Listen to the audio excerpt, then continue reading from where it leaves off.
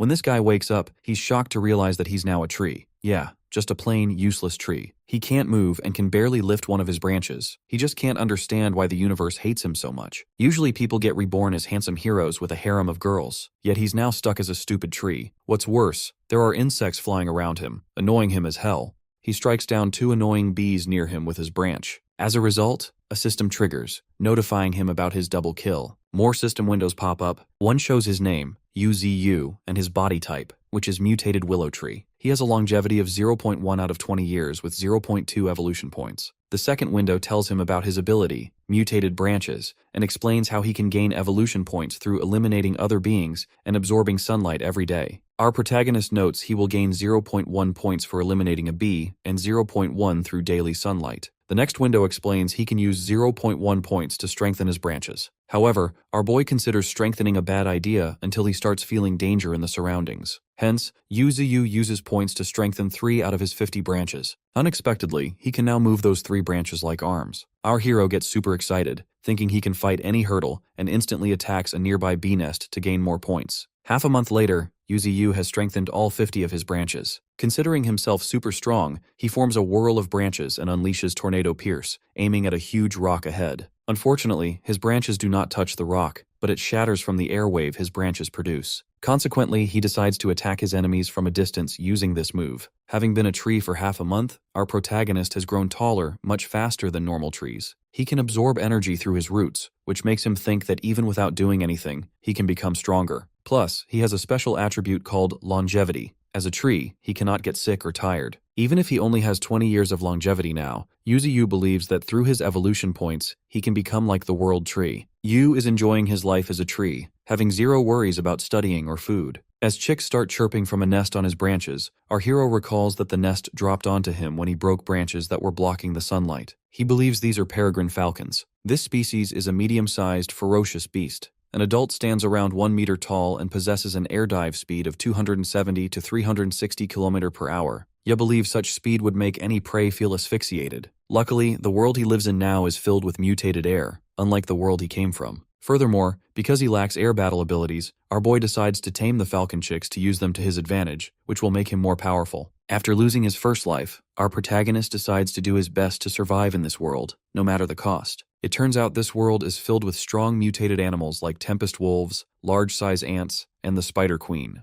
There is even a huge gorilla that feeds on trees and a massive blade snake that appears openly, cutting everything in its path and causing destruction everywhere. Later, our hero is busy hunting down a white rabbit. After killing it, he feeds it to the chicks, who devour it like it is their first and last meal. With that, the system notifies him that he has gained 1 evolution point. Yuziu gets excited and tries to decide what to do with the point since all 50 of his branches are already strengthened. Ultimately, he decides to upgrade his roots before his trunk. Strangely, it requires 1 whole evolution point to upgrade a single root, which is 10 times the cost of a tree branch. However, this cost makes our protagonist believe that the roots are much more important. He gets excited, wondering if he can travel freely after the upgrade. As soon as he presses the button for the root upgrade, he feels a sharp pain and screams. Meanwhile, his roots go wild, and the chicks are disturbed by the sudden commotion. After a moment, our boy is breathing heavily, comparing the pain to being hit by an electric drill. Still, the pain is worth it because his roots have become thick, and he can now move a newly formed red root freely. For now, his strengthened tree root status is 1 out of 9. Being curious about whether he can move freely, a sharp pain hits him as soon as he tries to uplift his roots. The pain is even worse than before, and despite his efforts, he cannot move an inch. Yuziu gives up on the idea of running because he remains stationary. Consequently, he decides to use the roots to protect his trunk instead. As for the thick red root, which possesses the strongest destructive power,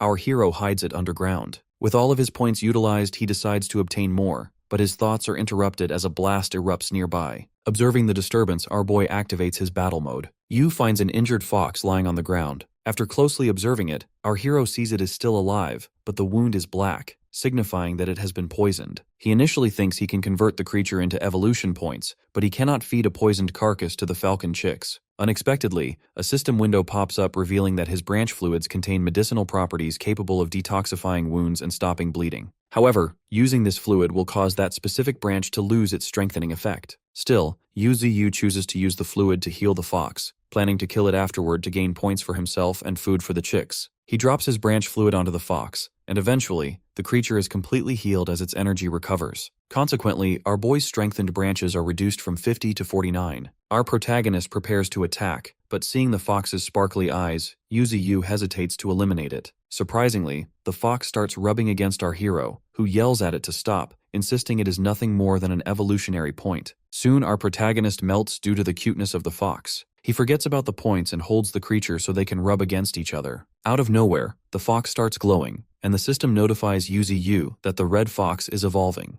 After the process, it becomes a mutated red fox, aged 3 years and at beginner stage 4, with a special ability called Charm Eyes. Its size has increased, and its fur now resembles fire. Learning about its level, our boy immediately summons his own stats window. From there, he learns his current level is beginner stage 9, making him 5 times stronger than the red fox. He realizes his branch fluid not only has medicinal properties, but can also trigger evolution in other creatures. Our hero thinks that as he grows, he will be able to gauge his own power more accurately, especially once he reaches rank 1, rank 2, or even higher. With this realization, he feels his life is ascending toward a higher existence. Strangely, the fox suddenly runs away. Yuziu wonders if humans were hunting it, as the wound on its body looked like it came from an arrow. Deep down, our protagonist does not want to interact with humans, fearing they might view him as a wicked tree and hunt him down. Therefore, he decides to act like a normal tree for the time being. Suddenly, the fox jumps away after noticing something. Unexpectedly, 2 young girls approach Yuziu holding fruits and water. Sensing danger, our hero enters stealth mode and hides the face on his trunk. It turns out the girls are there to offer fruits and water to their deceased father. This makes our boy scream internally, as he did not expect a body to be buried beneath him,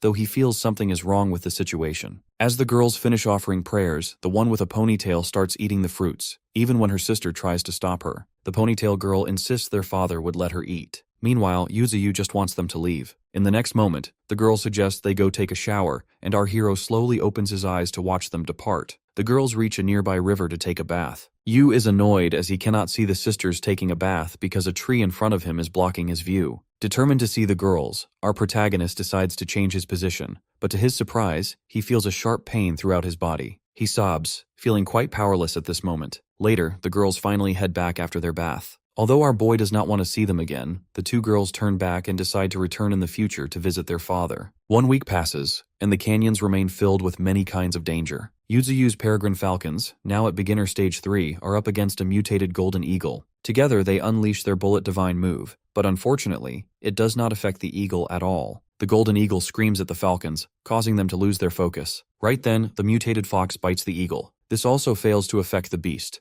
In return, the eagle grabs the fox and slams it into the ground, leaving the fox fully defeated. Now the eagle changes its focus to our hero and begins flying toward him. Yuziu uses his tornado pierce and finally defeats the mutated golden eagle by himself. By defeating a stage 5 being, our protagonist gains 70 points. Our boy reflects that over the past few days, he has been providing life essence to the peregrine falcons, which allowed them to grow faster. He praises his companions and notes that the red fox has stayed by his side ever since he saved it. On the other hand, the mutated eagle that had been wandering the sky all week is finally dead. Consequently, our hero decides to conceal his aura, as he believes his energy was the reason the eagle was lured there in the first place. He notes that taking care of a stage 7 golden eagle was already difficult, and it would have cost him his life if he had faced a creature of his own level. This makes our protagonist more determined to become powerful, as he believes there must be a creature out there that can easily kill him. Therefore, he realizes he cannot act recklessly. Yu wishes to get stronger along with his companions. Noting that he has 70 evolution points, our boy thinks he can finally increase his power. At the moment, his 8 peregrine falcons have reached beginner stage 3, while his red fox has reached stage 4.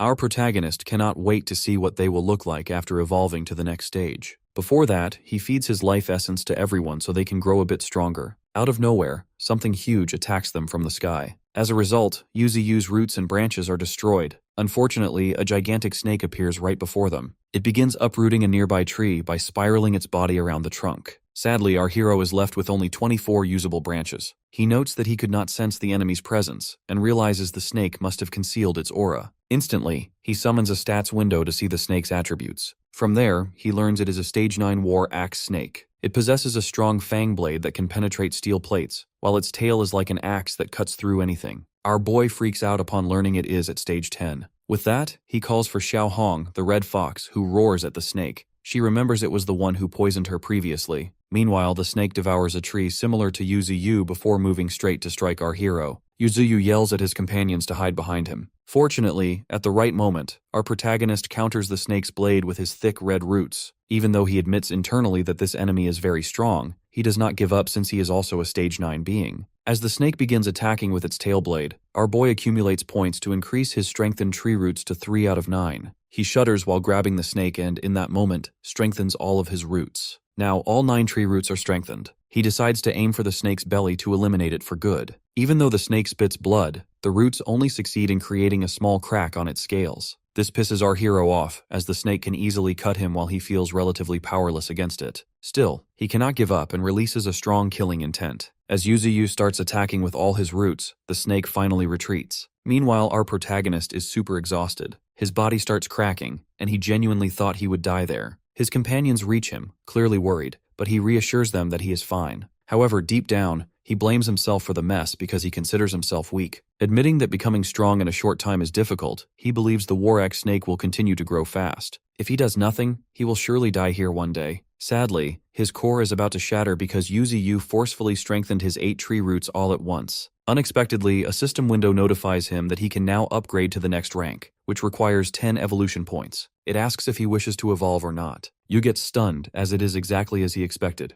There are other ranks above the beginner stage. Now he is all fired up to become stronger than the creatures around him, because he doesn't want to die twice. Therefore, our boy instantly presses the yes button, and his evolution starts. Yu wishes to evolve non-stop as his branches start regrowing. Light spreads in the area around him, engulfing all of his companions as well. After a couple of minutes, our protagonist is transformed to the next stage. His body looks completely different. All of his missing branches have grown back, and his frame has become twice its original size. Unexpectedly, Xiaohong steps forward as she has reached beginner stage 7. On the other hand, all 8 peregrine falcons have reached beginner stage 5. Our hero thinks the light surrounding him also affected them, hence why all of them have evolved. Next, he orders all 8 falcons to go and find which direction that snake went. Surprisingly, they fly at bullet speed. This makes Yuziu think that they can now easily defeat a mutated golden eagle or any monster of that caliber. Other than that, Xiao has also become stronger. Our boy can clearly feel her energy spreading out. Next, as soon as he decides to summon his status window, he hears someone screaming for help.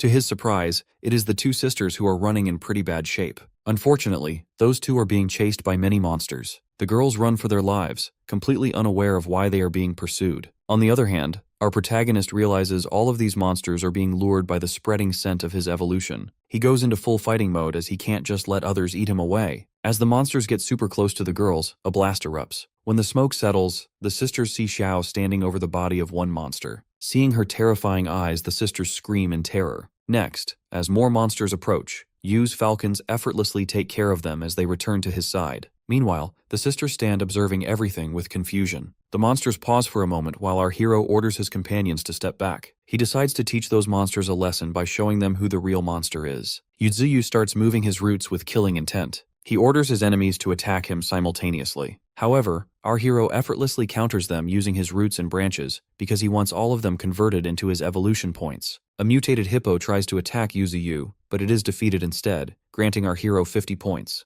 After that, eliminating mutated rats gives him 20 points, a rhino gives 30, and a giraffe yields 20. As he continues eliminating more monsters, his points grow. A mutated bat attacks with sonic waves, but our protagonist defeats it as well. Next, a mutated cow appears and surprisingly blocks his attack. Seeing this, our boy decides to keep a few of them alive to nurture later. He grabs a group of them and destroys all the remaining enemies. After defeating everyone, our hero only keeps 8 of them alive. Now all he has left is to take care of the 2 sisters. If he lets them escape, they will discover his secret. If he kills them, he will become a demon tree. Once villagers learn of the sisters' disappearance, more people will discover him, and as a last resort, the military will take control. There is even a chance they might put Yuziu in a zoo where people will laugh at his ugliness. Right then, an idea hits our boy's mind, and he thinks he might succeed with it. After a moment, both sisters wake up and are terrified by our hero's gaze. As he raises a root, they scream as if they are being attacked. To their surprise, Yu writes something on the ground with his root. However, they make an expression that our protagonist didn't expect. Deep down, he wishes for them to believe their father has become a willow tree. He starts to panic, thinking he has saved them both from danger, so he hopes they believe his message. Before he can do anything else, the ponytailed twin begins speaking. She asks if he knows her name and challenges him to reveal her biggest secret. Our boy asks his system, and it reveals her name is Xiaoling.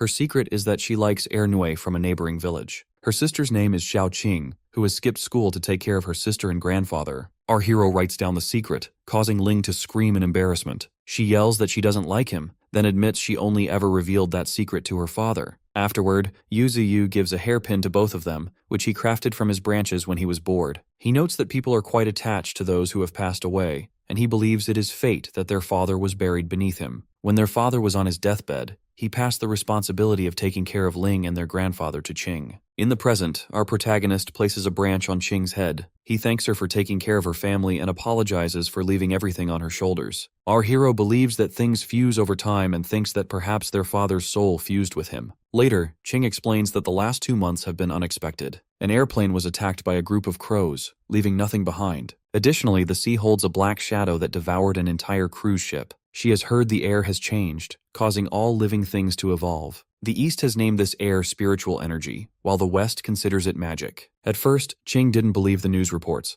but seeing our boy now, she believes everything. Next, our hero looks at Ling, who is trying to feed the caged beasts he caught earlier. When those beasts start making intimidating sounds, Xiao Hong glares at them coldly, and they quickly back down. Ling praises Hong as the beasts begin eating obediently. Meanwhile, Yuziu notes how Ling is playing with 4 wolves, but he feels nothing will happen since Hong is watching. He then pays attention to the white crane and the monkey he caught. They are currently tied with his branches to prevent them from causing trouble. On the other hand, the mutated cow he caught is quite friendly. Knowing it cannot defeat our protagonist, it sleeps on the ground while Qing rests against it. One of the other creatures is being very noisy, making our hero think it belongs in Africa or Southeast Asia, as its presence here makes no sense. Putting everything aside, Yuziu summons his status window. He learns he has reached rank 1, granting him the dense fog barrier to form a perimeter around himself and the hallucinogenic skill to confuse his enemies. Even though he has reached rank 1, Yuziu can still upgrade all of his abilities. With 149 evolution points at his disposal, our protagonist can make himself significantly stronger. The 2 newly gained abilities seem great, and our hero considers how they will come in handy if things go smoothly. He uses 20 points to activate them both. After activation, our boy notes that hallucinogenic isn't a rare ability, since many plants possess it. While spreading his thick fog,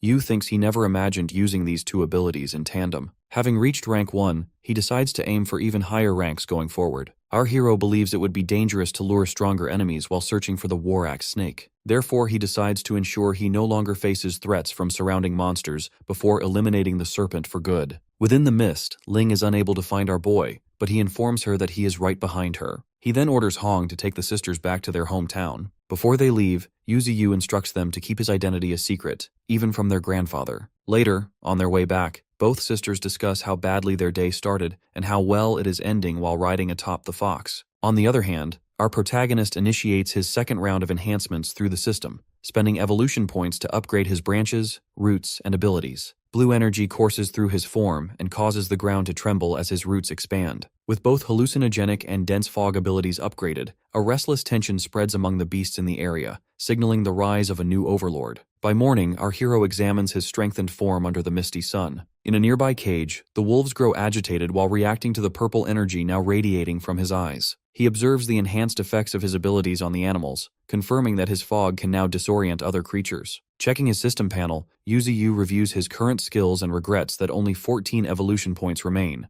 which is insufficient to upgrade his powerful super regeneration talent. Shifting his focus underground, our boy senses his main root stretching deep beneath the earth and drawing energy from an underground river he calls the Spirit River. Deciding it is safer to hide his ominous red roots, our hero retracts them from view to avoid frightening his companions. Soon after, the peregrine falcons return with news that the dangerous tomahawk snake remains missing, likely still recovering from their last encounter. Yuziu instructs the birds to continue searching as he anticipates another attack. Suddenly, the caged wolves howl loudly, prompting our protagonist to silence them with a green vine whip. The noise draws Xiaoling and Xiaoqing into the clearing, accompanied by their animal companions. Xiaoling rushes to comfort the wolves by tending to their wounds, while Xiaoqing scolds Yu for frightening them. The girl's gentle care quickly calms the wolves, surprising our boy with how easily the fierce beasts submit. Meanwhile, the honey badger breaks free to steal food, but our hero catches him and secures him with vines again. Xiaoling offers the creature some beef jerky as a peace offering, then feeds the black cow and the others while Xiaoqing continues bonding with the wolves. Our protagonist is amazed at the harmony between the girls and the creatures, realizing the potential value in their ability to tame animals. The group gathers together under his branches, bringing a rare sense of relaxation for our hero. However, as the view shifts to a dark cave on the cliffside, the war-axe snake's eye opens in the shadows, hinting at a new threat lurking nearby. As morning breaks over the peaceful human village, Xiaoling eagerly races ahead, calling for her sister to catch up. Xiaoqing struggles to keep pace while their grandfather watches from the courtyard. His concern is clear as he warns them not to venture too far into the back hills. Despite this caution, Qing waves off his worries, and the pair disappears into the distant forest. Left behind, the old man reflects on how their spirits have lifted since their father's death. Yet his unease grows as he wonders why the girls are so drawn to the mountains. Meanwhile, deep in the canyon, Yuziu awakens and immediately notices the red fox's absence. Observing the wooden cage still filled with wolves and other beasts, our boy concludes that the fox must have gone to find the sisters. Our protagonist laments that the creature seems to have grown closer to them than he has, despite all his efforts over the past several weeks. On the forest path, Xiaohong waits for the siblings, greeting them enthusiastically upon their arrival. The sisters are thrilled to see her, and soon they are riding on the fox's back, soaring over cliffs with excitement. During the ride, Ling proudly reveals a dark bag. She has taken fertilizer from her grandfather to use for our hero, believing it will help their father grow stronger and healthier. She remains mischievous about the theft, justifying it by claiming that since her grandfather cannot have sweets, she is certain their father enjoys them instead. Suddenly, the weather shifts as heavy, swirling clouds darken the sky. Xiaoqing notices the change and urges them to hurry back, but without warning, the massive war-axe snake descends from above. The sisters panic as the giant purple serpent attacks, its blade-shaped head and tail creating a devastating shockwave that fills the air with danger. Unaware of this new threat, our protagonist focuses on hunting within his own territory. He commands his peregrine falcons to lure a swarm of giant mutated bees. As the birds dive past his trunk, the insects are drawn directly into his range. Our boy unleashes a barrage of glowing white branches, swiftly tearing through the swarm and collecting evolution points from the victory. The falcons return, and Yu rewards them with drops of glowing life essence, which they eagerly accept to further increase their strength. Having secured more points, Yuziu turns to his system interface and decides to evolve one of his mutant roots to a higher level. Despite the intense pain of the process, our protagonist completes the upgrade. His new root emerges thick, black, and full of power. To test its strength, our hero targets a pair of mutated animals in a nearby meadow, striking them down instantly and reaping additional points from the kill. After the upgrade, our boy uses his evolved root to form an underground defensive perimeter, sending sensory ripples through the soil to detect future threats. The honey badger, tied up nearby, is alarmed by the vibrations, but Yuziu brushes off the protests and notes that Ling will eventually bring food anyway. As the day ends and darkness gathers, our protagonist notices that the red fox and the sisters have not yet returned. His concern deepens as he realizes how late it has become. On the other side of the forest, the war-axe snake remains with its scales bleeding and its anger unresolved,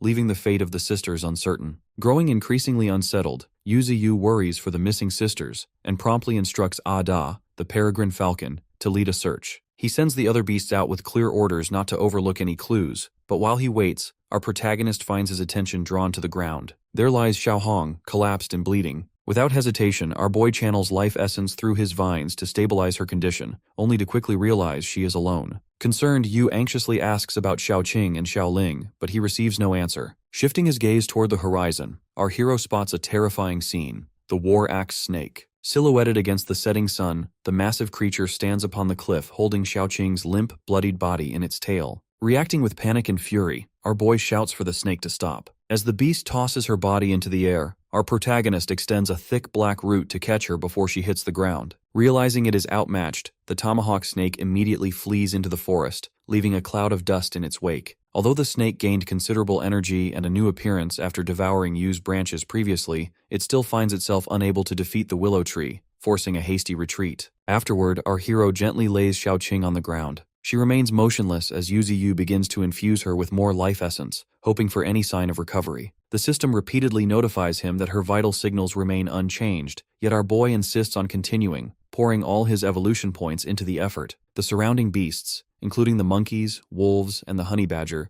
gather in distress, their cries echoing his own desperation. Despite multiple attempts, the system confirms there are no vital signs. Yu eventually exhausts all his energy, and the light from his vines fades, signaling the end of his efforts. Meanwhile, in a nearby human village, Xiaoling lies unconscious in the clinic. The doctor explains to her grandfather, the village chief, that while the poison was removed from her arm and abdomen, it has already spread to her brain and heart. Even if she survives, she will be permanently paralyzed. Stunned by grief, the grandfather is then approached by a returning search party. They report that Xiaoqing is still missing and has likely been devoured. This grim news leaves the old man in shock, unable to respond as those around him urge him to face reality. Back in the canyon, the peregrine falcon observes the village and relays the information to Yuziu. With the full extent of the tragedy clear, one sister dead at his roots and the other paralyzed in the village, our protagonist is overwhelmed by grief and rage. As his energy shifts, our hero's eyes glow red with fury. The falcons and other beasts sense this anger and bare their fangs in response. With a final command, our boy calls his companions to prepare for battle, signaling the beginning of his retaliation.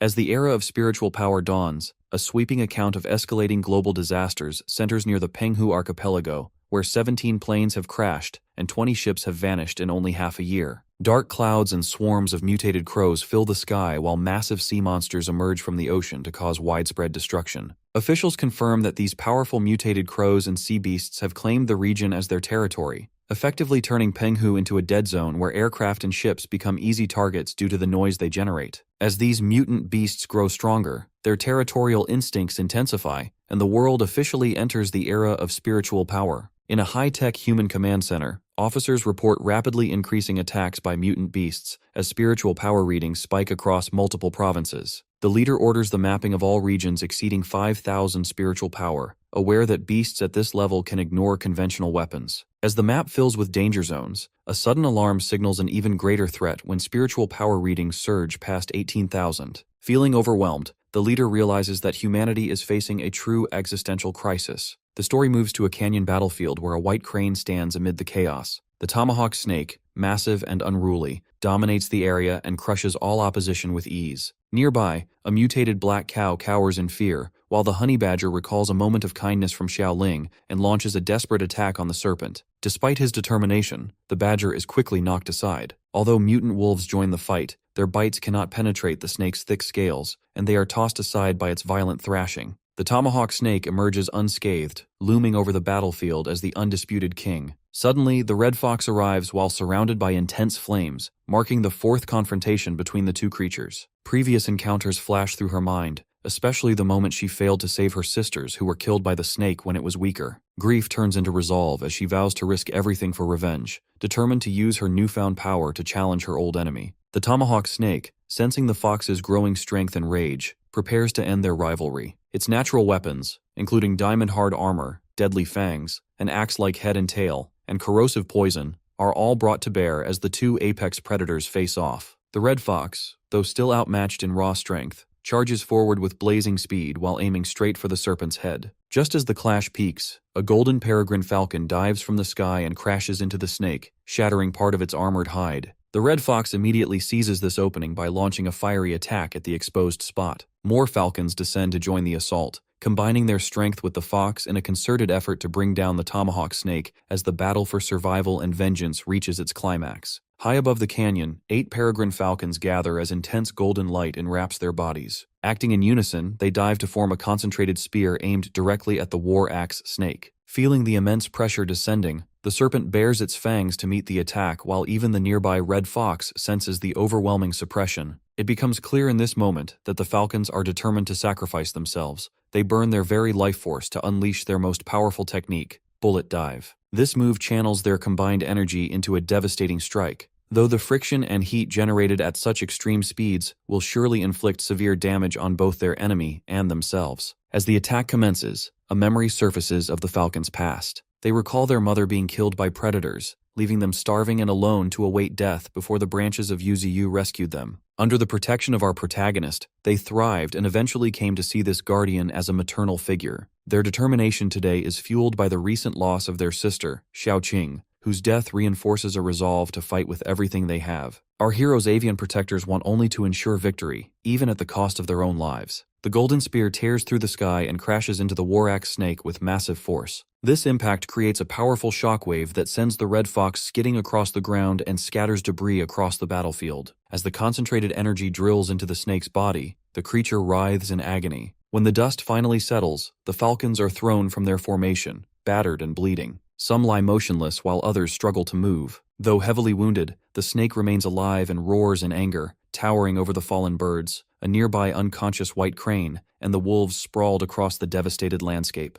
Afterward, the red fox stands on shaky legs, bloodied but alert. The undeterred snake rears up to strike, its axe-bladed head smashing into the earth with explosive force as the fox barely dodges. The battlefield shakes from the impact, leaving the predator alone in a cratered clearing for a brief moment. Suddenly, massive roots burst from the ground to encircle and immobilize the beast. The towering, glowing purple form of Yuziu appears, seizing this opportunity to trap the enemy completely. A flashback reveals the tomahawk snake's history with our boy. The serpent recalls once consuming the stump of Yuziu to reach the peak of its power and fleeing after being injured in a previous confrontation. It becomes clear that Xiaoqing and Xiaoling were killed simply because they carried the scent of our protagonist. Now, the snake realizes too late that our hero has orchestrated a perfect ambush by coordinating with the other creatures to lure it into a fatal encirclement. The roots of Yuziu tighten around the snake's body, lifting it off the ground. With a silent command, a massive sharpened spike erupts from the earth and impales the snake through the jaw and head. Blood pours from the wound as the creature's body goes limp and hangs lifelessly. The canyon floor shakes from powerful impacts as the enormous form of Yuziu dominates the battlefield. His sprawling roots, glowing with supernatural energy, weave across the ground to enclose the area like a giant web. Trapped within these barriers, the tomahawk snake is overwhelmed by fear, its nerves corrupted by the fury of our protagonist. With escape impossible, the serpent prepares for a desperate final stand,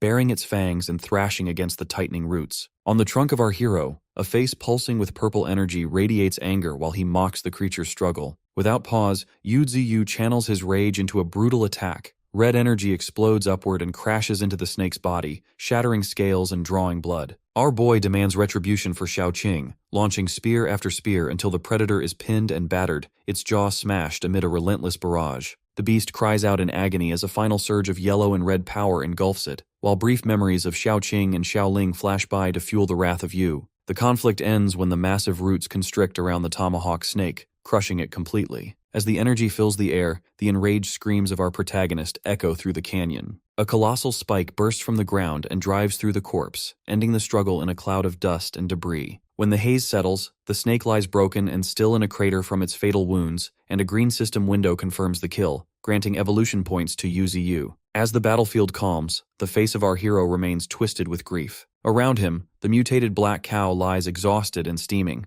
The golden monkey crouches in shock, and the wolves slink away nervously. A thick black root snatches up the limp body. Unable to accept the outcome, our boy hoists the corpse and shakes it violently, screaming in denial and ordering it to rise. The wolves and the red fox, Xiaohong, watch with a mix of concern and fear as Yuziu repeatedly slams the carcass into the ground, his features contorted in madness. Suddenly, the rage of our protagonist collapses into overwhelming sorrow. His glowing face streams with tears as the reality of the situation sinks in. He tries to justify these actions by recalling the snake's role in the deaths of his companions, reflecting on the world's brutal law of survival. To you, the cycle of animals living and dying in nature highlights a grim realization. The strong prey on the weak, and lost lives only fuel new cycles of existence. Despite this understanding, grief overwhelms our hero, and he cannot hold back his tears. As dusk falls, Xiaohong silently weeps, the honey badger cries openly, and the golden monkey sits in quiet sadness. Together, Yuziu and his companions mourn under the fading sunlight. Panic erupts at midnight within the human village. Chief Grandpa and others rush through the streets, their faces drawn in shock and fear. On the cold stone pavement, Xiaoling lies unconscious, her skin pale from the venom of the war-axe snake. The villagers gather helplessly around her, unable to save her. Nearby, hidden in the dense foliage, the red fox, Xiaohong,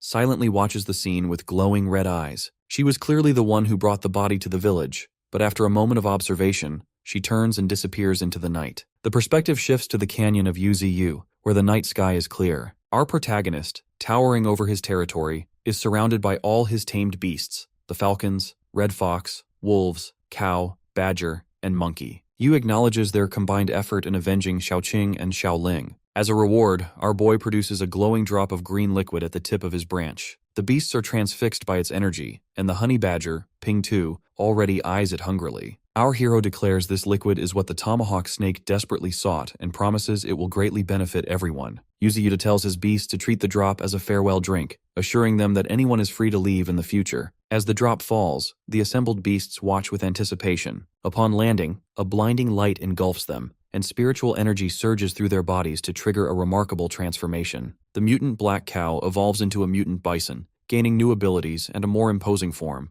while the wolves transform into mutant windwolves with sleek blue fur and glowing forehead markings. Status windows reveal their new talents, including the bison's crescent crash and ground trample, as well as the wolves' mastery of wind. Yuziu observes these changes with excitement, noting the presence of both innate talents and special skills among his followers. Even though the white crane and golden monkey only gain a level with no visible changes in appearance, the overall strength of the group increases significantly. The 4 wind wolves bow in submission to our protagonist, soon followed by the crane and honey badger. Our hero asks if they are willing to stay by his side. The golden monkey steps forward and responds bravely. So Yu, still haunted by recent losses, promises to protect and strengthen his companions. He emphasizes that in this new world filled with spiritual energy, survival depends on becoming stronger. As our boy solidifies his resolve, Yuziu expresses his desire to become so powerful that all will fear him, declaring himself the origin of everything in his domain. The night quiets as peregrine falcons rest in the branches and the red fox curls up at the tree's base. Our protagonist reflects inwardly, deeply aware of the changes brought by this new stage of evolution. By morning, the canyon is bustling with coordinated activity. The falcons patrol the skies while the windwolves cover the ground below. The mutant bison, white crane, and golden monkey clear the battlefield of debris by using their unique abilities. The red fox stands guard from a high cliff to watch over the territory, but the honey badger sleeps lazily in a hole. Yu, dissatisfied, uses a red root to drag him out and scold him for shirking his duties. The honey badger responds with defiance, but before the situation escalates, a sudden burst of golden light appears in the sky. Our hero and his followers look up in surprise as a glowing humanoid figure with long hair slowly descends inside a pillar of golden light. This girl, curled in a fetal position and radiating immense energy, opens one glowing red eye to mark the arrival of a new and mysterious presence. An intense ball of golden light streaks down from the sky, targeting the willow tree form of Yuziu in the canyon. Alarmed, our protagonist tries to intercept the orb with his glowing branches, but the attack passes straight through, unaffected by physical means. The golden light settles at his roots and reveals itself as the soul of a humanoid woman with long hair,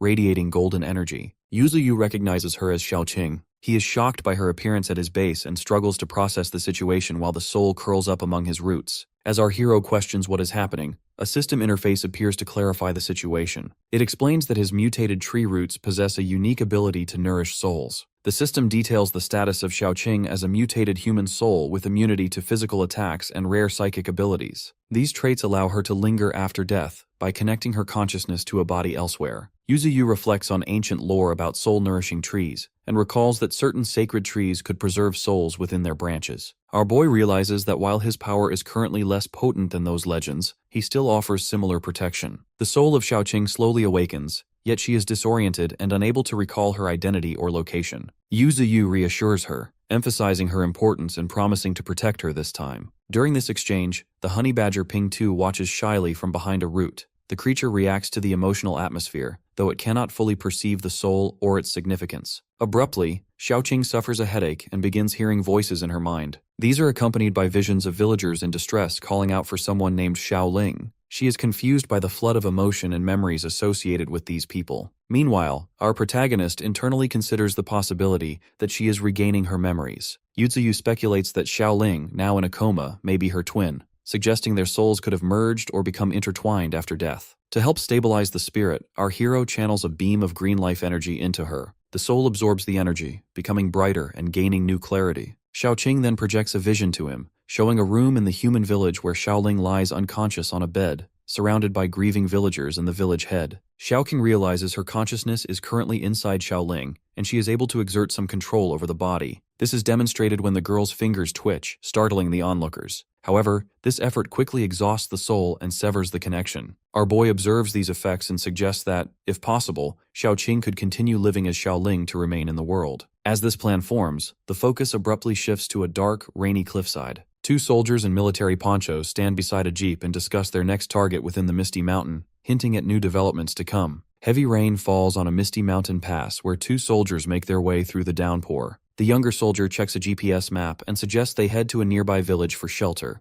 while his older, more experienced veteran companion surveys the path ahead in silence. Shortly after, the older man is introduced as Yan Gaoyuan, a first-generation superhuman who stands out with glowing red eyes and a dark mask. He takes charge, leading the group forward toward their target despite the harsh weather and poor visibility. Meanwhile, in a canyon, Yuziu communicates with the golden soul of Xiaoqing, who proudly shows evidence of her awakening. Our boy notes how quickly her spiritual awakening occurred, much faster than usual, but he keeps his concerns private. Yu recalls that both Xiaoqing and her sister Xiaoling were recently killed by wild beasts, and he suspects that the villagers will seek retribution. Despite his current strength, our protagonist is determined to avoid open conflict with humans and prefers not to reveal his true power. To strengthen his territory's defenses, Yuziu releases a dense fog throughout the canyon. He explains that it can reduce visibility to less than 4 meters and could incapacitate an entire city. Our hero instructs his tamed beasts, including the blue-winged wolves and red fox, to adapt to the fog while reminding them that evolution is a constant process. Yu describes his plan to create a territory dominated by thick fog and hallucinations, intending to turn the mountain into a secure stronghold called the Land of Fog.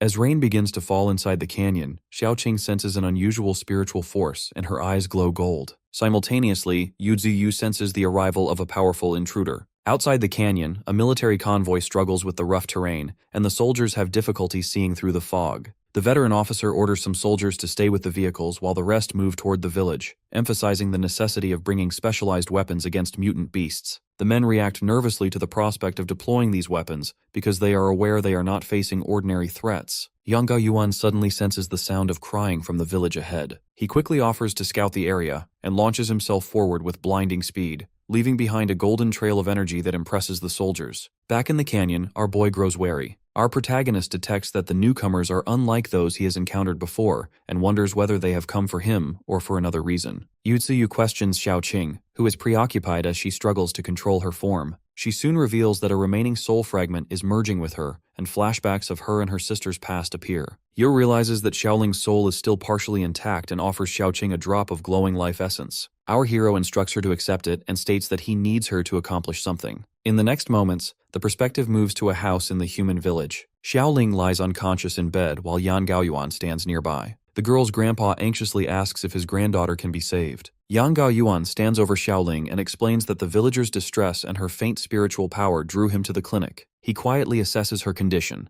noting her rare fire affinity and how her awakening differs from others. Pulling out a vial of red liquid, Yan explains that the potion will extract spiritual power from the surroundings to help restore her. While Yan prepares the potion, Yuziu observes the scene remotely as Xiaoqing's golden soul reacts violently inside Xiaoling's body. A system notification reveals the soul has reached entry level 5, but despite the repeated use of life essence, her advancement is limited. Xiaoqing's soul is pulled by an unknown force. Back in the clinic, Yan Gaoyuan pours the potion into Xiaoling's mouth. This triggers a surge of red energy that bursts from her body and shoots a pillar of light into the sky, drawing the attention of the soldiers outside and their veteran officer. Afterward, Xiaoling regains consciousness and slowly sits up while Yan and her grandfather watch closely. The villagers celebrate her recovery and remark on the man's abilities. The officer, however, is puzzled by how quickly the girl revived. He suspects her elemental resonance is exceptionally potent. As Xiaoqing grows accustomed to the body, she tests her movements and adjusts to the new form. Meanwhile, our protagonist considers the opportunity to gather information while the humans remain in the village for the night. The sentient tree telepathically instructs Xiaoqing to avoid raising suspicion during conversations. Later, at a lively village feast, Xiaoling quietly interacts with the soldiers while Yan Gaoyuan sits nearby. When she asks why the soldiers are present, Yan reveals that their investigation is prompted by spiritual power anomalies.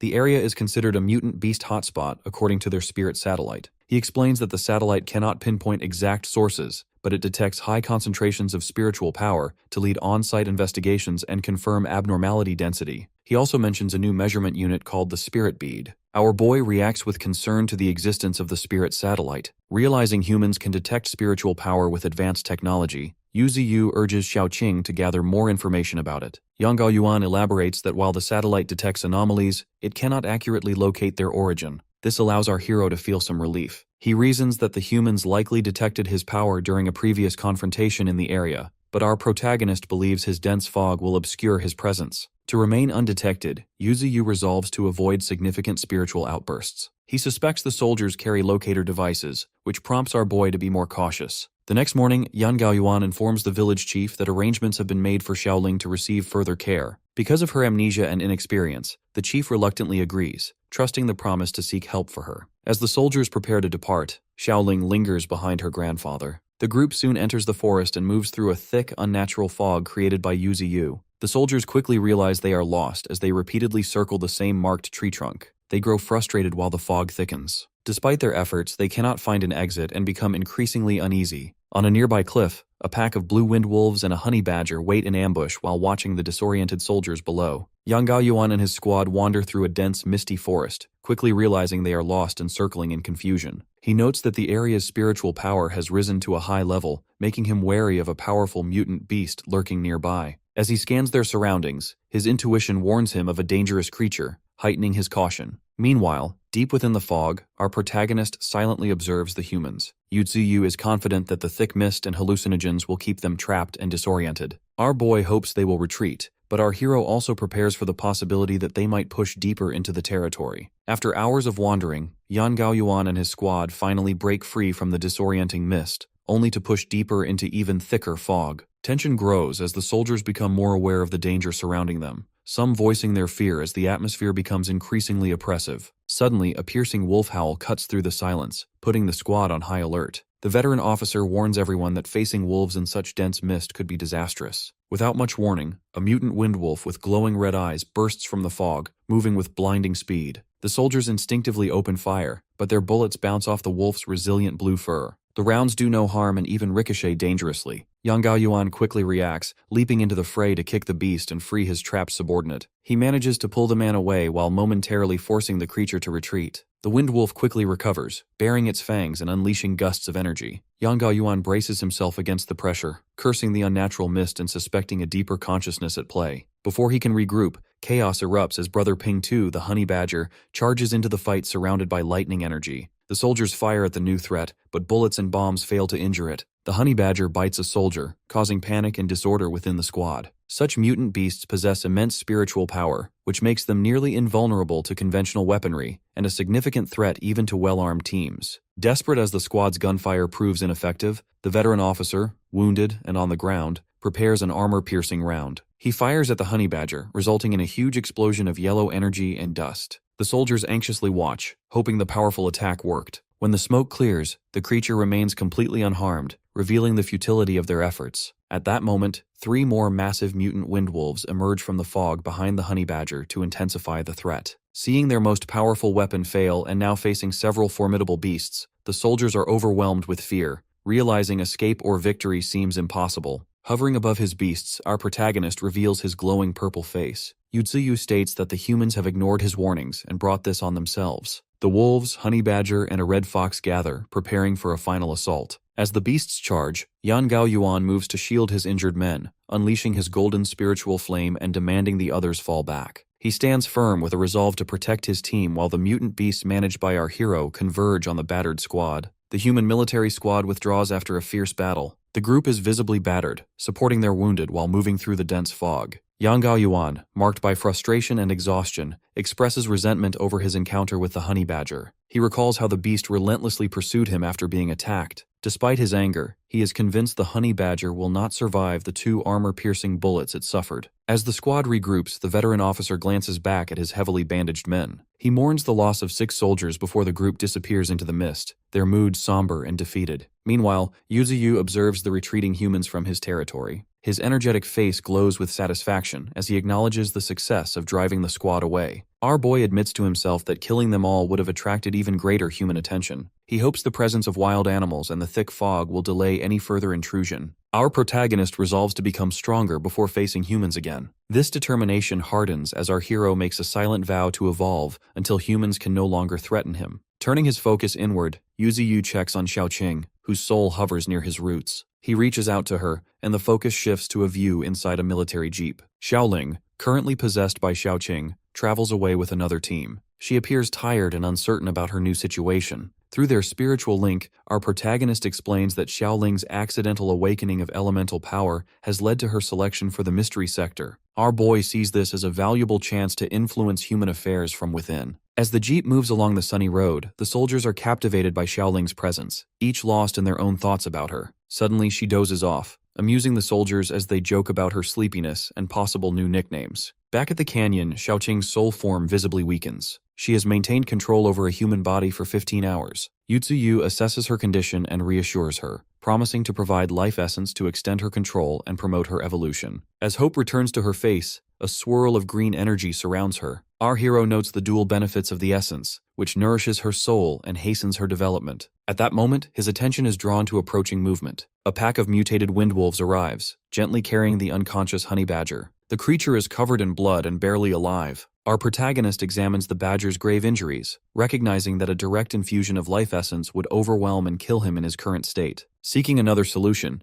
Yuziu uses his enhanced vision to spot a suitable natural depression nearby. He manipulates his massive roots to gather rocks, arranging them into a circle, and channels fresh water into the makeshift pool. Once the pool is filled, our boy adds a single glowing drop of life essence. This causes the water to radiate with a vibrant green and blue glow. The diluted essence ensures the healing effect is gentle enough for the wounded to safely absorb. As the healing pool brightens, the white crane and golden monkey, accompanied by the mutant bison, observe the scene in awe. Our hero silently considers the pool a reward for his loyal companions, and a testament to his growing power and resourcefulness. At the Extraordinary Research Institute, the director, an elderly man dressed in traditional robes, discusses recent developments with Yan Gaoyuan. Yan stands respectfully as he reports on powerful mutant beasts and unusual fog surrounding a nearby mountain. He believes the fog could affect human minds and is likely behind the region's changes, but he admits there's no concrete explanation yet. The director, contemplating this information, decides the area warrants a yellow warning status, meaning it's dangerous but not yet critical. He instructs Yan to upgrade it to a red hazard area immediately if anything abnormal occurs. Switching topics, the director recalls that Yan brought a talented girl with him. Yan confirms her remarkable fire abilities, claiming she may be the strongest of her generation. This catches the director's attention, who seems intrigued by her potential. The focus then shifts to an overview of the new global order,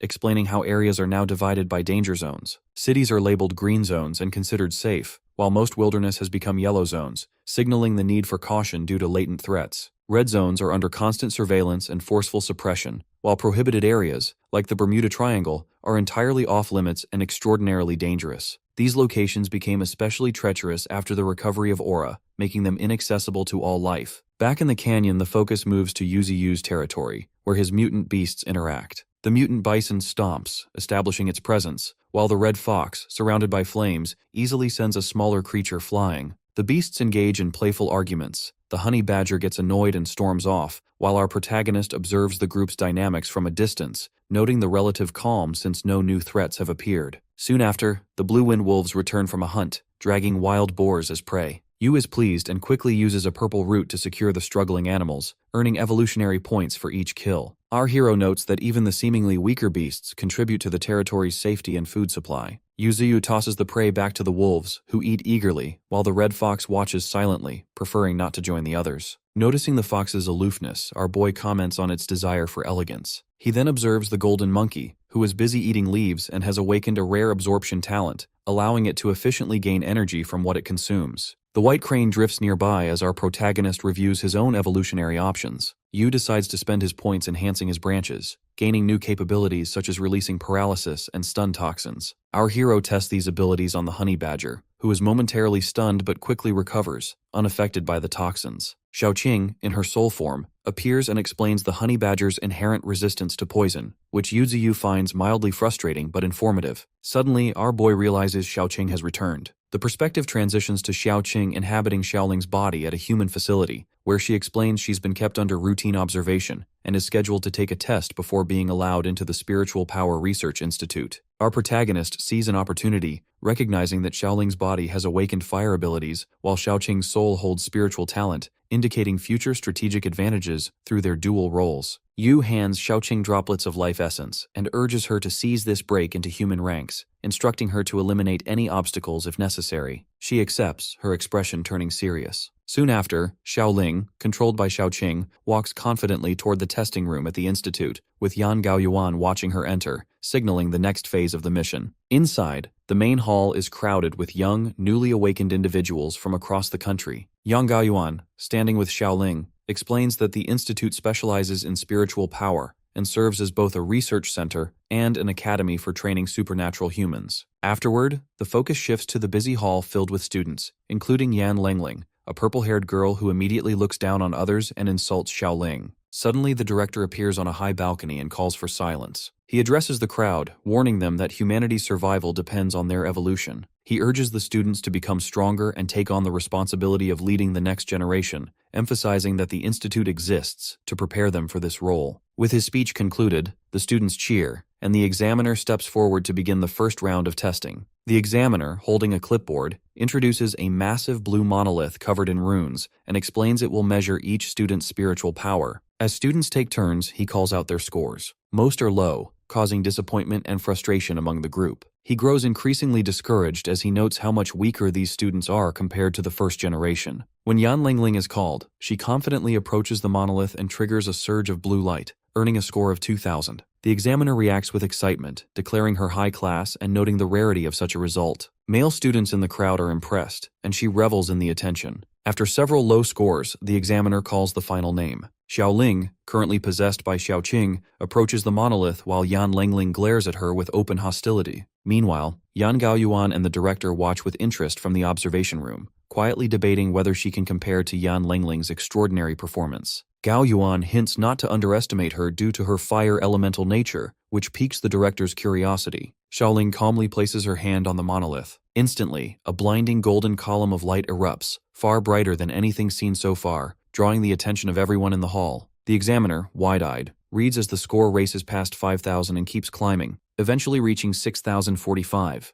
The energy output becomes so intense that the monolith overloads and explodes, scattering debris and dust across the hall and knocking the examiner and nearby students off their feet. As the dust settles, Xiaoling stands at the center of the destruction, looking apologetic for accidentally breaking the device. The examiner, overwhelmed and in tears, proclaims her the best student he has ever seen. Yan Lingling, still watching from the crowd, is left speechless and visibly shaken by the outcome. With the first round complete, the examiner announces the second test, explaining that students with higher spiritual power will be separated for the next phase. The floor opens, revealing different pathways, and the group moves to an outdoor training field. Yang Gaoyuan, now acting as instructor, explains the next challenge. If any student can lay a finger on him, they will pass. The students look intimidated as they prepare to begin. Meanwhile, the scene briefly shifts to the canyon of Yu. Sunlight filters through the trees as our protagonist becomes annoyed by a honey badger at his base. Our hero lashes out with a vine, ending the interruption. Once the nuisance is dealt with, our boy returns to his rest, and Yuziu remains undisturbed in the quiet woods. The story returns to the Institute, where Gao Yuan easily defeats the students attempting the combat test.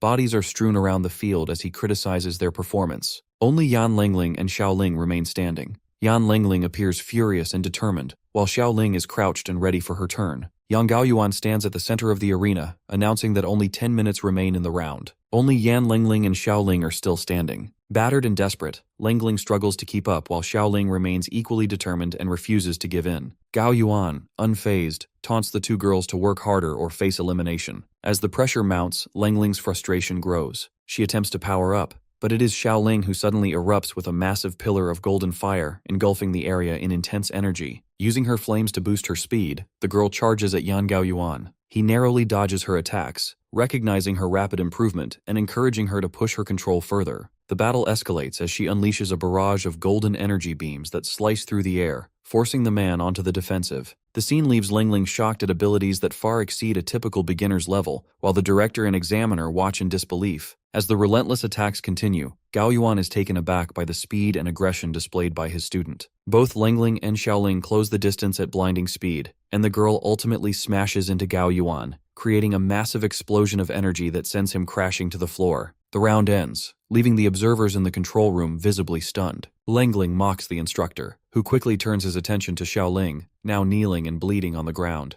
Gao Yuan rushes to her side, alarmed by her condition, but as he tries to help, her demeanor suddenly shifts. Triggered by a memory of instructions from Yuziu, her eyes glow yellow and then red as her expression turns dark and unhinged. Lingling, standing nearby, taunts her, but the girl's mood snaps. She declares her intent to remove anything in her way, vanishes from her spot, and appears instantly in front of Lingling, slamming her to the ground with overwhelming strength. Gao Yuan watches in shock as she pins Lingling, who begins to panic and plead. Completely unrestrained, Xiaoling raises a flaming fist, intent on finishing her opponent, but Gao Yuan intervenes just in time. He restrains her from behind and shouts that she has passed. The struggle subsides as her aggression fades instantly, replaced by an innocent smile, while Lingling collapses in terror and exhaustion. Afterward, Gao Yuan stands before the girl with concern, admitting that her power may soon be beyond his ability to control. Above, the director and examiner are ecstatic, expressing their determination to cultivate her talent. A montage follows, showing her recognized as a well-known genius and gaining entry to the 8th class at a young age, with her reputation growing within the institute. Meanwhile, the focus shifts to Dashan Village, where the residents evacuate by truck and car, leaving their mountain home behind for the city. Winter arrives, covering the village in snow. The canyon is now silent, with the massive willow tree, our protagonist,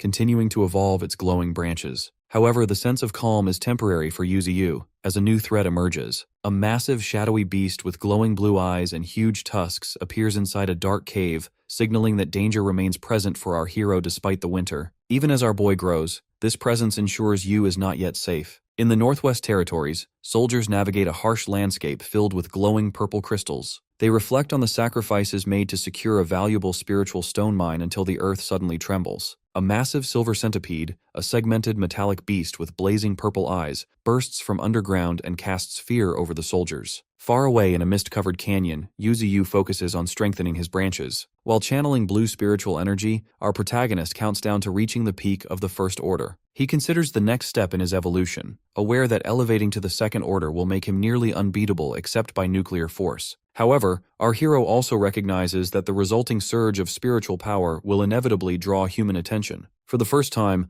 our boy finds himself apprehensive about humanity's potential threat. Abruptly, Xiaoqing's golden projection materializes before Yuziu and urges him to pay attention to an unfolding crisis. The story shifts to a flashback at the Extraordinary Research Institute, where frantic news reports reveal that a regional squad at the Northwest Mine has been annihilated. Leaked spiritual power from the mine attracted swarms of mutated beasts, culminating in the sudden appearance of the Silver Centipede. Now a second-order extraordinary creature boasting 120,000 spiritual power, the beast unleashes devastation across the site. Elite human troops, the Extraordinary Forces, soon arrive at the battlefield and stand out amid a scene of flames and destruction. As a dragon-like figure rises from the fire, they brace themselves for a formidable fight and note the unusual challenge presented by this opponent. Meanwhile, our protagonist is stunned by the revelation that humans have discovered a spirit stone mine. Yu understands this could allow them to rapidly accelerate their own evolution and close the gap with extraordinary creatures. Xiaoqing clarifies that the discovery has sparked fierce competition among numerous human research institutes, as spirit stones greatly enhance bodily upgrades. Realizing his advantages are slipping away, our hero grows frustrated and laments that his carefully laid plans may collapse now that humans can catch up so quickly. Xiaoqing further explains that the Silver Centipede slaughtered most of the defending forces, catching both the Federation and extraordinary troops completely unprepared for such a powerful adversary. Our boy questions how the centipede could reach the Second Order undetected and suspects it may have a hidden ability. Yuziu asks if humans have mounted any counterattack, but Xiaoqing admits this is the first time the Federation has faced a second-order monster. She highlights their total lack of preparation. When Yu wonders if he could fight the centipede, she points out the massive difference in spiritual power. The centipede has 120,000, while our hero has only 16,000, making such a battle nearly impossible for him. Yuziu dismisses her and instructs her to keep him informed of new developments. The setting then transitions to the Extraordinary Research Institute, where Xiaoqing, now in human form, approaches her teacher. She requests permission to investigate the situation in the Northwest, which alarms her teacher. Eventually, he offers to take her there if the centipede is captured. He speculates about the creature's uncanny ability to appear undetected and raises the possibility that the ore itself may be responsible. Back in the canyon, falcons soar overhead while carrying large white larvae. Below them, a massive swarm of giant ants scurries in panic. Yu, annoyed by the birds capturing ant queens, decides to seize the opportunity for his own benefit. As snow falls, a red fox waits beneath the branches of our protagonist. Determined to prepare for future threats, our boy initiates the next stage of his evolution and selects to enhance his remaining roots. As Yuziu confirms the upgrade, a surge of intense energy courses through him. Pain follows as massive red roots burst from the ground and thrash in the snow. Despite the agony, our hero remains resolute. Yu pushes through the transformation with the intention of becoming strong enough to challenge beings like the Silver Centipede. At the same moment on the other side of the territory, a trail of blood stains the snow. A wounded white wolf lies collapsed, twitching weakly and alone, signaling that new dangers and struggles await. Brother Pingtu, the honey badger, fishes at a frozen lake. After successfully catching a fish, he basks in his small victory and shares the meal with a group of curious otters watching from the side. Once the moment passes, Brother Pingtu bids them farewell and slides away while enjoying the snowy landscape. His peaceful retreat is cut short when a massive, menacing shadow suddenly blocks his path. Looking up, Brother Pingtu is confronted by a gigantic creature, an elephant turtle whose eye glows in anger. Overwhelmed with fear, he scrambles backward only to bump into one of the beast's clawed feet. The situation escalates as the creature closes in and the attack turns violent, leaving only a flash of red in its wake. Soon after, the blue-winged wolves arrive in the aftermath to investigate a patch of blood-stained snow. In the center of their circle, they find Brother Pingto gravely injured and unconscious with his body marked by deep wounds. After that, our boy surveys the condition and concludes that the honey badger was lucky to have survived an opponent far superior to him. Our protagonist activates his healing powers and channels energy that gradually revives Brother Pingtu, whose eyes open as he comes to. Following the advice of Yuziu, the battered honey badger is guided toward further recovery. Recognizing the severity of the attack, our hero quickly gathers his subordinates. He orders the wind wolves and the red fox to track down the assailant, emphasizing the need to eliminate such a dangerous threat before it becomes a direct menace to him. As Yuziu issues these commands, his frustration and concern grow, especially given the attacker's ability to evade his detection. At that moment, Xiaoqing's glowing soul form materializes in front of him and urgently announces her return. She reports that she came back to inform our boy about the Spirit Stone, stating that it might have the ability to cut off spiritual power. This information immediately helps Yuziu understand why previous detection efforts failed and sheds light on the earlier incident involving the Silver Centipede. As Xiaoqing suggests waiting to acquire the Spirit Stone, our protagonist dismisses the idea of relying solely on her resources. He explains that his upcoming breakthrough to the Transcendental Third Order will require far more than just one or two spiritual stones. Xiaoqing agrees, noting that once our hero advances, the event will be impossible to conceal. This exchange leads Yuziu to consider other sources of spiritual power. He realizes that the underground river beneath the spirit mine, potentially rich in spiritual energy, could be central to both the enemy's concealment and his own advancement. This insight prompts our protagonist to revise his previous orders. He reasons that the attacker's use of the Spirit Stone to avoid detection makes them an even greater threat, possibly stronger than any faced before. No longer seeking immediate revenge, Yuziu halts his beasts and warns them that acting alone would be too risky. Instead, our boy proposes a careful investigation and divides his forces into 3 teams. The Red Fox and Wind Wolf are tasked with returning to the attack site to search for clues. The aerial team, including the Peregrine Falcon and White Crane, is sent to scout from above while checking for suspicious terrain features such as caves, cracks, or waterfalls. Xiaoqin receives the most hazardous mission. She is to accompany our hero and explore the underground river through a newly dug tunnel. Yuziu stresses the importance of caution, instructing all groups to report back immediately if anything is discovered, and to avoid direct confrontation with the enemy at all costs. With the plan in motion, each team sets out to fulfill its part. The blue-winged wolves dash across the snowy terrain, the birds take to the skies, and Xiaoqing ventures deep underground. She navigates the vast network of black roots that our protagonist has grown throughout the cavern and heads upstream toward the upper reaches of the river. Meanwhile, the Red Fox and Wind Wolves traverse a snowy mountain pass, eventually discovering a dark crevice below a cliff, hinting at the next stage of their investigation. Xiaoqing's golden soul form descends deeper into the cavern, where she is immediately struck by the abundance of spirit stones scattered throughout the area, just as her master had described. While she takes a moment to appreciate her discovery, a thunderous roar suddenly fills the cave. The sound sends shockwaves through the darkness and forces her to shield herself from an oppressive spiritual pressure that far surpasses even that of Yuziu. As she recovers, Xiaoqing spots a colossal creature lying dormant in a recess,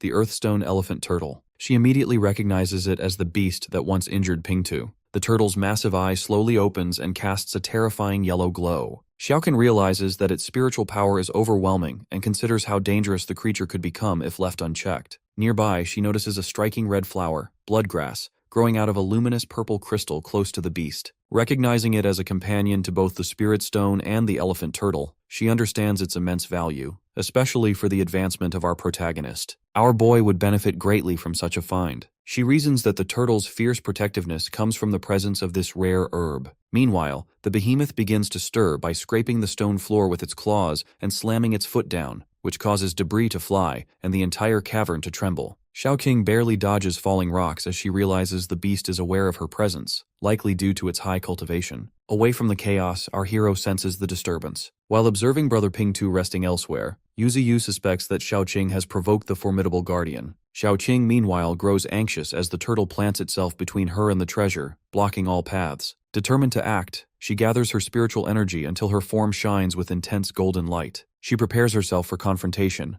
but the Earthstone Elephant Turtle responds by stomping the ground and unleashing a devastating earthquake. Purple shockwaves shatter the cavern floor and send massive spikes of rock upward. Outside, the commotion reaches the snowy canyon, drawing the attention of the Red Fox and Blue Wind Wolf, who pause to listen to the distant rumble. Back underground, Xiaoqing darts through the collapsing tunnels and dodges attacks as she attempts to lead the turtle away from the bloodgrass. The beast charges after her, smashing through walls and relentlessly pursuing her like a living tank. During the chaos, she seizes the chance to grab the bloodgrass, but the turtle's massive shell shields the herb and prevents her from getting close. She realizes the turtle's main intent is to protect the spiritual plant and worries she cannot stall it long enough for our boy to arrive. Just as the situation becomes dire, a white blur streaks into the cavern and lands between Xiaoqing and the turtle, sending up a cloud of snow and dust. The dust clears to reveal Brother Pingtu, the honey badger, crouched low with claws digging into the earth and a fresh scar on his forehead. He faces the enormous turtle without hesitation. Xiaoqing tries to warn him,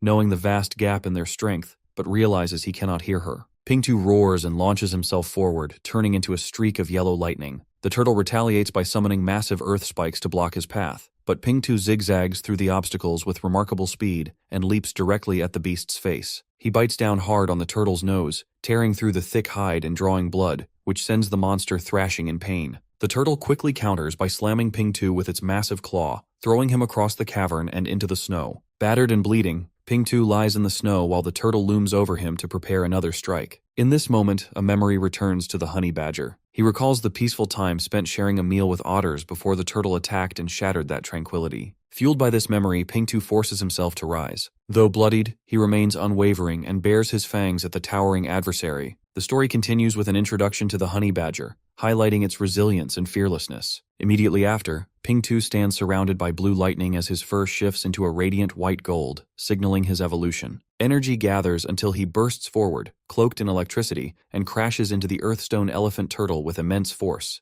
The impact sends debris flying while Xiaoqing, watching from the side, is left in awe. Afterwards, Pingtu attacks swiftly and darts around the turtle in a blur of golden light. However, despite his speed, he begins to suffer serious injuries. He skids back, bleeding and exhausted. Xiaoqing realizes that he is facing a much stronger opponent, and the turtle soon retaliates with a devastating energy beam. Pingtu narrowly avoids the blast and lands, breathing heavily but undeterred. Despite his injuries, the honey badger defiantly roars back at the beast and shows no intention of surrendering. Xiaoqing cheers him on, but Pingtu can barely stay upright as blood drips from his wounds. The turtle takes advantage by striking the ground with a massive claw, which sends a shockwave that hits the badger hard. He coughs up blood as the onslaught continues, and the turtle launches another brutal attack that sends him flying. As Xiaoqing desperately pleads for the battle to stop, Pingtu lies battered but conscious with his spirit unbroken. The story reflects on the philosophy of evolution through hardship, emphasizing the necessity to face stronger foes without fear of defeat or death. Even as he drags his injured body forward and refuses to accept defeat,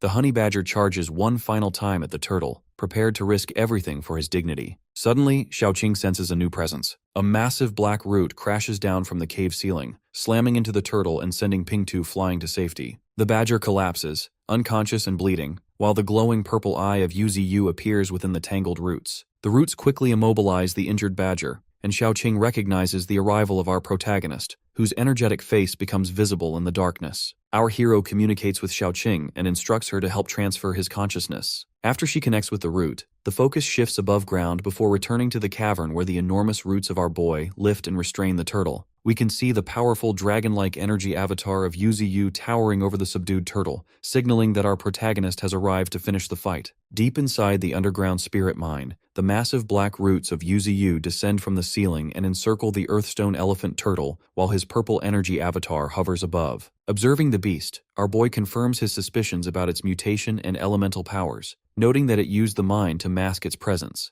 A system prompt identifies the turtle's special earthquake ability. As our protagonist readies his attack, he turns to Brother Pingtu, who remains held in his roots with a body bloodied and battered from the earlier battle. Acknowledging the perseverance and courage of the honey badger against a formidable opponent, our hero gently moves him aside and instructs him to rest and leave the fight to him. As Yuziu prepares for combat, his energy avatar glows fiercely. Pingtu looks up in tears while the earthstone turtle roars and stomps, causing the ground to shake. Xiaoqing appears and warns our protagonist not to face the turtle head-on due to its immense defense. Ignoring the caution, our boy channels his power and launches a sharpened root at the turtle, striking it with a force that stuns both Xiaoqing and Pingtu. At this moment, the red fox arrives wreathed in flames, seizes the injured badger, and swiftly carries him away to safety. The earthstone turtle, now enraged and in pain, tries to break free, but the roots of our hero relentlessly tighten and lift it off the ground. Yuziu mocks the turtle's inability to use its earth attribute when suspended in the air, rendering it helpless. With the beast completely restrained,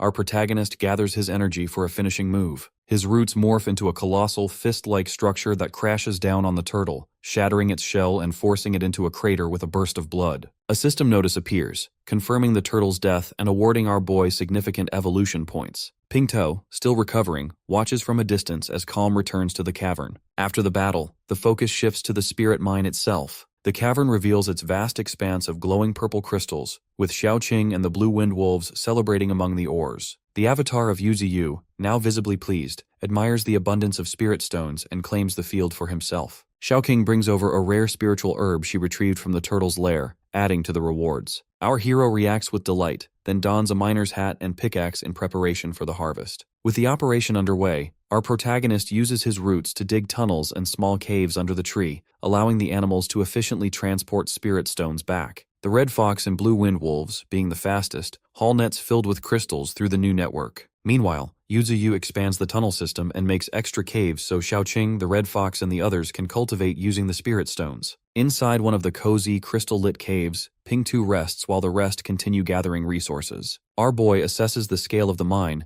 noting it surpasses the previous centipede-occupied one, and begins drawing energy from the amassed stones. As the spirit stone harvest nears completion, the entire willow tree form of our hero glows with surging golden and purple light, and the spreading roots signal that a significant evolution is imminent. In the snowy canyon, ordinary birds migrate south to avoid the cold, but the large golden mutant birds choose to stay, confident in their resilience. This decision proves disastrous as massive dark purple roots suddenly erupt from the canyon floor, surging upward with terrifying force and shattering the mutant bird flock in midair. Below, herds of wild animals are attacked as the roots spread panic in all directions. Afterward, attention turns to Yuziu, now a colossal mutated willow tree. Our protagonist has become far more imposing following his recent evolution. He notes changes in his appearance and focuses on his more aggressive features, though our hero observes that his head remains bald. Accepting his new look, our boy brings up his system panel to display his updated stats. The system reveals an increased lifespan, a vast accumulation of evolution points, and new talents such as super regeneration, enhanced mutant branches, and advanced mist skills. Most notably, Yuziu now possesses the Earth element, allowing him to manipulate the land after absorbing Earth attribute spirit stones and the essence of the elephant turtle. Eager to test this ability, our protagonist channels his energy, causing massive spikes of rock to erupt from the ground around him and forming a lethal forest of stone. He quickly realizes the destructive potential of this power, though he recognizes its current range is limited to about 100 meters. As the Earth spikes dissolve into dust, our boy considers how the ability will strengthen with further upgrades. Our hero notes the strategic advantage of being able to move by manipulating the Earth, even though he cannot fully uproot himself yet. Turning his focus to his inherent abilities, Yuziu decides to upgrade his super regeneration. He selects the enhancement through the system, triggering a surge of radiant energy that transforms the nearby canyon. The area blooms instantly with vibrant flowers and glowing mushrooms, all nourished by the enhanced life force of our boy. His regenerative capability surges. With roots that move at such an astonishing speed,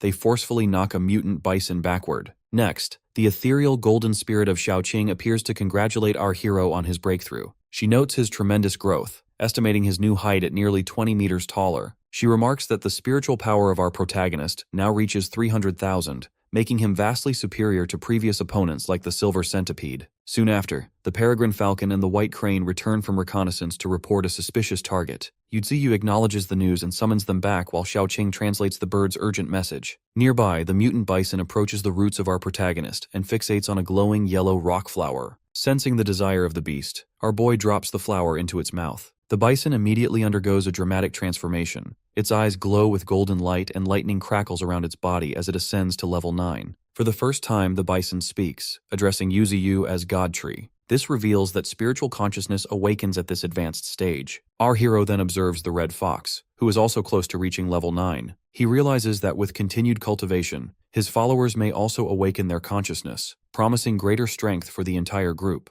Over the next few days, our protagonist expands the underground cave network. The red fox, mutant bison, and other creatures work together to transport nets filled with purple spirit stones, contributing to the ongoing development of the group. The story then shifts to the Institute of Transcendence, where Xiaoqing returns to the body of Xiaoling. In a training hall, the girl demonstrates perfect harmony between body and spirit by utilizing both fire and earth attributes. Later, she enters a high-tech laboratory where an examiner introduces a new experiment, a creature floating in a glass tank. Created from a blend of human and wolf genes, it represents the emergence of a formidable new life form. As snow quietly falls over the canyon territory, the honey badger sits alone and appears visibly downcast. The face of Yuziu, formed from swirling purple energy, appears above and sharply scolds him for his idleness. Undeterred, Ping-Tu ignores the lecture as he remains caught up in his loneliness. Nearby, other mutants peek from behind the trees, confused by the badger's state. Afterwards, the story shifts back to the Institute laboratory. The horned examiner stands before a large tank containing a half-human, half-wolf hybrid suspended in green liquid. Xiaoling asks if this creature is the result of combining humans and evolved wolves. The examiner explains that thousands of experiments have failed because human regenerative cells cannot resist the invasion of wolf cells. He adds that the next group of volunteer test subjects will arrive soon, insisting that these sacrifices are necessary for the future of humanity. Looking up at the tanks, he remains determined to succeed for the sake of those who volunteered. Xiaoling silently recalls the words of our boy regarding cellular regeneration. She believes that capturing creatures with advanced healing abilities is the key to ushering in a new era for humanity. Meanwhile, at Beiyu Gorge, Suhu leads a team through the misty, dead forest. As they move deeper into the gorge, he assures the group that the dangers of the mountain have diminished, especially with Qianqin and her intuition guiding them. The members discuss their objectives, which include collecting spiritual herbs and hunting mutant beasts for a lucrative reward. While the powers of Qingzhao and Leng Feng are introduced, the latter shows little interest in the mission. Suddenly, Qianqin senses a threat and warns the team. Moments later, a gray mutant beast emerges from the mist, but Qingzhao swiftly catches and crushes it with ease. The team regroups as Suhu downplays any further danger. However, the girl's intuition grows stronger, and she urgently tells everyone to run. Before they can escape,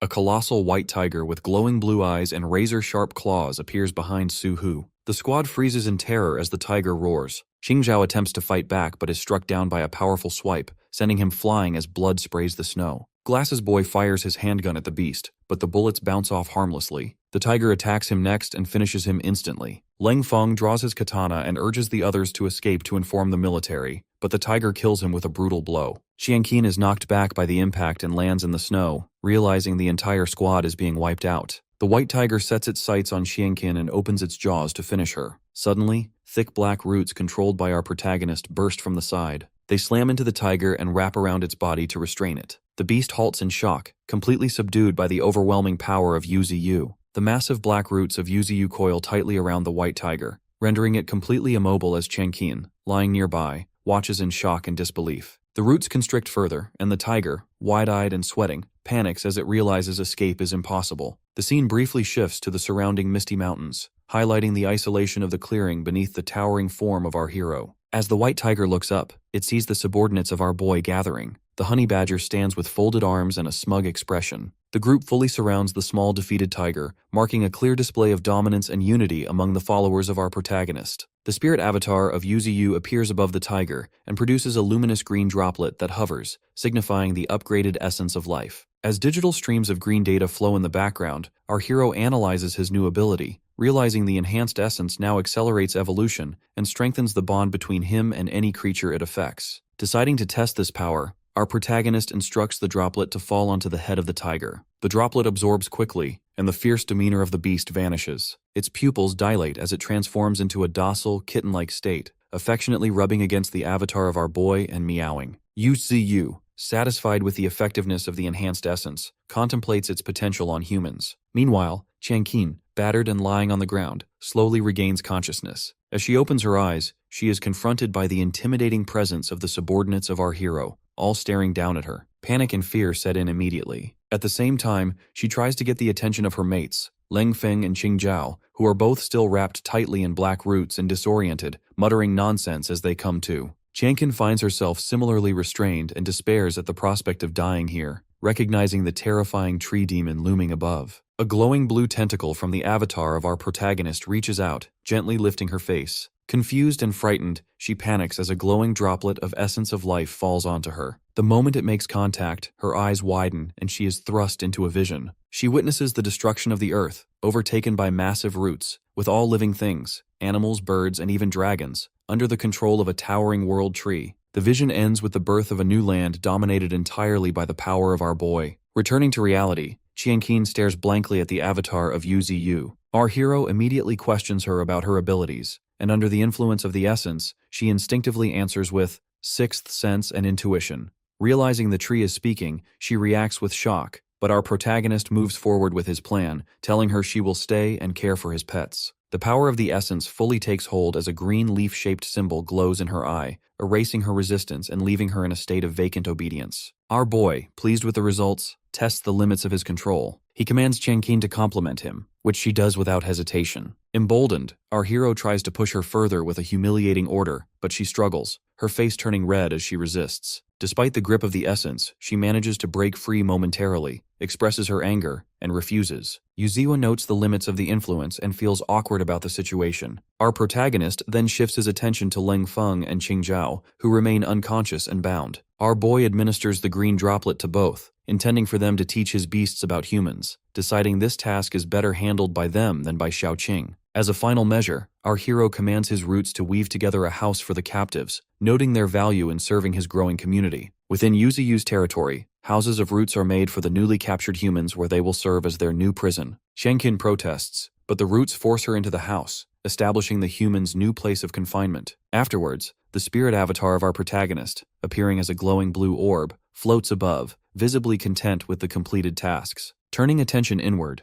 Yuziu inspects his core and contemplates his ambition to become a godlike willow capable of moving freely on land, something our boy admits he hadn't dared consider before. Our hero encourages himself to remain motivated, recognizing that extraordinary circumstances have made new possibilities achievable. Opening his status window, our protagonist reviews his progress. He notes the evolution points gained from recent accomplishments, over 5,000 from advancing to the next level, and another 8,000 from defeating the Earthstone Turtle. A mini classroom segment appears, explaining that lower-level creatures provide only minimal points, while defeating extraordinary creatures yields points based on their spiritual power. For example, a creature with 80,000 spiritual power grants 8,000 evolution points. Next, Yuziu focuses on his Earth Element ability. Our hero uses his system to reinforce this element, confirming a cost of 1,000 evolution points. Our boy reflects on how, as a second-level transcendental creature, evolving requires more resources. Once the enhancement begins, a surge of energy erupts from his base, violently shaking the ground. The commotion confuses nearby subordinates, and then our protagonist commands the earth to rise. Massive pillars of rock thrust upward, lifting the mutant bison and the honey badger high into the air. Yuziu assesses the result, finding his power much stronger, though the effect is still limited to a range within 100 meters. As the rock pillars stabilize, the edge beneath our protagonist's follower, Ping 2, suddenly crumbles, sending him crashing to the ground. He lands hard and sits in pain, but our hero pays him no mind and proceeds to upgrade the earth element further. This time,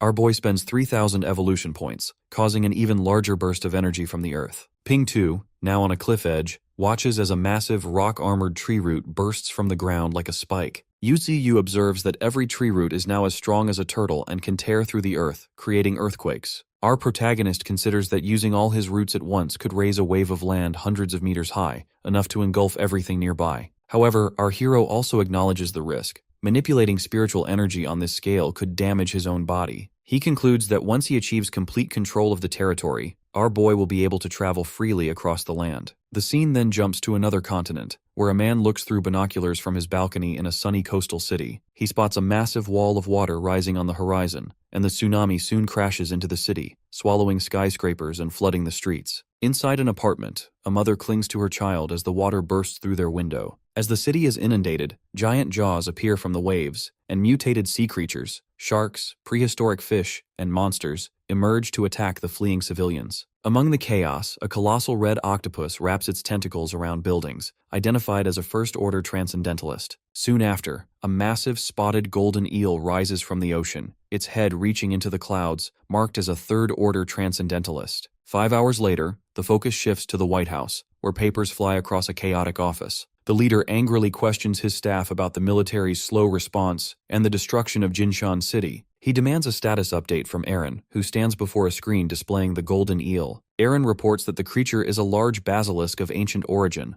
approximately 100 meters long and weighing 70,000 tons, with a spiritual power index ranging from 170,000 to 250,000. She explains that of 3 nuclear bombs launched, only 1 hit the target, and the creature's current status is unknown since it retreated to the ocean depths. The leader is alarmed, and Aaron emphasizes that mutated sea creatures, especially those from the deep sea, now pose a direct threat to humanity. Inside Yuziu's domain, the human captives establish a strict routine under close supervision. Leng Feng, stepping into a leadership role, signals the start of daily labor by striking a stone gong. Changkin issues commands and oversees Qingzhao, who exerts himself with heavy work. As the days pass, the humans adapt to their new roles. Leng Feng cooks for the group and relies on help from a mutated goat that brings him utensils. Meanwhile, Changkin tries to teach the white tiger using a whiteboard, quickly growing frustrated with its inability to learn. The golden monkey irritates Qingzhao by punching him, continuing even as he tries to keep his composure. Meanwhile, the girl's patience wears thin with the white tiger, who remains clueless despite her instructions. Qingzhao attempts to diffuse her frustration by offering food, but the group's exhaustion is clear as they eat together. Each of them shows signs of strain. Leng Feng strikes a dramatic pose and proclaims himself the leader of these unusual beasts, while the others quietly acknowledge their odd situation. Afterwards, the three humans sit together and reflect on their predicament. They note that it has been 3 days since their capture, and attribute their survival to fulfilling the demands of the beasts. The towering mutated willow tree, Yuziu, looms in the background. The humans express disbelief at the existence of such a sentient creature so far from the city. They realize the implications if the human military learned of intelligent supernatural beings, and Qingzhao concludes that teaching the beasts human knowledge is their best chance to stay alive. Leng Feng and Changkin agree, resigned to their task. Meanwhile, at the base of the massive tree, Shaoqing confronts our protagonist and questions the purpose of keeping humans alive. Our hero explains that human knowledge is valuable and could be crucial for the beasts in future conflicts. Shaoqing warns that something significant is developing among humans. Later, our boy learns that humans have used nuclear weapons against a giant sea beast. Despite the attack, the creature not only survives, but also manages to deflect some of the weapons using sound pressure before escaping to the ocean depths. Our protagonist recognizes the escalating danger posed by evolving beasts and the destructive capabilities of humans. Our hero discusses the risk of radiation-driven evolution among sea creatures,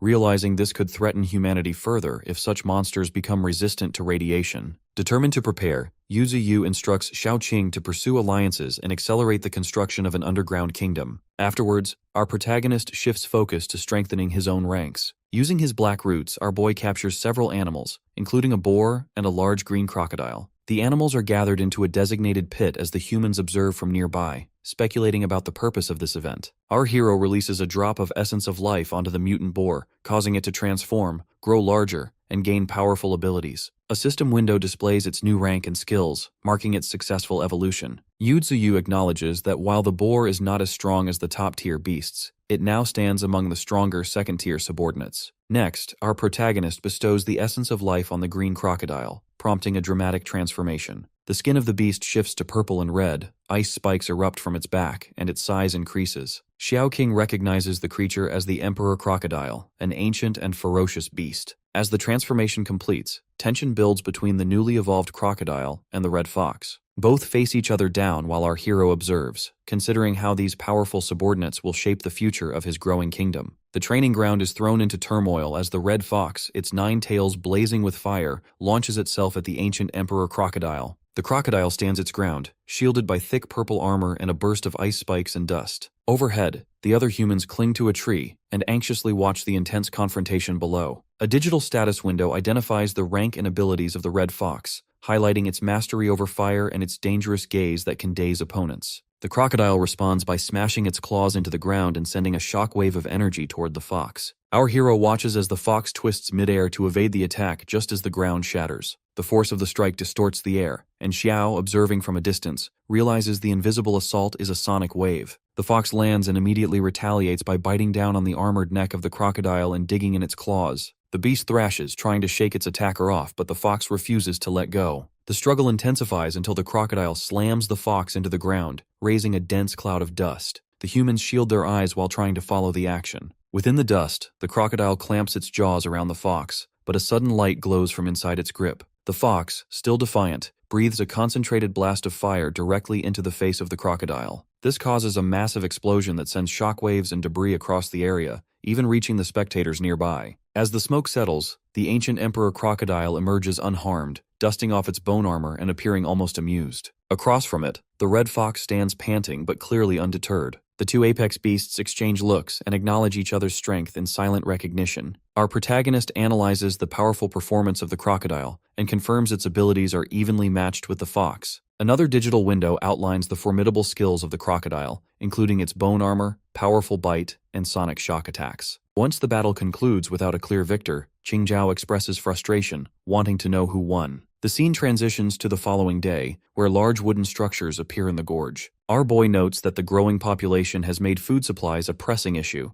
but he finds that the arrival of humans helps preserve food better. Days later, Yuziu catches newborn piglets and gives them to Leng Feng, who is visibly moved by the gesture. Daily life begins to stabilize as humans and beasts interact more regularly. The red fox and the bison have started communicating with our protagonist, exchanging greetings for special occasions. However, attempts to educate the beasts meet mixed results. Pingtu and the golden monkey remain stubborn and disruptive, unable to sit still for lessons, while the white tiger proves to be a focused and diligent student who quietly studies simple math. Qingzhao stands out among the humans as the most active, constantly hunting alongside the red fox and providing new clothing for his companions. His efforts are highlighted as he makes a breakthrough in his abilities after drinking from the spirit pool. Our hero notices his aura now glows with golden energy. Noticing the progress of the man, our boy keeps an eye on him as he approaches purposefully. The red fox observes the movements of the human and alerts Yuziu, while the bison steps in to block the path. Our protagonist intervenes, instructing the bison to let him through. Standing before the massive main body of our hero, Qingzhao drops to his knees. He offers exaggerated praise before nervously voicing his real intent. He wants to join the army of the sacred tree. Qingzhao waits for a response, leaving the next development uncertain. Qingzhao remains desperate,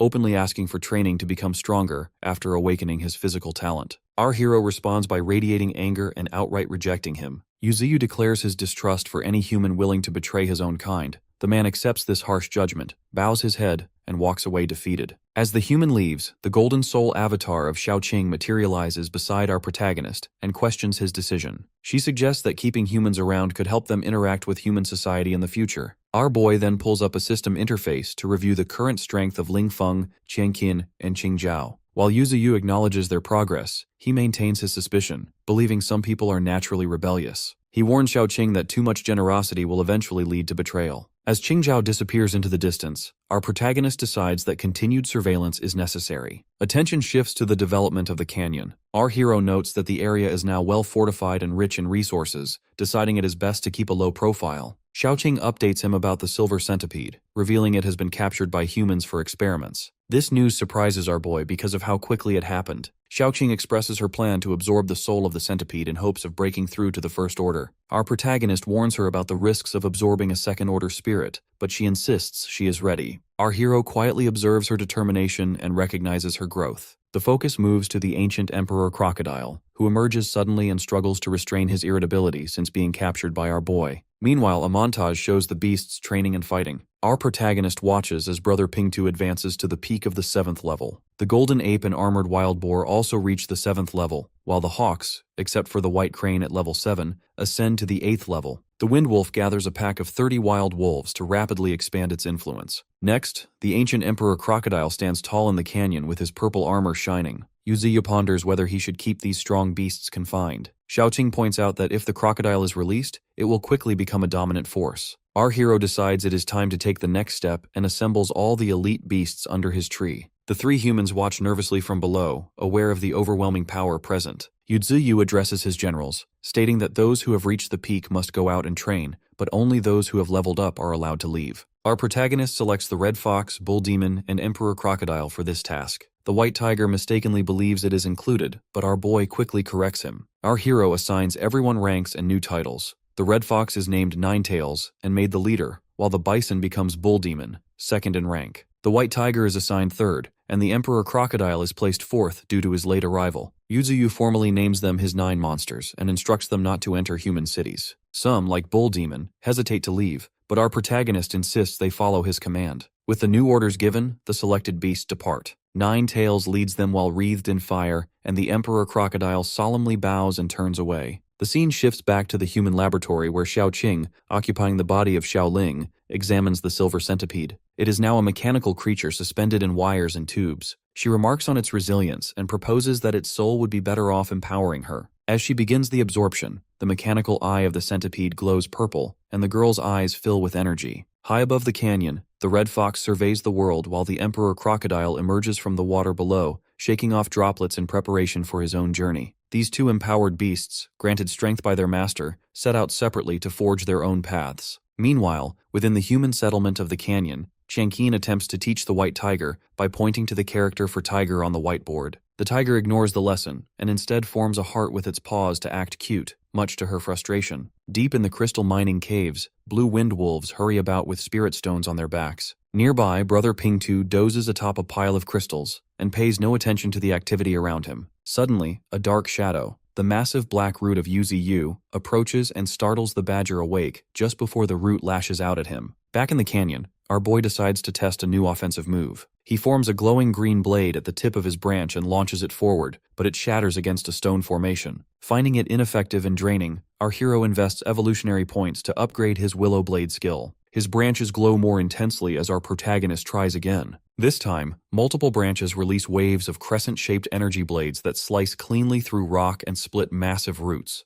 Yuziu notes the significant increase in power and reach, though he realizes the high energy cost and the need to visualize the attack. Reviewing his progress through the system interface, our hero sees that all his abilities except the main tree root have reached level 2. Attempting to upgrade the main root, our protagonist balks at the high cost and instead chooses to enhance the fog spread skill. After confirmation, a dense mist rapidly expands from the body of our boy. As the fog grows thicker, Yuziu considers the potential of reaching the next level and imagines new possibilities for his powers. Within the mist, a gigantic white dragon forms and descends. Below, Chengqin and Leng Feng react with confusion and awe. The system interface explains that with fog spread at level 3, our hero can now use the mist as his eyes and reshape it at will. Our boy realizes he hasn't seen Xiaoqing recently, and at that moment, a beam of purple light shines from his underground root chamber. Inside, Xiaoqing is enclosed in a cocoon as she undergoes a breakthrough after absorbing power from the purple centipede. At the same time, inside the Human Research Institute, Xiaoling is surrounded by golden flames as she advances. This draws a concerned crowd of students and researchers until the Horned Examiner arrives and orders a high-quality fire spirit stone to support the process. Back in the canyon, our protagonist assists the transformation of Xiaoqing by sending her the essence of life. A researcher at the institute throws a firestone to aid the evolution, and the energies combine as Xiao awakens with newfound strength. As the light fades, Xiaoqing emerges in a radiant new form with long blonde hair and a mechanical purple centipede floating behind her. Our hero observes her success, and at the institute, the Horned Examiner confirms the advancement of Xiaoling. Xiaoqing stretches, accidentally causing massive bone spikes to erupt near our boy, who quickly urges her to stop before she causes further damage. Eager to demonstrate his own upgraded powers, our protagonist gathers mist around his branches and shapes it into a colossal white dragon and a massive bison. Both mist constructs appear solid and intimidating. Yuziu points out that while their offensive strength is limited, they can absorb physical attacks and create strong illusions. Xiaoqing observes the forms and notes that the pressure stems from moisture in the air, but she remains unimpressed. With a snap of her fingers, she dissipates the mist beasts and explains that their spiritual connection could allow enemies to track them back to the true body of our hero. She recommends embedding a spirit stone into the constructs to obscure his link and enhance their realism. Taking her advice, our boy inserts a spirit stone into the mist dragon. This causes the construct to grow more powerful and realistic, its presence marked by glowing purple eyes and energy. The dragon emits a powerful blast, and Xiaoqing, now impressed, praises the improved strength and concealment. Afterwards, she teases our protagonist, hinting she has more to reveal. The story shifts to a coastal city thrown into absolute chaos as explosions and enormous ice shards devastate buildings and streets. In the harbor, massive sea monsters surface, threatening to consume everything around them. Fighter jets attack from above, firing missiles at the invading beasts, but the destruction continues unchecked. Amid this devastation, soldiers entrenched along the streets fire desperately at the monsters. Their position is suddenly threatened when a colossal pink claw smashes through a nearby wall, revealing the approach of the giant coral crab. As bullets light up the sky, the soldiers' hope disappears, and one realizes that outside help won't be coming, acknowledging their grim fate as the monstrous crab towers over them. The city is shown engulfed in flames, dominated by the enormous crab. Suddenly, the story shifts to a quiet butcher shop, where a butcher works calmly near the peaceful territory of our protagonist. Inside the canyon, Xiaoqing appears in soul form, requesting Yuziu to send a falcon the next day to a specific location to retrieve something she wants to give him. Our boy, curious, agrees. A brief flashback reveals Xiaoling, under the control of Xiaoqing, waiting outside in a tracksuit as a peregrine falcon lands nearby. The falcon's loud screeching causes the girl to worry about drawing unwanted attention, but after a moment of interaction, she hands a metal canister to the bird, instructing it to deliver the item safely to our hero. Returning to the present, our protagonist opens the delivered canister using his blue spirit tentacle and discovers a small golden ant inside a glass tube.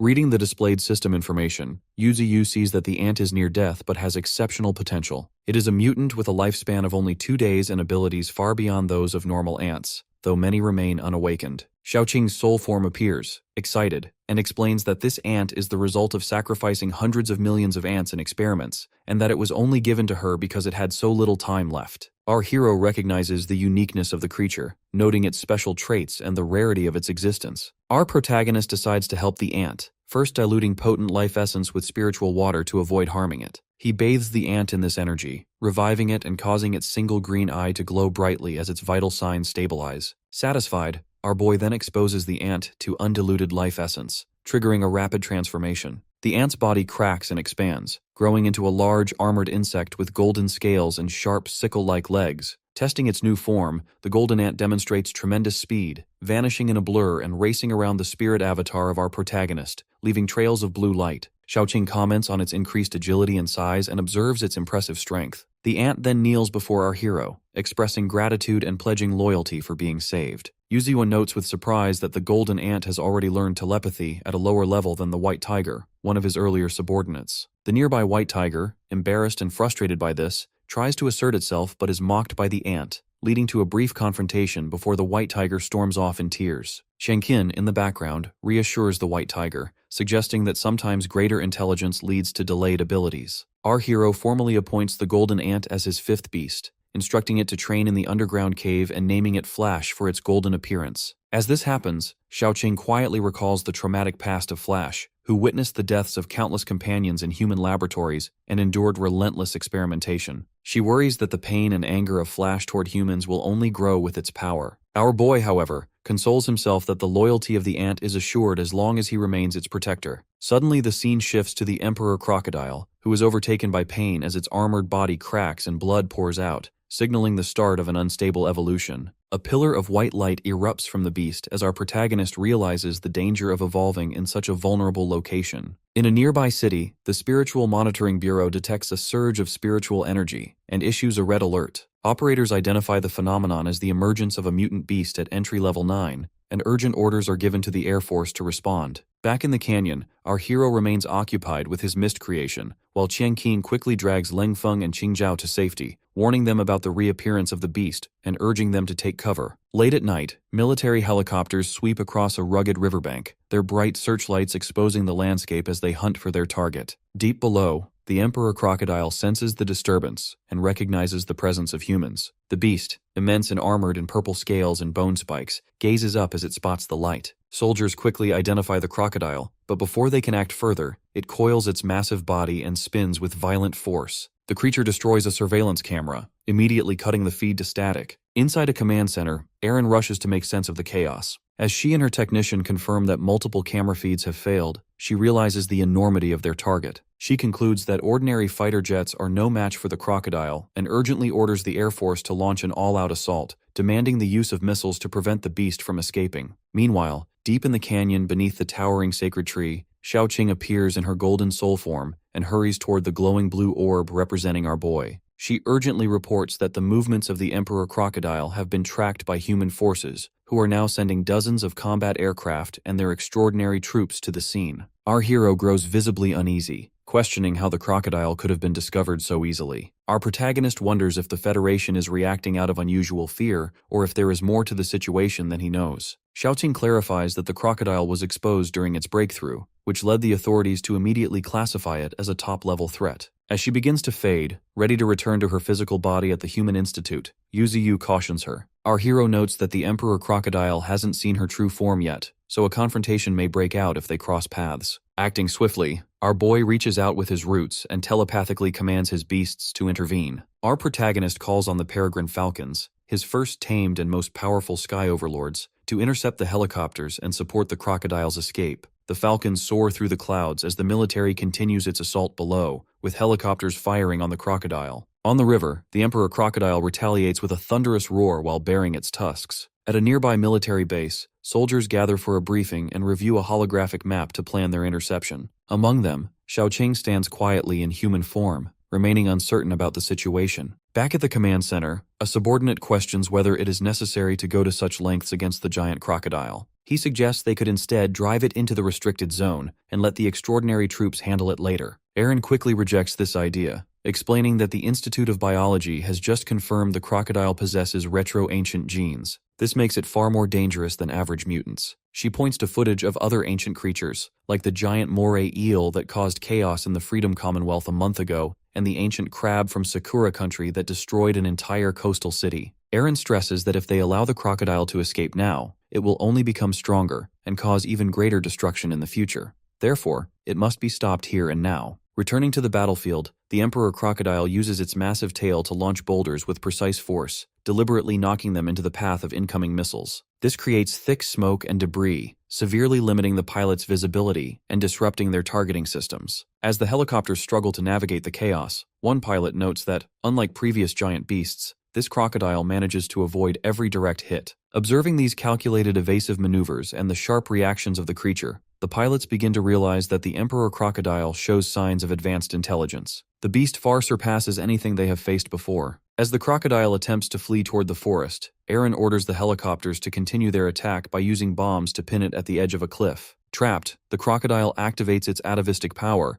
and encases itself in a layer of frost and ice as a defensive measure. The pilots observe the beast become still and rigid, noting its exhaustion. Seizing the moment, the military launches a final massive barrage of missiles and ammunition, engulfing the frozen Emperor Crocodile in explosions. Observers across the command center and battlefield watch tensely as the outcome of the operation hangs in the balance, waiting to see if their efforts have finally subdued the legendary beast. A barrage of golden energy beams rains down with explosive force, blanketing the battlefield in fire. The Emperor Crocodile, battered and bleeding from a deep neck wound, reels under the onslaught as the attack intensifies. Meanwhile, at a high-tech human command center, operators scramble to keep up as multiple units report depleted ammunition. Commander Eren, visibly tense, pushes her team to launch the last bomb, determined to finish the operation. The final bombardment explodes around the Emperor Crocodile, who is now bleeding heavily. The area is swallowed by fire and dust. Inside the command center, new threats emerge as operators detect several unidentified creatures approaching at high speed. The screens flash with rapid red and blue dots, but the images are too blurred to identify,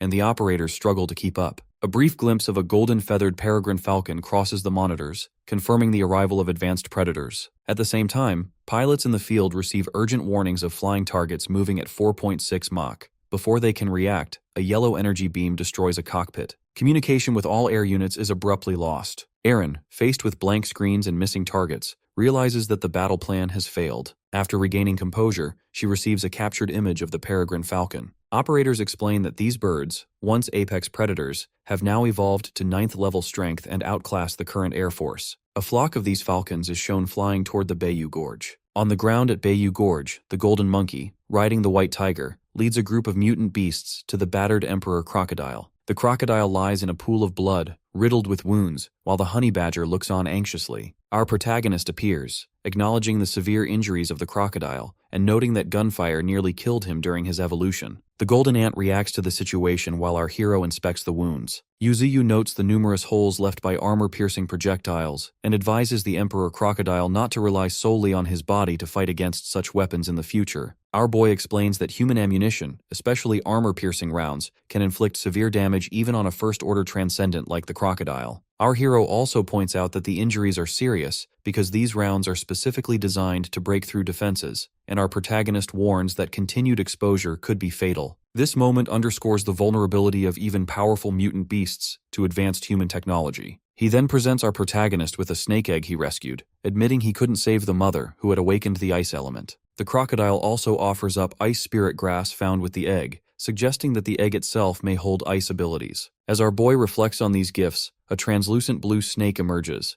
exuding a powerful spiritual energy that hints at its great potential, possibly surpassing the existing tomahawk snake. Back in the command center, staff notice a strange vortex of fog appearing on their monitors. Eren and the operators speculate that elemental forces might be evolving into life forms. When they spot movement from a tree in the images, Eren instructs her team to reinvestigate the mountain, suspecting it could be a mutant beast habitat. She orders the area declared a red forbidden zone and demands constant surveillance, insisting that the giant crocodile must not be allowed to leave the mountain under any circumstances. In the red declared area, a military camp stands in a canyon, surrounded by a dense, unnatural white fog that obscures the camouflaged buildings. Soldiers in full tactical gear remain on high alert, reinforcing the seriousness of the situation as signs display warnings about strict guards. Overhead, on a massive tree branch, Flash, the golden ant, watches the camp from the shadows, silently judging the humans below. Elsewhere in the mountains, the Emperor Crocodile, visibly wounded and bleeding, listens to the instructions of his master,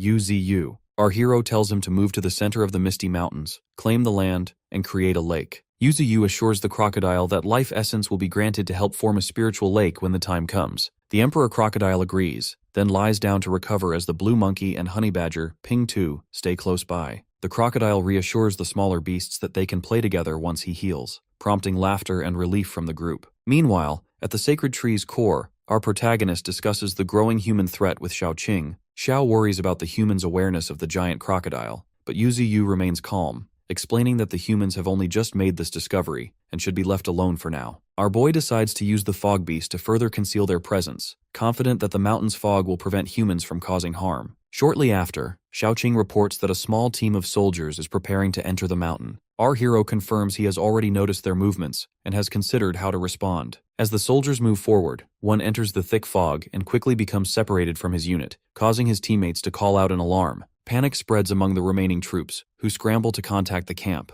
Suddenly, the massive leg of a fog beast crashes down, killing a soldier and triggering an immediate alarm. A dragon-shaped fog monster emerges, its eyes and teeth glowing through the mist, leaving the soldiers in shock. Gunfire erupts, but the beast reforms instantly where it is hit, rendering bullets useless. A soldier steps forward with a flamethrower, hoping to try a new tactic, just as Qingzhao, a human servant under the command of Yuziu, receives telepathic orders to join the battle and prove his loyalty. The soldiers are stunned to see a human fighting alongside the monsters, but before they can react, Flash walks out from the shadows, openly expressing contempt for the humans. The troops panic and open fire on both Qingzhao and Flash, but their attacks have little effect. An overhead view shows the fog dragon and the golden ant overwhelming the outpost, destroying the defenses effortlessly. Back at the sacred tree, our protagonist and Xiaoqing observe the chaos. Xiaoqing remarks that the mountain's threat will now be exposed to the wider world, and our hero accepts that hiding is no longer possible. Yuziu determines to delay human advances by demonstrating the full horror of the mountain, knowing that inaction will only encourage further intrusions. Xiaoqing brings up the traumatized soldier captured earlier, and our boy decides to release him, wanting the terror of the fog beast to spread among the humans. Xiaoqing warns that this will only invite stronger retaliation from more powerful human forces,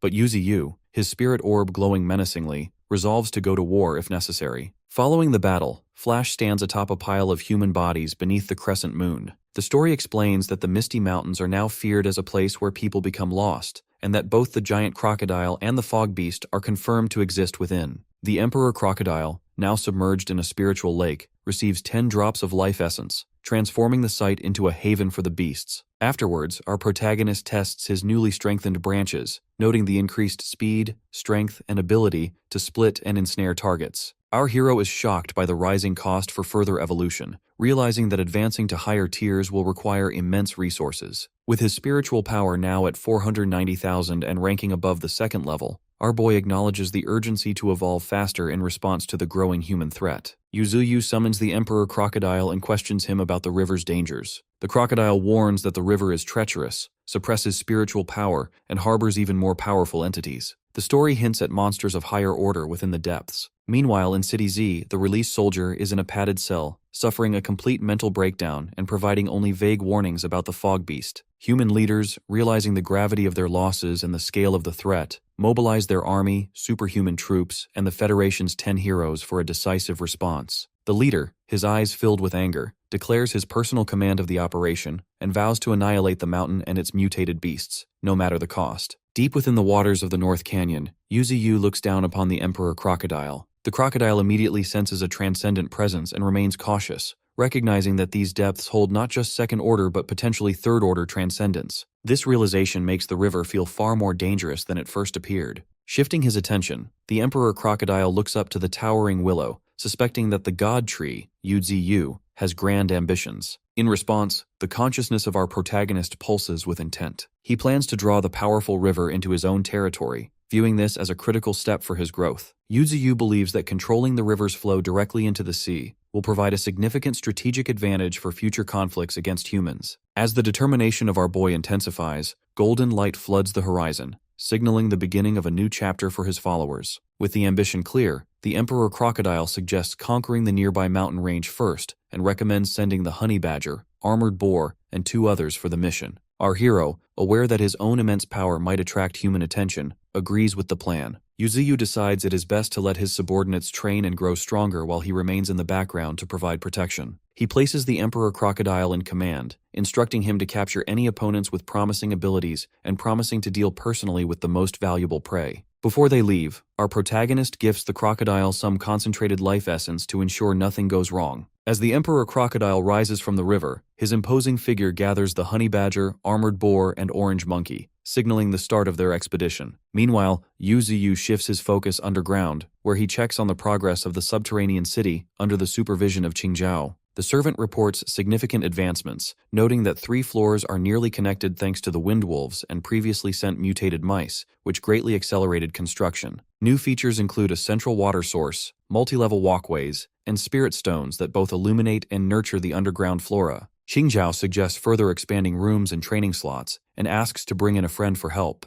Our boy is wary of outsiders and refuses to trust anyone who has not pledged loyalty. He warns Qingzhao about the dangers of betrayal during wartime and makes it clear that only those who declare their loyalty are welcome. Yuziu also states that betrayal will not be tolerated, even though enforcing this could create internal conflict. Our protagonist stresses the importance of keeping information from humans to protect their mutual coexistence. Suddenly, Xiaoqing alerts Yuziu that a snake egg is about to hatch, prompting him to leave the tunnels quickly. Reaching the surface, our hero and Xiaoqing witness a dazzling blue light as a mutant white snake emerges from its shell. This creature displays talents in ice manipulation, cold breath, and body protection. Both are satisfied with the new addition to their ranks. As Yuziu celebrates this development, the scene transitions to night in the distant mountain range where the expeditionary unit has arrived. They stand ready before the mountains, preparing to clear the area of all threats on the command of the Emperor Crocodile. The group surges forward. The Orange Monkey springs onto the Armored Boar, and the White Tiger leads the charge. The Golden Ant, perched on the Thundering Goat, launches into the forest to take the lead, but is warned not to challenge any strong opponents. A coordinated assault unfolds. The Orange Monkey pins a giant spider, the Honey Badger headbutts a dark beast aside, and the White Tiger swiftly defeats a local tiger. Meanwhile, the Golden Ant eliminates other creatures, establishing dominance under the moonlight. Shortly after that, 2 sets of glowing red eyes appear in the trees, revealing the presence of chameleons, first-order transcendents, who quietly observe the new arrivals, hinting at challenges yet to come. In a barren valley of bone-like arches and stone spires under cloudy skies, a sequence of green system notifications records kills and corresponding evolution points over the remains of various defeated beasts. These displays show the rapid accumulation of power through efficient hunting. The internal thoughts of our protagonist reflect a primal urge to continue killing while the system tracks a growing total of evolution points. After a short reflection on recent hunting success, Yuziu addresses a group of mutant blue wolves, instructing them to eat for recovery. In the background, our hero encourages even his white snake to replenish its strength. The focus then shifts to a distant, jagged cliff. Atop this cliff, a massive, dark-furred gorilla with red eyes and prominent tusks roars, shaking the surroundings with its presence. Xiaoqing observes the spectacle, assessing the overwhelming strength of the gorilla as it smashes the ground and hurls a boulder.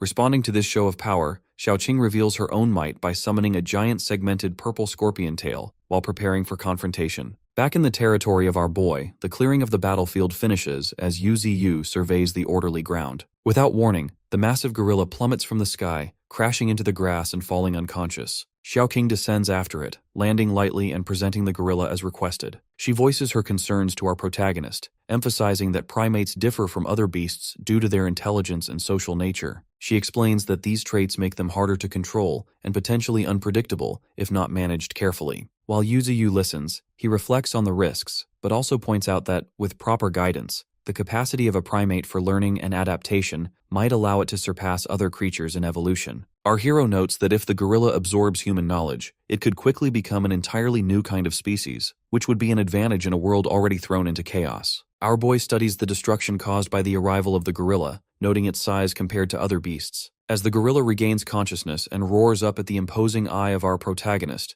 Yuziu quickly subdues it with a neurotoxin blast from his branches, paralyzing the beast. Our hero offers the gorilla a clear choice: surrender or die. The gorilla, struggling under the effects of the toxin, promptly submits and surprises Yuziu with its ability to speak. Skipping over the need for a name, our protagonist bestows the title King Kong upon his new subordinate and infuses it with a surge of golden energy. King Kong undergoes a dramatic transformation, growing much larger and more muscular, with a distinct red marking forming on its forehead. A system display highlights the abilities of King Kong, Berserk and Brute Force, though our hero weighs that these powers are not yet enough for the gorilla to rank among his strongest followers. Without delay, Yuziu orders King Kong to summon its kind. The gorilla pounds its chest and releases a thunderous roar, sending out a shockwave that forces even Xiaoqing and our boy to cover their ears. In response, dozens of mutant gorillas emerge from the surrounding forest, gathering around their new leader. As the spirit orb of our protagonist glows brighter, he surveys his expanded army, recognizing the significance of this new alliance and the potential it brings to his growing domain. A fierce confrontation unfolds among shattered rock pillars in a remote mountain range as two powerful mutant beasts clash. Flash, the golden mutant ant at entry level 6, darts across the broken terrain while narrowly evading a relentless barrage of green energy beams. His opponent, a blue mantis at entry level 7, is a formidable foe with scythe-like arms and a glowing blue aura. Flash quickly realizes that despite his own confidence, he is being overpowered by the higher-level beast. As the blue mantis charges and releases a sweeping crescent of wind energy, the golden ant launches himself directly into the attack. Their collision sends a shockwave ripping through the ground, tearing slabs of earth into the air. Locked in a contest of raw strength, the two exchange a flurry of blows with sparks flying from each clash. Flash recognizes the strength of the mantis but uses a sudden burst of speed to break through its guard and land a decisive strike. The mantis collapses, paralyzed by a toxin our boy had prepared. Old Bull, the massive second brother, charges onto the battlefield out of concern for the ant's well-being. Flash quickly reassures him that he is unharmed while explaining the enemy's wind abilities and speed. As the sun begins to rise, the bull signals the end of the hunt. Afterward, the subordinates of Yuziu begin making their way back from their hunts and gather near the base of the mountain. Flash, riding atop Old Bull, surveys the returning group but quickly realizes that the white tiger is missing.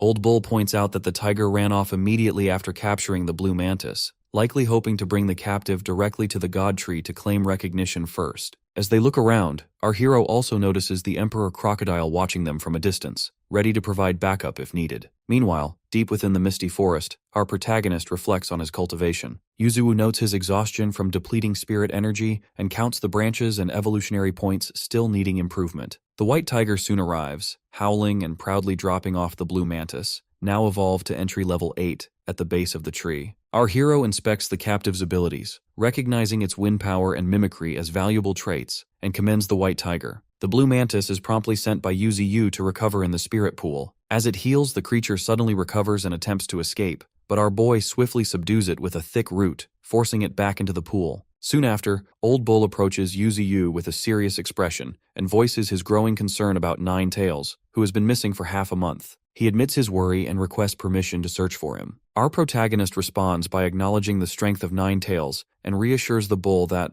although the disappearance has been long, he is unlikely to be in danger. However, Yuziu warns that searching the desert would be extremely difficult and questions whether Old Bull is truly prepared to face the threats there. He advises that the bull should wait until he breaks through to the Transcendence level before setting out. Understanding the need to become stronger, Old Bull decides to head to the Spirit Stone mine to train, hoping to use the energy-rich environment to achieve his breakthrough. Our hero silently observes this determination and notes to himself that, after accumulating spiritual power for so long, Old Bull is now on the verge of reaching a new level of strength. 3 days quickly pass as the White Tiger and Flash undergo rigorous training under the supervision of Yuziu. His branches are fully strengthened, aided by their efforts. After these improvements, our boy decides to further push his evolution by infusing all his spiritual power into the branches to aim for further growth. As he channels his energy, the branches rapidly multiply and stretch toward the sky, unleashing a spectacular display of pink light. The resulting supernatural aurora lights up the sky above the mountains,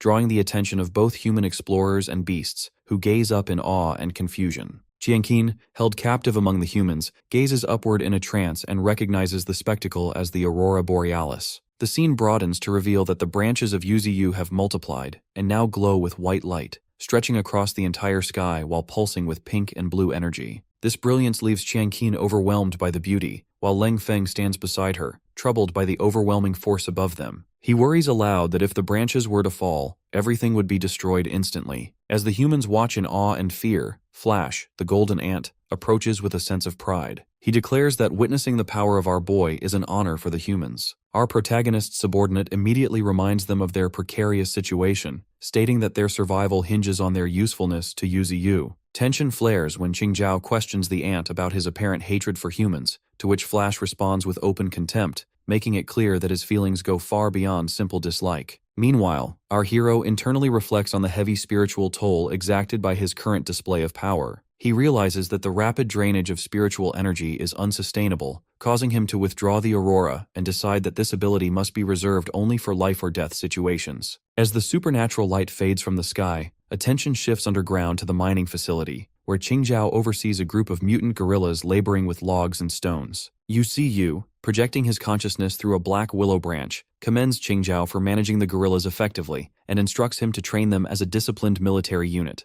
Qingjiao notes that the gorillas can be controlled as long as they respect his strength. Without warning, the cavern shakes violently, causing rocks to tumble from the ceiling. While Qingjiao suspects an earthquake, our protagonist quickly senses that the disturbance resembles the breakthrough of Shaoqing and suspects the bull demon is evolving. Noticing that the spiritual power is blocked by spirit stones in the tunnel, our boy acknowledges the difficulty in perceiving what is happening until a massive pillar of purple energy erupts from the tunnel, where the spirit earth stones are stored. As the intensity of the shaking grows, a huge silhouette emerges from the glowing crevice. Old Bull, now greatly enlarged, steps into view. Steam billows from his nostrils, and yellow flowers bloom instantly as a result of the bull absorbing the spirit earth stones. Our hero eagerly anticipates the complete breakthrough, which arrives with a thunderous roar that shakes the entire mountain and causes the tunnel floor to collapse. Above ground, the roots of Yuziu are jostled, leaving him frustrated as he surveys the damage and recalls similar destruction from the breakthrough of Shaoqing. Once the dust settles, the new form of the bull becomes clear. He is now a towering beast with horns radiating golden energy and an aura more formidable than the white tiger's. Our protagonist inspects the attributes of the beast through the system interface and discovers the newly awakened gravity field ability, which allows the bull to control gravity using his connection with the earth. The magnitude of this power surprises Yuziu, who acknowledges gravity as the world's most powerful force. Shortly after, Honey Badger and Flash approach the transformed bull in admiration, while the bull himself admits to confusion about his new strength. Our boy offers him the chance to test his abilities through combat. Flash and Blue Mantis step up to challenge the bull, moving so quickly that they become streaks of blue and yellow light across the battlefield. Yuziu and the assembled beasts watch as the bull suddenly releases a wave of gravity that instantly demonstrates the effectiveness of its new power. Beams of energy cut through the forest as the bull demon easily evades attacks from both Flash and Blue Mantis, quickly overpowering them. He stands among the destruction in arrogance as he surveys the fallen. Observing everything,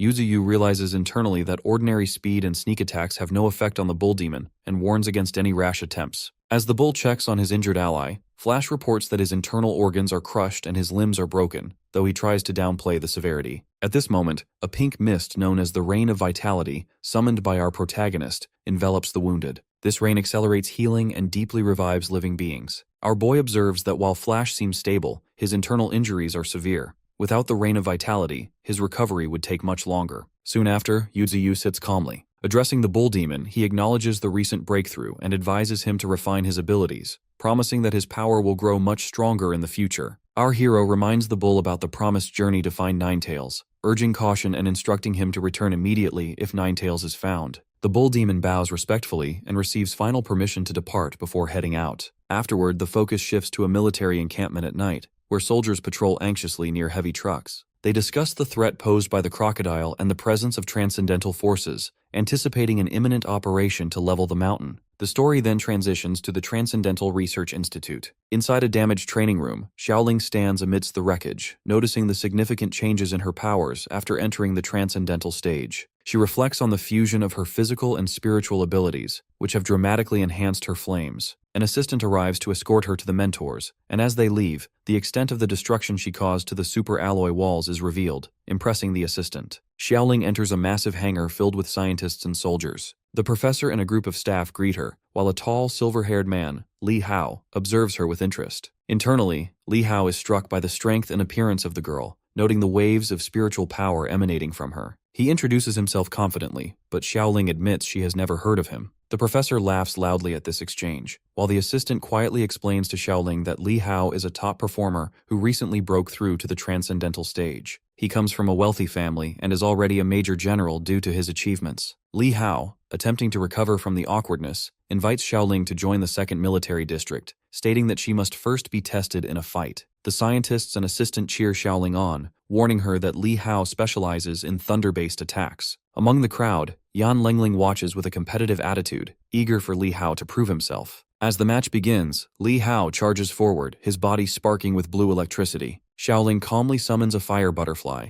which her opponent initially dismisses as flashy before realizing it is dangerously powerful. He attacks with a thunder-infused punch, but the fire butterfly explodes with intense heat, sending Li Hao flying and scorching him. The professor reacts enthusiastically, while the assistant is concerned by the professor's excitement. Yan Lengling shouts at Li Hao to stop holding back and push harder. Rising from the attack, Li Hao becomes enraged and envelops himself in a massive surge of electricity, determined to fight at full power. Xiaoling responds confidently, surrounded by a swarm of fire butterflies, signaling her readiness for the height of their confrontation. Xiaoling maintains her composure as she locks eyes with her opponent, Li Hao. Electricity crackles around him as he charges forward with his fist. Just as he attacks, she unleashes her power, releasing a brilliant explosion of golden butterfly-shaped energy that engulfs the stage and splinters the arena floor. Nearby, spectators react in shock, shielding themselves from the debris. Li Hao is left hunched, coughing up blood before collapsing and conceding defeat. The crowd erupts in applause for Xiaoling, while Yan Lengling glares from the audience with clear resentment. Afterwards, attention shifts to a high-tech office where a director reviews the duel footage, noting Li Hao's overwhelming loss. He orders his team to compile and secure all information on Ms. Ling. Acknowledging her strength, the director wonders aloud where stronger transcendence might be found, as even Li Hao no longer stands above the new recruits. Meanwhile, in Beiyu Gorge, Yuziu continues his deep cultivation, supported by his beast companions as our boy strengthens his body in preparation for a breakthrough.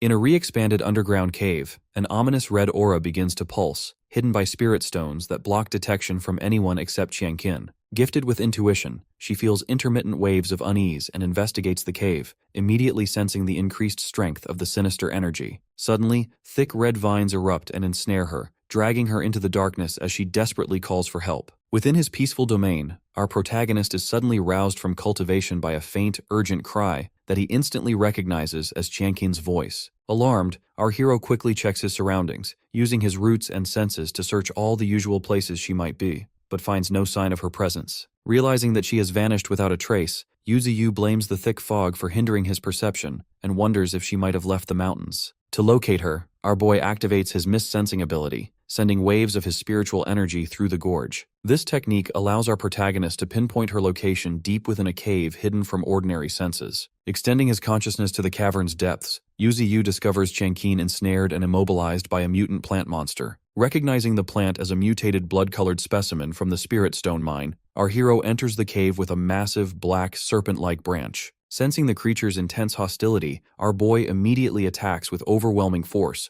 crushing the mutant plant and putting an end to its threat. After defeating the creature, a green interface appears before Yuziu, informing him that he has acquired a new ability called Seeds of Vitality. This power enables him to channel his spiritual energy to rapidly grow multiple trees at once. Our hero reflects on how this differs from his previous battles, noting that absorbing mutated plants, rather than beasts, seems to grant him unique new abilities. Considering this, our boy realizes that hunting more rare or mutated plants could further accelerate his growth and strength. As his attention shifts, he notices Qianqin's limp figure still entangled in the withering red vines. Recognizing that she did not survive the ordeal, our protagonist quietly reflects on her loss. As Qianqin lies gravely injured on the ground, her body remains tightly bound by blood-red vines. Over her, Yuziu notes that these crimson growths have been trying to use her body as a vessel to escape. Witnessing her battered state, our boy resolves with measured respect to bury her where she fell. Suddenly, a violent burst of energy erupts from the girl, jolting her awake. As light floods the space, a new figure emerges. Qianqin rises, now healed and armored in green leaves with thorny vines sprouting from her back. Our protagonist reacts with shock, quickly realizing that she has formed a symbiotic contract with the blood-colored plant. As she stands, her face turns pained and she clutches her head. She questions her own nature, asking Yuziu whether she is still human. Our hero tells her bluntly that she is now a plant rather than a human being, pointing out her inability to return to normal society. The weight of this transformation sinks in as she falls into silence, but our boy assures her that she can join his group and make a new home there. After a moment, Qianqin accepts, choosing her new path. The focus then moves to another section of the forest, where a mutant chameleon attacks a white tiger, piercing the tiger's chest with its tongue. The golden ant, Flash, manages to bring the tiger before Yuziu, who watches the injured closely. Flash explains that the white tiger refused the Emperor Crocodile's help out of pride, preferring to fight alone. Our protagonist responds by releasing a glowing green essence of life to heal the beast. Yuziu then demonstrates his new ability to rapidly grow trees, though they quickly wither once his spiritual energy dissipates. A sudden disturbance interrupts the group as Flash is struck and sent crashing through a stone wall. He quickly returns to confront the source of the attack, coming face to face with Qianqin in her transformed state. Our hero introduces her to the assembled mutants, formally naming her Thorn and assigning her the 6th rank among them. Flash immediately objects, refusing to accept a human as an equal. When he threatens to attack her, our boy swiftly subdues him, forcing the ant to acknowledge her new status. Reluctantly, Flash concedes, while Yuziu notes the depth of the ant's animosity toward humans and recognizes the challenge of leading such a group. The scene shifts to a mountainous region where an armed mercenary team treks through the dense forest in search of the Emperor Crocodile. One teammate urges caution, mentioning that the Misty Mountain is a dangerous red zone teeming with fog creatures. As they press deeper, the group is suddenly startled to spot Qianqin standing high in a tree, her appearance both unexpected and bewildering to the mercenaries. Qianqin, now known as Thorn, searches the forest for spirit fruits, her arms filling with the harvest as she thinks fondly of her companions, who have gone without such treats for some time. As she stands beneath a large tree, pleased with her find, a massive mercenary emerges behind Thorn, eyeing her with greedy interest. He is drawn not only by the fruits, but by the girl's distinct mutant features and vine-covered form. Before she can react, he seizes her by the head and slams her against a tree, knocking her unconscious. The fruits fall to the ground as the mercenary lifts our protagonist's subordinate by her hair, gloating to the rest of his group about the unexpected value of his catch. Nearby, an older man in white protests in anger, but the mercenaries ignore him, focusing instead on Thorn's face and discussing her value on the black market. They treat her as a rare commodity, intent on not damaging her appearance. Several of the men begin to make crude suggestions, with one even proposing they amuse themselves before selling her. Tension rises among the group, and a female mercenary, frustrated and jealous,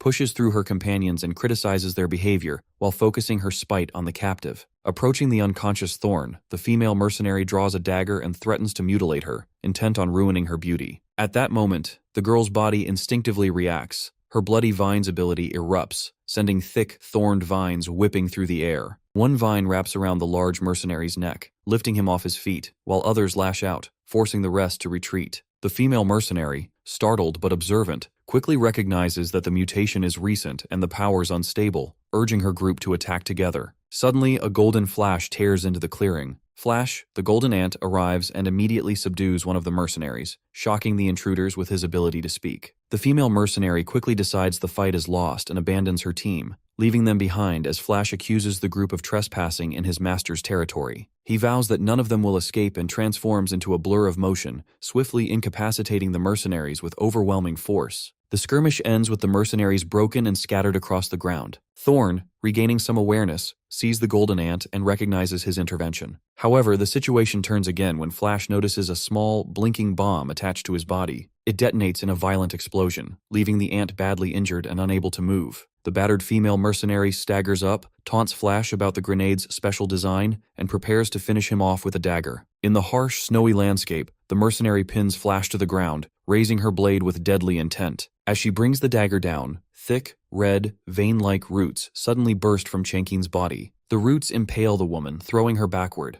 The mercenary coughs blood, her eyes wide in shock. Our protagonist's subordinate stands amidst her own massive, pulsating vines, dazed and fearful as the growths twist tightly around her, leaving her uncertain and shaken. Qianqin sits there, overcome by guilt, sobbing loudly over her first kill. The golden ant, perched on a nearby rock, scolds her for the noise. Through tears, she explains that she only wanted to earn money by gathering spiritual herbs, but now she is left with a changed body and the burden of having taken a life. Flash gazes out across the field, reflecting on the weight of taking a life and recounting his own suffering at the hands of human experiments. He tells Qianqin she acted to save him and shouldn't feel guilty for what happened. Our boy's loyal follower thanks her for her actions. Though she starts crying again, she admits his words touch her deeply. When he asks if she misses her family, she reveals she is an orphan with no one to return to. Quietly, the ant tells her she isn't alone anymore. Qianqin, comforted by these words, manages a smile through her tears. Meanwhile, deep within a glowing cavern laced with tangled roots, Yuziu silently observes their exchange. He realizes Qianqin has found her own resolve without him interfering. Our hero remains silent, simply watching.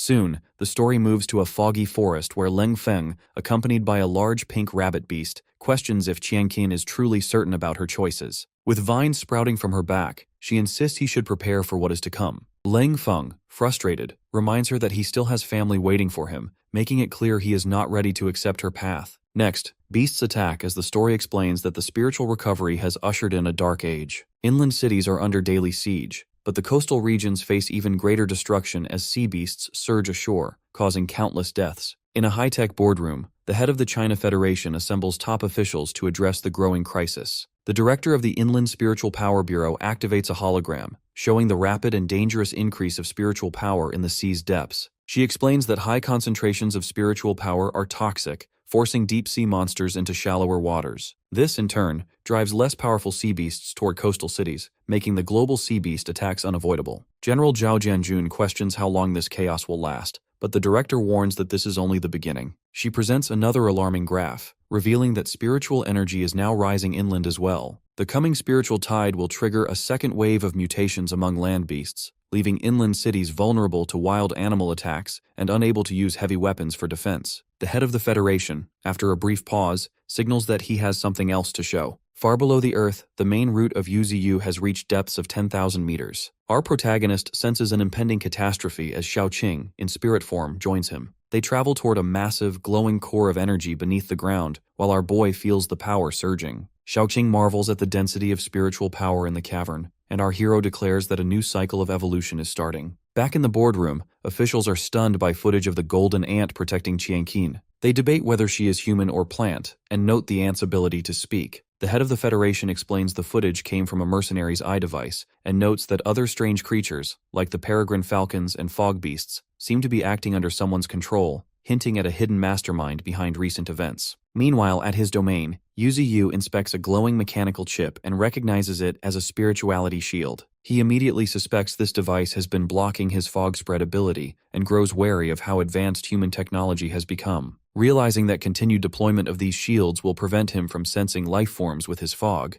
our boy acknowledges the significant threat this poses. Afterward, our protagonist checks with Flash to confirm everyone's presence, receiving word that 5 are gathered. As he surveys the situation, the golden ant urgently reports a sudden appearance of strange vapors. The concern of our hero mounts as the view transitions to the sky, which is overtaken by a wave of human military helicopters. Tanks roll across the ground as an immense, disciplined human army assembles, preparing for a major confrontation. A transport helicopter soon lands, and specialists from the Transcendent Force Genetic Modification Department disembark. Among them is Yan Lengling, appearing in her mutant form with distinct cat ears. Simultaneously, the Federal Transcendental Academy organizes its ranks as well. Deep within the gorge, a small blue mutant beast rides atop a wolf and growls defensively, while the golden ant watches the growing human presence with clear hostility. Suddenly, the white tiger roars furiously. A terrified human soldier surveys the misty, towering peaks and remarks on the formidable challenge ahead. In his spiritual space, Yuziu observes the advancing human army and quickly realizes their movement exceeds his expectations. Suspicion grows as our boy notes Xiaoqing's silence and worries that something may have happened. Assessing the size and coordination of the force, our protagonist concludes that the human's objective is more ambitious than merely capturing the Emperor Crocodile, indicating a deeper motive behind the operation. A flashback to 5 days prior shows a high-level strategy meeting within the China Federation. The head of the Federation demands to know who controls Misty Mountain. Discussion follows about the possibility of humans domesticating mutant beasts, referencing the ability of Flash to speak human language. A scientist points out that such speech could not have been learned naturally, and a bearded analyst theorizes the existence of a powerful organization capable of genetic modification. The group highlights Bayou Gorge as the most dangerous of 8 red zones and emphasizes the urgency of eliminating key targets before the imminent second wave of the spiritual tide.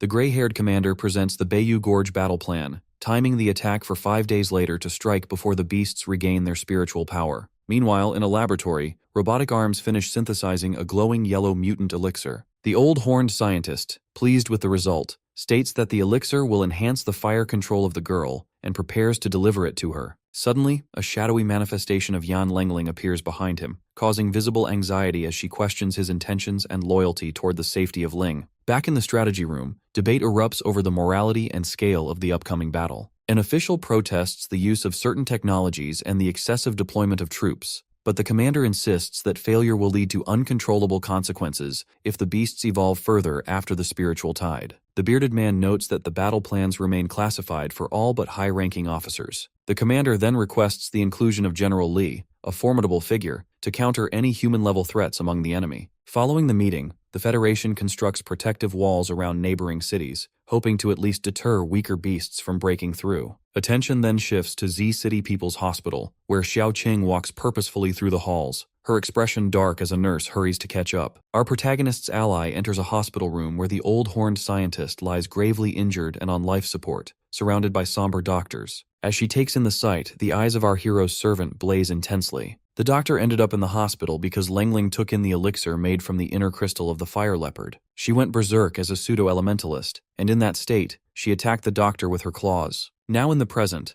Ling learns all of this and discovers that Lengling fainted before being taken into custody by the genetic unit of the military. Unexpectedly, she did not receive the death penalty because she was under the effect of drugs when she hit the doctor. Lengling is imprisoned for the time being and will be deployed to the front line soon. However, Dr. Qi is in a very terrible situation. On his deathbed, the doctor calls Ling and gives her the half-fireball, which he managed to protect. He advises her not to blame anyone for his death, and does not want her to ruin her future because of him. Therefore, Ling reluctantly nods. With that, the doctor closes his eyes and the machine beeps. Now that he is gone, Ling's eyes fill with killing intent. As she walks in the corridor, someone informs her that the head of the Second Army has ordered her to go to the new combat location. The first group of the Transcendents is already there, but Ling is in the second group. For the time being, the informer does not reveal the location of the battlefield. Later, Ling observes the area from outside from a transport helicopter. She did not know that the battlefield would take place in Bayou Gorge. After some minutes, all combatants are standing waiting for the briefing. The gray-haired commander begins his speech addressing all of them. He introduces himself as the supreme commander of this operation. According to him, this will be the first time humans launch an attack against inland beasts. Their goal is to eliminate the fog beast and the giant crocodile. Plus, they have to eliminate every beast they meet. He adds they cannot let their guard down, as they are unaware of the strength of the opponents. Therefore, they have prepared 30,000 personnel to overwhelm the enemies in numbers. The commander briefs his men to win at any cost so that humans can live peacefully. The codename of this operation is the Hunt. All the combatants respond in unison. On the other hand, Ling grows worried about Yuziu. Right then, someone informs her to see General Li. Therefore, she goes to the operations department to meet General Li. Li mentions her hometown being at the foot of Bayou Canyon. He has learned that Ling and her sister were attacked in the Misty Mountain by beasts. Even though Ling survived, her sister was not that lucky. Therefore, he wants Ling to lead them to the center of the mountain, as he is certain she must want revenge. However, he learns that Ling does not remember much of the past. The general goes suspicious when she wants to know if this was the only reason for her summons. Later, our protagonist reacts in surprise when Ling reveals she is going to be Li's disciple. Yuziu notes that her physical talent is outstanding.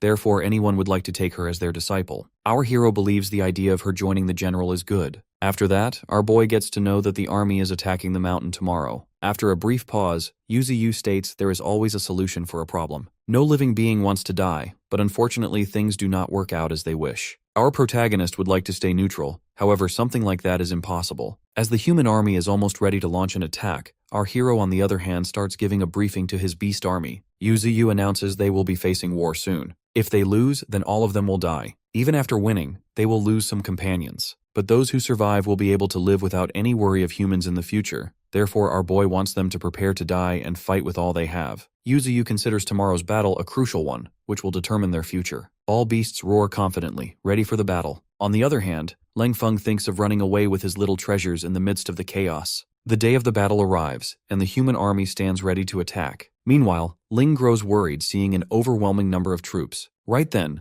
the scared guy approaches and reveals that their combat team is divided into 3 groups. The other 2 groups have massive numbers as well, as a high number of troops has been deployed to surround the hills so no beast can sneak into the city. Suddenly, another fighter comments that deploying 50,000 people is quite unnecessary. However, the scared fighter insists this is necessary because, in the past, he saw a 4th-level mutant antelope wipe out 100 men of a rescue army unit. He presses that if a mere 4th-level beast can cause this much damage, then the beasts in the mountain area can cause unimaginable destruction, as level 4 creatures are just food for them. Therefore, the scared man believes it is a great plan to overwhelm those beasts in numbers. Meanwhile, Ling can only worry about Yuziu. On the other hand, a meeting is underway where the special commander gives a briefing. He has divided the operation into 3 directions. the middle troops are the main attackers, while the left and right forces are in an encircling position. He has planned to use tanks to open the way. After that, the Transcendental troops will act as their main force to surround and neutralize the target. The commander instructs his men to equip themselves with spiritual power devices, which will suppress their spiritual energy and body smell so the beasts will not notice them. The battle begins, and all three forces march forward as they blast their way through. One soldier, however, gets worried that this will cause a wildfire on the mountain, but another explains it is a tactic to lure a large number of beasts to one place. Meanwhile, Lee emerges and advises the soldiers to focus on their work. The soldiers realize it is General Lee, who is one of the strongest generals in the Federation. This single man has the power equivalent to a whole army. The soldiers are stunned as Lee jumps off from a great height. In the meantime, their passage opens up and all soldiers advance forward. But to their surprise, one of the routes belonging to our hero attacks them. Other beasts howl as they emerge along the route. From afar, Ling can see it is a route belonging to our protagonist. Panic erupts among the soldiers as they report to their commander about the sudden appearance of trees and the fog beast. Simultaneously, the commander receives the same report from the right and left wings. The commander grows terrified as soon as he observes the situation from the base camp. On the other hand, Yuziu has decided not to let them into his territory. Right then, the commander demands to know the number of fog beasts and trees before ordering his assistant to send Air Force support to the left and right wings. Meanwhile, highly advanced human machinery fires at the beasts. However, their machinery is soon blocked by the roots of our boy. Next, a number of mutant gorillas appear and start attacking the machinery with huge rocks. With that, the beast army overwhelms the human army in strength. Yuziu is satisfied by the results. However, our hero receives a report that an enemy is nearby, but our protagonist does not care much about it. Somewhere else, army personnel are moving with laser-equipped weapons, and they soon encounter mutated beasts. In the briefing room, the commander reflects that they have a total of 50,000 troops, including 100 tanks, 75 helicopters, 1,000 transcendental soldiers, and 2,000 soldiers in the genetic force. He reminds Lee that their priority is not to eliminate the giant crocodile, but to uncover the organization behind the scenes. Although they have stationed the army away from the foggy area, the beasts are now fighting on the front lines. The commander is certain about one thing: their opponent's leader is quite powerful and possesses the strength of a first-order transcendent or above. With 23 hours and 41 minutes remaining in combat, he wants Lee to make sure to uncover all the mysteries of the mountain in time. Meanwhile, on the left wing, soldiers have a tough time fighting against Thorn. Bai, the white tiger, enters the scene and eliminates the human soldiers. Thorn sits atop the tiger, ordering it to focus on the enemies ahead. Unexpectedly, a bomb falls upon them and blasts. Lengling and her fighting partner Lion appear. Both are from the Transcendental Genetics Department. Lengling confidently predicts eliminating Bai and Thorn with just one punch, but then she realizes that Thorn was mentioned in the mission as well. Lion states that the shells fired just now were specially made to counter mutant beasts, yet he is surprised to see Bai is not affected at all. On the other hand, Lengling plans to catch Thorn to seize some information. With that, Lion decides to take care of the mutant tiger, while he instructs her to deal with Thorn. Somewhere else, Golden Monkey beats up a soldier. Armored Warthog eliminates 3 soldiers simultaneously, while Honey Badger is also busy dealing with the troops. In just a short time, the trio stands tall after defeating a number of soldiers. After a small celebration, Golden Monkey spots a Transcender approaching. Unfortunately, the monkey gets hit by a poisonous lash. That purple-haired Transcender boasts that the creature will die within minutes. Right then, Warthog moves quickly to attack the enemies, but those Transcendents dodge while one female Transcender hits the beast with her hammer. The enemy group contains Thunder Ray, Hammer Girl, and Venomous Scorpion. As the group starts approaching the beast, Badger jumps up to launch an attack. Thunder Ray mocks the creature for its bravery, but little do the enemies know, the Badger unleashes a thunderbolt. All 3 Transcendents get struck by lightning. In this way, the tides of the battle change, and the side of the beasts gets the upper hand. Locusts are arthropods, and there are more than 10,000 known species in the world. Even though one is not harmful to humans, they become overwhelming when they attack in high numbers. No matter how powerful humans are, they will feel overwhelmed. Right now on the battlefield, Golden Monkey is coughing. These monkeys typically have the ability to absorb all beneficial substances from others, a power called extreme absorption. But once toxins enter, extreme absorption rejects the toxic substances as there is no way to purify them. Hence, this makes the primate feel extreme pain. Soon, more soldiers arrive near the trio. They start shooting bullets at them, but they quickly realize they need to switch to special bullets designed for high-level beasts. As Honey Badger and Armored Warthog tackle the enemy, the mutant monkey gets spotted by a new Transcendent. As the monkey is this close to being hit, Warthog comes in and takes the hit instead. Both the monkey and the Badger get teary. Soon the Warthog gets its heart crushed by the Transcendent, and Golden Monkey cries out loud. Meanwhile, Honey Badger receives a powerful blow from another Transcendent as more Transcendents arrive at the scene. The monkey, being in pain, still tries fighting back, but right then, the Badger grabs the primate and retreats. On their way back, the Badger feels sharp pain because it got hit by a Transcendent a couple of minutes ago. Somewhere else, Flash and the Green Mantis break through a number of soldiers as they move ahead. The Mantis reminds Flash to slow down, or else he will be exhausted quickly. However, Flash is filled with rage as he just wants to eliminate every single human. At the same time, on the left wing side, Bai and Thorn are fully exhausted. Lion and Lingling are exhausted as well. Even though Thorn's group has eliminated hundreds of their enemies, more enemy reinforcements arrive. Lion is certain that the Beast group will not last longer, as they now have only one tiger left. He has seen Bai protecting Thorn, therefore he decides to use her as bait. Meanwhile, Thorn clearly sees Bai cannot last long, as the shells have caused the tiger significant damage. She is well aware that if not for the tiger, she would have been caught. Unfortunately, Transcendental reinforcement arrives as well, and their high-level Transcendent Gullah is among them. He mocks Lion for still struggling to fight the tiger. Meanwhile, Thorn is on her edge, wondering how long this battle will last. She is also getting bad vibes from Gullah, as she feels an overwhelming amount of spiritual power coming from him. He orders the troops to continuously attack, as sooner or later the beast side will lose. This time, he orders every single Transcendent to attack at the same time. Thorn's group still keeps resisting, but unfortunately, Lingling throws flash bombs right at Thorn. Then, getting the opportunity, the woman attacks with her claws. The air forces are still active on the front lines. Even though they drop bombs one after another, the roots of Yuziu remain unaffected. Guerrillas keep charging at the soldiers while the Falcons attack the enemy air forces. Meanwhile, our protagonist knows a missile of this caliber cannot penetrate him. Unexpectedly, right in that moment, Lee finally arrives near our boy. On the other hand, Thorn receives a heavy blow. Lingling clearly notes Thorn smells exactly like Ling, which makes her sick. Before she can finish off Thorn, Bai hits her and throws her away. Lying on the ground, Lingling cries out in pain. Meanwhile, Bai surprisingly starts speaking. He instructs Thorn to find our hero. He reminds her that there are many transcendental forces here, and if she does not leave, then everyone will die. However, Thorn protests. Bai then howls loudly, which prompts her to retreat. As she runs away, a couple of Transcendents start chasing her,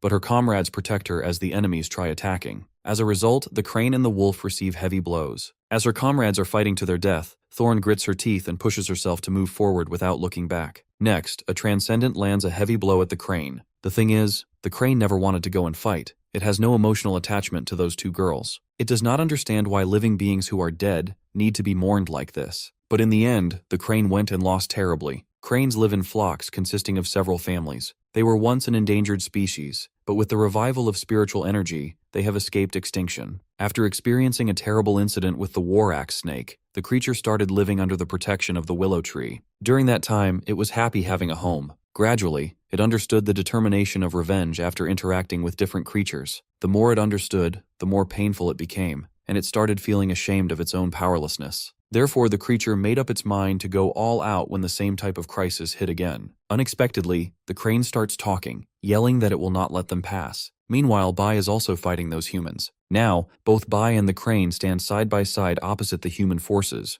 Gullah orders his forces to eliminate the beasts. Bai recalls what Yuziu said to him in the past. Our hero stated he is pursuing greater power. Therefore, he believed that he will never lose in terms of fighting skill. But our boy reminds him that the power of flesh is not everlasting, as physical strengths dissipate over time. So, our protagonist instructed him to work on sharpening his mind. Yuziu wanted Bai to train himself to have the courage to never retreat when facing a powerful opponent, and to have the moral strength to bear every burden. These are the things which will be useful for Bai in the future because Bai is the king of beasts. Later, as Flash finds Bai, he sees the tiger standing on top of dead human bodies. The question is, when exactly do a king's instincts start showing in tigers? Is it from their mother? Or does it come when they achieve their first successful solo hunt? Or is it when they nearly dodge death for the first time and show steadfast bravery? It is none of those. Instead, Bai is still refusing to let go of his pride. Suddenly, the blue ant starts crying as it notices Bai's skin on the right side is completely peeled off. Flash's eyes also fill with tears as his hate for humans increases even more. He cries out in pain, questioning how many important things these humans will take from him. On the other side of the mountains, Honey Badger finally finds a place to take care of Golden Monkey. Unfortunately, they soon hear humans coming their way. Therefore, with a heavy heart, the badger leaves the monkey there and runs off to take care of the humans. On the other hand, the approaching Transcendental group decides to eliminate the badger no matter what, as it is one of their biggest threats. Right from behind, the badger attacks one of the Transcendents. Right then, one Transcendent hits him,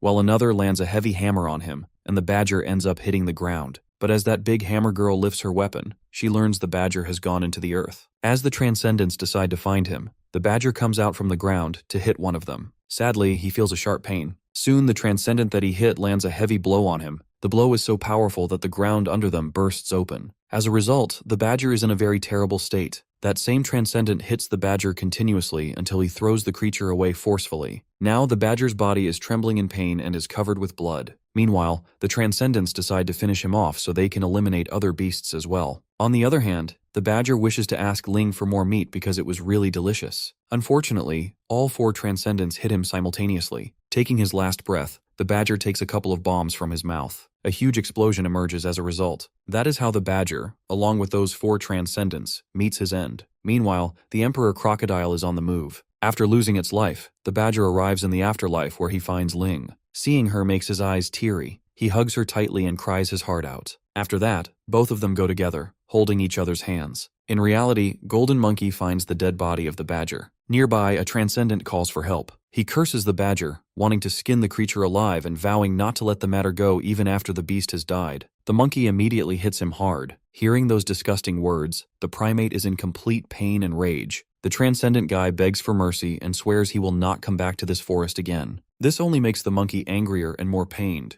Therefore, he starts hitting the man to death. Eliminating that disgusting Transcendent, the monkey carries away the badger's body. On the way back, the wound on his body continuously bleeds. Eventually, he reaches the dead body of Warthog. There, he remembers the time they spent together. Sitting between the dead bodies of his buddies, the monkey also meets the same fate. Meanwhile, on the other side, Thorn is on her way back to find Yuziu. Unexpectedly, she senses Bai approaching her. But as soon as she looks back, she finds Langling wearing the white tiger's skin. The woman disgustedly remarks that the fur feels very warm. Thorn screams in pain as she sends her stems toward Langling. Unfortunately, Langling dodges all of them and directly grabs Thorn. Unexpectedly, a blast erupts, which makes Langling jump back and leaves the skin in Thorn's hand. The blast is the result of Feng and Qingquan. Langling receives a big shock as she learns there are humans who have joined the organization there. However, Gullah decides to capture them to interrogate later. This time, he himself wants to take care of their opponents. On the other hand, Lee and our protagonist are face to face. Lee feels that our boy is the leader here, and Yuziu nods proudly. Lee then thinks that they knew all along that some incredible beasts were in existence, but meeting one in real life feels incredible. He then mentions that he did not expect our hero to admit it directly. He demands to know if our protagonist is behind those fog beasts. Turns out, Lee is an extraordinary second-order transcendent,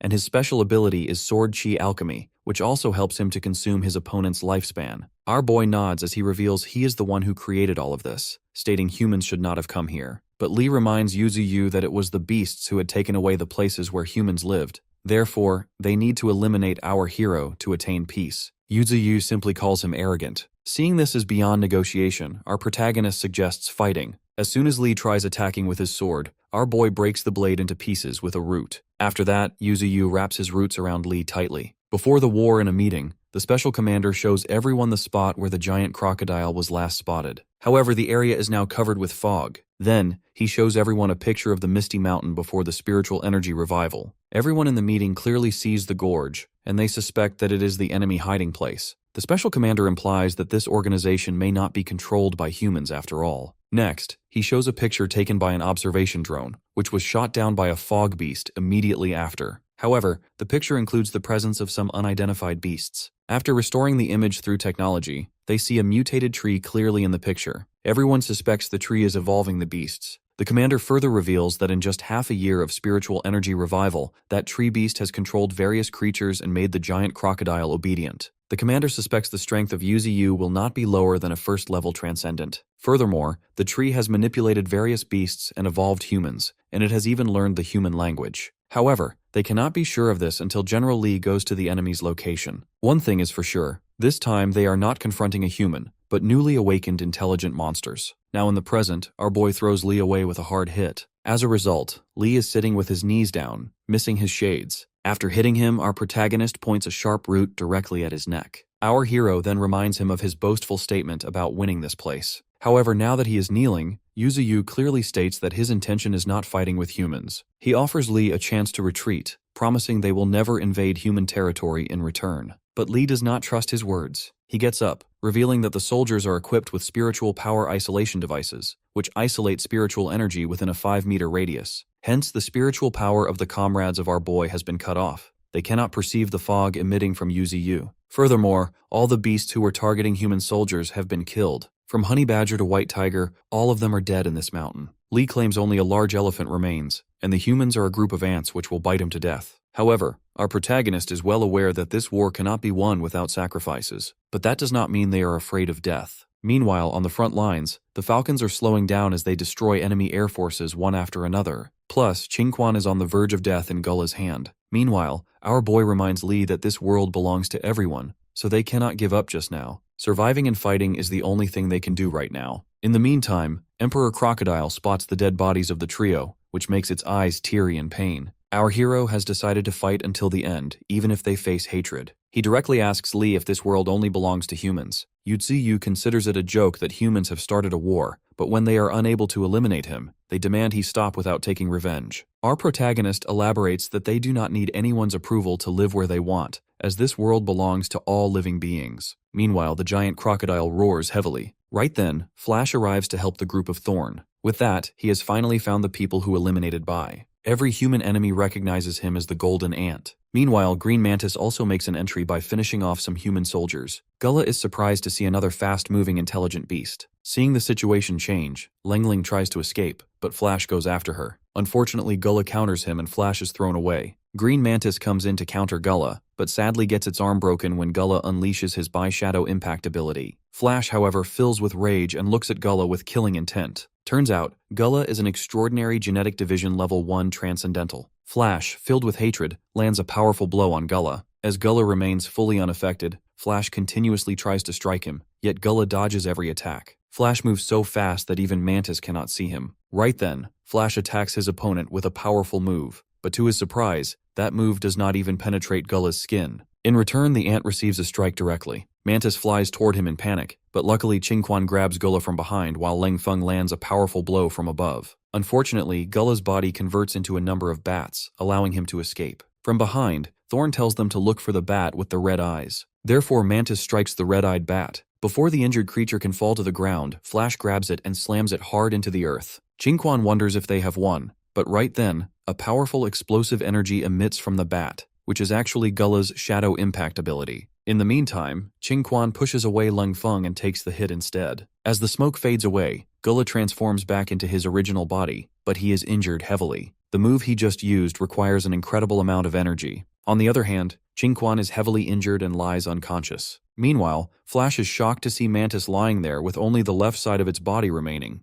The insect sacrificed itself to protect Flash. In the meantime, Gulla approaches Flash to finish him off. However, as soon as he lands his strike, Thorn takes the attack instead. With tears in her eyes, she sadly sacrifices herself to protect her fifth brother. After that, Gulla reveals the war would stop once he reports this to their officials. However, he states he will not report back because he is enjoying the killing so much. He decides to eliminate every single one of them, adding that Qingquan and Thorn were only appetizers. Suddenly, Leng Feng lands a strike on Gulla and yells at Flash to run away with Mantis. Unexpectedly, rats come out of the ground to deal with Gulla. In the meantime, Mantis insists that Flash run away and let the humans kill each other. Flash recalls his past, when all of his fellow ants were massacred. He accepted his fate that he will also die one day because living as an ant means their fate is cheaper than paper. Now in the present, Flash is still determined to fight even knowing he cannot win. However, Mantis grabs him to remind him he stands no chance. Flash gets all teary as he decides to protect this place so they do not die in vain, as he believes there is no difference between dying and running away. Seeing Flash not backing off, Mantis insists he eat it and allow it to be his power. However, Flash grows confused.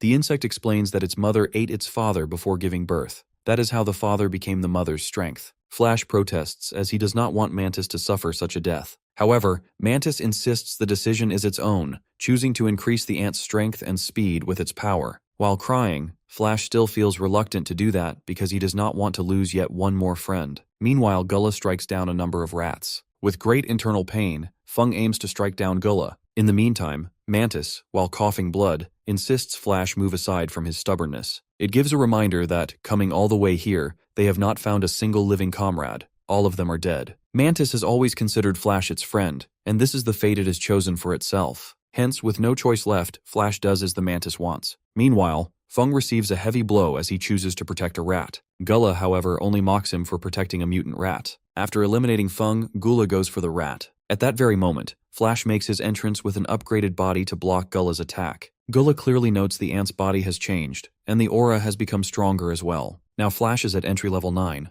This makes Gula think the creature has no chance against a transcendental being of the first level. He remarks that Flash made a stupid decision choosing to stay even when his comrade risked its life for him. But to his surprise, Flash appears behind him with incredible speed. Furthermore, Flash dodges the cloak impact attack. Surprisingly, Flash has collected all of the dead bodies of the rats in an instant and placed them along with Feng. He knows Feng risked his life to save them, even when the human's heart was never truly on the side of their master. Seeing his fallen comrades, Flash decides to avenge them all. On the other hand, Gula swears to make Flash regret living. All of his arrogance shatters when Flash lands a punch at him. As Gula falls back to the ground, Flash tells him to get up because he wants to torture him endlessly. Gula is confused seeing how powerful Flash has become, wondering how even at entry level 9, the ant is able to surpass a first level transcendent. Unexpectedly, Gula transforms again and emits a strong aura. With that, he hits Flash directly. Flash luckily counters the attack, but then his opponent attacks him continuously. Gula is 100% sure that Flash is going to die in his hands, believing strength is more important than speed in a fight. But to his surprise, Flash appears from the smoke to deliver a powerful blow. Flash lands a powerful punch on Gula. Feeling great pain,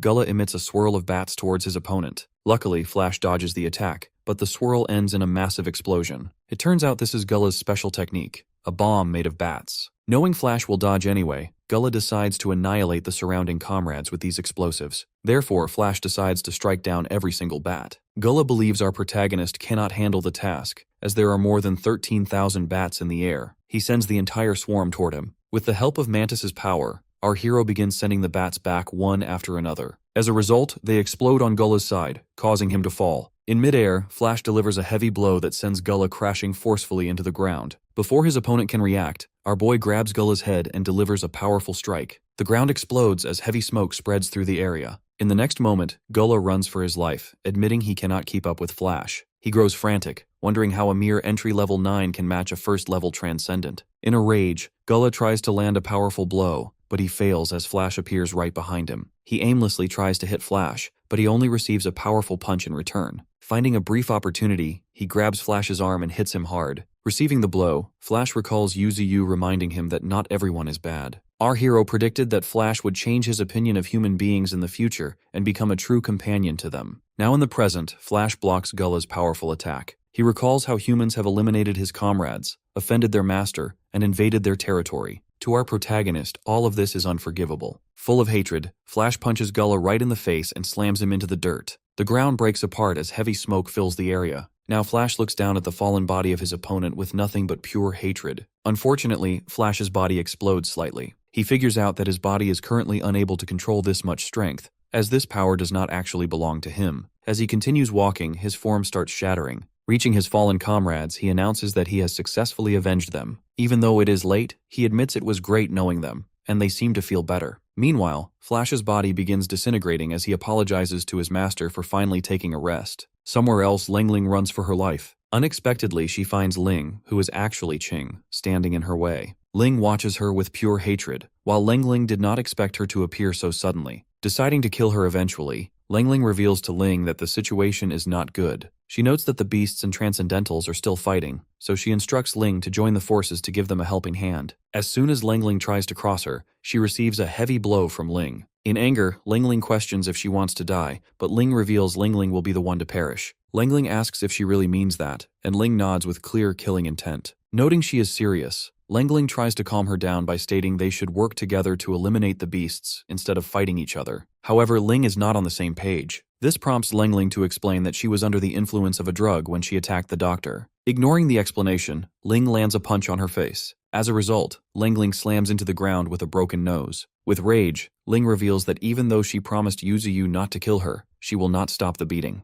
This prompts Lingling to activate her power as she jumps straight at Ling to land an attack. However, Ling lands a punch, unleashing Flame Fist. Lingling is injured badly and hits the ground hard. Next, Ling uses Fire Butterfly to burn her in the flames. Slamming into the ground again, the heavily injured Lengling begs for her life. Ignoring the pleas, Ling summons her sword and pierces through both of Lengling's hands, pinning them to the ground. Deciding not to let her go easily, our hero's disciple lets two wolves deal with her. Lengling goes pale in fear, then starts cursing Ling as she realizes her fate. However, it is too late as the wolves soon begin devouring her. After defeating Lengling, Ling, who is actually Qing, is extremely exhausted. Still, she moves forward to find Yuziu. Meanwhile, on the front lines, the beasts and the human army continue to clash. Every animal and each of the roots belonging to our boy fights through blasts and flames. On the other hand, the special commander orders the deployment of all incendiary bombs. The army fires the bombs toward the animals, injuring many of them along with the roots. However, the roots heal themselves instantly. As a result, the commander orders a continuous bombardment until the roots lose all spiritual power to repair themselves. Furthermore, he notes the roots cannot reach the missile launchers, so the machines begin deploying bombs from a distance. Meanwhile, 3 falcons try to reach the bombing machines, but all 3 are struck down. Unexpectedly, another falcon emerges and destroys a missile truck right behind the human soldiers. Suddenly, the soldiers feel an earthquake. To their surprise, this is actually the work of the Emperor Crocodile, who emerges to attack them. The human soldiers begin shooting continuously at the giant crocodile. Seeing the beast, a lady in the observation room believes that this time they will surely defeat it. Even though the soldiers fire at him, the Emperor Crocodile is not affected at all. Instead, he uses Sonic Blade, blowing away many soldiers and Transcendentals under the impact. The remaining soldiers try their very best to keep the crocodile away from their commander. On the other hand, the commander orders everyone to stand back and instructs the Air Force to fire muscle-paralyzing bombs. Even though the crocodile burns under the bombs, he spots the commander standing in front. Right then, a root belonging to our protagonist destroys the helicopters deploying the bombs. Meanwhile, the crocodile jumps toward the commander. Before he can reach him, a bomb lands right in the beast's eye. A huge blast erupts, but as the smoke clears, the Emperor Crocodile emerges totally fine. Thinking that the commander is the human's master, the crocodile decides to eliminate him to end everything. As he is about to devour the commander, the officer remains determined not to lose and orders his forces to fire everything at the crocodile. In the headquarters, their spiritual missile is ready as humanity's last resort. They plan to use it even if General Li is unable to handle the leader of the beasts. An assistant there informs an official that they haven't received any update from Li for 1 hour. Meanwhile, Li is in a very bad condition. Yuziu, on the other hand, declares that Li can't win against him. However, Li is determined not to back off from this fight. Right then, our boy decides to show his true strength before finishing off Li. The general is clearly in shock as he comes to know that our protagonist wasn't using his full power. Right then, Yuziu screams as he unleashes his full power. Huge spine-like structures start emerging from the ground. Meanwhile, Li can't process how much spiritual power our hero can emit. Next, the powerful roots of Yuziu start destroying the nearby ground with huge force. Li gets frustrated as he admits the tree was very powerful before and is now even stronger. Therefore, he decides to eliminate him no matter the cost, or else he will become a great threat in the future. With no choice left, he swallows a pill. The pill transforms his body. His plan is to destroy the tree before the pill's effect goes away. He vows to destroy our boy even if it costs his life. The system informs our protagonist that his opponent's strength has increased, but his health has gone down. Now Li has reached mid-3rd level spiritual. On the other hand, Yuziu is all fired up for the battle. Furthermore, he is at 2nd level spiritual. Suddenly, he uses his landslide skill, which sends a number of huge spines toward Li. However, Li dodges and moves back. He notes that our hero wants to create distance between them so he can fight a long-range battle. He decides to close the distance. Therefore, while closing the distance, Li slashes through all the hurdles with his cane and reaches near our boy. However, our protagonist counters Li with his branches. Right then, he hits Li with his earth punch. As a result, Li is thrown away. However, he controls himself and slashes through the roots and the spines using his 10,000 swords. As soon as he sends those swords towards Yuziu, our hero counters by lifting his spines with a root. After slamming the spines on the ground, our protagonist sends his willow leaf flying knives towards Li. Meanwhile, Qing is on her way to reach her master. On the other hand, at the president's office, the president receives a report that a giant crocodile has attacked the front line. Furthermore, there is no news about what happened to the commander. Now the director of the supernatural unit has temporarily taken over the commander's position. The president starts to sweat as he asks if the spiritual missile is ready yet. His assistant reveals it is fully ready, and they are planning to use it after General Li escapes. However, they have lost contact with him since he stepped into the mountain.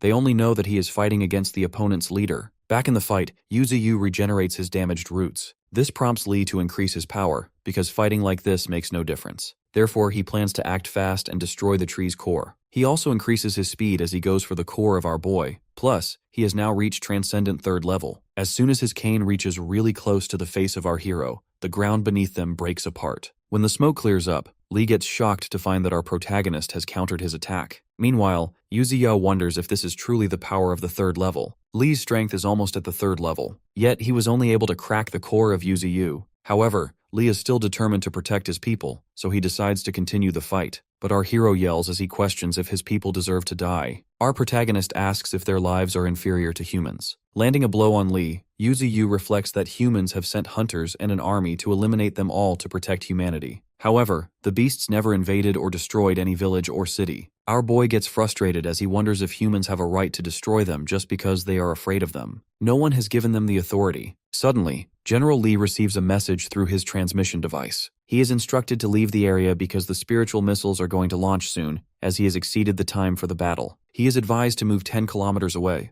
However, Lee refuses. He admits that being a 3rd stage transcendent is not enough for a 2nd level beast, but he decides to defeat it. On the other hand, Lao Zhao reminds him he is needed for other important things. Therefore, they can't afford to lose him. Lao orders him to come back. With no other option, Lee decides not to continue the fight. He reveals to our protagonist the truth about the spiritual missile which is coming there. It will destroy the whole place, and this is a destruction which can't be stopped no matter what. Lee reveals his mission was to find the mastermind behind the scenes and eliminate them to take control of the mountains. However, the time limit to defeat him was 60 minutes. The thing is, if a beast cannot be defeated by a top-level transcendent within 1 hour, his side will be defeated due to exhaustion. Also, they didn't want to use that spiritual missile as well. The spiritual power of that missile is close to 1 million. Even though its radiation is not as strong as nuclear weapons, the affected area eventually will become an extinction zone. It was originally made to expand the area for human activities, but now they themselves will suffer losses in this process. The missile is their last resort. Meanwhile, the spiritual missile is launched, and Lee starts moving away. He yells that immobility is the biggest failure of Yuziu. The missile is on its way toward the mountain. Meanwhile, our hero yells for his roots to come back. Therefore, all the roots from the front line start moving back. The missile unfortunately reaches really close to our protagonist. Determined not to die, Yuziu gathers all of his roots to make a shield for himself. Sadly, the missile pierces through his roots and damages his core as well. Roots get destroyed completely, and the ground beneath him also tears apart. Passing through his core, the missile goes straight underneath him. As the missile explodes, the ground breaks apart. Meanwhile, our boy recalls the faces of his comrades and plans not to let them die. Our hero cries as he wishes for everyone to survive together. But unfortunately, as the missile explodes, the entire mountain, including Yuziu, gets destroyed. The mountain area is severely damaged, and the destruction is clearly visible from the front line. Meanwhile, the president receives a report that the missile hit the target, and the mission is successful. In the mountain area, Lee coughs up blood, feeling highly exhausted. Right then, a transcendental group arrives to help him. They inform Lee that the military has started retreating, and explain that the army was fighting the remaining beasts. The soldiers eliminated any creatures in their way and fled from those that were too powerful. However, the giant crocodile caused them great loss, destroying almost every tank and helicopter. Furthermore, it eliminated thousands of soldiers along with the commanding officer. Luckily, the creature was finally taken down by thousands of missiles. Now the mastermind has also been destroyed by Lee in the final missile strike. Because of this, there are no powerful beasts left in the mountains, and the spiritual energy in the area drops from 300,000 to 1,000. Suddenly, Ching emerges from the smoke, looking at the group with murderous intent. She cries in pain because she cannot sense the presence of Yuziu at all. Lee and the group grow confused listening to her statement. Ching activates her spirit as she considers Lee the culprit. Right then, a fellow Transcendental yells at her to retract her spiritual energy, but she slams him hard. She reveals that the tree they destroyed was actually our boy. The scared Transcendental reacts sharply as he learns she was the traitor in the army, but Ching effortlessly eliminates him with her centipede. Lee is shocked as he figures out that the centipede was absorbed by her after all. When the remaining Transcendentals plan to attack her together, Lee stops them because he decides to deal with her alone. At that moment, Ching gives him a heavy blow. Unfortunately, it has no effect on Lee. He feels betrayed as he never hoped for her to be the person he was looking for. He feels heartbroken because she was such a promising person. Ignoring him, she activates the Spiritual Empress ability. However, Lee reminds her that she cannot defeat a 3rd-level Transcendental while being only a 1st level. Both of their attacks clash, covering the area in heavy smoke. After the exchange, Lee stands tall, while Ching is heavily injured. General Lee demands she stop the fight because she will die if she continues. However, she looks at him with a deadly stare. When Ching begins activating another ability, Lee lands a strike to stop her. He decides he will raise her like his own daughter, but only if she stops and joins his side. Naturally, she furiously shuts him up. Anger fills Lee as he aims his sword toward her. Out of nowhere, 2 beast wolves appear and bite him. Going into a dark space, Yuziu notes everyone has died, including White Tiger, Baldhead, Monkey, Boar, and Dazzle. This loss makes our protagonist feel alone again. However, he hears Qing's voice calling him her dad. Listening to her voice burns something inside our hero. Meanwhile, on the battleground, Lee is being bitten by the wolves. Sadly, he strikes them with his blade, and as a result, the wolves die. Qing screams in pain as she recalls the faces of her comrades and master. On the other hand, Lee can feel how much his body is getting weaker. Next, Qing yells at her enemies to make them realize how they just erase something when they cannot find a solution to a problem. In great pain, she wonders why they always solve everything with war. Her tears cover her face as she wonders if the beast's only fault is that they are living. However, Lee does not back off. He states that those creatures only know how to speak human language and do not act like humans do. He believes there is no guarantee whether or not they will attack cities. Even if there is a tiny bit of danger, they cannot let it happen. Lee considers his side as not doing anything wrong. Therefore, he gathers his energy to make Qing accompany the dead beasts. But before he can land his attack, Yuziu emerges out of nowhere. Everyone is shocked. His body is in a completely different shape, and he can move freely. Our protagonist completely destroys the ground beneath them, appearing heavily in rage. On the other hand, Qing realizes it is indeed her master. Yu only demands the Transcendentals stay away from Qing. Chaos spreads in the area, and Lee is super pissed seeing our hero alive. The system notifies that our boy's branches and 9 tree roots are damaged. Furthermore, his regeneration ability has totally stopped. He has only 10 minutes left before the system collapses. The fight between the Transcendentals and Yuziu begins. However, Lee tries to stop them because they are no match for our tree. In full rage, Yuziu plans not to leave a single one of them alive. Therefore, he uses his roots in great pain to eliminate the humans. Fire erupts in the area as dead bodies fall down. Meanwhile, Lee, with 57 minutes of longevity, comes forward to this battle for good. On the other hand, our hero's longevity is only 9 minutes and 10 seconds. General Lee strikes directly into the core of Yuziu. He believes that our protagonist does not have the power to defeat him due to the effects of the missile. But to his surprise, our boy delivers a heavy blow and grabs Lee tightly with a root. Wielding immense power, our hero yells that they will live here. With that, he jumps off and marches toward a new destination while holding Lee as a hostage. Despite being in great pain, Lee figures out exactly where he is going. Meanwhile, at the front line, all the beasts are dead along with the Emperor Crocodile. On the other hand, the Transcendental team is left with only 30 people. The new commanding officer orders a count of the surviving people and bullets. His plan is to clean up the mountain as soon as possible so he can receive all the credit. He orders his soldiers to head into the mountain to finish off any remaining beasts. Unexpectedly, a root belonging to Yuziu appears and destroys the path in front of them. Our protagonist appears right in front of the military. In a great rage, he begins eliminating the human fighters, and even their remaining tanks are destroyed. Meanwhile, the Transcendentals figure out that they are no match against our hero, so they decide to retreat. But before they can, our boy eliminates them instantly. Grabbing huge pieces of the ground, Yuziu demands that they leave their territory forever and never come back. He yells that they shall never step into their territory again. With that, he continues destroying the area to eliminate his enemies. The impact is so strong that even Qing, standing far away, can observe the ground breaking apart beneath her. In the next moment, Yuziu holds Lee high. That scene is clearly visible on the monitors back in the headquarters. The people there soon learn that all of their fighters have been wiped out. After destroying the last filming drone, Yuziu stands tall as the winner of this battle. Qing stands next to him. He advises her to go away, as her identity has been erased and no one remains who knows her. On the other hand, Qing cries because she does not want to leave him. After a brief pause, our boy finally reveals to her that he was originally a human being. Plus, he reveals that she has the soul of Xiaoqing, but her body belongs to Xiaoling. The two of them were sisters. Ling died in a disaster, but Qing survived by using her sister's body. Our hero states that his heart aches when he thinks of when they were alive, and he regrets not saving the two of them. But now he wants her to return to the humans. Furthermore, they are the ones who won the war. As Yuziu starts to disappear, he advises Qing to carry on her life with confidence. With a weak voice, he shows regret for not being able to keep the promise he made to everyone. With that, sadly, our protagonist completely disappears in midair. On the other hand, the president is in complete shock as he receives the report that 50,000 fighters were wiped out, except for Xiaoqing. Plus, all the beasts have been eliminated as well. Somewhere deep in the ocean, a baleen whale of the Transcendental First Order and a killer whale king of the Transcendental Fifth Order move freely through the water. In a dark space, the system faintly gives a reminder that it is severely damaged. However, it starts backing up. Surprisingly, the system activates, and our boy seems to be present there as well. When he opens his eyes, he is startled to see himself alive, though he cannot see anything because it is pitch black.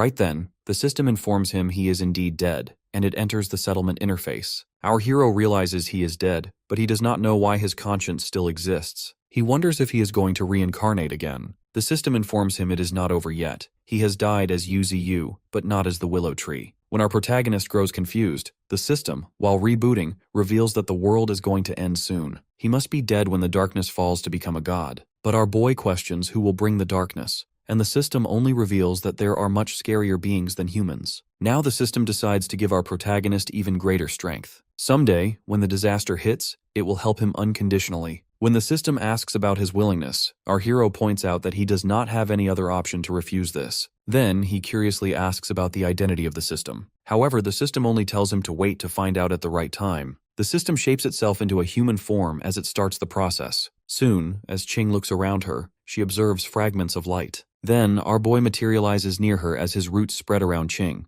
Meanwhile, Yuziu grabs every dead body of his comrades with his roots. Soon, light emerges from his body along with his red roots. Being held by the root of Yuziu, Ching holds the core of our protagonist as she gets closer to his central body. She hopes for everyone to live together. A strong laugh emerges as soon as the core of our hero is placed inside his body. The body regains its energy back as the roots go into the ground. As a result, the leaves and stems of our boy grow up instantly. As he uses a willow leaf knife, the strike cracks the space and destroys a moving satellite completely. Meanwhile, the body of Ching begins to heal. Plus, all the dead bodies of the comrades of Yuziu light up. Eventually, everyone opens their eyes as they get a revival. Everyone stands confidently with full strength, but soon some of them get confused to see themselves alive. Flash and Mantis also wonder how they are alive since their bodies were reduced to nothing. Thorn and Lingfeng hug others emotionally. Soon they grow confused to see Ching standing ahead. Our hero finally opens his eyes as he announces they have won the battle. Everyone roars confidently in return. Next, our boy admits his mistake for remaining neutral to avoid war.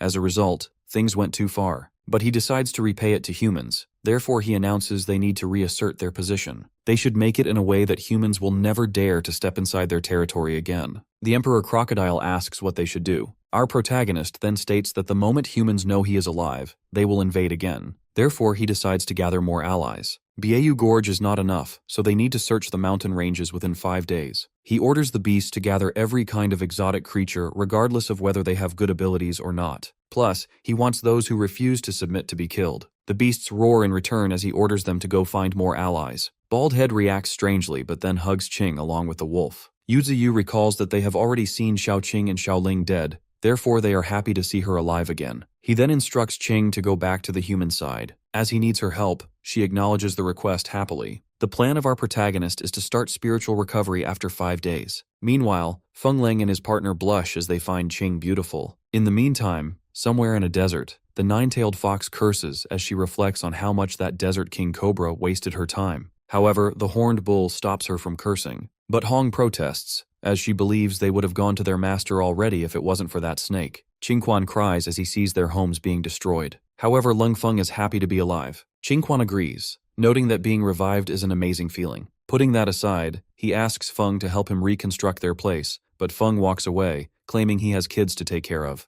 On the other hand, Yuziu notes that rank 2 tree roots have spread all over the underground, reaching a few hundred meters deep. Now half of the mountain is filled with the roots of our protagonist. After the revival, the growth speed of his 9 roots is much faster, and he can feel himself getting stronger. Our hero chuckles as he feels more powerful. He summons the status window of his mutated roots, which explains that they have reached the peak of rank 1 Transcend. The roots can turn enemies into nutrients and extract spiritual energy for his own use. Yuziu gets interested in trying this on someone. Seeing Baldhead sleeping nearby, our boy absorbs energy from him. As a result, he obtains 3,000 spiritual energy. Seeing this, our protagonist thinks he can use this ability in battle to absorb enemies and replenish his spiritual energy. He admits that the war with humans was not meaningless after all. With that, he decides to upgrade his life force talent. He has 3 options and chooses Strengthen Regeneration ability. With this, even if the entire body of our hero is destroyed, he will slowly recover, even if it takes months or years. While upgrading his abilities, our boy starts to wonder who revived him and what the darkness mentioned by the system truly is. Later in the evening, Ching arrives at the second military area. Guards there recognize her but are shocked to see her alive. Inside, she takes a shower and freshens up.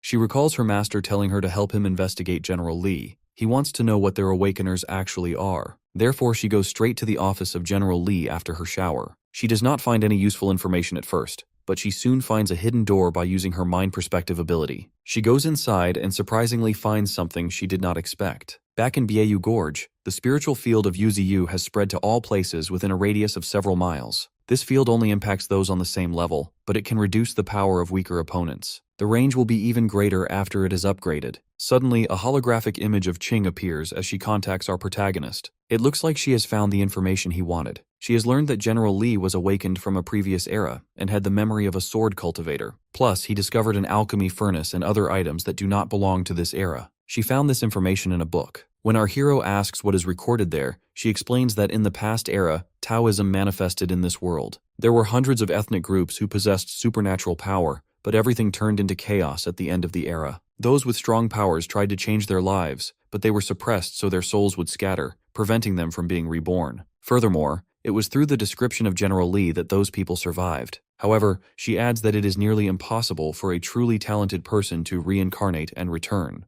Our protagonist makes a point that due to the arrival of spiritual energy, all of that past disappeared, and their fall became a legend. Qing adds that after this loss and the arrival of spiritual energy, they will not come back in a short period of time. Even though Li is dead, his 8 disciples still exist, and there is a high chance they will split the forces. Believing that humans should not be underestimated, Qing decides to reach the highest position of federal authority to gain power. She is determined to not let those humans become obstacles for our boy, ensuring the same tragedy never happens again. At Raya Mountain, Flash arrives at a red ant colony. He offers them a chance to become stronger, only if they come with him. However, one of the red ants attacks, but Flash counters the attack effortlessly. As a result, the red ant collapses on the ground. Flash straightforwardly mentions that they have to die if they do not surrender. He asks the fallen red ant if it wants to live or die. Unexpectedly, the red ant leader emerges, who is way bigger in size. Elsewhere, the monkey has gone to a tribe of apes and stands with full determination. The ape tribe leader is also present there. All across the mountain, the comrades of Yuziu are on the move to gather as many allies as they can, subjugating other beasts. On the other hand, the green mantis goes back to his mother. He informs her that they have just finished the war with humans and need power to expand. Back at Beiyu Gorge, our boy notes that the flower bloomed again after being evolved to rank 3. But then, he does not know to whom he can give his flowers,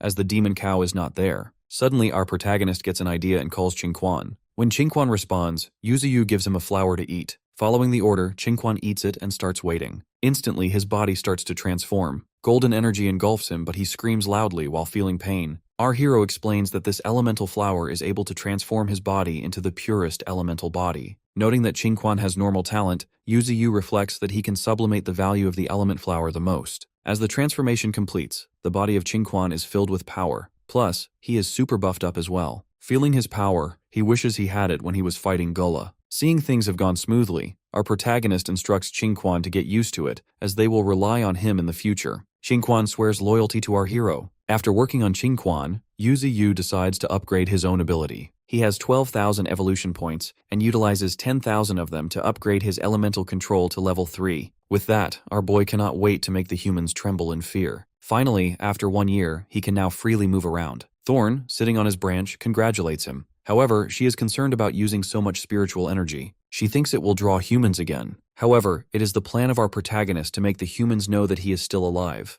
Turns out, he has decided to declare their position in front of all humans. Plus, this time, our protagonist has more allies, as his loyal comrades have gathered several kinds of beasts from around the mountain ranges. All of them are standing with loyalty and aggression. Our tree announces that they will now gain a huge force of combat ability. Thorn swears her loyalty toward Yuziu. Noticing that she is still at level 6, our hero decides to help her break through. Therefore, he gives her his life essence. Being on a transcendent 3rd level, the concentration of the life essence has been increased 10 times. Noting that Thorn has half of the plant attributes and possesses the same origin as him, our protagonist believes that she will absorb the life essence more effectively. After absorption, Thorn reaches grade 9, and her Seed of Vitality ability goes to level 3. Turns out, the skill obtained from the Crimson Flora has been infused with her. This ability will upgrade as her power improves. She can even create a forest in an instant, meaning she can easily destroy a city with this power. Our boy instantly orders Thorn to gather more allies. Somewhere in the mountain ranges, the Emperor Crocodile is busy fighting a transcendent being. On the other hand, the mutated crane fights elsewhere against another mutated bird.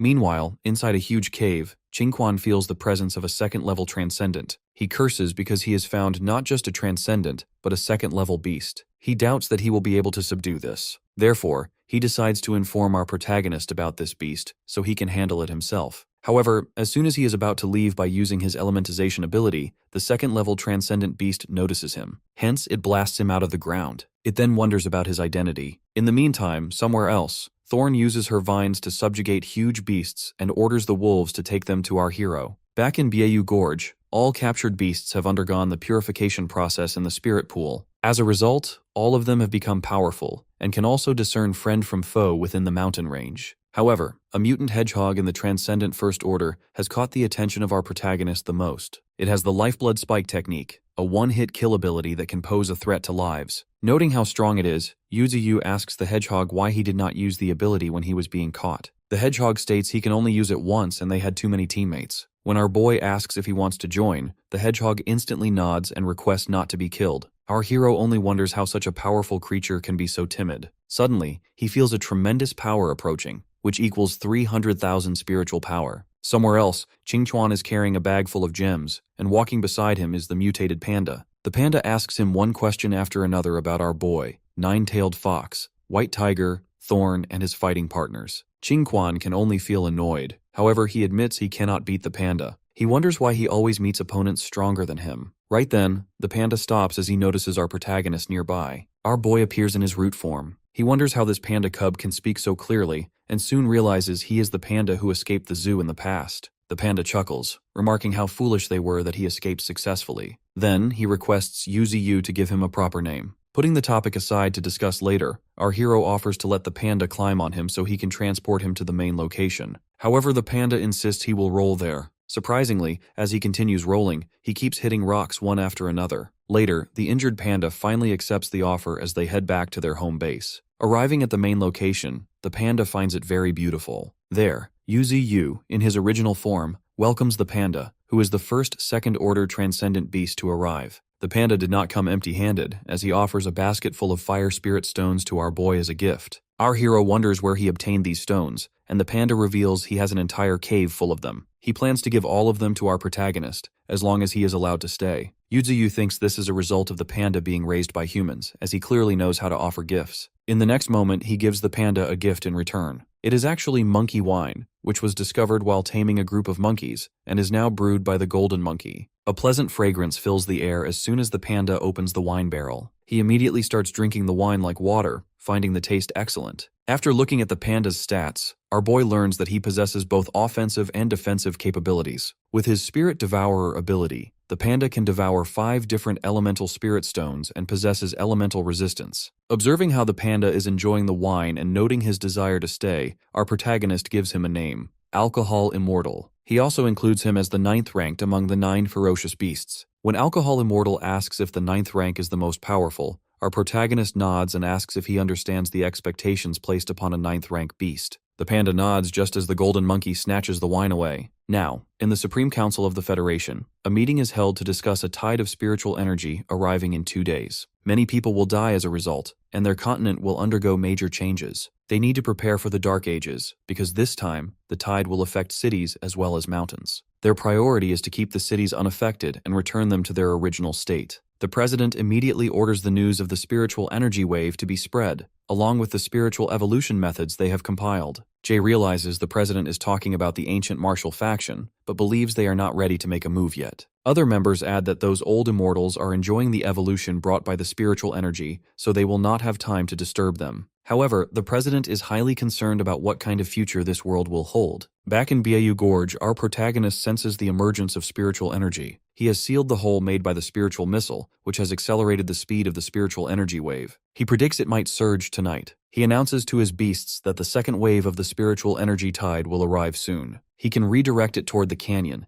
but his main concern is whether they can withstand the absorption of the energy. If they cannot, they will be blown away. Therefore, he instructs those who lack confidence to stand back. However, all the beasts roar in confidence. With that, the spiritual energy absorption begins. The body of Yuziu lights up brightly, and the other animals start feeling their power continuously increase. Unfortunately, one wolf's body blows up. Therefore, our hero again reminds them to step back if they cannot withstand it. Unexpectedly, Baldhead and the White Tiger start breaking through. The White Tiger grows wings, while the volume of hair on Baldhead increases. Now both of them have reached the Transcendent First Order. In the next 48 hours, both of their powers will increase. Relying on the spiritual energy wave, a herd of beasts comes running toward the location of our boy. Our protagonist remembers when he was just a small tree and was only able to gather 149 evolution points. While moving his roots, our hero wonders how many points he will gather this time. 1,000, 10,000, or perhaps 1,000,000. At the headquarters, they detect 800,000 spiritual energy coming from Bayou Gorge. Everyone there panics as they wonder the reason behind it. They wonder if the demon tree was not destroyed after all. They try seeing the situation through the Bayou Gorge satellite, but one female worker reports they have lost contact with it. The supervisor gets frustrated and wonders how they can fight back. Turns out the spiritual missile not only failed to kill the demon tree, but has made it more powerful. Back in Bayou Gorge, our protagonist has gathered 720,000 evolutionary points. He never expected this spirit energy wave to create such a large number of transcendent first-order beasts. It would be difficult for him to counter them if he had not reached the transcendent third order, especially the two beasts he has captured. One is an ancient behemoth woolly mammoth, and the other is an ancient behemoth dinosaur. It is unbelievable that even an ancient dominator dinosaur has awakened. At this pace, the number of ferocious beasts will only increase.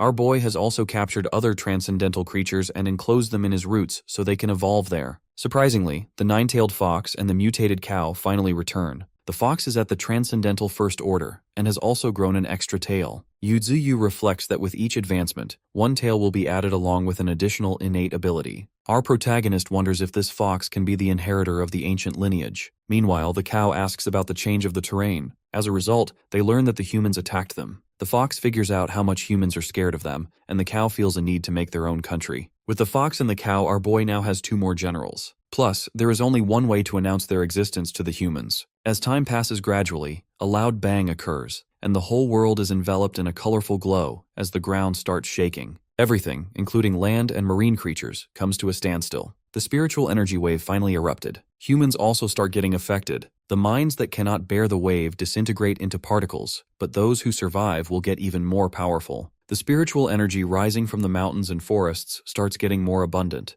Bayou Gorge experiences this first. Additionally, due to the presence of our boy, the concentration of the spiritual energy in that area has become more exaggerated. All creatures there absorb the energy with full focus. On the other hand, the beasts in the world which cannot bear the spiritual energy absorption start running away toward areas with less spiritual energy. Meanwhile, at the entrance of Bark City, soldiers are stationed to counter a wave of mutated animals and stop them from entering the city. They fire heavily toward the animals. However, a giant mutated elephant breaks through their defense wall. In Ghazi City, roads are filled with human dead bodies as wolves howl while standing on them. Likewise, Bangor City is invaded by a swarm of mutated bees. In Yasuo City, different types of mutated animals lurk. They soon receive destructive bombs from the sky. In the headquarters, a female worker reports that 80% of the beasts have been eradicated in Yasuo City. Additionally, 5 more cities are under attack. In a panic, they wonder if they should use nuclear weapons. Meanwhile, a vlogger enters Bayou Gorge and witnesses the huge shadow of our boy. The body of Yuziu is now transformed into a blue, glowing form. He observes the distant lights coming from human cities, which are probably 200 to 300 kilometers away. Meanwhile, people at the headquarters observe the evolved form of our protagonist. In the past, they deployed a large number of fighters and weapons, but those efforts only made the beasts in Bayou Gorge stronger. Now, however, their leader is no longer concealing his power. In a meeting, the female supervisor reports that the spiritual energy of our boy has reached around 1.8 million.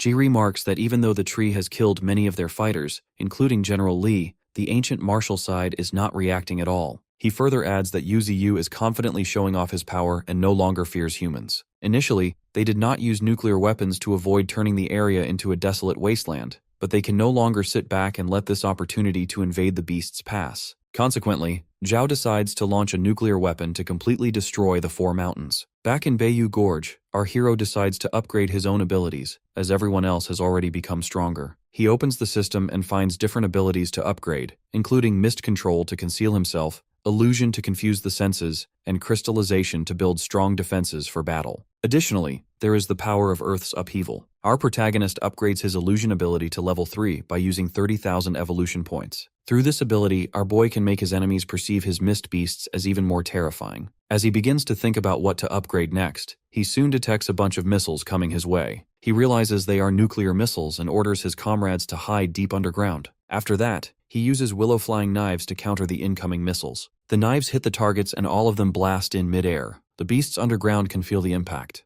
Unexpectedly, our hero does not feel safe, as he soon sees an intercontinental missile approaching. Turns out, that is the specific missile sent to destroy him. Sadly, the missile hits its target, and humans watch the footage in the headquarters. As they observe the huge blast of their nuclear weapon, they believe they have successfully erased their target. However, before they can inform their prime minister, they see that our protagonist has saved himself by forming a shield around his body. Everyone in the headquarters is in complete disbelief, and sweat starts running down Zhao's face. Meanwhile, our hero reacts sharply as he shakes the surface of the earth with incredible force. The turmoil even reaches human cities. Back in Bayou Gorge, our boy stands on a completely destroyed surface. It turns out he used his crystallization ability to resist the impact of the nuclear missile. Not only did it withstand the blast, but it also held up against the intense heat, though he can still feel a burning sensation. Suddenly, the holographic figure of Qing appears. She is worried about her master, but she realizes our hero has decided to pay the humans back. The human soldiers are firing at the beasts aggressively from the city wall. Their priority is to not let those creatures step inside the fortifications. However, a herd of mutant bee swarms knocks down all the soldiers beneath the wall, which helps other beasts make their way in. A Transcendental emerges and starts eliminating those beasts who have stepped inside. This man is Mr. Li, and he orders the others to focus on the outside while he takes care of the interior. Turns out, the earthquake they witnessed a short while ago has made cracks in their walls, and their defenses have weakened. Soldiers continue firing toward the beasts, but there are way too many for them to handle. Their objective is to eliminate all beasts to save their city. Meanwhile, Mr. Li struggles to keep up the fight as there are too many level 8 creatures around. Just then, another earthquake comes. Surprisingly, all the mutated animals start to leave. The human army grows confused but is happy to have survived. To their surprise, however, heavy mists start coming their way.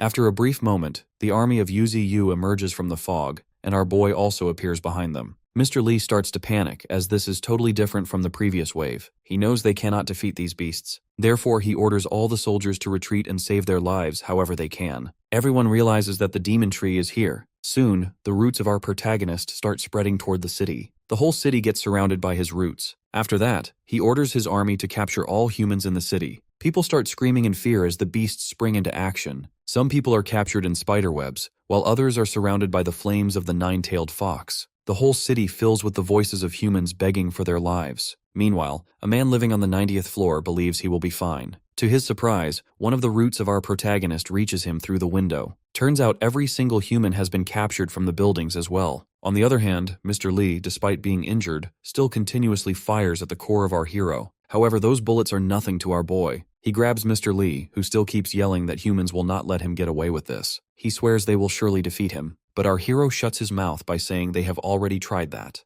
Mr. Li goes pale as he mutters his agreement with that statement. With a firm voice, Yuziu gives Mr. Li a reminder that humans do not have any right to decide the life and destiny of this planet. The city is filled with fresh fruits and bakery items, which leaves the apes and Qingquan amazed. Meanwhile, Thorn finds a clothing store to collect beautiful clothes for herself. Up in the air, the holographic figure of Qing appears to ask about the next move of Yuziu. Our protagonist plans to wait for the Federation to negotiate. Qing elaborates that the Misty Mountains are situated to the northwest of the Federation, making the area easy to defend but difficult to attack. She notes that if the Federation launches a strong assault, they will face significant difficulties. When our hero raises a piece of concrete, she begins explaining her strategy. She suggests making boundaries with Qinfeng City as the dividing line, then claiming the northern regions up to the Great River Basin and the desert as their territory. She suggests managing these rear areas properly so our boy can reign over a thriving domain. Therefore, even when the thick fog rises again, humans will not dare to attack Yuziu, who is not even afraid of nuclear weapons. Qing believes that as long as her master does not continue the attack, the Federation will not disturb him anymore. With amusement, our hero gives a thumbs up, but he still decides to act evil. However, the next step depends on Mr. Li, who is heading toward the Federation. Actually, our protagonist instructed him to tell the Federation to hand over the person who planned the nuclear strike on Bayou Gorge. Otherwise, the lives of the people in Maple City will disappear. But Qingquan doubts if the Federation will ever hand over that person to her master. What our boy wants is not just that individual, he wants a settlement. If they exchange people for the sake of the city, it will be the first time they have lowered their heads to the beasts. He believes this will be enough to bring down the prestige of the Federation. If they abandon their own people, they will be committing a great crime and end up living miserably while every person curses them. Regardless of what the Federation chooses, they will lose face. Meanwhile, on the other side of the ocean in Sakura's country, two giant beasts meet, one from the ground and the other from the deep sea. Furthermore, the fierce wolf of the grasslands, the Forbidden Zone white giant rhinoceros, and the king of the underground giant rat plan to join forces to attack our hero in the future. Back in Maple City, our protagonist now has a total of 1.6 million evolution points. He believes the city will be good for harvesting more. He summons the mutated mammoth and the mutated tyrant dragon, both of which are massive creatures with dinosaur-like features. He decides to give them his life essence to confirm their status. He names the mammoth Glacier, making it his 7th beast, while the tyrant dragon is named King Joe, our boy's 8th beast. After receiving the life essence, Glacier is now at the Transcendent First Order, while King Joe has reached the entry-level 9th grade. With this, Yuziu finally has all of his 9 fierce beasts. Meanwhile, in the federal office, officials sit in a meeting room with intense emotions. They never thought the demon tree would actually move, let alone lead a group of even stronger beasts to attack human cities. When the Prime Minister asks about Mr. Lee, he learns the man is severely injured and has been unconscious for 3 days. Another official points out that while the demon tree captured the city, it has not slaughtered a single human, only taking them hostage. The fact that the tree is threatening them to hand over one person makes it seem like a human being. The Prime Minister is conflicted about whether to hand over the man. Zhao begins speaking. Since he was the one who suggested the nuclear strike, he insists he should go. He argues they cannot put thousands of lives at stake. The Prime Minister reminds him he will die, but Zhao declares he is not afraid. He has many doubts and wants to ask our protagonist questions himself. Soon, the Federation representatives reach our boy. It is the first time Zhao sees our hero with his own eyes. Finally, the wait is over as the commander of the Federation arrives. Our protagonist opens his door for him to enter. That white-haired commander has evolved to the peak of the Transcendental First Stage due to the spiritual wave, which is why he believes he can risk his life to defeat the demon tree. But as soon as he steps inside, the army of beasts roars at him heavily. The commander instantly feels terrified when he sees the mutated cow standing in front of him. The commander starts to stutter as he reminds the cow that they are there for negotiations. The cow tells him to follow, which leaves the commander in shock. As he keeps walking in, he witnesses the 9-tailed fox looking at him with killing intent. On their way, monkeys, mutated birds, and all sorts of beasts continuously roar at him and at General Zhao's car. The mutated spider, green mantis, glacier, and the snakes all watch the humans with murderous eyes. Ultimately, they reach the space right in front of our protagonist. Zhao steps outside with the other Transcendents. He feels the intense aura of our boy and realizes that this is indeed the being General Lee fought against. General Zhao announces his name to the citizens, causing everyone to start begging him to help their families. Then, Zhou reveals to our hero that he is the one behind the use of the nuclear weapons. He demands Yuziu release the citizens now that he has arrived. However, our hero asks if Zhao is ordering him. This triggers the beast army to roar again, filling the area with intimidating voices. The Transcendents wonder if the beasts are going to use violence. Meanwhile, the commander notes how many terrifying creatures are present. Even the weakest among them are at rank 6. He especially notices how King Zhou is watching them continuously. If it were not for the Tree Master, the beast would have devoured them by now. The commander curses as he realizes that if they provoke our boy, they will be as good as dead. Composing himself, General Zhao begs our protagonist to spare the citizens because they are innocent. But Yuziu simply asks how things have escalated to this point. He does not care who the mastermind is, nor does he care if they continue the war. However, he warns that if they show themselves in front of him again, he will make sure everyone knows who he really is. Our protagonist promises to make them see nothing but rivers of blood. The live footage of our hero is being watched back at the headquarters as well. Next, our protagonist decides to let the civilians go, though the humans must send someone to collect them all. He declares that from now on, Maple City will be part of the Mist Nation, and any human who steps inside will die. With that, the live footage comes to an end. The officials clearly feel those words were directed at them. They note that not only ancient mammoths but even dinosaurs are under the control of our boy. They admit they can no longer win a war against them. On the other hand, the Prime Minister orders General Zhao to temporarily refrain from taking action. He reminds Zhao that there is a wolf tide in the plateau and sea creatures surrounding the coast, all while the Mist Nation sits inland. Their nation is surrounded on all sides. He thinks that, at the very least, they can still negotiate with the tree since they cannot afford to lose. Finally, Yuziu is happy to see everything being settled. Our protagonist believes no humans will annoy them in the future. He then hands the city over to the monkey group so they can guard it properly. After that, Qingquan reveals he has gathered all the supplies, though many more remain unmoved. However, Yuziu instructs him to leave the rest for another day, as he wants to return to Bayou Gorge today. With the supplies in hand, the beast army starts marching back to the mountains. Yu finally returns to the mountains. However, the area has become barren due to the effects of the nuclear bomb. Luckily, this isn't a problem for our protagonist. Our hero starts spreading his roots and using his life force on the entire area, returning the mountain to its original state. Right then, Thorn, accompanied by the white tiger and the crane, comes to greet our boy. Surprisingly, she has something to tell our tree. She reveals that both the white tiger and the white crane have learned how to speak, which leaves our hero stunned with happiness. When Thorn tells them to speak, both of them repeat sentences they used during the war at Bayou Gorge. It sounds very strange to our hero. When Thorn insists they say more, the crane states it won't let them go. However, the more our protagonist listens, the weirder it sounds. He soon figures out these sentences are the only ones they know. As both the tiger and the crane continue to repeat war slogans, Yuziu only develops a headache. Thinking of a way to test them, our hero calls the white crane. He mocks it for being as foolish as the tiger and states that the crane rarely has any presence. He claims that if the crane ever ran away, our boy wouldn't even notice.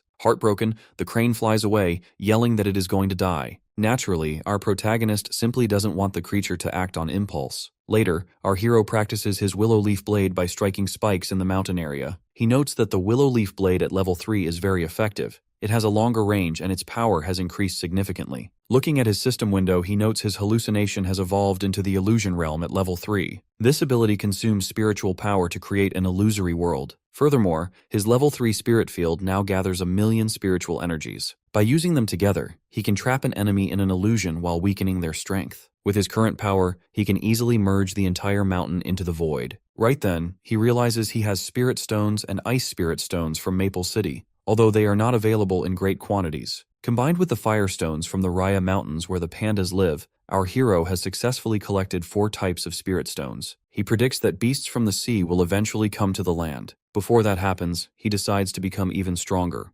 Yuziu has conquered the Raya Mountains, and the next step is to expand the territory toward the northern regions. That specific place in the north is cold all year long and very few people live there. The kingdom located in the northern regions has seen its territory shrink continuously due to the harsh environment. However, the number of wild beasts there is astonishingly high, putting it on par with the desert, the Great River, and the plateau. Collectively, these are known as the 4 deadly regions. Before expanding further, our protagonist needs to fully secure the Raya Mountains, which is why our hero initially launched the campaign there. Later, our boy chooses Glacier, King Joe, and the Emperor Crocodile to lead the way toward their target. On the other hand, Flash is determined to get stronger, as he also wishes to leave the mountain one day. Turns out, the Qingfeng Mantis is at the 9th level, and Flash has reached the Transcendent First Order. Our protagonist observes them from afar and is stunned to see Flash as a First Order. He admits he hasn't paid much attention to them because he has been so busy lately. Looking at the system window, he notes that this little fellow has gained the power absorption ability and is advancing on the right path. With that, our boy starts to move toward the panda's mine. Later, the 3 special beasts of Yuziu eliminate creatures at the Raya Mountains. A large group of snow apes attacked them when they arrived, but they can clearly sense an immense amount of spiritual energy coming from the depths of the northern territory. Yuziu finally arrives at Raya Mountain, the place where the panda originated. Inside, our protagonist discovers a mine of fire spirit stones. He recalls Qingquan mentioning that this is only a small mine, but for our hero, it is more than enough. As he starts absorbing the stones, his evolution points increase rapidly. Meanwhile, the 9-tailed fox notes that the absorption of the spirit stones is triggering a reaction for cultivation, so she decides to cultivate there as well. Sitting right beside our boy, she focuses entirely on her progress. Yuziu notes that the fire attributes around him have become purer with her presence, and considers this a complementary benefit. As his evolution points gather continuously, our protagonist decides to strengthen his branches. It turns out that upgrading a single branch to level 4 takes 10,000 evolution points. After the upgrade, Yuziu considers the cost quite expensive. His number of branches has surpassed 100 since reaching the 3rd transcendent level, and if he uses all 2 million of his points on them, he won't have anything left for other upgrades. He acknowledges his current power at level 3, but eagerly anticipates evolving to level 4 so he can truly become a natural disaster. A level 4 branch proves to be much tougher and capable of harnessing different elemental energies. Outside the cave, Qingquan and his fellow gorillas take down wild beasts. A large red bull appears to attack Qingquan, but fortunately, the white snake takes it down. The white snake and Qingquan are happy to see each other, though a wild brown bear soon appears in front of them. Consequently, they decide to eliminate it together. Elsewhere, the bull demon feels bored in the absence of the 9-tailed fox and our hero, so he decides to take a stroll outside. Unexpectedly, he finds King Joe there and wonders why he is not on the front line. Shockingly, King Joe starts to attack, but the bull uses his gravity ability to stop him in his tracks. Increasing his size, the bull asks if King Joe intends to rebel. From afar, our boy observes the bull demon and finds him much stronger. Suddenly, the fox informs Yuziu that she has purified the spirit stones and flames for him. After that, our protagonist orders her to take Flash and Thorn to eliminate the brass on the outskirts of Raya Mountain. He also decides to leave some fire spirit stones for her.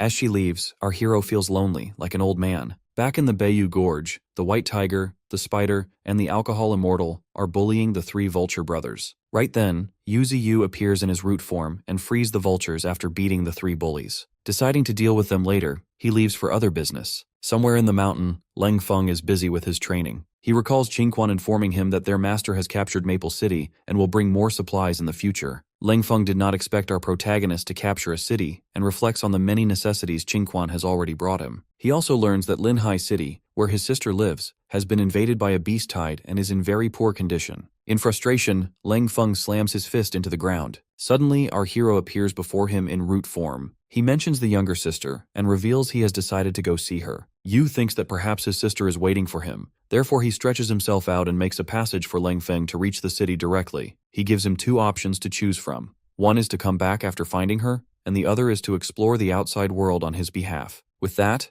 Leng Feng instantly moves away using the passage Yu has made. After that, our protagonist comes inside Leng Feng's place, where he is taking care of baby beasts. Although all of them are born deformed because of the effects of nuclear radiation, their deformed bodies also mean their lifespan has become short. These beasts will eventually die if they do not break through to the transcendent level. Even after being nourished by the life essence of our boy, the effect will not be that significant. Thousands of mutant beast offspring are born every day, and only 1 to 2% of them survive. Luckily, most of them have decent abilities. Our hero thinks that those who have passed the test of death from birth can surely become incredibly powerful in the future. Leng Feng finally reaches Linhai City, where it is raining heavily, and the city is completely destroyed. Despite that, Leng keeps on digging to find his sister until his hands even start to bleed. Qingquan appears right behind him and, after a brief pause, asks until when they have to keep digging. However, Leng does not respond. After that, Qingquan carries a large piece of damaged road along with Leng Feng. He asks how deep they need to go exactly. Leng yells in pain that he and his sister live nearby and their house has a basement. He thinks that maybe she is in the basement. They continue digging for a while, but unfortunately they do not find anything. Leng Feng is completely heartbroken. He finally understands that this disaster did not happen due to the beast wave, as he has not met a single beast along the way. He implies that this is because of the nuclear weapon.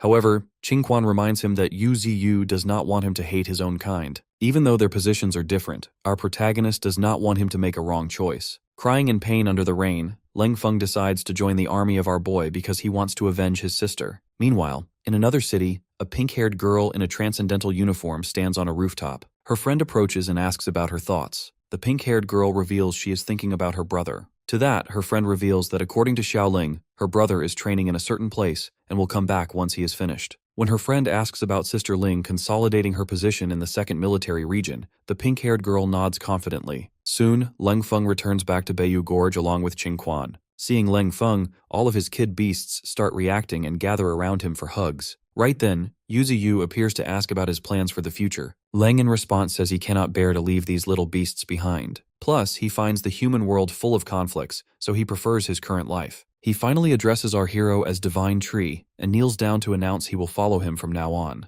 Qingquan gets super happy while our protagonist states that Leng has an extraordinary talent and is inferior to no one. He has his own pride and perseverance in his heart. Yuziu announces with pride that they are officially partners. Yu has added fire and earth elements to his repertoire. If he cultivates the ice and lightning elements in the future, then he will have 2 more types of elemental attacks. Once our boy fully strengthens all of his branches and absorbs the remaining 2 spirit stones, his spiritual power will increase from 2 million to 5 million. At that point, humans won't be able to become his opponents. Meanwhile, in the outskirts of the northern region, there is a musk ox that resembles a cow in appearance, but has horns like a sheep. With the revival of spiritual energy, it has become the ruler of the snowy plains. Right now, the group of musk ox is fighting against the bull demon. With one strike from the bull demon, the musk ox's horns shatter completely. Next, Golden Monkey and his friend Boar come forward to eliminate the remaining musk ox. Glacier and King Joe are also there to bring down the enemies. The bull demon uses its gravity ability to bring down a large number of musk ox. Fighting for a long time makes King Joe and the wolves exhausted. Out of nowhere, a snow leopard comes out and bites one of the wolves. When the boar in his transformed form charges to attack the leopard instantly runs away by attacking the incoming boar. Seeing the boar being injured, the snow leopard laughs mockingly. But to its surprise, Baldhead attacks it savagely and takes it down. Soon the muskox king makes its entrance. On the other hand, in the Raya mountain range, an elemental flower of fire has condensed. Yuziu wonders if his strength has increased. Right then, his beast army arrives with the bodies of defeated enemies. King Joe is carrying the body of the snow leopard.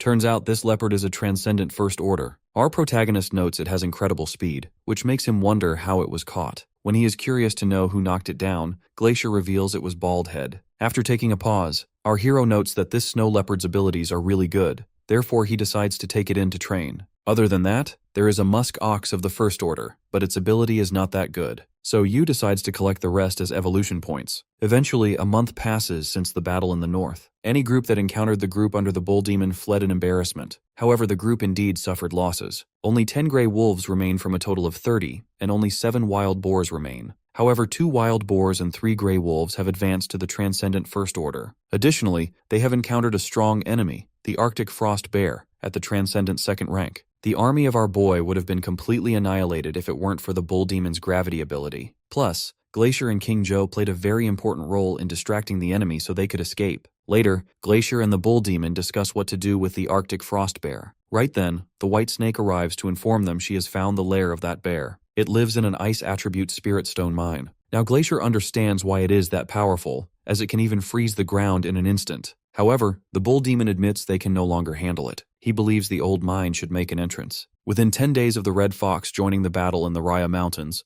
those mountains are added to the territory of the Bayou Gorge. After that, some of the exotic beasts go back to the North Valley Gorge, while the remaining ones stay at the Raya Mountains. However, the nine-tailed fox returns to Yuziu. Looking at her, our hero learns she has broken through. Soon the fox starts emitting high energy, as it turns out she is evolving. After evolving, she reaches Transcendent First Order and gains the Skyward Ascendant ability. On the other hand, our boy is content with just staying at the Transcendent Third rank. He never expected the nine-tailed fox to be able to fly and wonders if it is because of the Celestial Fox bloodline. Unexpectedly, the fox reveals she has awakened a new ability called Precise Manipulation, which involves the formidable utilization of spiritual energy. Using this ability reduces the consumption of spiritual power by 30% and enhances the precision of spiritual energy manipulation. This makes our protagonist wonder if the secret to Skyward Ascendance is the delicate manipulation of spiritual power. It turns out that achieving Skyward Ascendance isn't an easy thing to do. Our hero believes that the consumption of spiritual power is enormous. While sweating, the fox mentions that her spiritual energy is unable to sustain Skyward Ascendance. Therefore, she still needs to practice. With that,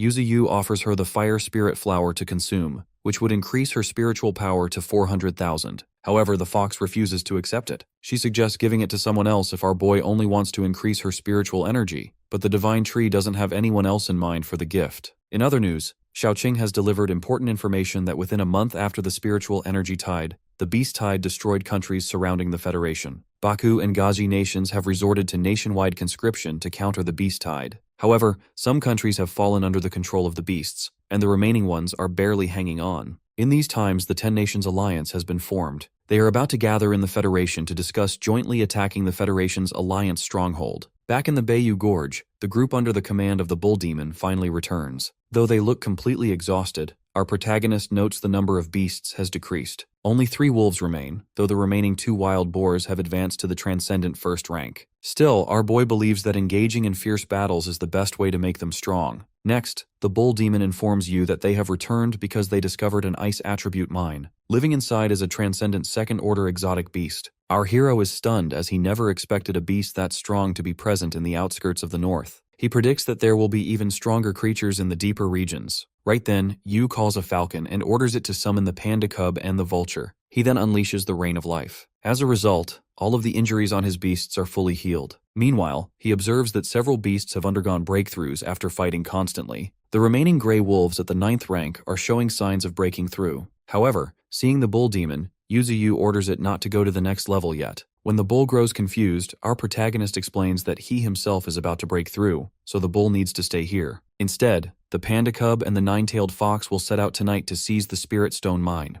The bull demon is concerned because they cannot underestimate the Arctic frost bear, but our boy reassures him since the 9-tailed fox has already broken through. Stepping out with fresh energy, the 9-tailed fox reassures her fellow beast. The white snake, the vulture brothers, the panda cub, and the 9-tailed fox are on their way toward the north region. As usual, the panda cub starts asking the fox unnecessary and useless questions. Being annoyed, the fox increases her speed and leaves the panda behind. Riding on one of the vultures, the panda cub yells at the vulture to increase its speed as well. Back in the Bayou Gorge, Yuziu wonders if they will be fine in the north. It turns out he has sent the bull demon back to the canyon mine for training. Additionally, Almost all of the fire spirit stones have been absorbed. All 2 million points have been used to upgrade all branches to level 4. Level 4 branches can attach to different elements to attain different powers, though only some of the branches have elemental powers attached to them currently. When our hero absorbs Ice Spirit and Thunder Spirit power, he can attach even more elemental powers. Branches combined with the spitting ability will make our boy even stronger. He is planning to upgrade his roots next. When he starts to wonder about the power of sea creatures, our hero instantly focuses back on himself. He summons his system window and thinks about the Blood Covenant ability, which is currently at level 1. It is actually a newly acquired ability obtained by taking blood samples. Yu chooses to strengthen his Blood Covenant ability. Utilizing 1,000 evolution points, his Blood Covenant ability upgrades to level 2.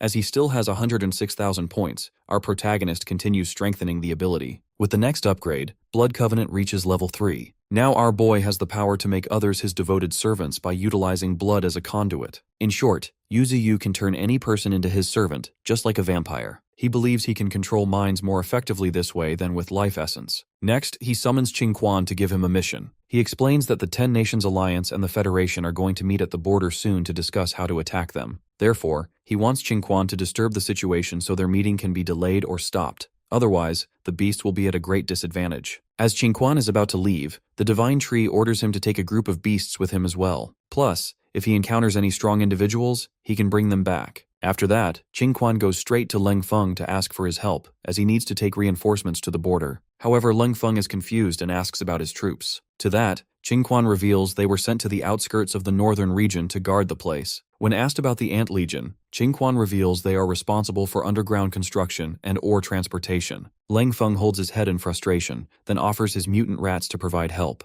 3 rats are at level 9, while the Rat Emperor is at Transcendent First Order. Seeing their ranks, Qingquan gets curious to know how Leng Feng achieved this. Leng reveals that the Rat Emperor had already awakened the Dark Element and believes it can be a great help. Unexpectedly, he adds that he has fed them his own blood and flesh. However, for Qingquan, their quantity isn't enough. But Leng Feng states these are not just 4, but a whole army of them. On the other hand, the team led by the Nine-Tailed Fox is up against the Arctic Ice Bear. The panda cub feels excited as he senses a strong aura coming from the enemy. He instantly jumps off the vulture and lands on the icy ground with excessive force. With that, the hunt begins. The Arctic bear roars at the panda cub. The white snake notes that the injuries of the Arctic bear have already been healed. Even though they weren't able to defeat it before, they did cause severe damage to it. However, the snake didn't expect it to heal fully in just 5 days. Plus, the aura of the Arctic bear has become stronger. Unexpectedly, the panda cub demands everyone to stay out of their fight. He has decided to handle the bear all by himself. When the wild bear comes at him, our protagonist's ally dodges and lands a powerful punch. The bear is heavily slammed on the ground. Seeing this, the snake and the vultures get super shocked, while the fox closely watches. Meanwhile, the panda cub recalls how it has trained so hard to become super strong. It never got lazy, even after obtaining the fire spirit stone. Being all fired up, the panda challenges the bear to show its full strength. Being heavily injured, the bear gets up. However, it suddenly starts to snow. With the snow, the spiritual power of the Arctic bear increases. In response, the panda cub starts to unleash the power of the fire element. The Arctic bear makes its move and sends ice spears towards the panda, but the ice spears melt due to the fire element the panda possesses. In return, the panda lands a blow on its opponent. He then jumps and lands on the bear's body, rolls, and strikes heavily on its head. The panda continuously starts attacking its opponent from multiple directions. As a result, the bear roars in pain. Unfortunately, a snowstorm begins and affects the position of the panda. Taking advantage, the bear attacks the panda and freezes him completely within its ice spear. When the white snake is about to jump into the fight, the nine-tailed fox stops it. Soon, the panda's voice comes through the ice spear, asking if this is the bear's trump card. Suddenly, he destroys the ice spear and comes outside without any injury. He rolls and lands a heavy blow on the Arctic bear. The area is covered in snow and smoke as the panda lands back. As the smoke clears, the lying, injured body of the Arctic bear comes into view. The white snake calls the panda amazing, and the vultures start making sounds in celebration. As the panda cub looks back, his head is heavily bleeding from the last attack he landed. As the panda makes a victory sign announcing their victory, the white snake yells at him to be careful. Shockingly, the Arctic bear is still alive and is coming to eliminate the panda cub.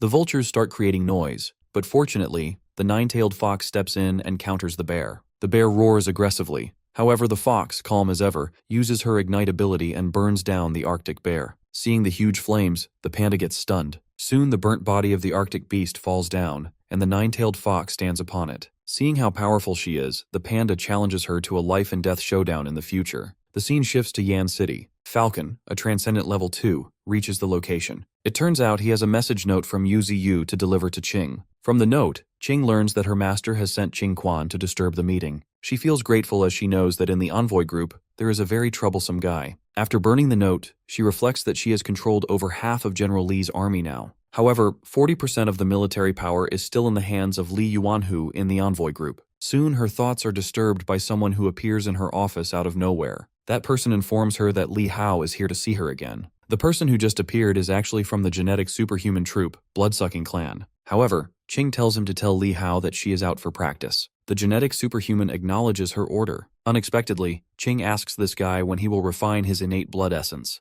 This vampire guy reveals he just needs one more drop to complete the process, and then Li Hao will become her subordinate. Back in Beiyu Gorge, another fire elemental flower is cultivated. This time it has 9 petals, unlike the previous one which had only 4. Right then, the system notifies our protagonist that another skill upgrade has appeared. It is Minor Mystic Art, specifically the Feathers of Fiery Shards. Using it will rain down countless flames from the sky. Our boy notes this is actually an offensive skill, and then he goes for the upgrade. Observing from afar, Thorn notes how much their master has become stronger. Using the new ability, the sky glows with countless fiery orbs. Our hero notes that once these shards fall, all the nearby areas will be destroyed, but he decides not to test it. He lowers his branches, and the fiery orbs begin to disappear. Yuziu believes that after activating it, the entire area between Mist Mountain and his current location will become a sea of flames. It turns out that Avatar Power is completely different from the Willow Flying Blade. If both the Flying Blade and Fog Control are special abilities, then Avatar Power is actually the power of law. With that, the Nine-Tailed Fox and the others return with the defeated body of the Arctic Bear. The vulture drops the body of the Arctic Ice Bear down. The Nine-Tailed Fox explains that the bear was quite rebellious and would rather be burned by her than surrender. Plus, on their way back, it also injured the vulture while trying to attack. Our boy notes its wisdom is not lower than that of normal creatures, and its combat ability is truly scary. He believes it won't be easy for the bear to understand how our hero has become this powerful, but she predicts he will be strong enough to tame it. Therefore, Yuziu starts to absorb its body instead, and his roots start to glow. Yu can clearly feel that not just the Arctic bear's spiritual energy, but its elemental energy is also being absorbed. He then orders his beasts to start preparing for the spirit mine. When asked about the ice element mine, the Nine-Tailed Fox reveals it to be a medium-sized spirit stone mine. Additionally, the white snake and the panda cub have settled there and started cultivating. Meanwhile, at the ice spirit mine, the snake feels blessed seeing the sheer amount of ice spirit stones. However, the panda cub is busy eating the stones and suggests the snake start cultivating before he eats everything up.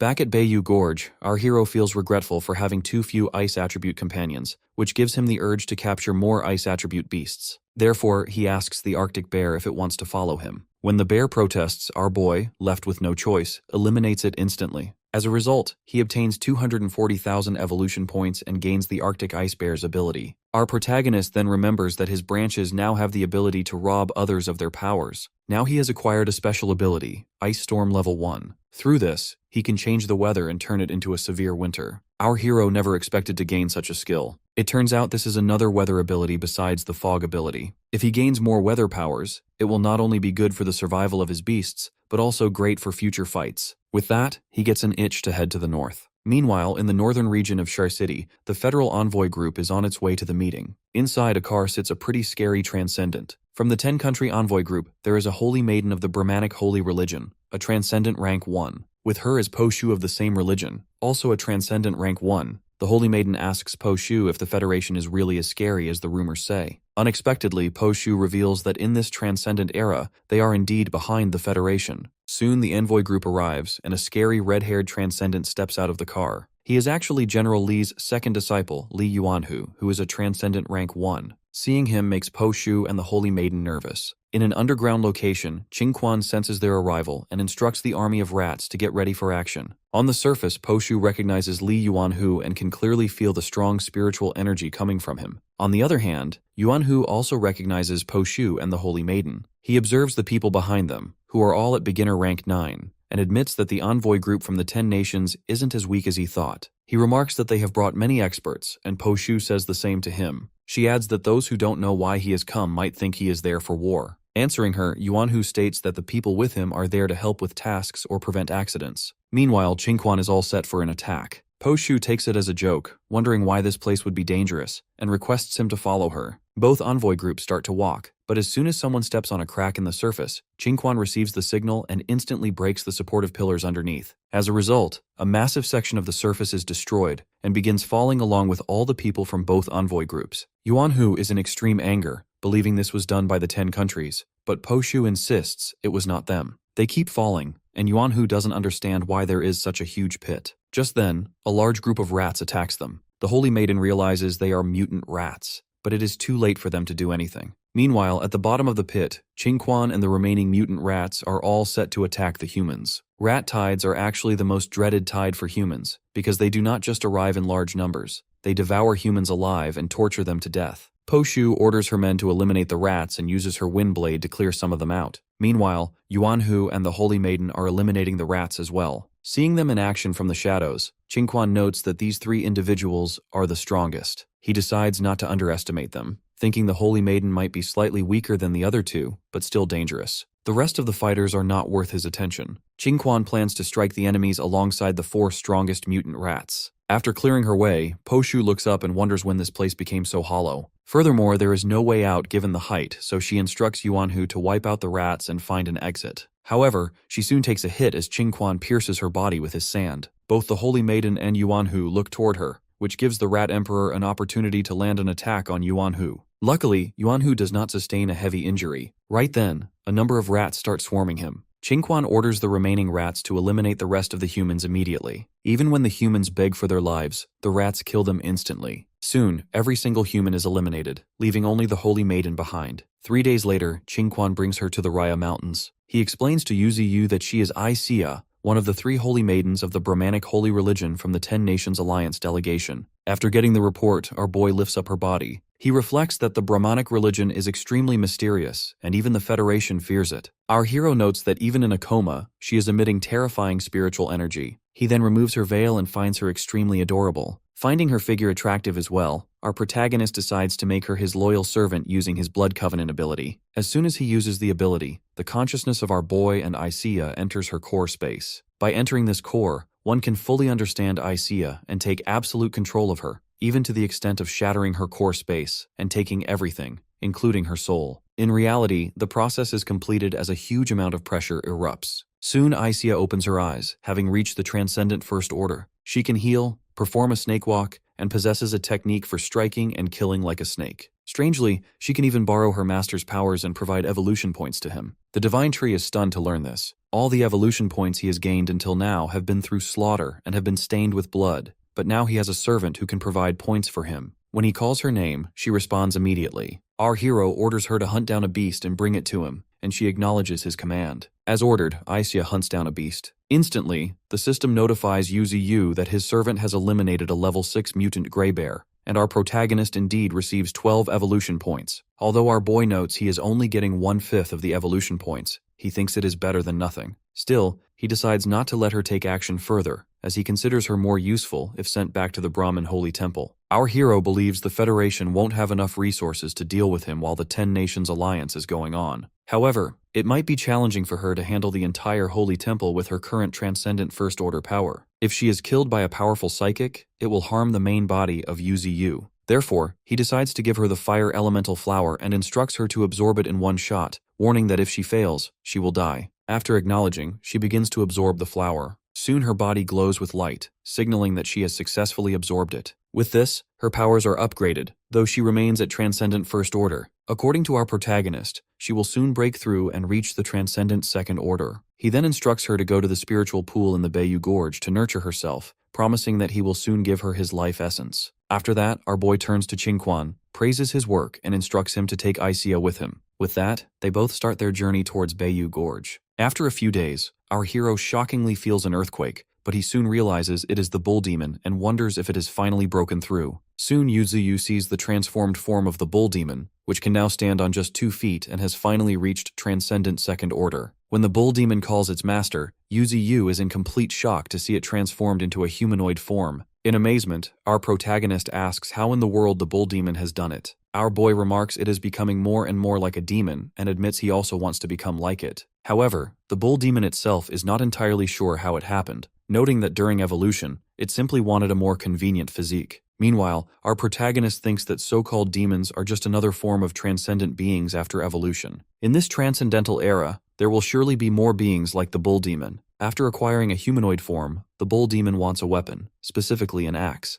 Understanding the need, our hero starts refining some of his branches and roots to make an axe. In terms of durability, it could be a divine weapon for humans. He finally makes the weapon, gives it to the bull demon, and names it the Magma Battle Axe. After that, our boy reveals he is going to the northern region in a few days. He has left some fire spirit stones for their fire attribute companions, and in his absence, he wants the bull demon to be in charge of guarding the Misty Mountains. 3 days later, Isia is sent back to the Brahmin Holy Temple. Under her command, the deaths caused by the Rat Tide and the members of the Holy Temple are attributed to another force within the Federation. As a result, the 10 Nations Alliance and the Federation officially go their separate ways. In the meantime, Yuziu sets off for the Northern Territory. While he is away, the Bull Demon and a group of mutant beasts are instructed to guard the Misty Mountains. On his way towards the northern region, our hero hunts down all the beasts in his path. Soon he reaches the island he is looking for. Suddenly, the white snake and the panda cub come to greet their master. Our protagonist feels an enormous aura emitting from both of them due to the spirit stones. The panda confidently reveals that he has swallowed a few spirit stones. Right then, our boy spreads his roots into the ice spirit mine, stunning the panda and the white snake. After that, he instructs the nine-tailed fox to come to his fire attribute branches while instructing the white snake and the panda to focus on their training. With that, our hero starts absorbing the ice spirit stones. Several days pass as Yu's spiritual energy surpasses 5.5 million. His tree roots pierce through the icy layer to hunt down many fish, bringing his total evolution points to 4.5 million. Our protagonist has specifically accumulated 500,000 points recently, while the rest were harvested in a hurry. Most of these gains come from the sea, but noting that this is just a shallow area, Yu believes the deep sea will be even more resourceful. Though the deep sea might hold threats to his existence, our hero soon strengthens the subtree roots at a cost of 300,000 evolution points. Meanwhile, in the Misty Mountain, Bull Demon searches for Wolf, Great Serpent, and Big Ears. He soon sees blood on the ground, and his eyes widen as he follows the trail. Hearing a noise, Flash and the Green Mantis decide to check it out from the other side. Emperor Crocodile also emerges to investigate the situation and smells blood as he moves forward. Bull Demon reveals that Wolf and Great Serpent are missing. While the Emperor Crocodile believes they simply got lost while playing and decides to search for them, Bull Demon does not buy it. He considers the situation quite complicated as he carries the unconscious, injured Big Ears. Soon after, all the beasts gather around the unconscious Big Ears. Leng Feng is in deep pain, and Bull Demon admits his mistake for believing the Misty Mountain was safe enough for them to play around in. Taking Big Ears in his arms, the Golden Monkey remarks that the young one has already used the life essence left by our boy. Even though his life is not in danger, he remains unconscious. Meanwhile, Qingquan recalls that their master decided to nurture the three of them in the future because of their talents. Leng Feng mentions he entrusted the three to Bull Demon's care. With a furious face, he decides to risk his life to eliminate Bull Demon if the others are not found. Thorn tries to calm Leng Feng from behind, stating that Bull Demon has always treated the young ones as younger siblings and is also feeling terrible. Bull Demon promises to give Leng Feng an answer, and the Emperor Crocodile urges them not to argue, reminding them that the top priority is to find the young. Windwolf King has already led the wolf pack to search, yet the enemy is good at hiding and leaves no trace of a scent. Crocodile takes full responsibility, noting the enemy intruded while their master was away and even managed to hide their aura. Deciding not to let the invaders escape, he uses his extreme tracking ability. Suddenly he notices something and finds out that humans are behind this. He sees ninjas running ahead, holding cages containing the young beasts. Bull Demon grows furious at the discovery. Meanwhile, the ninjas try their best to escape. One of them, Liu Shengzuotengjun, reflects on hearing that they should only fear the demon tree. He wonders if the other beasts are not worth paying attention to, yet he feels an overwhelming killing intent coming from the mountain. It looks like they have been deceived by a transcendent. Their mission is to take the reincarnation of the eight-headed serpent to their country, to save it. Soon, the group feels a heavy pressure, and another ninja senses they have been discovered. However, Zhu Tengjun has a plan to sneak into Sunset City. They intend to escape through the other side of the city gate, leaving the city soldiers to deal with the beasts from the Misty Mountain. When the other ninja reminds him that many people in the city will die this way, Zhu Tengjun shows no concern. His first priority is bringing the eight-headed serpent back to the Sakura country, and he feels no responsibility for deaths in the Federation. He places the fault on the person who gave them the wrong intelligence. Sunset City is actually one of the 10 major cities rebuilt after the Federation, guarded by Transcendent Level 2 experts and 30,000 military forces, where each soldier is at least Level 7. Zuoteng Jun, an envoy from Sakura country to the Federation, has come to the Misty Mountain for this secret mission. In his eyes, the 3 serpents he discovered are likely to become the 8-headed serpent. Since these serpents are the only hope to save his country, bringing them back is the top priority. Because of this action, the conflict between the Federation and Misty Mountain is sparked again as all the beasts move under the command of the Bull Demon. Before this whole thing happened,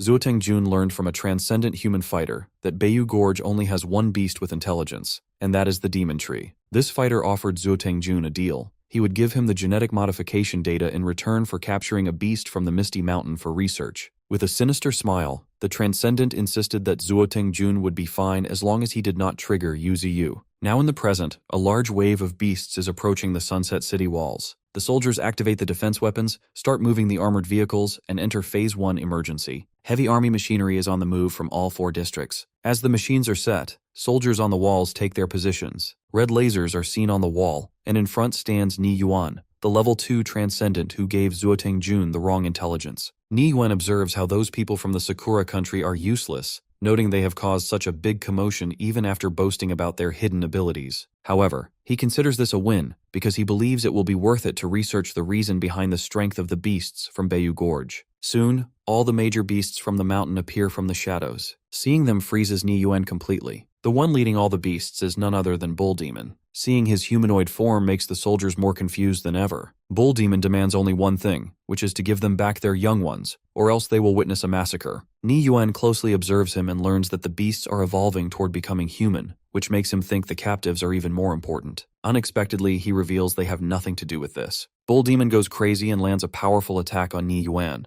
However, Ni Yuan somehow manages to survive the attack, though he is injured. Meanwhile, one human soldier notes that even the city lord, who is also at Transcendent Level 2, was forced to retreat. Ni Yuan notes that his arm is nearly broken from just one strike. Finally, he realizes they cannot fight these beasts, and therefore he requests Bull Demon for negotiations. Bull Demon refuses because he only wants them to return the Great Serpent and the Wolf, and then they will go back. Listening to the 2 names, Ni Yuan realizes that the people from the Sakura country have captured them. However, Bull Demon threatens him that they will invade the city and find the 2 themselves. Ni Yuan then reminds him that they have a ceasefire agreement. But to the surprise of the bull, a bullet passes through and hits one of their wolves. It turns out this bullet was shot by the people from the Sakura country from a high building in Sunset City. They actually fired a Transcendental level spiritual bullet, which is specifically made to deal with Transcendent level 1 beasts. These people from the Sakura country are here to add fuel to the fire so they can leave the beast tied to the Federation alone. The wolf who was shot is now lying unconscious. Meanwhile, Ni Yuan panically asks his soldiers about the fire, but the soldiers state it was not them. With that trigger, Bull Demon starts the war. On the other hand,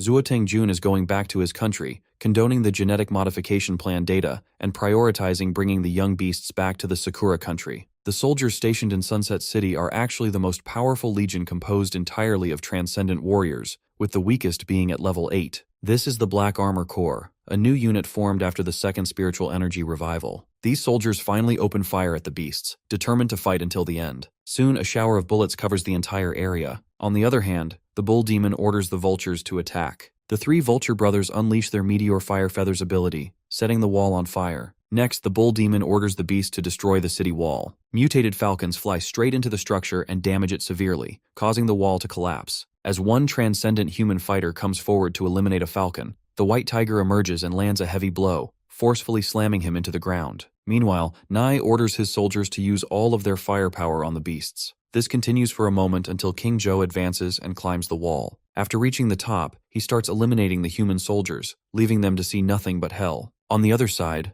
a wild boar advances and eliminates a number of enemies. Bald Head also begins his attack, soon unleashing his Thunder Resonance ability. The Golden Monkey joins in to eliminate more enemies. Wolves, spiders, and every other beast find it easy to take down their opponents. Humans seem to be getting scared of the beast's combat power, so they decide to use missiles. However, the vultures intercept them with Meteor Fire Feathers. Neil finally admits that the Black Armor Corps is weak against these creatures. He knows the Corps can usually deal with beasts of the same level single-handedly, so he is confused as to how they are being beaten so easily. Suddenly, the Bull Demon appears right in front of Ni. He reminds the commander that they are not ordinary beasts. Nai completely loses his mind and starts swinging his blade, but to his surprise, the Bull Demon catches the sword with his bare hand. He shows Nai that he bleeds too and can also feel anger, believing that the beasts are no different from humans. Meanwhile, Flash, along with Qingquan and Thorn, sneaks into the city. Using his antenna, Flash senses the presence of their young ones. It appears their target is moving in an army van in the southwest direction. Finally, the wall of Sunset City falls. Elsewhere, Zuding Jun's group is moving in an army vehicle. While driving, Sheng notes how terrifying the beasts are, and only hopes for the city to hold on for a few more minutes. Unexpectedly, a man within their van asks where they are going, and soon the vehicle blasts apart. It is the work of a transcendent human from Sunset City who has discovered the group from the Sakura country, escaping with the young beasts. Zhao Jun finally realizes the Federation wants them dead and never intended to hand over the genetic modification data. He announces that he will take the 8-headed snake, but the guy from the Federation is determined not to let them go. Suddenly, an old man from Jun's side appears and challenges the Federation fighter. This man is Elder Leader Liu Sheng. His appearance shocks the Federation soldier, who never expected him to infiltrate the city. He realizes the Elder planned to steal the genetic data from the start.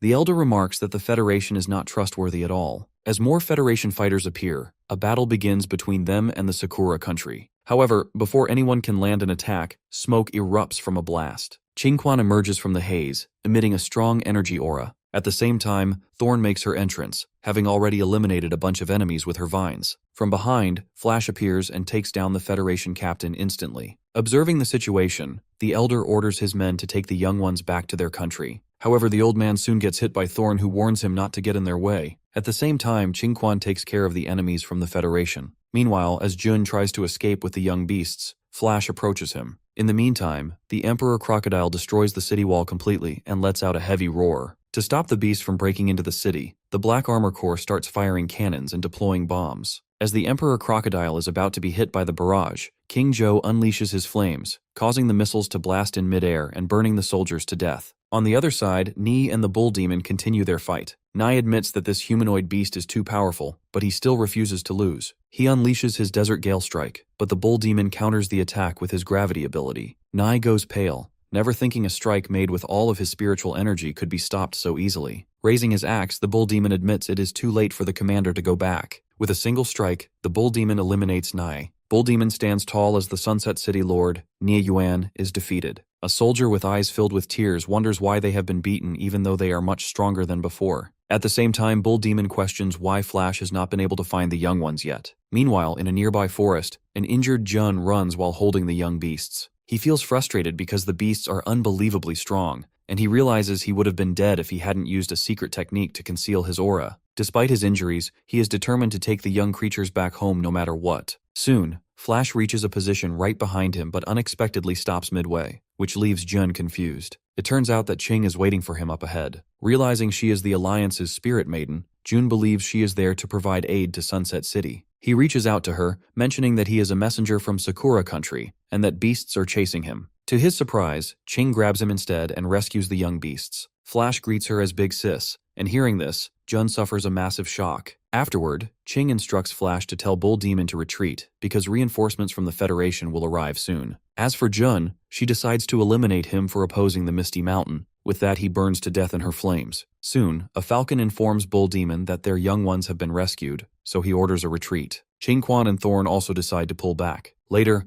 on their way back to the Misty Mountain, Emperor Crocodile wonders why they didn't conquer the city instead. Bull Demon mentions it was an order from Qing, so they must obey. Meanwhile, the young beasts rest in Thorn's lap. Bull Demon is grateful they were saved, otherwise their master would be mad at them. He then orders the Emperor Crocodile to note all casualties, take the injured to the Spirit Lake, and move those who are severely injured to the Spirit Pool. Meanwhile, reinforcements reach Sunset City. These are Iron Knights sitting on the backs of mutated pandas, led by Lan Yi, a Transcendent Level 2 Iron Knight. Upon reaching the city, they realize they are too late. Lan Yi notes they cannot ignore the power of the Misty Mountain. Suddenly, he notices something. It is Qingquan hiding in the bushes, who grits his teeth for being spotted. As soon as Lan Yi jumps in that direction, he finds no one. He feels strange finding the area empty because he is sure he felt a presence just now. While coughing blood, Qingquan retreats, feeling grateful that most of their forces have already left. He believes things would have become difficult if they had to face that Iron Knight, as their entire army might have been wiped out completely. For the Federation, the Misty Mountain is not an unfamiliar place. It is a forbidden land within forbidden lands, home to the mightiest beasts and an infinite number of powerful creatures. Now, these beasts are attacking human cities, leaving the Federation completely shaken. In a meeting room, reports confirm that the beast tide in Sunset City was caused by an envoy from the Sakura country. Before the battle, a humanoid mutated beast inquired about the young ones. Initially, Marshal Ni Yuan and other fighters thought it was merely an excuse to invade the city, but the cage containing the young beasts was later found next to the envoy's corpse. Marshal Ni Yuan immediately demands to send the Iron Knights or the Dragon Court guards to teach them a lesson. After a brief pause, the Prime Minister orders the cancellation of resource supplies to Sakura country. He also orders a delegation to be sent to offer consolation. If they do not receive a satisfactory response, they will arrange for the Dragon Court guards to pay a visit. Meanwhile, on the outskirts of the northern region, a falcon gives a report to Yuziu regarding the recent incident. Our protagonist decides to leave these matters to Little Ling. To keep a low profile, our boy orders the falcon not to act rashly in his absence. Keeping the Iron Knights in mind, he wants everyone to be cautious and orders them to wait for him to handle things when he returns. With that, the falcon leaves the northern region. You notice how many new things have happened in his absence. From the Ice Spirit Stone mine, a panda cub emerges and wants to know whom its master was talking to. However, our tree asks if the cub can keep things under control if they end up in conflict with its kin. Unexpectedly, the panda cannot say for sure because its kin follows whoever treats them well. When the cub fled, it invited its brother to join as well, but the brother refused because he did not want to venture outside, preferring a leisurely life while waiting to die. With that, the panda goes back to the cave to rest. The Iron Eater tribe obeys whoever is strong. By rank, this tribe is among the top races of mutated beasts, possessing the power of bears, the speed of cats, an astonishing biting force, and indestructible claws. Additionally, they have a racial talent to devour vitality and enhance elemental attributes to strengthen their physique. Our hero thinks they will surely clash with the Iron Knights in the future. Right then, a plan to train some powerful squads hits his mind. The panda cub sleeping inside the cave is carried away by one of Yuziu's roots. Holding the cub in front of him, our protagonist wants some help, but the creature is in a deep sleep.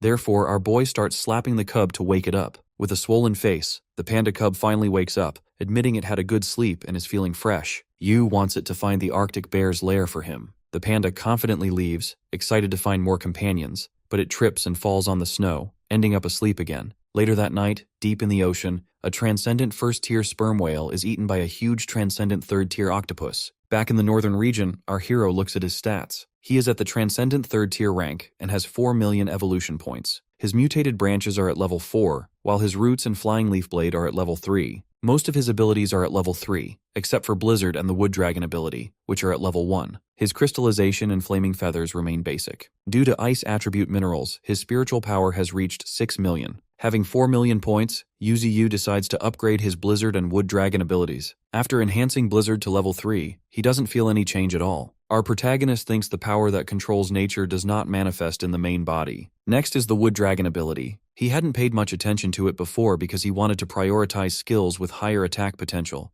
but upgrading this ability requires a total of 500,000 evolution points. Still, he presses the button, and instantly a strange light appears as he begins to feel an inexplicable, intense pain. A huge beam of light and pressure appears due to the upgrade, which draws the attention of the massive octopus living in the ocean. A mutated orca, a transcendent second tier, emerges from the ocean to charge at Yuziu. It has followed the spiritual power our protagonist emitted during his upgrade. Even though his body still hurts, our hero must react as the orca opens its jaws to attack. However, the orca's body freezes completely when our tree uses his Frozen Earth ability. Since the elemental attachment of his level 4 mutated branches is now Frozen Earth, Yu can easily freeze a large portion of the sea. Suddenly, a large fish with a sharp, long mouth bursts from the frozen ocean and strikes our boy's main body.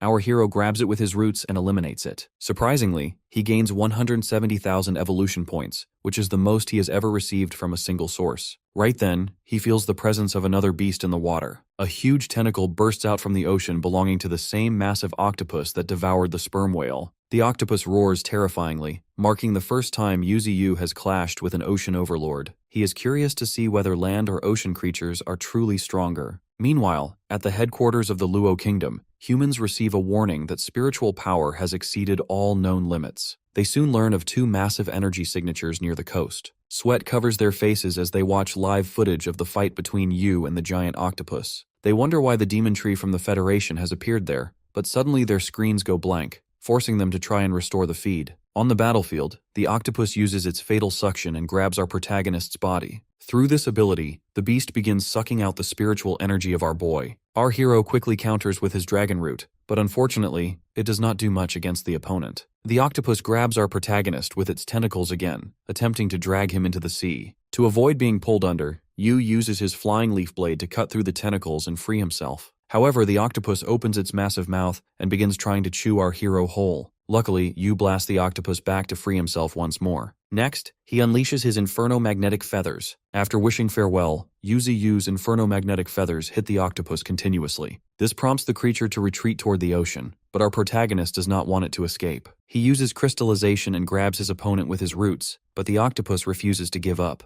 It unleashes a corroding ink toward our hero, leaving him with no choice but to let go and protect himself using a root shield. While the octopus slips back into the water, Yu notes that 40 of his branches have been damaged. The system immediately starts branch regeneration, and since his roots are also damaged and weakened, the system begins healing them as well. The octopus's corrosive ability was truly terrifying, so our boy is grateful he acted quickly to save himself. Unexpectedly, the octopus emerges once more, but our hero observes how much the ground has been corroded by the ink and prepares himself. As the beast comes forward to attack, luckily, Yu reacts instantly and freezes the octopus completely. With the octopus finally taken down, our hero orders the falcon to call everyone over for an octopus feast. Later, everyone gathers around the body as it is being grilled. When Qingquan takes the first bite, he finds the meat incredibly tough and can't believe it remains this strong even after death. Meanwhile, a large piece gets stuck in King Zhou's mouth as he tries to swallow the whole thing at once, while the white tiger happily claims the innards. From above, the nine-tailed fox remarks on how much fun their comrades are having. After that, Yuziu observes that the Emperor Crocodile is close to a breakthrough,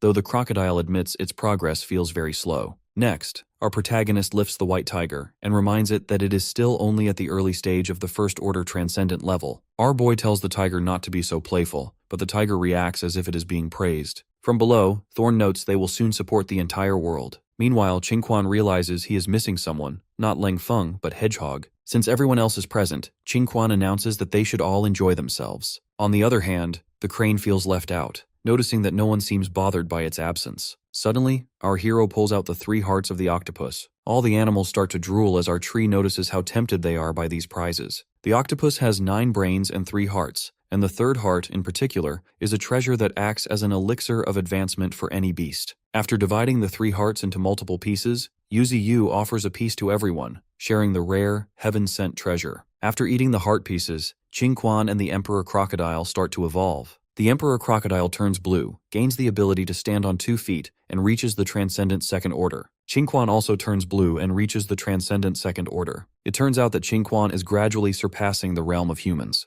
Our protagonist wonders if it is because of the earth element that Qingquan's aura has become increasingly vague. Thorn steps forward and finds Qingquan even more handsome, but he tells her to step back as he decides to show off a new ability. He slams his hand on the ground, shocking everyone. From the earth, Qingquan creates a huge castle that floats in the air. Our boy's jaw drops in surprise, and he jokingly thinks Qingquan would become incredibly rich if he went into real estate. While everyone praises him, Qingquan soon feels exhausted because he used all of his spiritual energy at once. His castle shatters and he begins to fall, but the Emperor Crocodile rescues him. The Emperor Crocodile's body now resembles a giant dragon, and Yuziu thinks he might actually evolve into one in the future. Even when the Emperor Crocodile suppresses his spiritual power, an aura of sharpness continuously emanates from him. He has awakened an ability known as Bloodthirsty Tyrant. When he is injured, his anger rises, and his speed and strength increase greatly. Additionally, his healing ability has multiplied several times over. Suddenly, Thorn feels multiple strong auras nearby. It turns out the panda cub has arrived with new companions. Shockingly, as the panda walks on the water, it freezes. The entire Arctic bear tribe emits strong spiritual energy, and the panda states that our hero called them all over. The bears respond positively, and our protagonist puts a smile on his face to welcome them. To his surprise, the bears are terrified of him, which leaves him confused since he even tried to make himself look cute. There are 120 Arctic bears in total,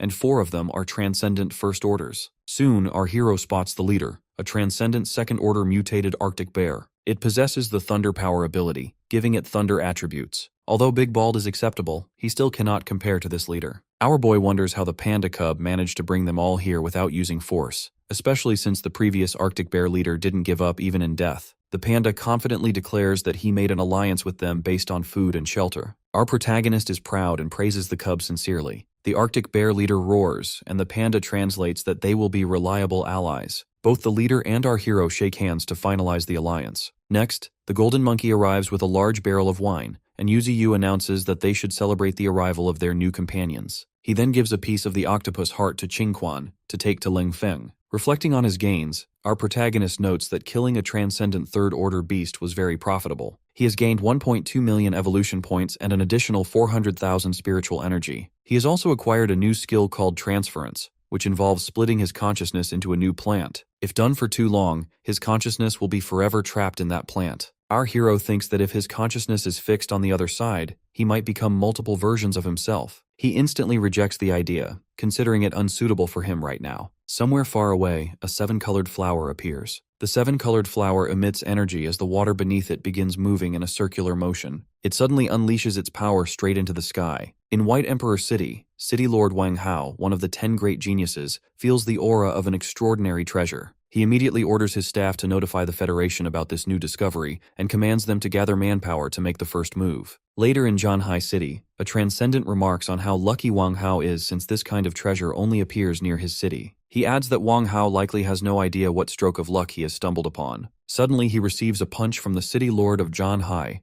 Zhao Zhao, who is also one of the 10 great geniuses. Zhao Zhao makes it clear he does not need any commentary and orders his subordinates to prepare manpower immediately, determined to obtain the extraordinary treasure himself. With the appearance of this item, White Emperor City and Zhanhai City are not the only ones involved. Major hubs like Yan City and Mo City send troops as well. Even secret forces within the Federation are in conflict, leaving the Federation seething with hidden currents. In Inferno City, Qing remarks that another divine flower no less powerful than the demon tree has appeared. Her assistant, Kylie Huo'er, a transcendent First Order, reports that major cities have already dispatched people and several covert squads are moving out. Qing reflects that the Federation is totally scattered from the inside due to greed. She is more concerned about her master, knowing it would be bad for him if the Federation obtains that flower. She orders her assistant to notify the genetic forces to prepare to seize the treasure. As soon as the assistant leaves, she instructs the Falcon to inform everyone about the situation. Back in the Misty Mountain, the Falcon informs the Bull Demon about the mysterious flower. The Bull Demon orders it to report everything to the Master residing in the northern region. Additionally, he wants to summon the Emperor Crocodile to guard the Misty Mountain. Holding his axe tightly, the Bull Demon decides to head out first. Elsewhere, human transcendents under Wang Hao walk through the woods. Wang Hao soon senses something is off, noting that the moment he stepped inside, he felt as if his consciousness was being stolen away. The place looks strange to him, and the sensation grows stronger the further he goes. However, this leads him to believe he is closer to his target. Soon one of his men, Yuan Feng, starts coughing and acting weird. His veins become prominent as his body reacts strangely. Wang Hao suddenly yells at everyone to get away from him. At that moment, Yuan Feng starts hitting his own comrades, who grow confused seeing him act this way. Yuan Feng then unleashes his blade strike move. His fellows realize immediately that this move can easily eliminate a transcendent first-order beast. Meanwhile, in the northern region,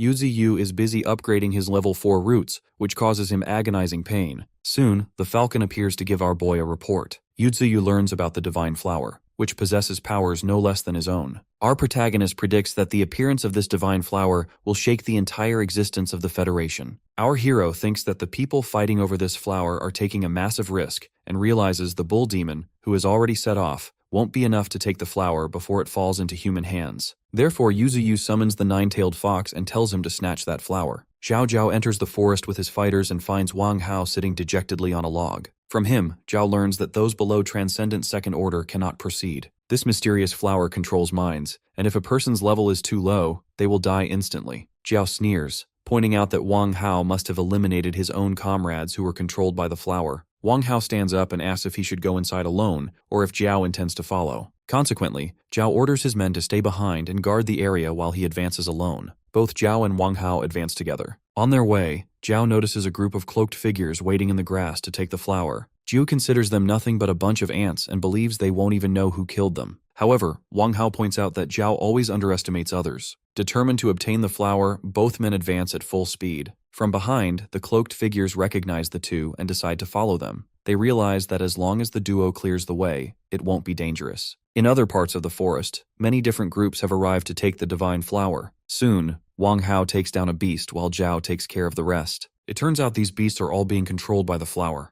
The deeper they go, the more extraordinary beasts they encounter, including many transcendent first-order creatures. Wang Hao suggests moving quickly, as this indicates they are getting closer to their target. Suddenly, they both feel a massive aura. A huge mutated horse appears right in front of them, identified as a savage raging steed of the Transcendent Second Order. Before Wang Hao and Zhao can react, another massive beast appears, an Inferno Abyssal Falcon, also Second Order. Figuring out they cannot fight these beasts, Wang Hao and Zhao retreat. Meanwhile, someone else has found the flower. Strangely, there are no beasts around the lake where the flower is located. This person wears a samurai hat and wishes to use the flower to ascend from the second order to the third, or perhaps even the fourth order. However, his thoughts are dismissed as he sees Wang Hao and Zhao marching ahead, still being chased by the raging steed and the abyssal falcon. No one notices the presence of the man in the samurai hat. Unexpectedly, Wang Hao decides to buy time by distracting the beasts so Zhao can seize the divine flower. Zhao readies his claw to collect it, and at the same time, the man under the hat jumps toward the flower. Surprisingly, something starts to emerge from underneath the water. A massive snake rises from the lake and attacks both of them simultaneously, standing tall to protect the flower. At the Spiritual Energy Monitoring Bureau, staff monitor every move made to obtain the divine flower. According to a report, they have detected 20 individuals with over 100,000 spiritual energy. Among them, 8 have exceeded 300,000.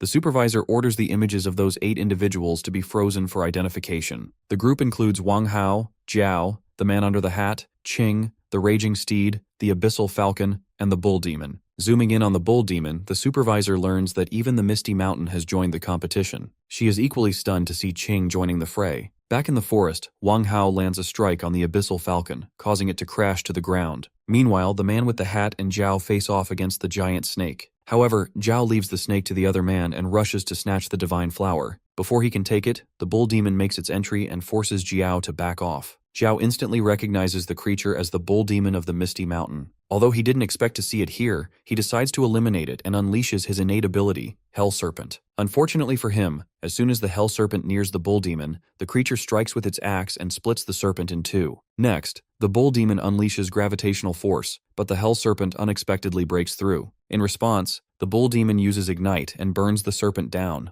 Right then, Qing appears as she is passing by. She advises the bull demon not to engage enemies in a long-range battle. Seeing her makes the bull demon teary-eyed. It creates a huge wave to shake off Zhao while Qing moves toward the divine flower. She instructs the bull to eliminate Zhao. In the meantime, Zhao spots Qing, but he soon receives a heavy blow from the bull demon. He is confused as to why the beast ignored Qing, but the bull demon only mentions that anyone who hurts what it cherishes will not make it out alive. Zhao is in a tight spot, and knows that if this continues for more than half an hour, it will be difficult for him. Suddenly, the bull demon uses heavy blade domain, causing Zhao to feel a sharp pain throughout his body. Before he can react, the bull demon unleashes a heavy axe blade. Zhao is thrown away and coughs up blood, yet he doesn't give up. Unleashing his ultimate ability, he remains determined to eliminate the bull demon. Meanwhile, Qing stands near the flower and observes it closely. The flower realizes she is not human and that their auras are the same. Additionally, the flower notes that Qing has already awakened her subconsciousness, just like their master. Unexpectedly, Qing's soul emerges from Ling's body. She offers Ling's body to the flower, suggesting it can use the vessel because of its ability to control living bodies. She cannot guarantee its safety because of the many powerful individuals present, but with Ling's body, the flower can protect itself. The divine flower does not understand why Qing is helping, but she reveals it is simply because they are of the same kind. The abyssal falcon receives a heavy blow from Wang Hao, but shockingly, it heals itself in no time. Wang Hao gets stunned seeing its healing ability, which makes him frustrated. Suddenly, a beam of light emerges behind him, and everyone sees in that direction. Turns out that it is Qing who is using the divine flower, and as a result, the beam of light is emitting. Unexpectedly, the eyes of the abyssal falcon, the huge snake, and the raging steed turn their colors. All of them go crazy as they advance towards Qing. The fighters from behind observe the whole scene closely. One thing is for sure, they don't want the beasts nor Qing to get the divine flower. Therefore, everyone starts to move. On the other hand, Demon Bull is not letting Zhao pass through. In the meantime, all the beasts and other fighters are about to reach Qing, but she unleashes Inferno Butterfly and sends them towards her opponents. As a result, a huge blast erupts and everyone gets fully burned. The flames are evaporating the lake. Everyone is down, but Qing stands tall. Seeing her eyes changing its color, some nearby fighters wearing golden helmets wonder if she is being controlled because she has touched the flower directly. But they reflect that not only have they failed to take the flower away, there are also powerful enemies in the area. On the other hand, Ling's body now has a spiritual energy of 400,000.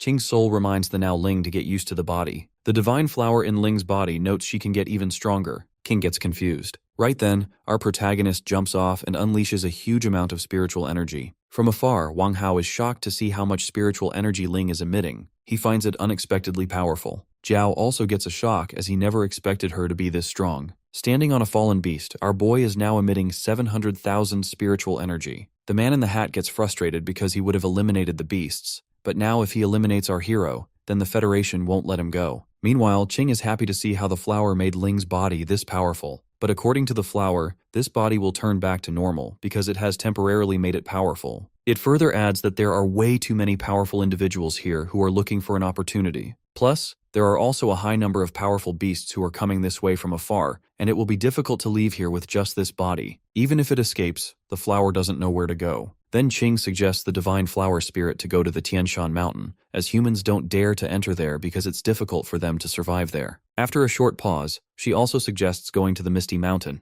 When the flower spirit asks about the Misty Mountain, Ching explains that this is the only place she can survive. She adds that she can follow the back of the demon bull ahead, who will guide her. However, the flower spirit has a favor to ask from Ching, as she is from the Misty Mountain. On the other hand, the fight between Jiao and Demon Bull is still going on. Unexpectedly, Ling's body intervenes as she kicks Jiao hard. Then, our protagonist instructs Demon Bull to take the divine flower back to the Misty Mountain, as our boy will buy time for them. Breathing heavily, Demon Bull acknowledges. After that, our hero forms whirlpools in the lake. Then, she emits a bit more spiritual energy. As a result, the whirlpools collapse with each other and spread water in the area, which makes it hard for everyone to see. The divine flower gets out of Ling's body and approaches Demon Bull so they can escape to the Misty Mountain together. As they move, the group wearing helmets feels the spiritual energy of the divine flower in motion, so they start to move as well. On the other side, the guy under the hat also refuses to give up. However, Ching hits him from behind. Her eyes are still green. Meanwhile, the chubby guy under the hat falls near Jiao. Jiao reflects that he has been following him from the start. The chubby guy shrugs it off, then asks if Jiao has the confidence to defeat her. Jiao is unsure because he sees that Ching is under control. On the other hand, Ching notes that the divine flower has moved with the demon bull. She recalls that the flower spirit asked her to pretend to be in control and then create chaos to help it escape. In the present, Ching decides to enjoy herself to the fullest. In the meantime, Demon Bull and the divine flower are on their way to the Misty Mountain. On the other hand, the Abyssal Falcon is still after Wang Hao. It doesn't want to let humans escape easily, but to his surprise, the falcon leaves him and flies ahead. Just then, Jiao and the chubby guy fall near Wang Hao under great pressure. They are very injured. They admit they are nothing in front of Ching. They struggle to get up. While Wang Hao notes that Ching, the Flame Princess, of all people is being under control, he steps up. Our hero decides to counter her and instructs the other two to go after the divine flower. He doesn't want the divine flower to fall into the hands of the Misty Mountain. Meanwhile, Yuziu in the northern region sneezes as he wonders if they have obtained the divine flower. Now, Ching and Wang Hao are up against each other. Both of them exchange their attacks as the water in the lake blows up under the pressure. The group of Golden Helmet fighters observes the effects of the fight between Ching and Wang Hao. Their leader did expect them to be this powerful. He reflects that Xiaoling's strength originally was formidable, and it has been enhanced after being controlled by the divine flower. On the other hand, Wang Hao is impressive to deal with such an opponent. The leader predicts if their boss and their second brother were here, they would probably experience a tough time. He then plans to make their move soon, as he wants the Dragon Guards to capture the Divine Flower and Demon Bull soon. On their way back, a high number of beasts have gone crazy as they are reacting to the spiritual energy of the Divine Flower. Experiencing a tough time, the chubby guy plans to turn Demon Bull into soup. Surprisingly, Demon Bull is also experiencing a tough time, and the Divine Flower beside it reveals that these beasts are attracted to its spiritual energy. They take it as a potent tonic. Demon Bull grits its teeth as it knows it will get caught because of its decreasing spiritual power. Unexpectedly, the Divine Flower takes action and increases the spiritual energy of the bull. With that, both of them go ahead at great speed. Seeing this, Jiao and the chubby guy get frustrated. At the same time, the nine-tailed fox, along with the white tiger and thorn, are on their way to back up Demon Bull. Meanwhile, the panda cub and Qingquan on the surface feel jealous of them for being able to fly. Somewhere else, Demon Bull, while moving forward, feels they don't have anyone who is pursuing them. But all of a sudden, a golden arrow lands right in front of them. Turns out this arrow was shot by one of the Dragon Guard's fighters. He feels a bit disappointed as his attack didn't hit. Right then, the Divine Flower senses something. Two fighters of the Dragon Guards simultaneously attack Demon Bull. Our hero bleeds a bit. He senses a strong aura coming from these Dragon Guards. However, they are not strong to the extent that they are unbeatable. Furthermore, a herd of beasts are behind them as well. But our boy smirks as he finally understands why Yuziu wanted them to act together. Soon, the leader of the Dragon Guards offers to spare its life if it hands over the Divine Flower. Our protagonist doesn't give up as he unleashes his ability. All of his opponents are now unable to move. Right then, with his remaining spiritual energy, he turns himself into a celestial body. Due to this, he can increase the gravity constantly. The Divine Flower is all confused. But our hero reveals that he needs to be stronger. Therefore, he uses all of his strength to make his ability strong. Bull Demon is emitting a huge amount of spiritual energy. Both Zhao and the chubby guy in the air can clearly sense the strong gravitational force coming from ahead. On the ground, a Dragon Guard warrior steps forward as he claims this ability is not something which he cannot withstand. He eagerly wants to see if his body will break down first, or if the gravity crushes him first. With that, he comes forward to land a punch, and our protagonist also prepares his punch. Both of their punches land on each other. The bulky Dragon Guard warrior admits using punches is more convenient. After that, he uses Supreme Ruler and Heavy Machine Fists to land multiple punches on our boy at the same time. He boasts that the energy of the Bull Demon is no match for him, but right then he receives a heavy blow from our hero. With a lot of strength, Demon Bull succeeds in slamming his opponent on the ground forcefully. Right then, another Dragon Guard warrior shoots an arrow towards him. The bull counters the arrow, however. Another warrior lands a strike on him from behind. Luckily, the strike wasn't enough to cut our protagonist. Filled with rage, our boy throws the arrow which he just stopped towards that same warrior. Even the opponent's sword gets a crack. Seeing the situation, the shooter standing on the cliff starts shooting continuously. The whole area gets covered under those arrows. Unfortunately, the arrows hit Demon Bull, yet the arrows are not stopped. Therefore, the Divine Flower steps forward and tries to control the arrow shooter. But sadly, that doesn't work, and it can only impose mental suppression on him. The shooter, as a result, loses his composure. This gives an opportunity to our protagonist to land a powerful strike on him. As our hero lands his strike, the shooter escapes unscathed. He then reflects that even though the Bull Demon is just a mere transcendent second order, he is on the level of all three of them together. Furthermore, he notes that Demon Bull is struggling to fight after taking that slash in his back. Before the Dragon Guards could take advantage of this, a herd of beasts had almost caught them. Zhao and the chubby guy plan to take an opportunity from the chaos to snatch away the Divine Flower. Before anything could happen, someone fires powerful flames from the sky on the ground. It is the nine-tailed fox who has arrived to back up Demon Bull. Due to the flames of the nine-tailed fox, all the enemies are surrounded by fire, including the beasts. The Divine Flower senses powerful enemies coming their way, but Demon Bull tells her to rest assured as those are friends rather than foes. The chubby guy instantly recognizes the nine-tailed fox of the Misty Mountain. He grits his teeth because they already gave their all to make our hero fall in that situation, and now more powerful allies are gathering. Reaching really close to the Divine Flower, the lake snake comes forward to attack. However, as soon as it reaches the ground, it gets engulfed in a ball of hard earth. This is actually the work of Qingquan, who appears in his new transformed body. The bulky warrior from the Dragon Guard still doesn't give up, as he is determined to not let anyone get away with the Divine Flower. As soon as he starts launching punches, the nine-tailed fox reacts sharply by unleashing her flames. Even when the bulky warrior tries countering the fire, he still gets completely defeated. The fox stands tall on the ground while the fighters of the Dragon Guards yell for their fallen comrade. From the side, Wang Hao grits his teeth as he notes that even though the fox and that bulky warrior were on the same level, the gap between them is still too big. With just one strike, she has defeated the warrior. Right then, the chubby guy notices that there are more beasts as well. Thorn and the white tiger also appear on the battlefield. Observing the comrades of our boy, the Divine Flower calls them strange. It also notices how strong the spiritual energy coming from them is. Meanwhile, in the battle area, the chubby guy finds Thorn attractive.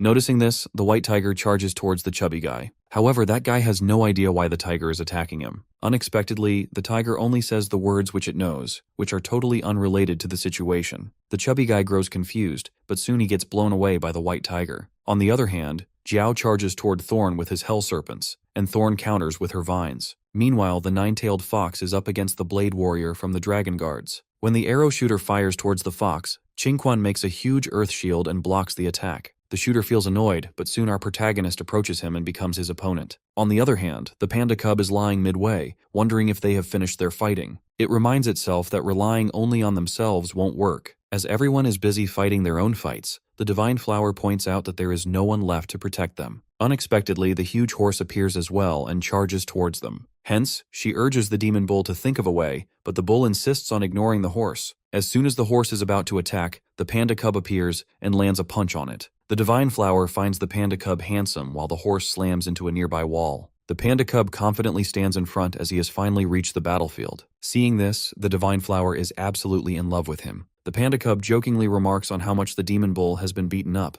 Shrugging it off, the Demon Bull reveals that all of the opponents are Transcendent Second Order, so he doesn't need to underestimate them. The panda boasts that he is pretty strong, and since he is here, he won't let them get hurt. He jumps off immediately, leaving the Divine Flower completely fallen for him. Meanwhile, the white tiger is up against the chubby guy. The chubby guy finds the tiger's vitality super vigorous and admits that he will die if this fight continues. With no option left, he must use his secret ability. He knows that even if he wins, the backlash will be severe. Unleashing the move, the whole area is engulfed in a poisonous liquid that sucks the life out of living creatures on contact. Shockingly, the chubby guy becomes super slim as he utilizes most of his energy. He reports that in order to devour the divine flower, he stored a large amount of stomach acid in his stomach. He admits it is a waste to use it all at once, but it was necessary to win. With that, he decides to run from there as quickly as possible. To his surprise, the white tiger catches up with him from behind. He freezes completely as the white tiger bites him. In the meantime, the arrow shooter is stuck under spikes. Qingquan finally traps him with his ability. The shooter curses him for betraying humankind to join forces with Misty Mountain. However,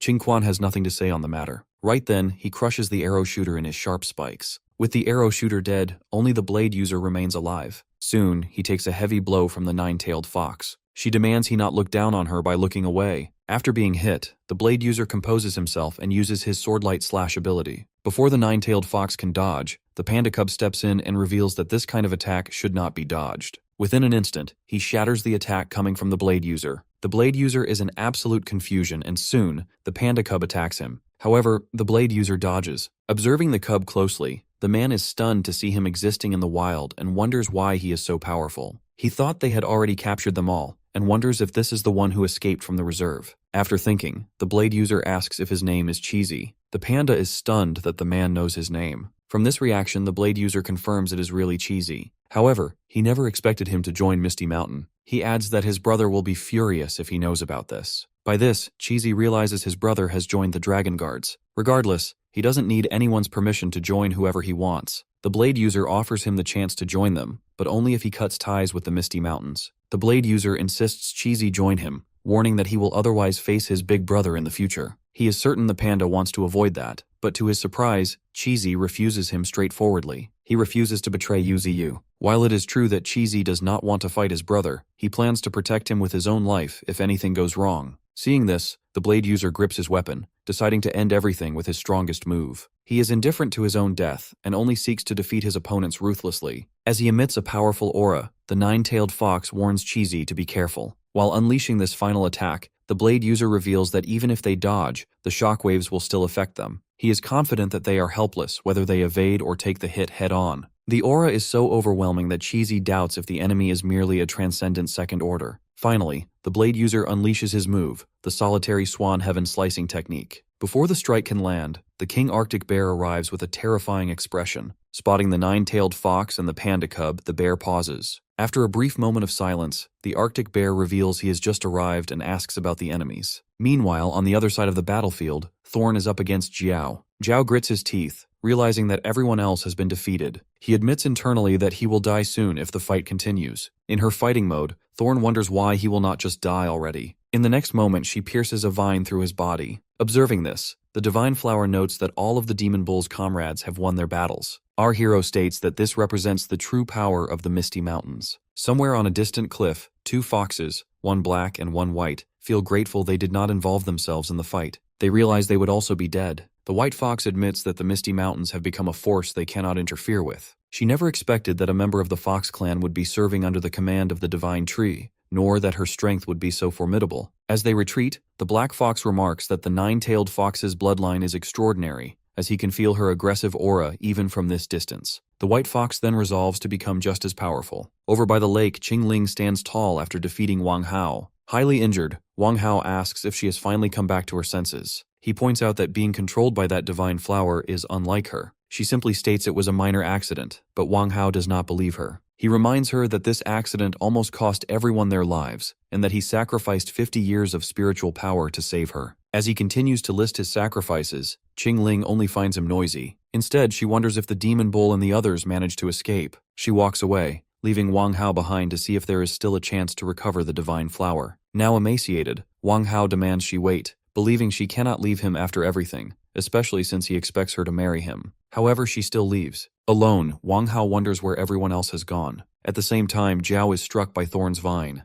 Surprisingly, he successfully saves his soul, which begins moving in the opposite direction. He never expected the reinforcements from the Misty Mountains to be so powerful that even the dragon guards were defeated. Though he has lost his physical body, Zhao decides to start a new life as long as his soul survives. To his horror, Qingling's centipede devours his soul and refines it into a small, orb-like structure. The next day, shocking news spreads throughout the entire alliance. Every powerful expert who attempted to take the divine flower has been wiped out. Not a single person survived. Among the Dragon Guards, members ranked 7, 8, and 9 all perished. The genius Zhao Jiao and the Lord of Gourmet City also died in the battle. At the scene, neither the body of Qingling nor Wang Hao is found, and their whereabouts remain unknown. In the world of Tree, the recovery of spiritual energy serves as the root of all change. Ordinary creatures evolve into transcendent beings through this energy, and as it appears, all things begin to transform. The world is full of these changes, and Yu is not the only existence of his kind. A spiritual energy tide occurs when a specific amount of energy triggers a large-scale explosion. Even transcendent creatures have a limited tolerance for this power, as excessive amounts cause death. Consequently, a large number of creatures gradually turn into spiritual energy during these tides. Others migrate toward areas with less energy to ensure their survival. Furthermore, spiritual energy resources are considered rare treasures, which are divided into plants and minerals. Plants that absorb a large amount of energy while growing become rich in it, yet they do not develop intelligence. Instead, they become treasures such as spirit flowers and spirit grass. This is why Qing gives a herb to her master that she took from the body of a Sandro turtle. High concentrations of spiritual energy also enrich stones under certain circumstances, turning them into spirit stones, which are very important resources. Right now, the entire Federation is in a dire condition. Not only is there an outbreak of rats, but even the wolf packs have attacked numerous grassland tribes.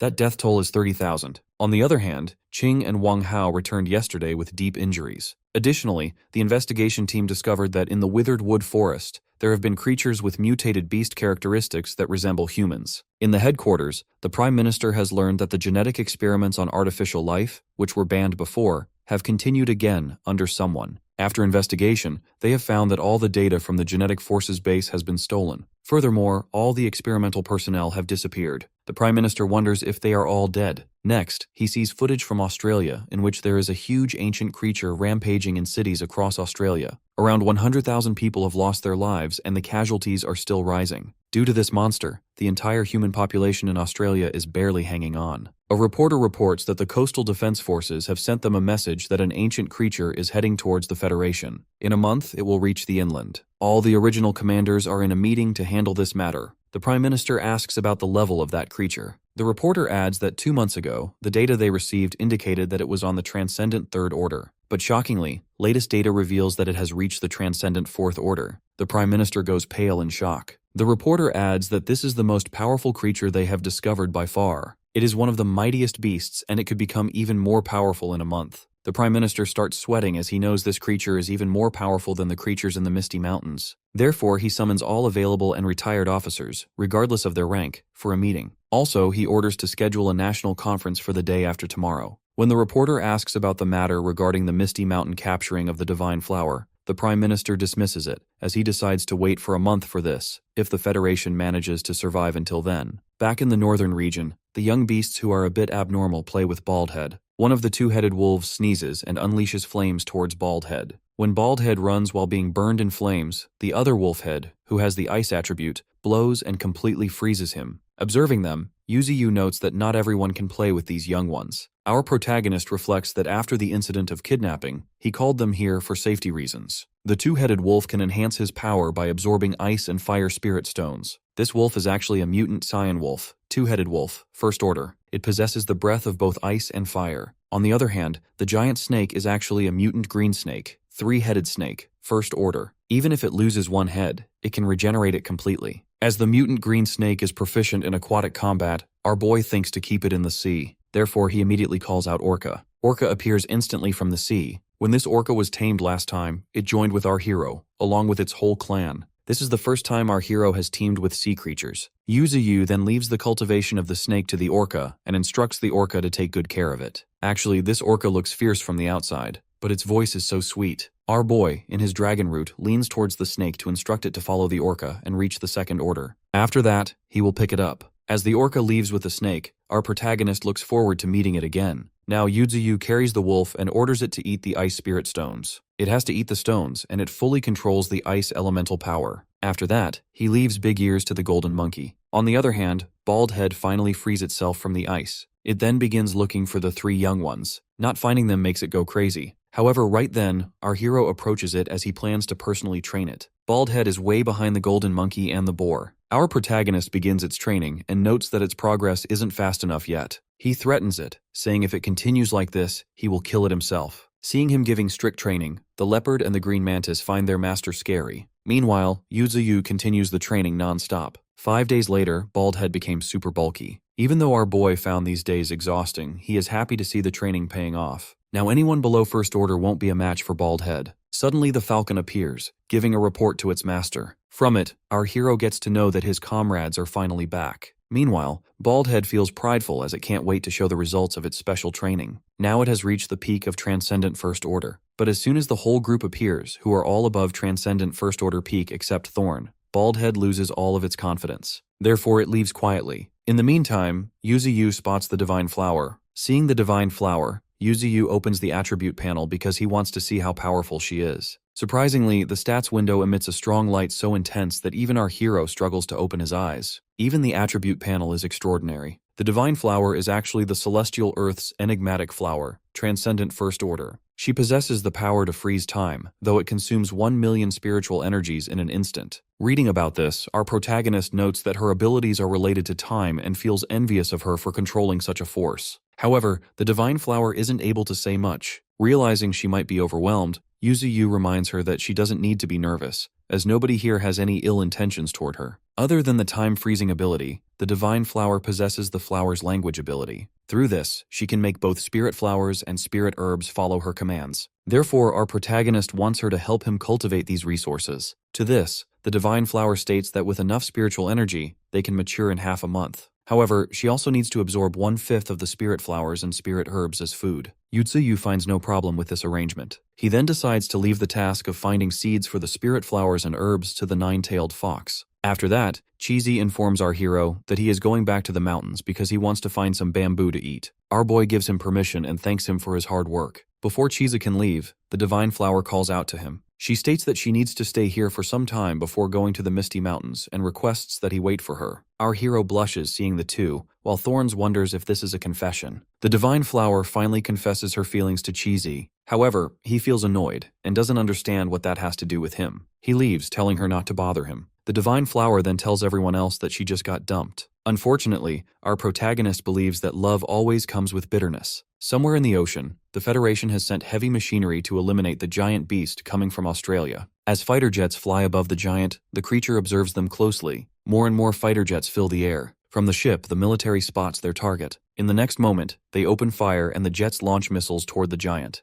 An infinite number of missiles and bullets hit the target. After a brief moment, the giant finally reacts and growls heavily. It opens its massive mouth and unleashes supersonic waves that encounter and destroy all the incoming missiles. Even the jets are destroyed, and the ships face great difficulties. Soon, their intercontinental ballistic missiles are ready to launch. A missile goes straight to the giant and blasts upon impact. Due to the force, even their own ships receive damage. Unfortunately, as the smoke clears, the giant is still standing and appears totally fine. Turns out the intercontinental ballistic missiles are completely ineffective. After that, the giant makes a move and starts destroying the ships in front of it. Live footage of the giant is being watched in the headquarters. The officials discuss how their thermal weapons are totally useless against a transcendent Fourth Order creature, even though the weapons used are the most powerful ones available in the present time. With that, the countdown to the all-out war between the giant and Yuziu begins. Only 14 days are left. Meanwhile, in the northern region, our protagonist is envious of the Divine Flower, who can directly absorb spiritual power into her body. Suddenly, a system notification pops up.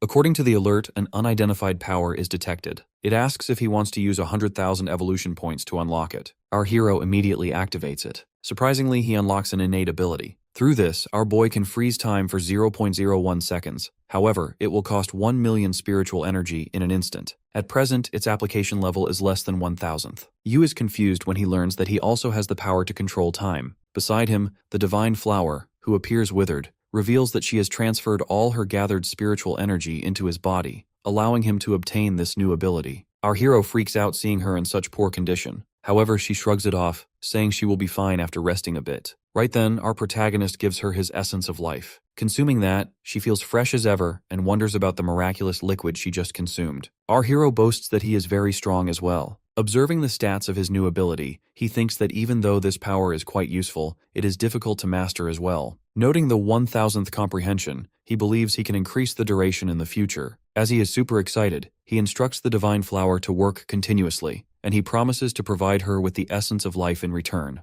On the other hand, somewhere else, Qingquan sets up a projector and screen to watch a movie. He explains to Chizi that this is how humans entertain themselves. The devices he has now were brought from Qingfeng City, and they can watch any kind of movie if they are connected to a smartphone. But sadly, the phone signals in the woods are not very strong. Chizi adds that he had heard about this when he was living in the zoo. After a couple of minutes, they both start watching a movie. As the film continues, more and more animals start gathering to watch it. Unexpectedly, they are more excited than Qingquan. In the movie, the protagonist says in a dialogue, "If you live without dreams, what's the difference between you and a salted fish?" Chizi finds the dialogue interesting. Suddenly, a small window pops up on the screen. It is news regarding the giant entering Gyre City. Chizi points at the news. According to the report, a transcendent fourth-order creature has appeared in Huaxia's waters, and it will enter Gyre City in 28 days. The nation has issued a Level 1 emergency alert, and all citizens are advised to evacuate to Chaosan City. Chizi suddenly tells Qingquan to pause the news. When Qingquan asks if he has seen something, Chizi shrugs it off. However, his eyes are fixed on a pink-haired lady running to save her life from the giant. After seeing her, Chizi decides to head back to find something to eat. Qingquan and Baldhead are left confused by his sudden departure. Meanwhile, Thorn, along with the Green Mantis and Flash, enjoys bathing in the spiritual pool. On the other hand, the White Tiger eagerly wants to join them, but our tree stops it as the tiger is not allowed to go in. Flash appears, informing his master that he has become stronger again. Seeing his stats window, Yuziu learns that Flash has acquired Strength Multiplication. This ability consumes a large amount of spiritual energy, and strength doubles every 10 seconds. Yu informs Flash that he can now amplify his strength several times. Flash fills with excitement as he wants to try his new ability right this moment. Using this new power, he forms a very big crater on the ground. He notes that it can only be strengthened 2 times because his body cannot handle more than that. Later, our hero is super excited for the duel between Chizi and the nine-tailed fox. He even urges his comrades to bet on one side. Chizi is super serious about their fight, as he has waited for a long time. He reveals that he always wanted to know how it feels for a confident and powerful fighter like the nine-tailed fox to be stepped on by him. Turns out the fox also thinks the same way. The nine-tailed fox activates Blazing Surge, while the panda activates Fiery Form.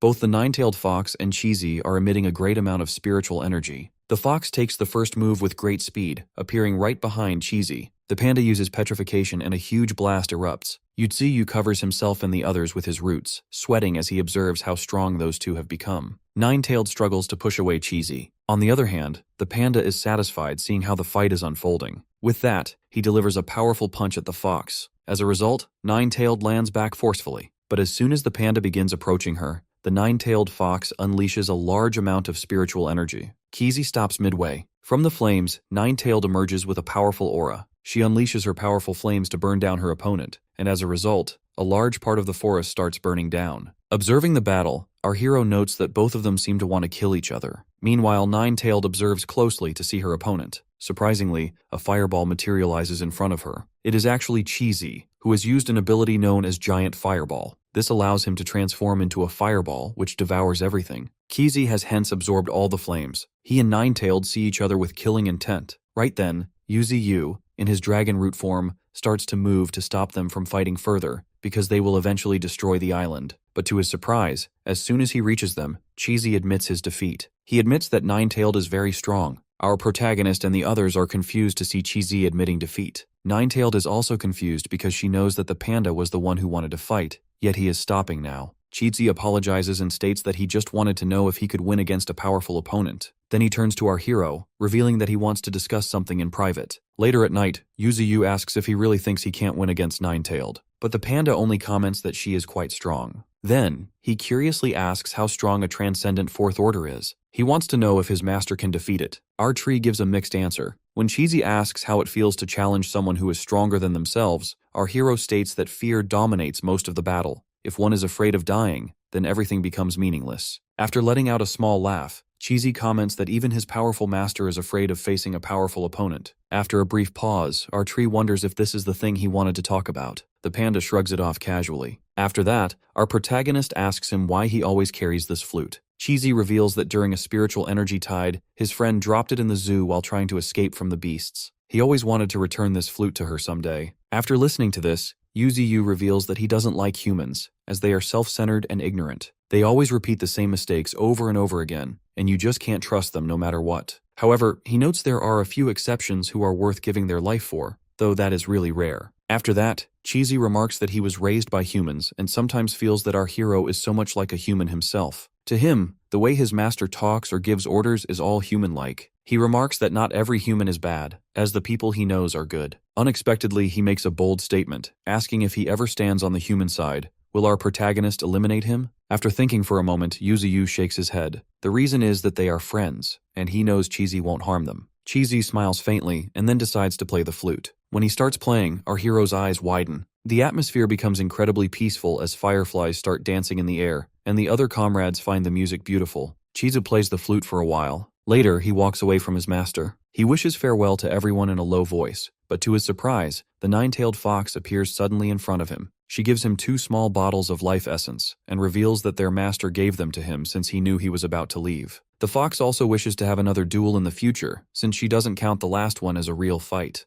He knows this as he confidently leaves the area. Meanwhile, somewhere else, a city near the ocean is destroyed by the giant monster. Everyone, including the transcendent fighters, is dead. As the giant leaves the city, a huge wave of ocean water engulfs the entire area, leaving the city completely submerged. Soon, a whale shark approaches the giant. It is also a transcendent fourth order. Both of them start attacking each other, and the scene changes. In the northern region, all the animals are busy watching a documentary on the screen. Seeing them, Qingquan feels a bit annoyed. On the other hand, the white crane flies over to the northern region but doesn't find Yuziu at his usual place. As the crane starts panicking, it gets hit by one of our hero's roots. Surprisingly, our protagonist's body has become way too huge. He is so tall and big that he now covers the entire island. Actually, our boy has acquired a new skill called size mastery. This allows him to change his own size without compromising his power or spiritual energy. He is even taller than the mountains and enjoys his time being a huge tree. From below, the Divine Flower, who has now reached the Transcendent Second Order,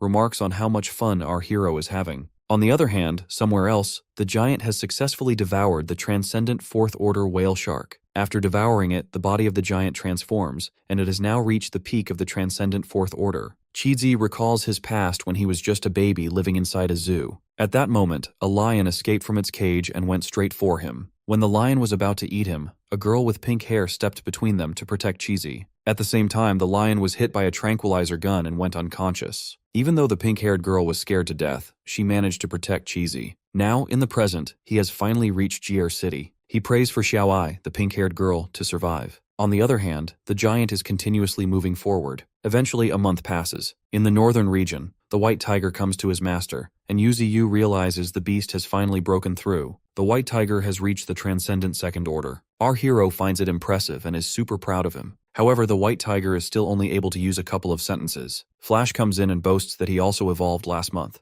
The Divine Flower, who now has formed limbs, comes forward today. She has reached the Second Order as well. Next, the white snake appears to congratulate the white tiger for reaching the Second Order. On the other hand, the Arctic white bear, who is also a Transcendent Second Order, finds the white tiger silly for feeling proud. Turns out everyone has reached the Second Order now. One after another, they reveal they have broken through, which means reaching the Second Order is not that great of a deal. The white tiger feels very bad listening to their remarks, which makes him leave instantly. Our protagonist, however, tells everyone not to crush the tiger's spirit, but no one reacts much. Yuziu reflects that everyone has experienced a qualitative leap this month and their strength has increased. He has also awakened a new skill called Ice Age. Through this, he can freeze the land and ocean under the sky instantly. Furthermore, his spiritual energy has surpassed 8 million. Additionally, they have utilized all the spirit stones underground. He plans to leave the remaining stones for the young beasts. He has placed the Gorilla Legion to guard the northern borders, and eventually plans to replace them with the Arctic White Bear Legion in the future. Plus, our protagonist plans to return to the Misty Mountains soon.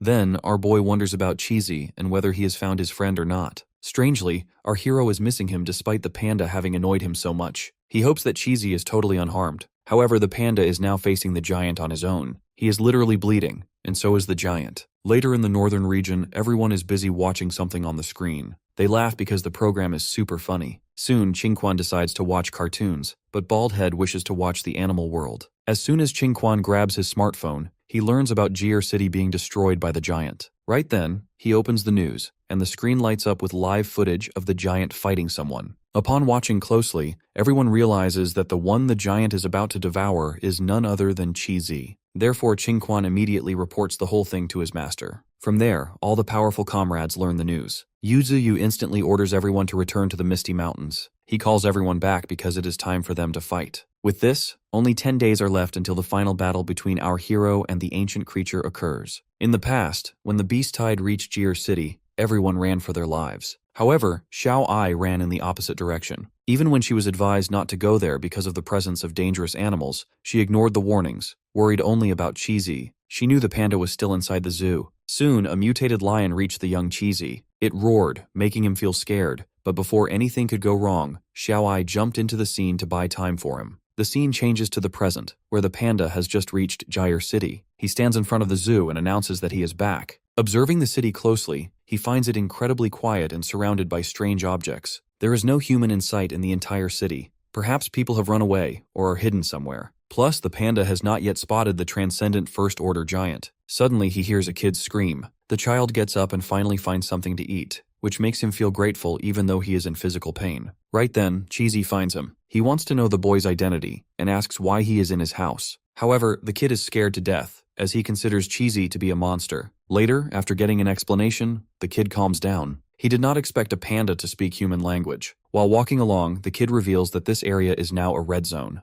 Chi-Zi is more curious to know about the giant who was destroying the city, but the kid doesn't know much, only that the giant disappeared yesterday out of nowhere. He adds that the giant was battling an orca, and due to that battle, half of the city was submerged. When the panda asks why he didn't evacuate, the kid states they didn't escape in time, noting that all the roads are now blocked by massive obstacles. The kid was separated from his family, and after that, the giant beast appeared. Their army could not even defeat it, and so many people have lost their lives because of the monster. When the panda asks why the kid is walking around in such a dangerous situation, the boy explains that everyone has been trapped for a month. Supplies are running out, so he came out in order to survive because he wants to reunite with his family. From a cliff, the kid points toward a damaged building under which there is a government bunker. For the time being, people are living there. The kid then reveals that the government protected the people from the zoo first, because those people understand the habits of monsters better than others. He thinks the person Chi-Zi is looking for must be there. The kid grabs the panda's arm, insisting they go there. He believes the soldiers won't shoot because they have also protected some other pandas. However, Chi-Zi raises his arm as he doesn't want to go. Instead, he advises the kid to go by himself. The kid is confused and doesn't understand why the panda isn't coming along. Chi-Zi states he doesn't have the courage to face his friend at the moment, and furthermore, there are things he must do. When everything is over, he will find them for sure. The kid sighs, and as he leaves, he yells at the panda not to die because they are waiting for him. Suddenly, out of nowhere, something attacks. Fortunately, the panda dodges the attack, but unfortunately, the kid is heavily injured. Chi-Zi is in complete despair. Unexpectedly, the ancient creature appears in the city, emerging from the ground. Meanwhile, the panda tries to save the kid by giving him the essence of life. Fortunately, the kid starts to get up as his injuries are all healed. In the meantime, the giant monster appears right beside them. Chi-Zi instructs the kid to get out of here, then he prepares himself for the fight against the giant. The giant starts to move. The panda, however, never expected it to be hiding underground. He insists that the kid run away, but the boy is worried about him. In response, Chi-Zi reveals that he must defeat this beast. After a moment of silence, the kid finally leaves. Chi-Zi starts emitting his spiritual energy as he prepares for the battle. The giant roars heavily, producing an immense amount of air pressure. The panda grits his teeth, noting that the mere pressure of the creature's spiritual energy makes it hard to breathe.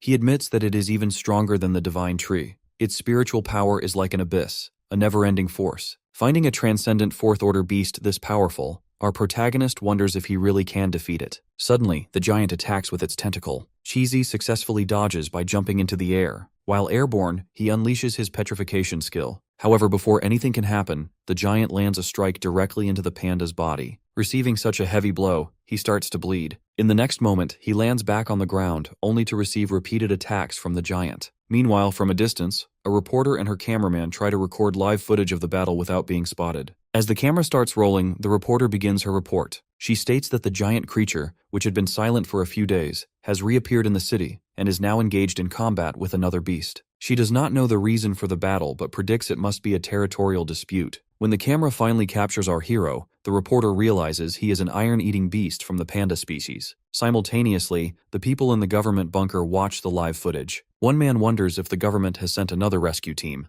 though he is confused why there is only one panda fighting. A short-haired blonde girl sitting beside an injured panda wonders which team that panda is from. The people believe Cheesy cannot win this battle, especially since he is at a disadvantage in terms of size. Another person yells in frustration, asking why the government didn't send more powerful individuals, as he clearly senses the panda is completely overwhelmed. At the same time, somewhere else, an old man calls Xiao Ai to see the live footage. When she sees the screen, she instantly recognizes Cheesy. Tearfully, she notices the flute on his body and realizes our protagonist is back to protect them all. Back in the battle, Cheesy transforms into a ball and charges straight toward his opponent with great speed. Unfortunately, his attack does not affect the giant at all. In return, the colossal giant emits massive supersonic waves. The waves hit the panda so hard that he falls to the ground under great pressure. He coughs violently and his body is highly injured. Due to the attack, he cannot see clearly, his ears are ringing, and it is hard to breathe. He is in disbelief. Even though he fought to a draw with the nine-tailed fox, he still lacks the strength to face a transcendent Fourth Order. He admits internally that he cannot even deliver a counterattack and does not know what to do. The people in the bunker can clearly see that he is going to die. With great pain, Cheesy notes that once again he is unable to do anything. He loves this city so much. It is not only the place where the person he loves lives, but it is also where he grew up. He wants to stay here forever. He remembers how Xiao Ai once protected him, yet he left her behind and ran away. Because of fear, he abandoned the person who loved him most, and the person he loved most. He believes she must have felt desperate at that time, and for this reason, he feels he no longer has the right to appear before her. Admitting he cannot do much, he decides he must at least kick the giant out of the city. Right then, he counters an attack from the giant with one hand as he drinks the essence of life. A completely strange creature emerges from the lands of Australia, causing destruction across the entire continent. After that, it travels through the ocean and reaches the Federation. This giant beast is the highest-ranked creature in the history of the world. The Federation mobilizes its entire military force to counter it, deploying 5 times more forces than when confronting Yuziu. The whole world watches this crisis, calling for the Federation, the second most powerful military power in the world, to resolve it. However, the giant eliminates their 250,000 troops completely. Along with civilians, the death toll is almost 570,000. By the 6th day, the toll rises to 650,000. By the 15th day, it is 710,000. And by the 23rd day, it reaches 830,000. Up until now, the death toll has reached 1.96 million. Back in the headquarters, while seeing the live footage of the battle between the giant and Cheesy, the supervisor wonders why the Dragon Knight's panda is there since the whole unit was completely wiped out. Unexpectedly, the Prime Minister appears right behind her. Seeing the live footage, he wonders if that panda can win against that giant monster. Cheesy is emitting a huge aura right now as he recalls the last conversation between him and Yuziu. He asked how he could become stronger instantly, and our boy stated that the spiritual energy they absorb from this world is stored in their hearts. Typically, when they use or practice their body's abilities, they can only use 30% of their spiritual energy. Our protagonist explained that if one uses 100%, it will shatter the spiritual energy stored in the heart. As a result, the energy flows into every cell in the body, allowing one to temporarily gain power beyond their level. But our hero instantly advised him not to use it ever, because it is too dangerous. In the present, the panda decides not to use his 100% spiritual energy, even if he dies. Right then, he starts emitting such a strong aura that the ground beneath him starts to shatter. With that, he challenges the giant to come at him. The giant attacks using its multiple tentacles, but to the monster's surprise, its limbs completely freeze. In the next movement, Cheesy jumps and lands a powerful strike at the giant's body. Surprisingly, the beast starts spitting blood. Next, the panda jumps straight up towards the sky. Meanwhile, at the headquarters, they note that his spiritual power is rising rapidly. It has already exceeded 90,000, and the number keeps rising. The Prime Minister reflects that it's not just the Federation, but the whole world watching this battle right now, as the survival of humanity depends on it. The giant sends one tentacle to attack its opponent, but the panda readies a punch to counter the strike. Shockingly, as soon as the punch lands, the tentacle breaks off completely. However, Cheesy struggles a bit as he finds the physique of the Transcendent Order creature really tough. In the next moment, the giant sends a number of tentacles towards him. Cheesy braces himself and roars, unexpectedly tearing apart all the tentacles in an instant. As he is in the air, the giant monster eats him alive. People from the government bunker consider him dead, but the Prime Minister feels something is not right. At that exact moment, the giant feels something strange inside its body. Instantly, its torso blasts open from the inside, and the panda emerges. Being injured, he doesn't give up and activates his skill, Crimson Lotus Solar Flare Sphere. From afar, he looks like the sun. He tells the giant monster to feel lucky because it gets to witness this move before it dies, a technique that even Ninetails didn't experience. Cheesy finally unleashes his secret move, which hits directly on his opponent. The giant beast roars heavily in pain. On the other hand, the panda, despite being injured, is enjoying the whole thing to the fullest. He next attacks the giant from multiple directions repeatedly. Seeing how much the giant has taken damage, the reporter reports that this is the first time it has been pushed to this extent. It seems like it doesn't have any way to fight back. She adds that the panda might win this war. The supervisor at the headquarters is stunned to see how powerful Cheesy is.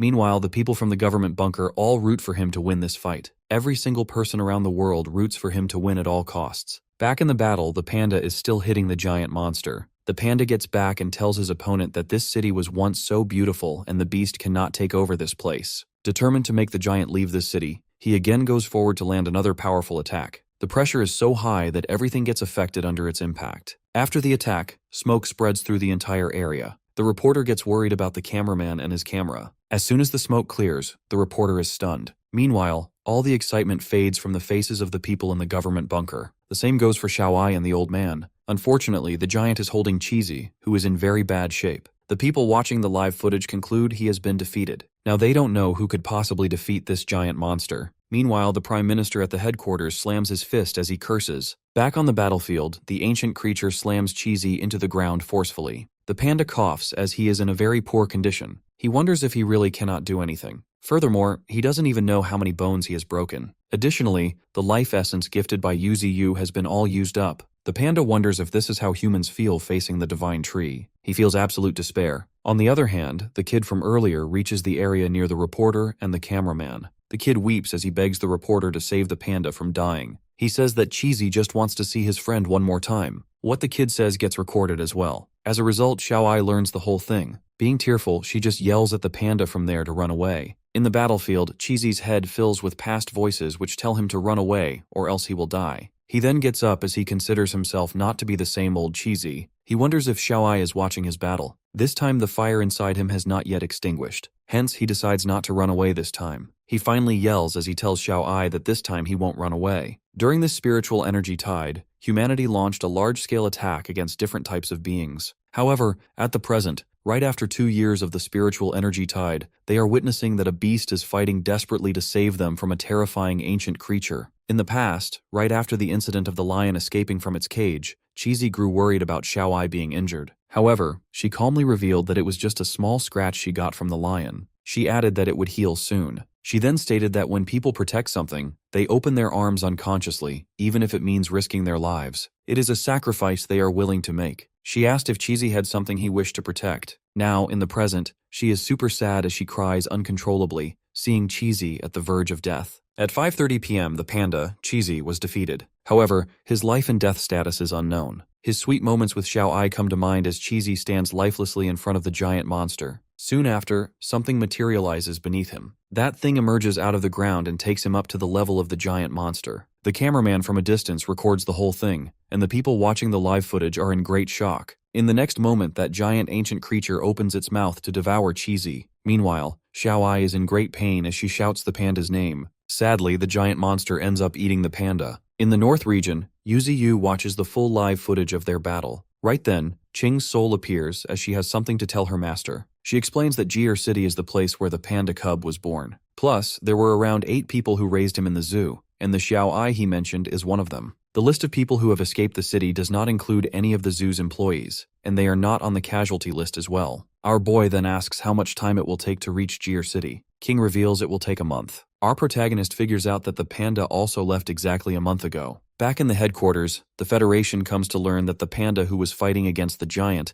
isn't a member of the Dragon Guard squad. In fact, this panda is the one who escaped Jir City earlier. The Xiao he mentioned can be one of the employees at the zoo for whom he is looking. The Prime Minister cannot believe that the panda fought the giant beast just to save someone. The rescue operation they launched to rescue the panda has not made any progress until now. The land is completely blocked as well, meaning the entire city is completely separated. Furthermore, the explosives do not affect the monster at all. If they use helicopters for rescue, that giant beast will destroy them in midair. Meanwhile, on the other hand, our hero plans to directly attack the monster from the front, as Yuziu decides to break down the wall. In the meantime, the Prime Minister asks about the Dragon Corps. His assistant reports that they are ready and they have assembled their top transcendents. All of them will get there within a month. However, both our boy and the Prime Minister do not want to waste a whole month. As every day they delay will mean more danger for the people, they need to speed up things. The plan of our protagonist is to protect the people inside the city, including Cheesy. The plan is simple: eliminate the giant monster and then rescue the panda. With that, both Yuziu and the Prime Minister schedule the operation for 10 days from the present. Every beast of the Mystery Mountains is excited for the upcoming battle. Meanwhile, in Jir City, Xiaoai grabs her sniper to go out and avenge Cheesy. The old man stops her from doing so, as he reminds her that it is an enemy that even Cheesy was not able to defeat. If she goes out there, she will die in vain.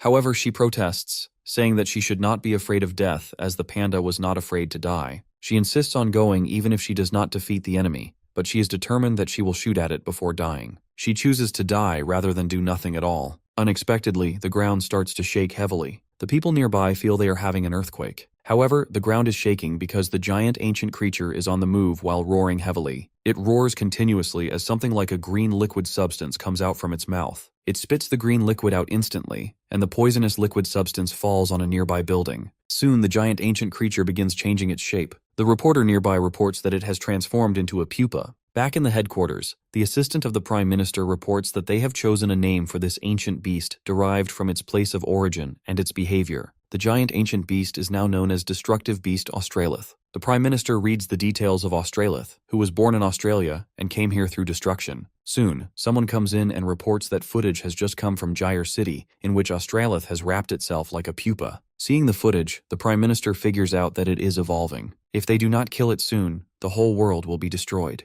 Australith's green liquid comes off from the building and gathers to become a bunch of monsters. The monsters formed from the green liquid are now going after the citizens, who run for their lives in a panic. These green creatures grab and devour the humans. Later, they deliver the dead bodies to Australith, which is currently in a larva form. That larva possesses a massive mouth and immediately begins eating the human corpses. From the shadows, the cameraman records the entire scene while risking his life. However, the reporter reminds him that they must take risks to earn rewards later. She reports that these monsters are capturing humans specifically to provide food for the giant pupa. These green monsters consist of different types. The large ones act like guards who are always watching, while others possess wings and fly to monitor the surroundings of the giant pupa. It is as if they are working with human-like coordination, which implies the creature has awakened its intelligence. Everyone will be doomed if they wait until it evolves completely. In the next scene, a young man runs for his life as a bunch of green monsters chase him. Fortunately, a panda appears and unleashes his ability, Shadow Projectiles. This is the injured panda who was in the government bunker a while ago. He comes forward and insists the young man retreat to the shelter. On that panda's back, a short-haired girl is present. She observes just how many green monsters that pupa creature has created.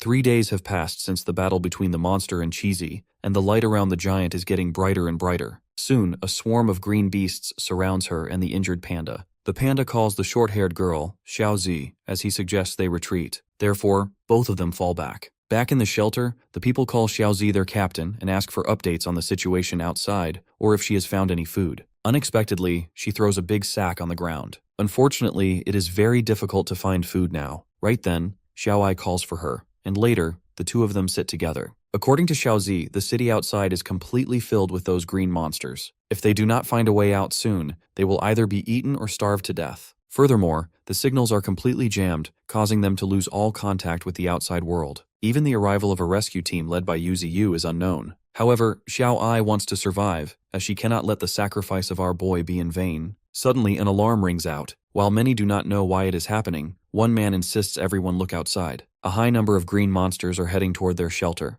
They break through the windows and swarm inside to begin hunting the people. Xiaozi immediately orders the elderly and children to go into the underground caves while ordering everyone else to pick up something to fight back. As one young man is about to be killed, the old man saves him by shooting the monster. However, that does not affect the creature at all, as bullets have no effect against them. While many people evacuate to the underground caves, Xiaozi continues fighting alongside her injured panda, Sanbao, who struggles because he has not healed from his previous injuries. Meanwhile, at the entrance of the caves, the kid who met Cheesy insists that Xiaoai hurry inside. However, she does not go in as she has decided to fight. As soon as she closes the door, a monster finds her from behind. She dodges and begins to run, turning back midway to shoot it with her sniper. Determined to survive, she keeps shooting. As soon as the monster comes close to a door, the door shuts, and the creature gets stuck in between. Somewhere in a tropical area, 2 hippos in the water are disturbed by the roots of Yuziu. It turns out that our hero, along with his comrades, is on the way to Jir City. They have run for 7 days, and according to this speed, they will reach their destination in just 2 more days. However, the peregrine falcons must have already arrived in that city. Yuziu orders his beast to speed up.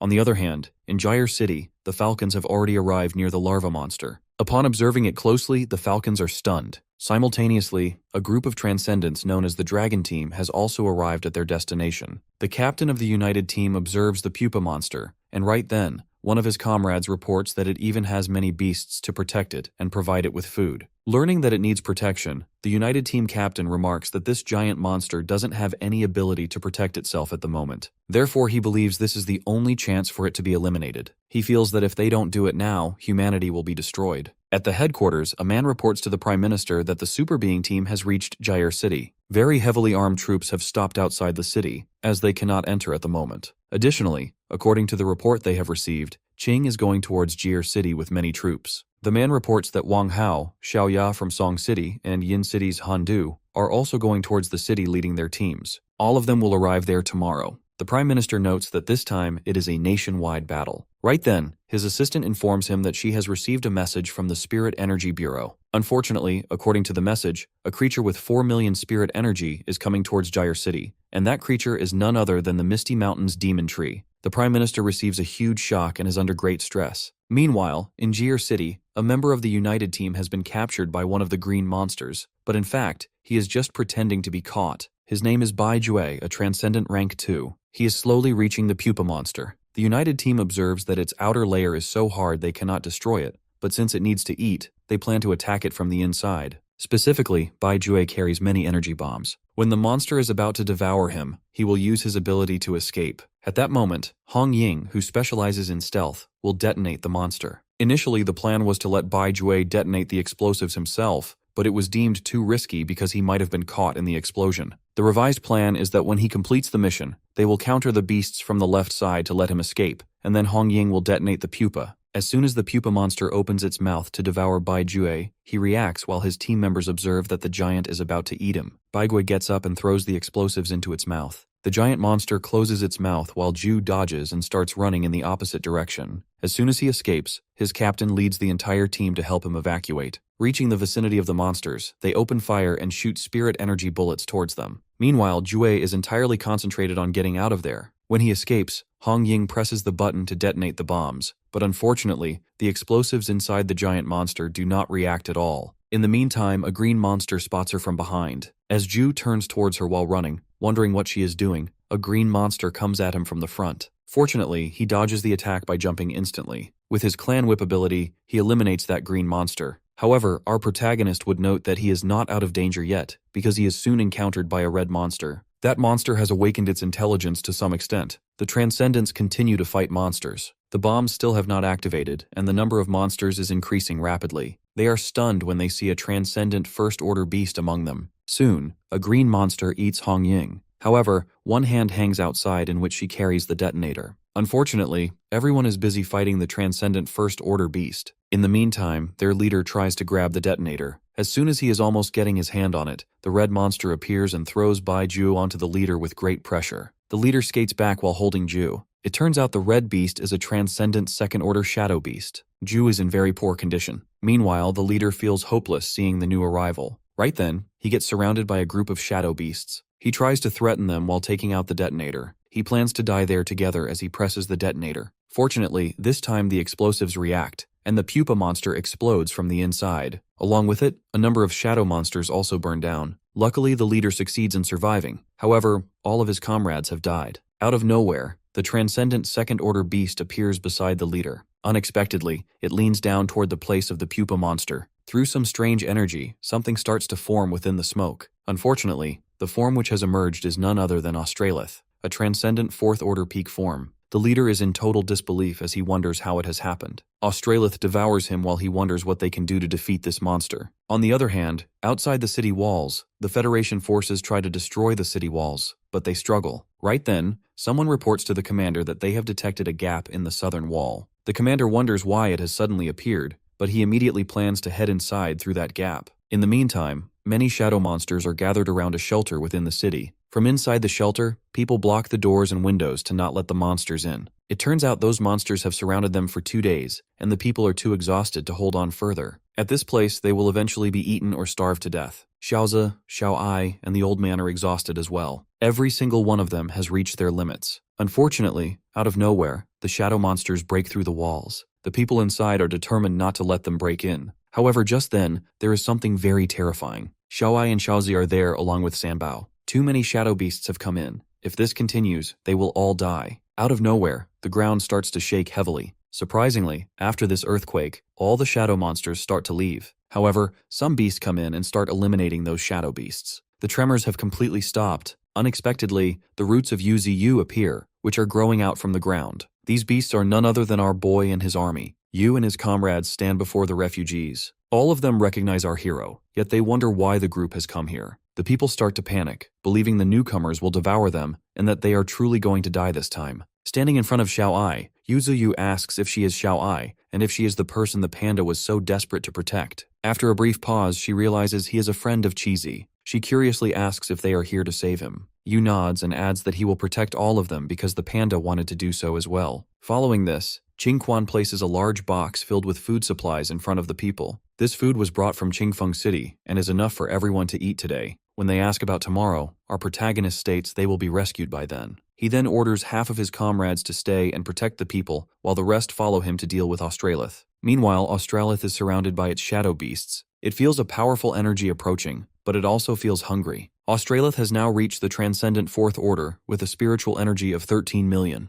On the other hand, Yuziu is at the Transcendent Third Order with a spiritual energy of 9.7 million. Australith's children are starving as well. After a couple of minutes, our boy is seen approaching Australith. The reporter and the cameraman record everything, as the reporter never expected the demon tree from the Misty Mountains to come here. However, the signals go down after Australith transforms into something new. Unexpectedly, the signals are recovered. The reporter feels very happy and yells in excitement, but her partner reminds her to stay low. Meanwhile, our hero unleashes his spiritual field. In the meantime, people at the broadcasting station receive footage coming from Jir City. It is the footage of the demon tree. The director there orders the team to get ready for a live broadcast. Although one worker fears they will get in trouble for broadcasting something like this, the director insists on moving forward. He claims that since it involves the demon tree, he will take responsibility for everything later. He believes if it loses, they will not be able to survive anyway, and everyone has the right to know about the moment of humanity's survival or extinction. People around the world start watching the broadcast and learn that the demon tree has reached Jir City. Some wonder if he is fighting over territory and wish for both monsters to die together. The footage is broadcast on big screens in modern cities. A religious group considers this the destruction of humanity, while the Prime Minister watches the footage in the headquarters. He is in complete shock to see both monsters together when they were previously afraid of nuclear weapons.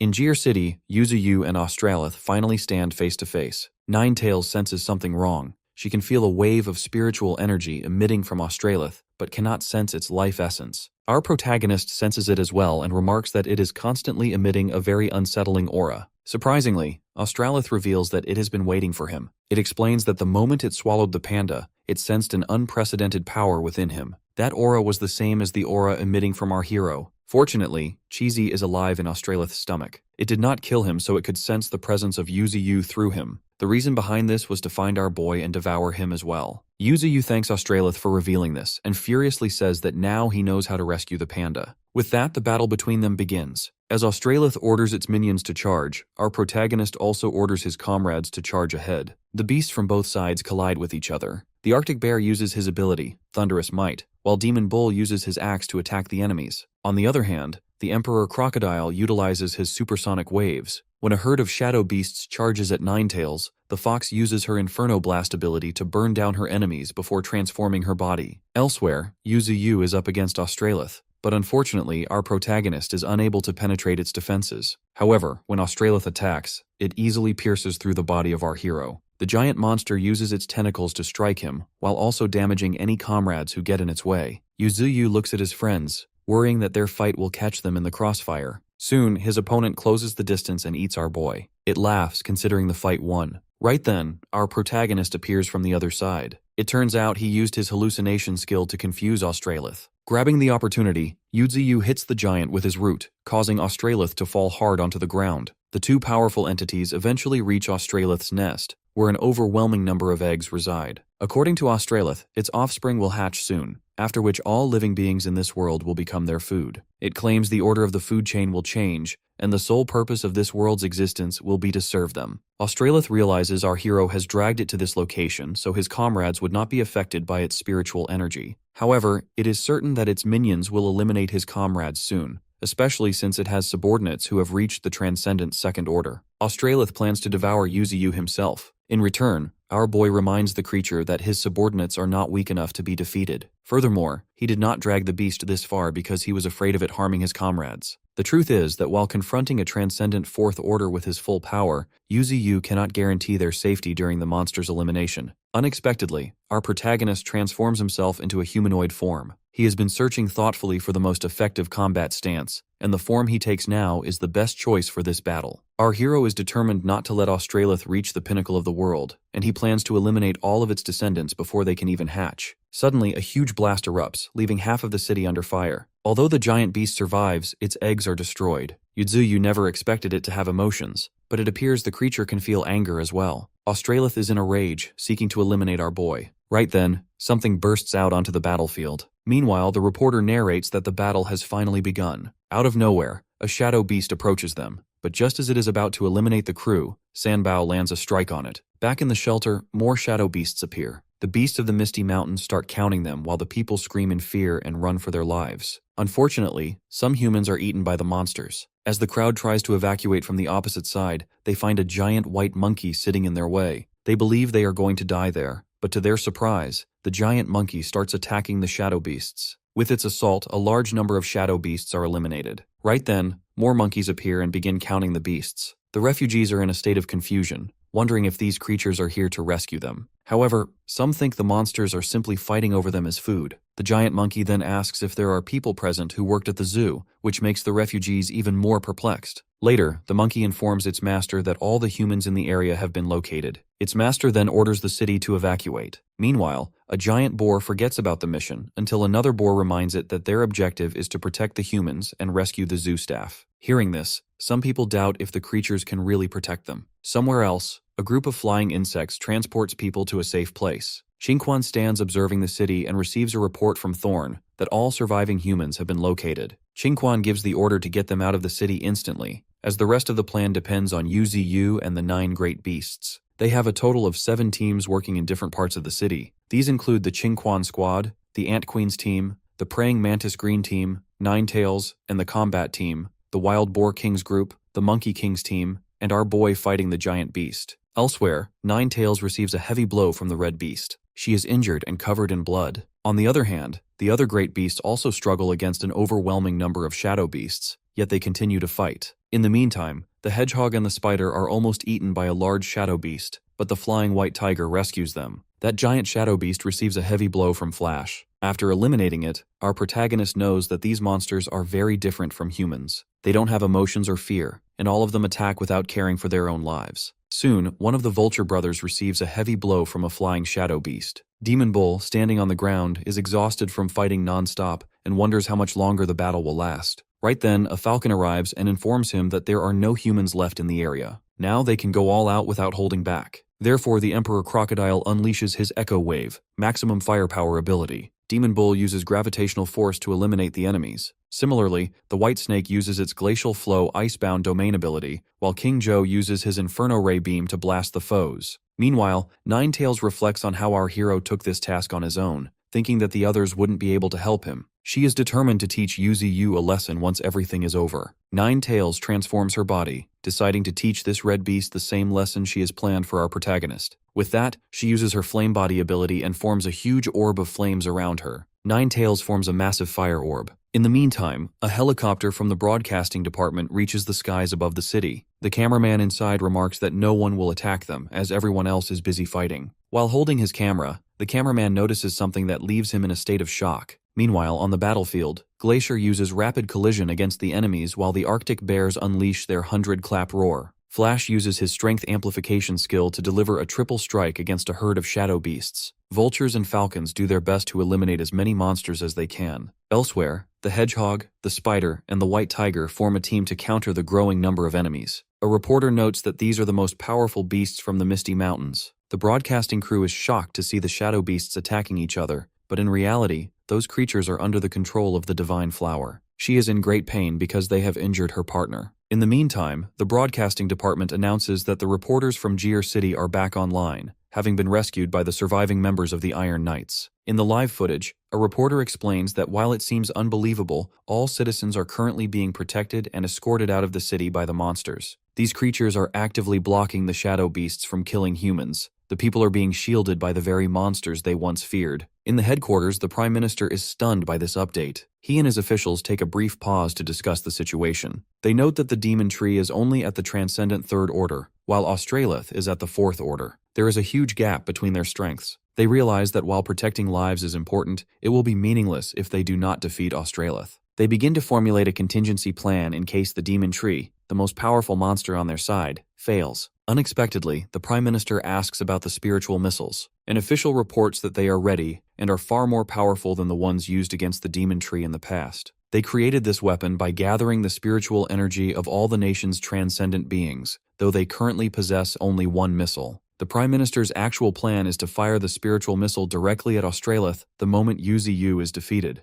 The irony is that the being they once desperately wanted to destroy has become their potential savior. They can only place their hopes on him. On the battlefield, Yuziu unleashes his willow leaf blades. However, the destruction monster protects itself with its wing shield. It then activates its fire scale power, and a moment later, our hero is struck by a bolt of lightning. Australith remarks that the weakness of our protagonist is too obvious, as the beast never expected the tree to have fire-based skills. In the next moment, our boy counterattacks, remarking that if his weakness is so obvious, he should have felt the blow. After receiving a heavy hit, the destructive beast spots a fire-based skill in the air. Our protagonist also possesses fire abilities, a fact that the monster realizes is a grave threat. In the next moment, it takes a heavy blow from this attack. Although the beast somehow manages to free itself, it is furious, staring at the tree with killing intent and hatred. To its surprise, Yuziu disappears instantly from the front and reappears right behind it. Our hero notes that despite possessing fire-based skills, Australith is highly vulnerable to his attacks. The destructive beast is unable to block the next move from our boy.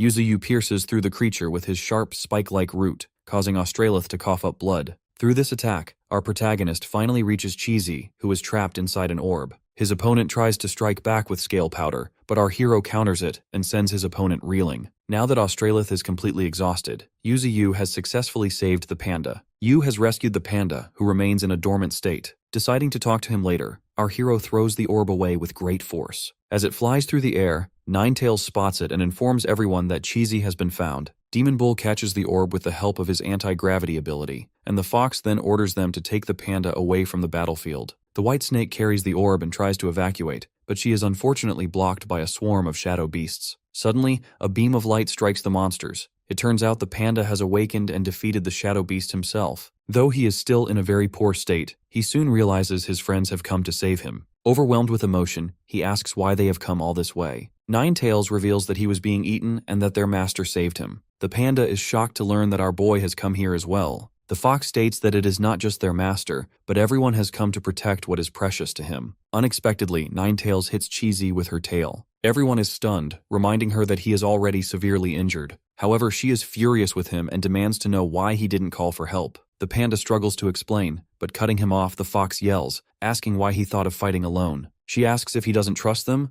or if he thinks they are unreliable. Cheesy desperately states that he simply didn't want everyone to die, but the fox points out that they won't die. The other beasts agree with her, shouting that he can rely on them any time. Hearing this, Cheesy starts to cry. The white snake throws him into the air so he can land safely on her back, and Ninetails instructs the panda to go and meet the person who has been waiting for him all this time. Meanwhile, on the other side of the city, Qingquan creates a massive wall to separate the shadow beasts from the humans. The other Misty Mountain beasts do their best to resist the monsters from the other side. Thorn instructs the people to evacuate the area immediately. They struggle to protect the citizens while dealing with the endless waves of shadow beasts. Unfortunately, a spider-like shadow beast clings to the wall and jumps into the protected area. Thorn becomes anxious, fearing there will be many casualties. Shockingly, the spider-like beasts are eliminated by a hail of bullets. It turns out the Federation has sent helicopters and land forces to protect the Misty Mountain beasts and assist the citizens in evacuating. Qingquan is completely shocked to see the human military helping them. The shadow beasts have completely broken through the wall. However, they are being resisted by the human army. As one of the shadow beasts prepares to lunge at the human soldiers, a gorilla intervenes and eliminates it.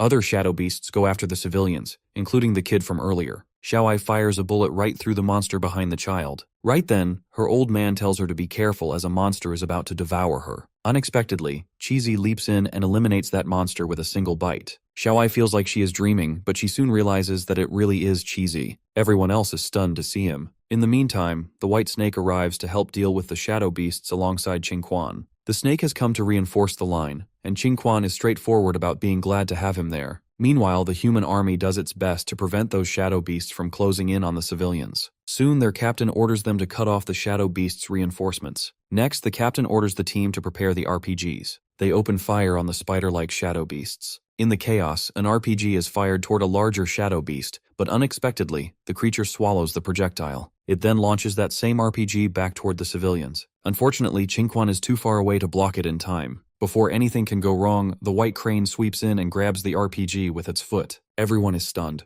The white crane quickly throws the RPG back toward the shadow beasts. Thorn and Qingquan praise the white crane for being useful, remarking that its lack of a strong presence can be unexpectedly helpful at times, as it is perfect at hiding itself. On the other hand, the golden monkey wonders who the white crane even is. As soon as the civilians are evacuated, the human captain orders his men to maximize their firepower. Soon, they observe shadow beasts leaping down from the rooftops. As a result, the shadow beasts gain the upper hand on the human soldiers. Suddenly, Wang Hao makes his entrance, using his Bai Emperor's sword against a shadow beast. The soldiers recognize him instantly. Not only has Wang Hao appeared, but more transcendent humans have also arrived on the battlefield. A bulky man with machinery on his back never thought they would be teaming up with the beasts. Being all fired up, he launches a spiritual cannon toward the enemy. In the meantime, another transcendent with green hair strikes down enemies with his twin blades. Wang Hao pushes forward to eliminate a cluster of shadow beasts, while the bulky warrior enjoys the action, shouting for the shadow beasts to go to hell. The bulky warrior shoots the shadow beasts along with the misty mountain beasts as well. He enjoys it very much. Right then, Qingquan uses Earth's grand terrain to corner the bulky warrior. He threatens the bulky fighter that he will eliminate him if another shell lands on his comrades. However, the bulky fighter insists that he didn't mean to shoot them. Right at that moment, Baldhead comes in, showing his power to that bulky guy. Meanwhile, Yuziu uses his 9-wood arboreal roots and attacks Australith. As a result, it falls back while coughing blood. It doesn't give up, however, as it stretches out its tentacles to grab our protagonist's roots. With its wings, the destructive beast starts flying. It plans to bring our hero to space to get an upper hand in their fight. However, Yuziu considers it a fool as he uses his skill, Gigantification. With this skill, his body becomes enormous. Then, our boy strikes directly at the destructive beast. Beating up his opponent makes our protagonist enjoy it. The destructive beast slams into the ground along with the buildings. As a result, a huge pressure is being created. Even the broadcasting helicopter from a distance can feel the shockwaves. The reporter reports that with just one strike, a huge crater is being created in the city. He reminds the viewers that this is a battle between Transcendent Third Order and Transcendent Fourth Order beings. Watching the live footage of the battle, the Prime Minister admits that this is beyond the capabilities of humans. On the battlefield, Yuziu stands tall in front of his badly injured opponent. He knows that it's not easy to kill a Transcendent Fourth Order being in just one blow. However, our hero finds it impressive that he has been able to injure that being like this. Shockingly, the destructive beast removes its own injured leg. Our boy is super shocked to see it doing that. He never expected it to have the cards to do that. Australith states that a damaged limb in a battle is nothing but a burden. Additionally, it claims it will evolve into a new form once it devours him. It has planned to keep evolving in order to keep living. Eventually, it will manifest in this world in a perfect form. It believes that continuous evolution is the meaning of existence. With that being said, Australith begins increasing its power. Its spiritual energy goes from 7,600,000 to 8,900,000. It thought that it could handle Yuziu with the power of Transcendent Fourth Order. However, the strength of our protagonist has exceeded its imagination. Therefore, it has decided to end everything immediately along with this entire city. On the other hand, our hero is in a tight situation because he has only 3.3 million spiritual energy. Australith unleashes a powerful beam towards our boy. Yuziu makes a shield using his crystallization ability. The beam pierces through, and as it hits mountains at the back of the city, it makes a huge blast. The broadcast helicopter barely saves itself from being destroyed. At the headquarters, they note that the attack caused a 7.0 magnitude earthquake in Jir City. If it weren't for the Divine Tree, the whole city would have been totally destroyed by the destructive beast. Meanwhile, in Jir City, Qingquan wonders who caused this earthquake. On the other hand, Yuziu successfully survived the attack. He never expected Australith to be hiding its true strength. Our protagonist now understands that the earlier Transcendent Fifth Order beast must have been defeated by the same act. That beast probably was caught off guard. It's the first time in history our boy has been reduced to such a state by another being. Meanwhile, at the headquarters, the Prime Minister orders them to prepare the spiritual missile. He plans to launch it once the divine tree is depleted or shows signs of being defeated. With a serious look, he orders to launch that missile directly. Back on the battlefield, Australith is preparing to launch the same attack again. Right now, it has reached near Transcendent 5th Order with spiritual energy of 9.2 million. Yuziu is in shock as he learns that it can use such a powerful attack twice. Australith launches the same attack for the second time towards Yuziu. Our boy screams in panic behind his shield. In the meantime, the destructive beast creates a herd of transcendent second order beasts. They immediately start approaching our protagonist, who is already in a very poor condition. Out of nowhere, Ching arrives to help out her master. She immediately uses her flame sword to eliminate a bunch of second order transcendent beasts. Huge fires erupt from that area. She instantly jumps back and lands on her master's body with a broken sword. She makes a sad face as she comes to realize that even the Great Flame Sword, which was developed by the Spiritual Power Research Institute, can only withstand one full power strike. Most of the people watching the live footage recognize Ching as the Flame Princess from the Transcendent Unit. She informs Yuziu that they need to end this quickly, as the government is planning to launch a spiritual missile here. This clicks something in the mind of our hero. Then, he instantly asks her if there is a way for him to contact the higher-ups. Later, he talks with the people at the headquarters. The Prime Minister feels a bit hesitant to talk with their previous enemy. Unexpectedly, our boy seeks help from the Prime Minister because dealing with a Transcendent Fifth Order is extremely difficult. In the meantime, Ching approaches the destructive beast with her Inferno Butterfly ability. Australith grows a bit confused as now it needs to deal with the humans as well. Right then, it unleashes a powerful attack to deal with Ching. On the other hand, the Prime Minister is hearing an unexpected request from Yuziu. Our protagonist finds out that this is the thing they have always wanted from the start. The Prime Minister tells him not to regret this later. However, our hero is not the one who can do something that will make him regret it later. On the other hand, after surviving the attack, Ching realizes that this destructive beast is too powerful for her to defeat. Therefore, she plans to give everything she has to buy time for her master. With that, she uses her butterfly fire technique as she now has a pair of fire butterfly wings. The destructive beast laughs crazily, as it finds it amazing to finally see a remarkable human. With everything she has, she launches an attack towards the creature. Ching is super exhausted after launching such a powerful attack. To her surprise, Australith grabs her with its tentacle. As soon as it is about to eat her, it spots a spiritual missile coming its way. Although it doesn't have any idea what that is, Yuziu suddenly holds its whole body down in his roots. After rescuing Ching, our boy demands she retreat from there quickly. The destructive beast confidently remarks that this thing won't be able to destroy it, and the only one who is going to die is Yuziu. However, our hero reveals this isn't sent to destroy it. It just needs to observe everything closely. Unexpectedly, as the spiritual energy missile comes near, our protagonist holds it with his roots. He confidently declares that this is his union with humans. Yuziu roars loudly in pain as he merges with the spiritual energy missile. Flames erupt, and Australith observes everything closely. As the flames dissipate, the destructive beast senses that our boy has a completely new spiritual aura compared to before. As the smoke fades away, our protagonist emerges with a completely new body filled with much more energy. The destructive being immediately launches an attack towards its opponent. It despises our hero because he is defending the power of humans. Unexpectedly, Yuziu counters the attack with his bare hand and launches it back towards its yielder. The destructive beast dodges by jumping high, but to its surprise, the head of our boy stretches out as he grabs the beast to stop it from escaping. Then, Yuziu uses the willow leaf flying blade. The blades actually emit from his mouth. Australith admits it will be troublesome to be hit from this distance. However, it is still unable to dodge, and the blade hits it directly. As a result, Australith receives a heavy blow and is heavily injured. Before it can do anything, our hero punches it right on its body. Due to this strike, the destructive beast falls onto nearby buildings while coughing blood. The mask of the destructive beast finally breaks apart, and its original face comes into view. Yuziu finds its face ugly. Soon, the beast starts to transform completely into a humanoid form. It announces that this land belongs to it. Our boy wonders if it is now planning to use its full power. Unfortunately, our protagonist doesn't have enough spiritual power left. The spiritual missile he just absorbed is making him lose his spiritual energy constantly. Therefore, he decides to end this battle as soon as possible. He prepares himself for the final showdown. On the other hand, Australith gradually approaches our hero. Both of them are now engaged in a fierce battle. After a series of exchanging blows, Yuziu unleashes 9 wood arboreal roots. The destructive beast uses a magnetic shield to protect itself, then follows up by using Tsunami. In response, our hero uses Ice Age.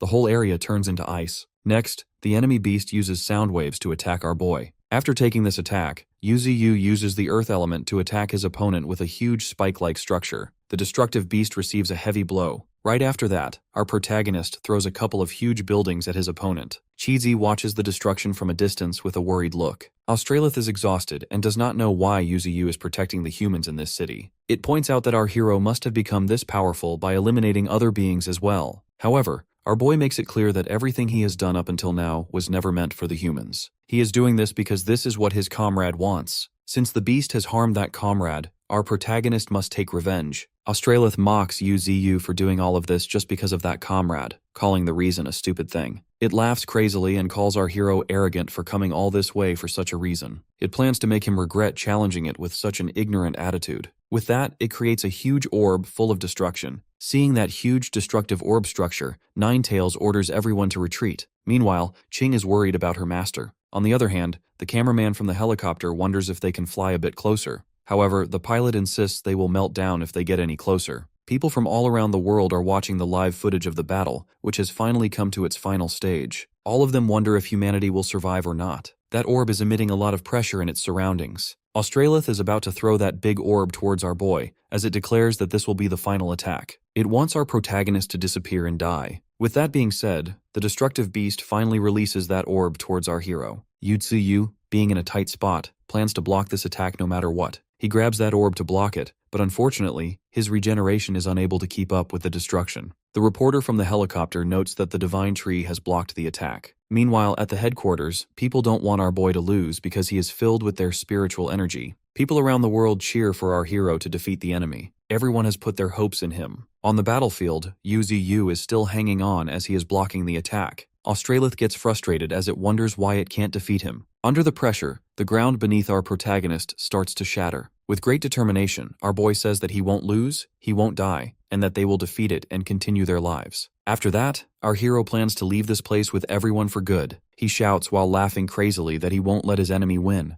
After a brief moment, that orb of destruction blasts off, filling the area with heavy smoke. Australith laughs crazily as it believes it has finally destroyed our protagonist. But to its surprise, our boy emerges from the smoke, as it is now his turn to attack. He uses Temporal Pause and then uses 9-wood arboreal roots instantly. The roots pierce through Australith's body immediately. As a result, the beast loses its limbs. Shouting that everything is over now, Yuziu instantly lands a powerful strike with his special root. The system finally notifies that the target's vitals have stopped. Australith's body lies on the ground, unable to move. Our hero finally announces that they have won the battle and should go home. With that, the battle with the Transcendent Fifth Order beast has finally come to an end. Australith has finally been defeated after a battle of almost 2 months. The people of Gear City are now relieved. Not just them, but people from all around the world are in great happiness. At the headquarters, everyone cheers in celebration as well. Yuziu has transformed back to his original form. However, he never expected the city to be destroyed to this degree. Beside him, Cheesy remarks that the wars between humans are much scarier than this. After that, our boy asks if the panda has found the person he was looking for. Cheesy shakes his head. It turns out he was helping people get out of the city, so he didn't get a chance to look for her.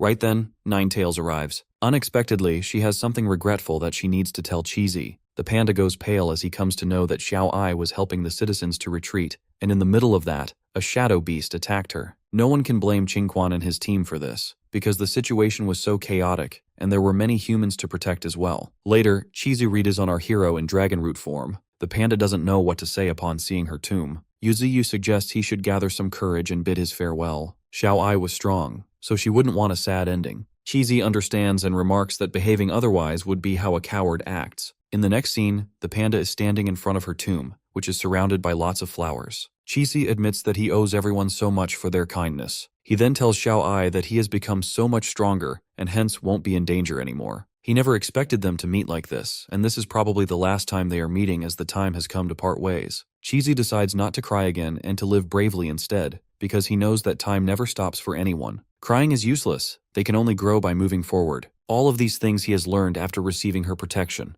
As he continues to speak, someone calls his name from behind. Our protagonist's companion receives a great shock as he turns to see that it is Xiao Ai, who is alive. He recalls what he discussed with his master and admits he wants to say many things to her, but he still struggles with how to put them into words. In the present, his eyes fill with tears as he runs towards Xiao Ai. Although our hero advised him not to cry and to summon his courage, Cheesy just can't help but cry as much as he can. His body trembles as he murmurs that he thought he would never see Xiao Ai again. Both of them hug each other tightly. The panda, however, plans to settle this with Yuziu and punch Nine Tails hard for the trick. Meanwhile, the old man watches both of them from behind. Standing on a cliff, our protagonist considers this a small part of his revenge. Next time, he decides not to let the panda get away so easily. Then, he instructs Nine Tails to inform everyone to hand over all the citizens to the human army. After that, they will head back home. Our hero decides to let the panda do what he wants to do in the future. Somewhere else in the city, Ching receives a report that all the beasts in the city have been eliminated. Therefore, she orders a withdrawal. Meanwhile, in the headquarters, the Prime Minister receives a report that even though the destructive beast has been defeated, there are still beasts from the Misty Mountains present. The officials are worried, wondering what will happen if they refuse to leave. They also add that a large number of citizens have been captured. They are probably being used as hostages to threaten them. Soon, the assistant comes in and reports that the Divine Tree has left the city. They have left the citizens to the army. In the meantime, people wonder if the beasts of the Misty Mountains aren't as bad as they thought. They wonder if their country is still going to fight against them in the future. Since those beasts saved so many lives, many people think they owe them a huge favor. But the Prime Minister believes it is all a plot. Jir City is totally destroyed. Unexpectedly, a clone of Australith emerges from the ground with a plan to get its revenge. However, to its surprise, a huge panda grabs it. This panda is the one whose little brother, Cheesy, was harmed. Therefore, he eliminates that small clone of Australith instantly. Another big panda informs him that Cheesy is currently with the human girl. Our boy's companion's big brother leaves him be, as he believes that they will eventually meet in the future. Meanwhile, in front of the tomb, Xiao Ai and Cheesy gossip about Flash and Thorn's love life. According to the panda, the praying mantis is getting in their way. Surprisingly, the old man feels that the white tiger and Thorn are partners. However, Cheesy grows confused as he admits that things are not that simple in the Misty Mountains. Xiao Ai then asks him if he is planning to go back to the Misty Mountains, requesting that he stay behind. But Cheesy reveals he owes everyone a lot. If it were not for the Divine Tree, they would have never met again. He clarifies that he is not going back merely to repay a debt. He is going back because that is his home. Xiao Ai smiles softly. After that, the panda gives back her flute, which he has been keeping safe all this time. Unexpectedly, Xiao Ai refuses. She explains that she is no longer used to carrying it around after such a long time. Therefore, she wishes for him to keep it. She happily tells him to return it the next time they meet. After that, Cheesy goes back to his master by riding on a vulture. After some time, Yuziu finally returns to the Misty Mountains. Our protagonist finds it super comfortable. Lang Feng greets him respectfully and reports that nothing has happened while they were gone. Our boy opens his status window and finds it strange that his evolution points didn't increase after defeating Australith. He panics, wondering if the beast is still alive. Right then, he feels something. And after a moment, our protagonist finds himself in the place where he first met the system. The system informs him that the forces of darkness have begun to manifest. It warns that the next one to step forward possesses an unimaginable power. Our hero wonders if the ancient creature he eliminated was the potential crisis the system mentioned before. The system explains that he will face despair in the future and will lose everything. If he fails, he will fall into reincarnation. But if he wins, he will end up alone. The system simply wants our protagonist to prepare for a fight to the death. After that, Yuziu comes back to reality. He thinks about the coming of the darkness. However, our boy has full confidence in himself and believes he won't lose. Somewhere far away, there is an island in the middle of the ocean. In reality, it is an aquatic beast that has an island-like back. From the outside, it looks like an island, but it is actually a massive aquatic beast moving through the water. The island whale beast sinks deep into the ocean until it reaches a cross-circle symbol. It prays to the leader of the sea tribe to lead the sea tribe toward the true path of evolution, hoping to lift the sea tribe to the top of all races. Back in the Misty Mountains, an ice spirit flower appears on Yuziu. He has absorbed an endless amount of ice spirit stones. Because of that, an elemental spirit flower has been condensed on his head. Our boy wonders to whom he should give this flower. Nine Tails appears and suggests that her master go outside and explore the world, since he can now change his size and has vast lands under his control. However, our protagonist thinks it is not the perfect time to do so. In the meantime, the divine flower approaches and asks to accompany him on his journey. Our hero happily nods because with her, he can cultivate much faster. Right then, Cheesy passes by as he informs Xiao Ai through a phone that he has arrived. Next, he takes a selfie with the three of them. Yuziu comments that the panda is acting weirdly these days, and Nine Tails agrees. When the ice spirit flower blooms fully, our boy calls out to Little White. The white tiger makes its entrance confidently, but our protagonist explains that he actually wants to summon the white snake. He then gives the ice spirit flower to the white snake. She eats it proudly while thanking her master. After eating, the white snake evolves into a much more beautiful form. With the new upgrade, she can also fly using cloud soaring mastery. Yuziu enviously wonders why they all start flying as soon as they evolve. The bald head and his friends see the white snake in amazement as she cuddles her master in thanks. Our hero then checks her attributes. She has now become Aqua Draconis, Transcendent Second Order. Unexpectedly, she has 2 inner abilities, both of which are powerful offensive skills. Other than those, she also possesses special abilities. If our boy guides her, she will eventually become a formidable force. He instructs the white snake to practice hard, hoping she might one day become a dragon. Dragons are the most powerful creatures in this world. If she becomes one, she will be the strongest being in the Misty Mountains. A month passes after our protagonist defeated Australith, and he continues to live in the Misty Mountains. He has sent Qingquan, the Arctic bear, and the whale group toward the northern region to guard it. 8 days later, something happens in Australia. As a land of fossils, it has become a paradise for monsters and the most dangerous place on Earth. On the 38th day after the elimination of Australith, a thunderous roar echoes across the world. With that, the world's first dragon emerges. It is a transcendent third-order being. Its voice echoes like thunder, and it has a huge body like a mountain. Additionally, its wings unleash a hurricane of the 12th degree. A team sent to investigate this being lost their lives in the process. Eventually, the news reaches the Freedom Federation, Huaxia Federation, Luo Kingdom, and the 10 Nations Alliance. The whole world is once again plunged into crisis. Somewhere in a meeting room, officials discuss the colossal dragon, the legendary evil dragon. They wonder if these kinds of creatures are going to emerge in the world regularly now. After observing, a doctor finds that this dragon hasn't fully evolved yet,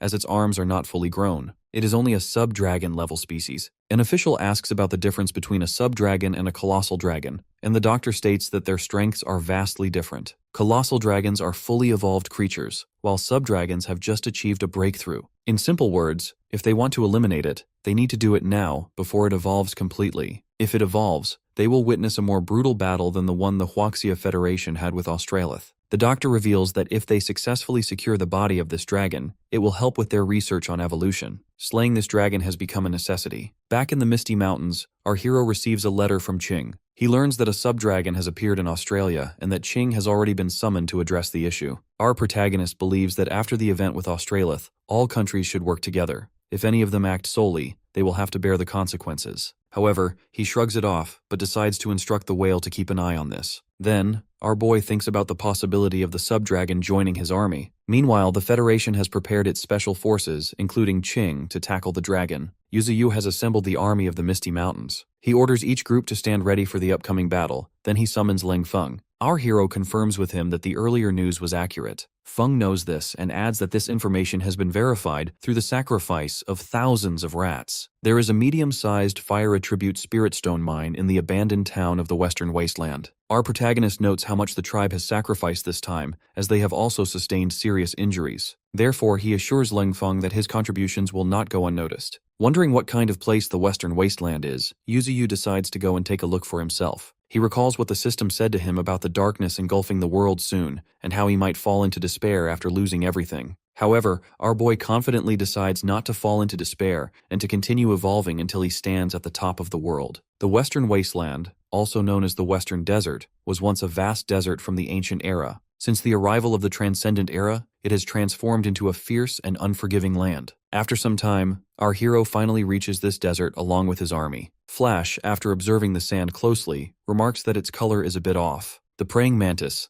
Qingfeng, states that the reddish sand is actually mixed with blood and that the air is filled with a faint smell of gore. Meanwhile, Ninetails observes the red sand and wonders how many battles this desert has witnessed to end up like this. On the other hand, the white tiger and the twin wolves feel exhausted and want to rest. Right then, they receive a lash from their master. Actually, our protagonist has them undergoing some special training. Near them, a monster emerges from the sand and tries to attack the panda. With just a simple punch, Cheesy knocks the beast unconscious. Meanwhile, the panda continues his call with Xiao Ai. Yuziu finishes off that unconscious beast with a simple stab. In return, he receives 50,000 evolution points. The twin wolves and the white tiger drool while looking at the dead body of the beast. After eating the creature, they move forward. On their way, they eliminate every beast that comes across their path. Eventually, the evolution points of our boy reach 420-449. Unexpectedly, the panda and the white tiger approach our hero excitedly. Cheesy shows everyone a small mutated black scorpion, which is at the 6th entry level. Its net ability is to utilize toxins to solidify the enemy's body and extract their life force. The divine flower finds the scorpion super cute. While our protagonist is busy finding the spirit mine in the Western Wasteland,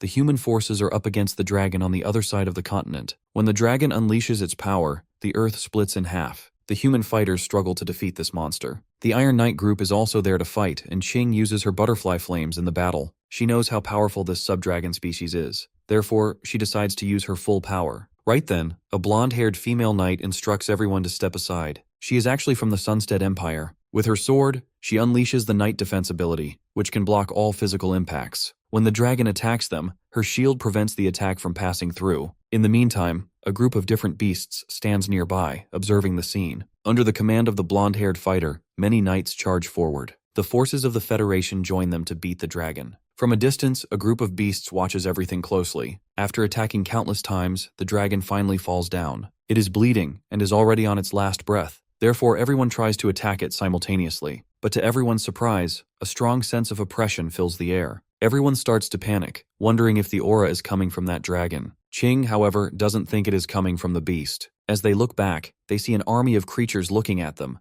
appearing just like the army from the Misty Mountains. Surprisingly, the injured dragon reveals that those beasts are just using the humans to eliminate it, and after that, they will eliminate everyone else. A mutant kangaroo comes forward and addresses the dragon as Ned. The fighters are confused to see it getting so close all of a sudden. However, the kangaroo only talks to the dragon. It reveals that the king is super furious with Ned for his actions. Not only has he tried to enslave the entire race, but Ned has also shown up in the mortal world and exposed everything to humans. When Ned asks if they have allied with the humans, the kangaroo nods and unexpectedly reveals it was done without human permission. The beasts wouldn't have been able to land on the shore otherwise. The fighters start to panic as they realize this was the beasts' plan all along, and that the army found the dragon immediately after landing. Meanwhile, the kangaroo states that their king won't allow them to suffer this much, nor does he want to let the dragon's body be taken by the humans. Therefore, they demand the humans die. With a serious look on its face, the kangaroo states that none of this is allowed, whether the reason is Ned's betrayal or the existence of the Misty Mountains. However, Ned ignores all of this talk as he considers himself the king. With that, the dragon's aura increases again. The kangaroo isn't surprised, as it expected Ned to have something up his sleeve. Right then, Ned gathers power to eliminate the kangaroo, but before he can launch the attack, a subordinate of the kangaroo bites him hard. At that moment, another subordinate of the kangaroo attacks the dragon with an energy ball. Ned growls in pain, yet he doesn't give up and goes straight to attack the kangaroo. The kangaroo remains confident that it will eliminate the dragon and then eat his body. Something explodes, and the whole area is caught in the impact. Therefore, the fighters do their best to retreat before the whole army is wiped out. Meanwhile, the team from the Sakura Kingdom takes the dragon's eggs. Their priority is to protect the Sakura Kingdom's team and evacuate. Two beasts approach them to snatch those eggs away, but Ching lands a strike on them so they won't get in the way. Meanwhile, Ned, still in the fight, wishes for his child to go as far as possible. Back in the Western Wasteland, Yuziu has found the Fire Spirit Stone mine. That mine is being guarded by 4 descendant second-order fire pythons. When those pythons come forward to attack, our protagonist leaves everything to his army. Ninetails uses flames to eliminate one python. Flash uses his fist to eliminate another. Our hero's companion, Cheesy, uses a frozen fist to take down a third python. Unexpectedly, a strange woman from a distance observes them, wondering about our boy. Flash, Cheesy, and Ching Feng land heavy blows on the pythons. However, the twin wolves struggle to fight. Yuziu frees them by eliminating that python himself. As a result, our boy gains 80,000 evolution points and absorbs 50,000 spiritual energy. As another python prepares to attack him, he makes himself bigger, causing the python to pause right there. He then unleashes a bright power that forces the pythons to lower their heads in front of him. Our protagonist finds that they are not too dumb. On the other hand, Ninetails notes that the number of fire-type companions has increased. From afar, a strange woman with green hair is shocked to see the fire pythons being defeated so easily. Our hero discovers her instantly. That lady freezes in shock and tries to escape, but Yuziu reaches her in an instant using his dragon root form. He scares her with a single look. It turns out that the lady is actually half human and half snake. In the meantime, the panda surrounds her from the other side. Our protagonist notes that she appears to be a ladyboy, but she yells at him, clarifying that she is a snake lady. She uses her divine skill, petrification, which allows her to turn anything that catches her gaze into stone. Unexpectedly, our boy gets petrified. Soon, Ninetails arrives and uses flames on her, but the snake lady dodges the fire. After that, she tries to petrify the fox. As Cheesy tries to retreat with the twin wolves, a small part of his cloak gets petrified. On the other hand, the snake lady struggles to catch the fox. Soon, an explosion erupts, and she summons her huge spirit snake. Meanwhile, Ninetails also transforms into a powerful state, and both of them stand against each other. The fox uses Inferno Blast while the snake lady uses a petrifying gaze through her snake. Surprisingly, that lady can even petrify the flames. In response, the fox uses Flame Pillar. The snake lady gets frustrated seeing the endless spiritual energy of the fox. On the other hand, because it is too hot,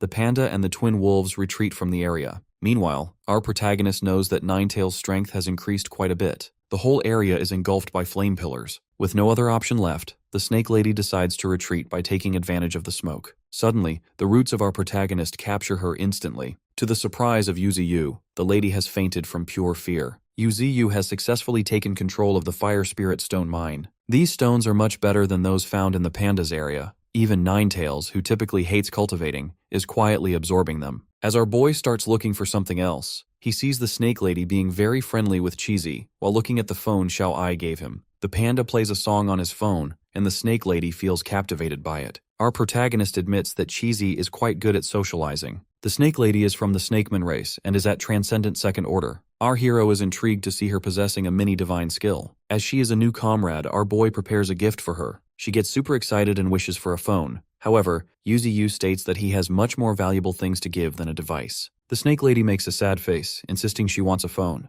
The panda then whispers to her that the divine tree is a country bumpkin who doesn't know about that kind of stuff. She continuously yells for a phone while the panda fuels the fire by repeating that our protagonist is a country bumpkin. Later, the panda stands with a swollen head from a reprimand while our hero gives the Snake Lady the essence of life. Her body fills with energy as she transforms slightly, believing she has grown stronger. Yuziu reminds her that she cannot betray them now that she has become one of them. After that, Cheesy and the Snake Lady decide to find Ninetails for a fight. Our boy gets annoyed and hits both of them on the head, reminding them not to create trouble. Right at that moment, a falcon appears next to our hero. It is totally exhausted, having flown for a day and a night to find its master. The falcon reports the entire incident regarding the sub-dragon. Our protagonist learns about the dragon's eggs and considers it bad news. Even though the current generation of humans will not dare to fight him, he has doubts about the next generation. He immediately orders Cheesy and the Snake Lady to go to the east of the mainland. Their mission is to steal the dragon's egg from the Sakura Kingdom. Regarding the dragon's egg with the Federation,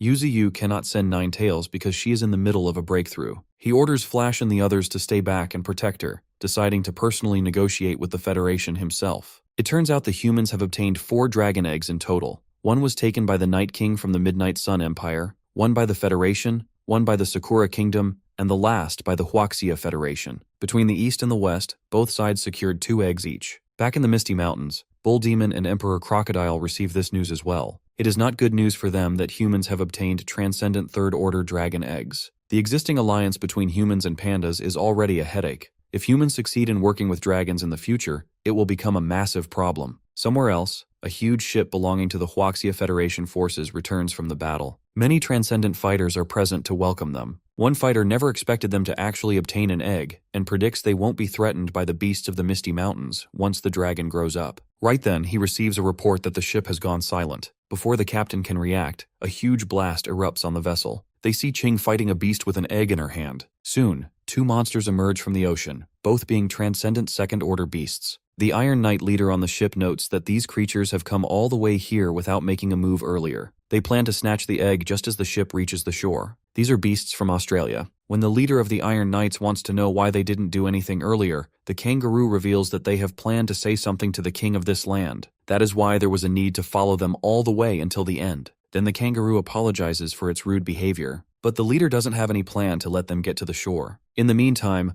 more and more sea beasts start coming out of the ocean, and the Transcendent fighters try to suppress them. Each of them launches an attack on those beasts. As the starfish beast is about to eliminate a bunch of fighters, one fighter launches his arrow-like attacks towards the beast and makes it fall into the ocean. Right then, something falls from the sky. It is Ching, but she is a bit injured. Turns out she is fighting against a rat-like beast. That rat beast finds the humans super weak. He wonders how they have managed to rule over the world for all of this time. When Ching asks if he is jealous, the rat gets furious as it wants to end everything. From the ship, a Transcendent fighter informs the fighters at the shore that these beasts are no joke. They have already followed them all the way from Australia. Additionally, they are here for a war. The captain at the shore wonders why they have come here to join the Misty Mountain as well. When the sea monsters prepare to launch attacks, the captain makes a defensive shield to protect himself and the others. He is barely able to block the attack, as his hands have completely gone black. Blocking this kind of attack once was his limit, hence, he won't be able to block it again. In the meantime, the kangaroo succeeds in snatching away the egg. Standing on the fallen fighters, it admits that all humans are not weak, but it is time for the ruler on this land to change. After that, more and more giant monsters start to emerge from the sea. All the Transcendent fighters are in shock seeing them. Unfortunately, all of them start gathering energy to eliminate all the remaining fighters in one go. Before anything can happen, all of those giant beasts get eliminated instantly. The kangaroo gets a shock, someone makes an entrance, and the kangaroo recognizes that creature instantly. That entity is none other than Yuziu, the king of the Misty Mountains in humanoid form.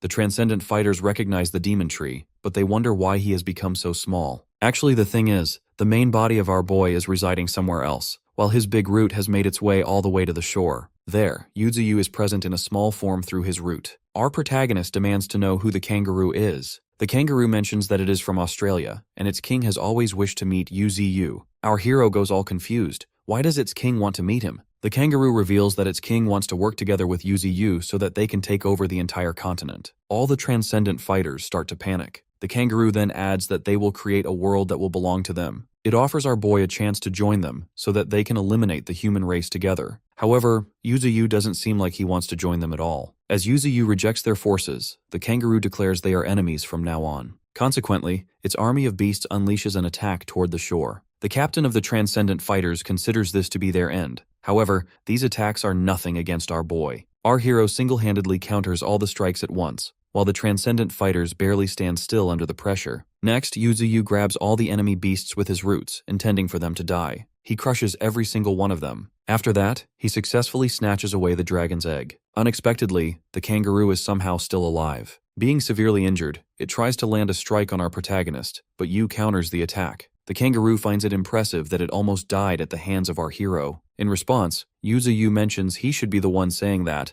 as the beast has surprisingly survived. Seeing the situation, the kangaroo jumps back and lands on its fellow shark beast in the ocean. It then announces that it understands his thoughts, addressing the tree as the king of this land. The kangaroo plans to inform its own king of all this, and expects to meet again in the future. According to the creature, when that day arrives, its side will be the ones who win the battle. With that, the kangaroo yells at its army to retreat. The rat beast also retreats, deciding to save the final result of its battle with Ching for next time. It lands on the shark beast beside the kangaroo, and both of them retreat together. The transcendent fighters are stunned to see them leaving just like that. It turns out the Iron Knights are still alive. Yuziu, on the other hand, decides to take the dragon egg because he believes that humans cannot control it by themselves. He adds that the enemy beasts have a legion, and once they attack again, the humans will not be able to protect themselves. Hence, the Misty Mountains will cultivate the dragon egg to become even stronger. The captain figures out that it will not change anything even if they oppose this decision. Our boy nods and adds one more thing. Those beasts have filled the air with poison, and human technology cannot detoxify it. He turns to leave, offering them the chance to visit the Misty Mountains if they want to live,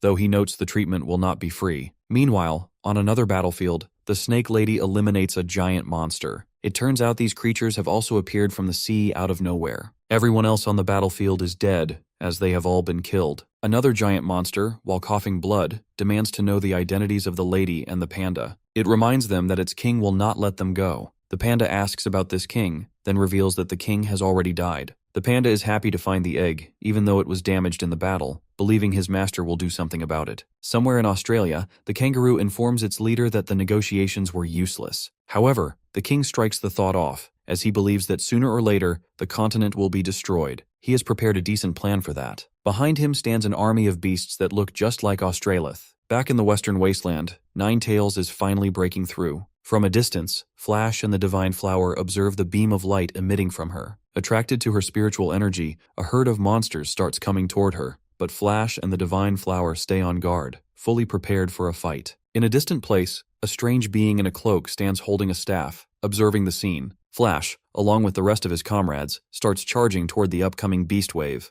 The Divine Flower uses mind control to manipulate some of the beasts. While Flash eliminates a giant monster with his blade, the creature regenerates its body. He turns away and wonders if it possesses an earth element. When it is about to eliminate Flash, he strikes it again, yet the giant monster begins regenerating itself once more. Everyone else eliminates monsters one after another until a clan of armadillos makes its entrance. A giant monster roars loudly, after which the leader of the armadillo clan rolls toward the Divine Flower. Luckily, she immediately controls its body through her mind-controlling skill and sends it back into the beast wave. Soon, a large number of beasts gather together again on the right side. Although they are not that strong, their numbers are too high. Furthermore, it is a very important moment for Ninetales, and it will be bad if she is interrupted. The Divine Flower reflects that she has promised the Divine Tree she will protect Ninetales. Therefore, she unleashes mystifying fragrance. As a result, every single beast pauses midway. The Divine Flower instantly instructs the snow leopard to run toward the left to lure them away. With lightning speed, the leopard starts running toward the left. Because she is riding on him, all the beasts start following them. Meanwhile, a strange man under a cloak observes the whole thing from a cliff. He never expected so many good allies to be gathered around Yuziu. Unfortunately, the white leopard along with the Divine Flower reaches the vicinity of a second-order sand snake transcendent. It turns out there are two sand snakes. As the sand snake is about to eliminate the leopard and the Divine Flower, the strange man in a cloak uses his staff to summon a storm. A huge tempest arrives, which affects the beasts of the tide. Meanwhile, while breaking through, Ninetales feels the presence of a third-order transcendent. On the other hand, all the enemies outside have disappeared. That strange man in the cloak finally reveals himself in front of Flash and the group. Time passes while Ninetales is still in the process of breaking through. Half a month passes, and that strange man sits near the area without moving at all. Flash doesn't believe that he effortlessly blocked an entire beast wave just by raising his hands. Soon our boy returns. The man in the cloak recognizes our protagonist and finds him extraordinary. Yuziu also senses an unrecognizable presence. Later, the strange man reveals he has learned that the divine tree represents the sky, while his leaves and fruits represent the sun, moon, and stars. Our hero feels proud learning about these things, but Yu makes it clear that he doesn't bear any fruits. He believes he owes that man since he helped Ninetales and the others. Then, the cloaked man reveals he has come here because he needs help with something. The man under the cloak is actually not human. His name is Seth, and he ranks fourth among the mainland's 10 great beasts. Because of his appearance, he was once considered a divine being, possessing the title of the King of Deserts and Storms. He received his name from a human elder. Strangely, a certain change occurred in Seth's behavior, leading him to eliminate half of the citizens in his country. Right now, he is having a discussion with Yuziu, the top-ranked of the mainland's 10 great beasts. Seth wants to obtain one of the branches of the divine tree. He adds that he has a natural enemy who is a beast of the darkness element. The beast wave they encountered weeks ago was merely a wisp of that enemy's divided soul, yet his power is on par with Seth's own. Every piece of that enemy's divided soul is lodged within wild beasts or material objects in the desert. Seth unexpectedly reveals that this enemy is actually an immortal. Hearing this, our boy recalls that the system also mentioned a darkness that will eventually emerge. Seth insists he needs to obtain a more suitable weapon so he can kill that enemy before he becomes any stronger. When our protagonist asks if this is the only matter at hand, Seth nods after a brief pause. Consequently, our hero creates a staff-like structure from his own branch and gives it to Seth. Though Seth feels it is a bit much, he reveals there is one more thing. Something has happened in the ocean that they are totally unaware of. He advises Yuziu to be careful and then departs. Our boy notes that there are many enemies to watch for, including humans, Australia's beast army, changes in the ocean, and the darkness element. This reinforces the need for Yu to break through to the fourth order. Meanwhile, Ninetales succeeds in breaking through. She has become much more powerful and has developed a fourth tail as well. Our protagonist instantly opens the attribute panel and finds that she, now a second-order transcendent, has obtained the Flame of Origin. Ninetales explains that it is not just the flames. Her body feels indestructible. When these flames start to burn, they are inextinguishable. This is the power processed by the fourth tail, the inextinguishable flame. Seeing how powerful she has become, Flash gets fired up to break through to the third order as well. Noting that Ninetales has finished her breakthrough and they have obtained the dragon egg, Yuziu decides to head back to the Misty Mountains. The Divine Flower is concerned about the Fire Spirit Stones, but it seems our hero has a solution. Later, they head back to the mountains. Surprisingly,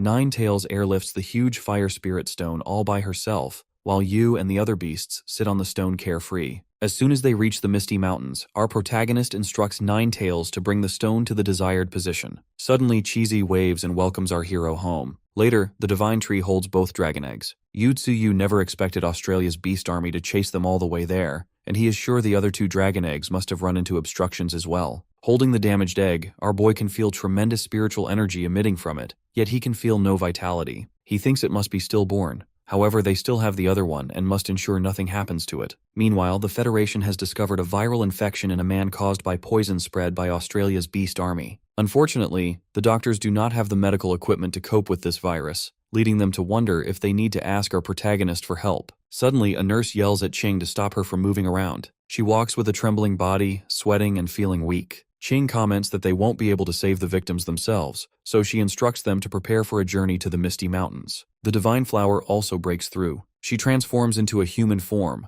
possessing an inner ability called the Sounds of Nature. This power allows her to hear the voices of all living things and confuse others through sound. Seeing her like this, Yuziu stands stunned because of her new human appearance. Afterward, the Divine Flower begins playing a flute. However, she only produces a harsh noise that makes everyone uncomfortable, so our boy stops her immediately. The divine flower then goes straight to the panda, expressing her desire for them to perform together next time. The panda only grows annoyed, as he wants to stay away from her. Our protagonist decides he must find a music teacher for them in the future. Soon, the divine flower notices that humans are approaching. Surprisingly, they are not from the Federation, yet they are not weak either. There is nothing to worry about, however, as Thorn and the White Tiger have already moved to block them. A man steps out from a vehicle and introduces himself as Benson from the Luo Kingdom. He explains that he was poisoned during the battle in Australia with the Beast Army 1 month ago. Having heard that the Divine Tree has a cure, he has come seeking the antidote. The group hasn't come empty-handed. The vehicles behind Benson are filled with spirit stones. Thorn notes that they are Thunder Spirit Stones. As she receives a signal from her master, she allows the travelers to follow her. When the human vehicles start moving toward our hero, the passengers see ghost-like figures in their way. Benson reminds the driver that this forest causes hallucinations, but he soon realizes Thorn is leading them into darkness. He wonders if it is a trap.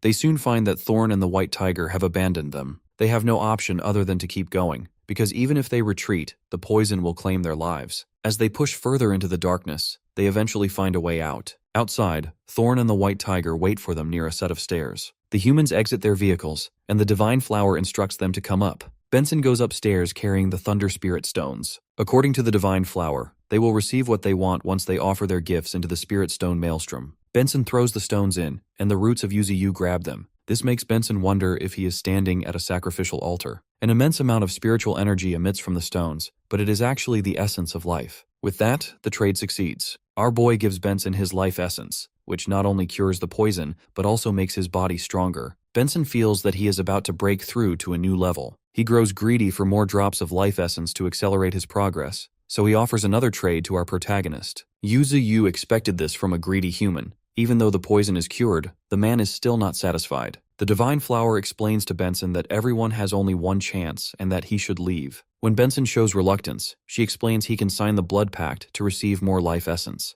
The Blood Pact is a scale belonging only to the Divine Tree, using blood as a medium to form a contract. The first condition ensures he is not an enemy of the Misty Mountain. The second requires him to help if the Misty Mountain faces trouble in the future. Thirdly, our hero will not let the contracted person do anything disloyal or against justice, nor will he force him to become an enemy of humanity. Benson agrees to sign since he does not have to turn against his own kind. Yuziu reflects that he previously controlled the saintess of the Brahma religion through the Blood Pact. However, that method only helps him control a few people, and he does not want to fully enslave humans. Instead, our boy hopes that powerful humans will sign the pact with him so he can influence human society. Over time, he believes humans will stop treating him as an enemy. The Divine Flower adds that if Benson breaks the rules, he will die in an explosion. Now, by trading everything he has brought, he can take 3 drops of the essence of life. With a suspicious smile, Benson makes the deal. After receiving the essence of life, the human group leaves the Misty Mountain. The Divine Flower fumes, expressing that she does not know why her master is helping the humans. She does not see any benefit to them if those humans get stronger. Yuziu explains that if a transcendent second-order human becomes stronger after leaving this place, and has nothing to do with him,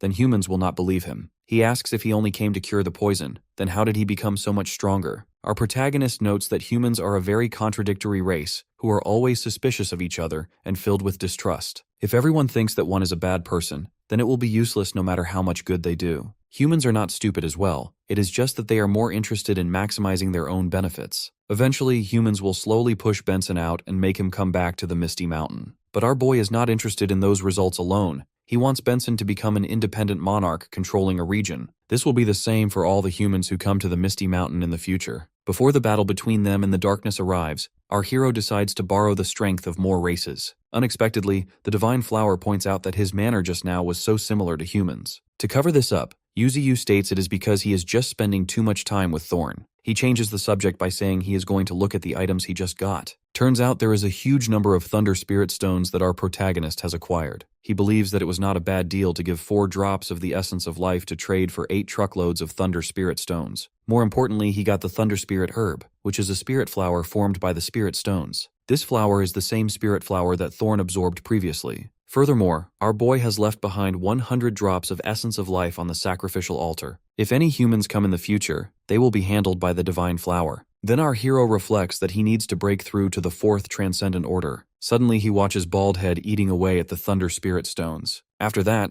Yuziu decides to leave a portion for the thunder element beasts so they can break through using these. Soon, Baldhead receives a huge thunder spirit stone, which makes it feel touched. Next, our protagonist starts absorbing the thunder spirit stones. Thunder strikes at him as he begins the process of breaking through. From a distance, Ninetails notes that her master will be completely different once he wakes up. Then she summons Demon Bull to give the damaged dragon egg to the Emperor Crocodile. At a certain lake, Demon Bull calls out to the Emperor Crocodile. Unexpectedly, the crocodile looks completely different and huge as he emerges from the lake. Demon Bull hands over the damaged egg to him. He believes that the crocodile totally deserves this, as he is always guarding the Misty Mountain when their master is not around. The crocodile instantly eats away the dragon egg. As a result, the Emperor Crocodile starts to transform. Therefore, Demon Bull decides to guard him until he absorbs the egg completely. From a distance, Ninetails notes that now 2 of them are breaking through. Meanwhile, Thorn and the White Tiger are guarding the second dragon egg. Somewhere else, Lang Feng, seeing the beam of light, believes that the breakthrough of our boy will affect the structure of the world. Soon, the Emperor Crocodile's body begins to transform, and a huge amount of spiritual energy emits from the crocodile's side. Now the Emperor Crocodile has a completely different form. Demon Bull is so excited to see the new version of the Emperor Crocodile. But no, the crocodile thinks it can evolve more. He roars heavily as he begins transforming again. Soon he transforms into a dragon, which is actually the form of the legendary Dragon of Rock. The transformed Emperor Crocodile unleashes his new attack, which strikes straight ahead. Demon Bull is absolutely shocked seeing this level of power. On the other hand, Ninetails notes that he has succeeded. The attack which the crocodile sent ahead has made a huge crater in the ground. However, that ability consumes way too much stamina, more than he initially thought. Soon, Ninetails feels an overwhelming aura. It appears to be coming from a human transcendent who fought against Australia's Beasttide previously. He cannot believe that it only took 1 drop of the essence of life to cure the poison. He notes that the humans were not able to cure the poison regardless of what they tried, yet the divine tree cured it effortlessly. With that, he leaves the altar. The White Leopard notes that he did not sign the contract. To that, the Divine Flower states that he did not want more life essence. The fighter who was just here is tough and definitely not one to submit to them so easily. When that fighter goes downstairs, he comments that he will be leaving first because he has a mission to perform. Hence, he tells Ching to catch up to him after she is finished. The Divine Flower makes a soft expression as she meets Ching. Soon, Ninetails and the Grey Wolf arrive to meet Ching. Now they can all meet openly without hiding. Ching announces that she has brought good stuff with her, noting that her butler will take inventory of all the commodities they brought later. She then instructs a person in a cloak to follow her. They soon meet Yuziu, who is currently undergoing a breakthrough. It turns out our boy has been in this state for almost 1 month. Meanwhile, the Snake Lady wonders who that girl is. Ninetails states that she is the biological daughter of their master and the one who is trusted by him the most. Noting that our protagonist is in a deep state of cultivation, Ching holds the essence of thunder, which is a great treasure formed by the assembly of countless thunder element treasures. This is far more powerful than the thunder spirit stones. She offers the essence to her master, and it soon fuses with his body. After that, Ching spots Lang Feng standing nearby. He strictly asks why she is staring at him. Ching then reveals that she has brought his sister along with her, and she is waiting for him in the bamboo forest. Lang Feng is super shocked, and he instantly leaves in a hurry to see her. With that, Ching decides to take her leave because many people are observing her this time, and she also has something she needs to look into.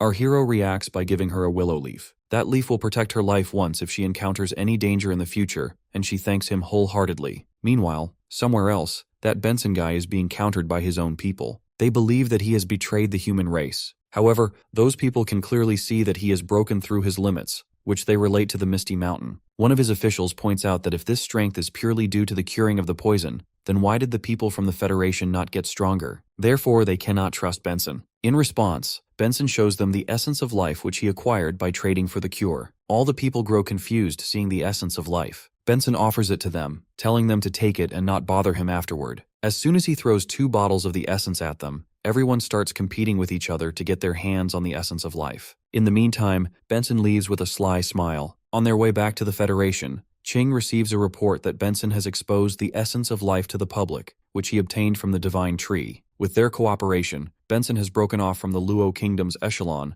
and is now independent. Ching then hands a bottle of life essence to her assistant. She instructs him to use 5 drops for himself and use the other 10 to gather her powerhouses. Her sister gets excited for them to form their new group and give a name to it. She decides to name their group the Darkness Assembly. After the essence of life is revealed to the public, many more forces go to the Misty Mountain to seek an opportunity. However, the majority of the people who are too weak are unable to enter the Misty Mountains, as they are blocked by the Mist Beasts. From a distance, the Divine Flower notes those humans who are scared of them, yet are still rushing over to gain power. On the other hand, Thorn is concerned about what they will do next, as she wonders if those who manage to get past the mist are considered qualified. The Divine Flower shakes her head because they will not let anyone close who is not at least a transcendent second order. Plus, the resources they bring should satisfy them, meaning Yuziu does not want to give his life essence away so casually. Suddenly, they are summoned by Nine Tails. After some minutes, all the beasts gather around Nine Tails, and every one of them wonders why they have been summoned. Nine Tails then asks the Snake Lady to explain. She states that on this continent, other than the Misty Mountain, there are many other factions made up of mutated beasts. One of them is Australia's Beast Army. The strength of those factions may differ from each other, but they are still dominating their regions. These factions include the Barren Tyrant in the depths of the Western Barren Land,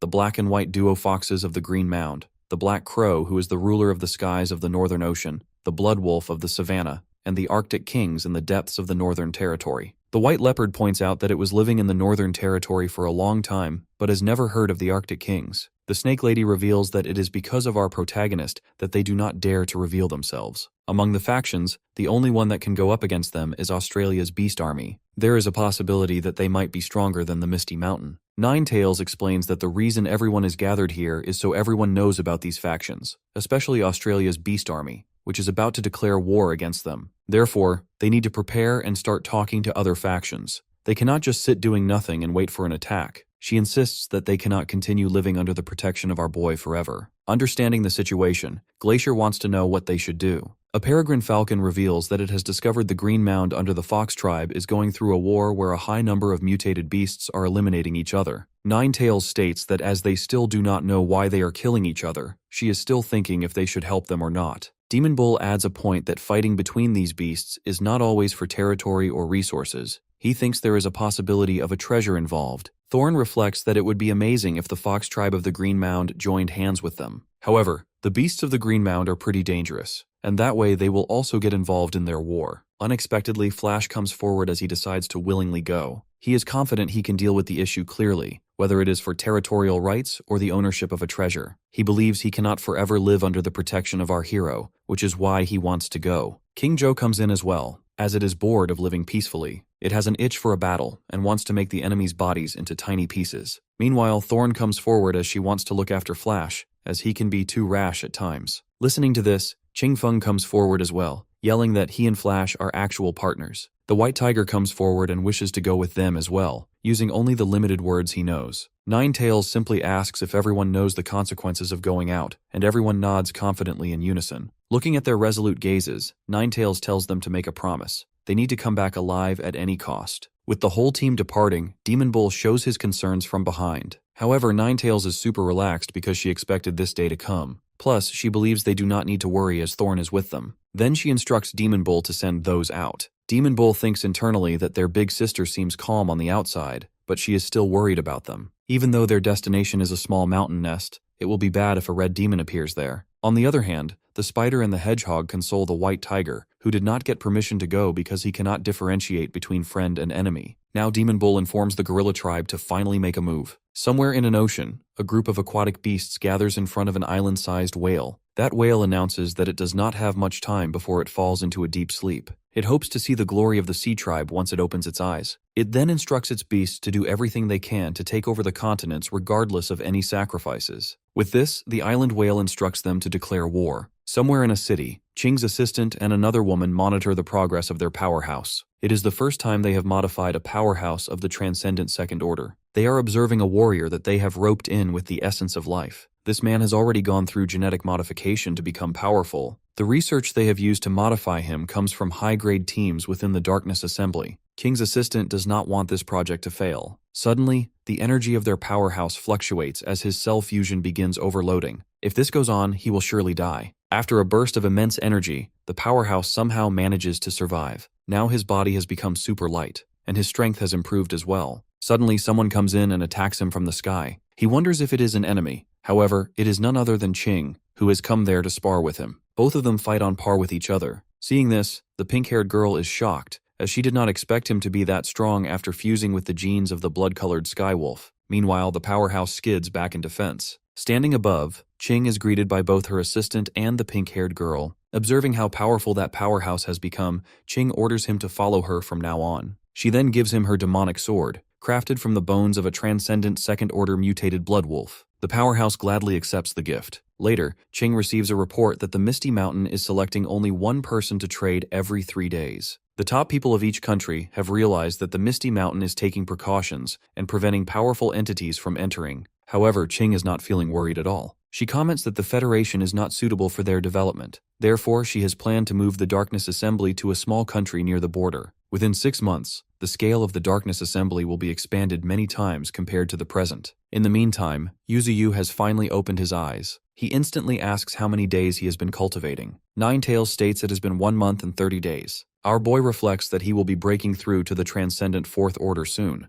and he now plans to consume the Thunder Spirit Herb next. Seeing the dragon egg, he believes that it should be born soon as well. Our protagonist decides to split the spirit herb created from the trade with Benson of the Luo Kingdom. He will give half to the dragon egg and use the other half himself. A new innate ability is added to his talents, Thunder Gathering. Our hero strengthens it to level 4 directly. With this ability, he will be able to draw in heavenly thunder on a larger scale. He believes this may increase the efficiency of his cultivation. However, there is a risk of accidentally damaging everyone in the Misty Mountain. Therefore, Yuziu instructs the fox to lead everyone away from the area and stay clear for the time being. As soon as everyone goes away, our protagonist starts upgrading his ability as heavy thunder appears nearby. From a distance, Ninetails notes that this heavenly thunder can eliminate a transcendent first-order entity easily. Then, suddenly, Ninetails notices that the white tiger is not holding the dragon egg. However, the white tiger does not respond effectively. This prompts the fox to go and get the egg herself. The dragon egg remains near Yuziu while he is busy upgrading his thunder ability. The thunder striking down prevents Ninetails from approaching the egg,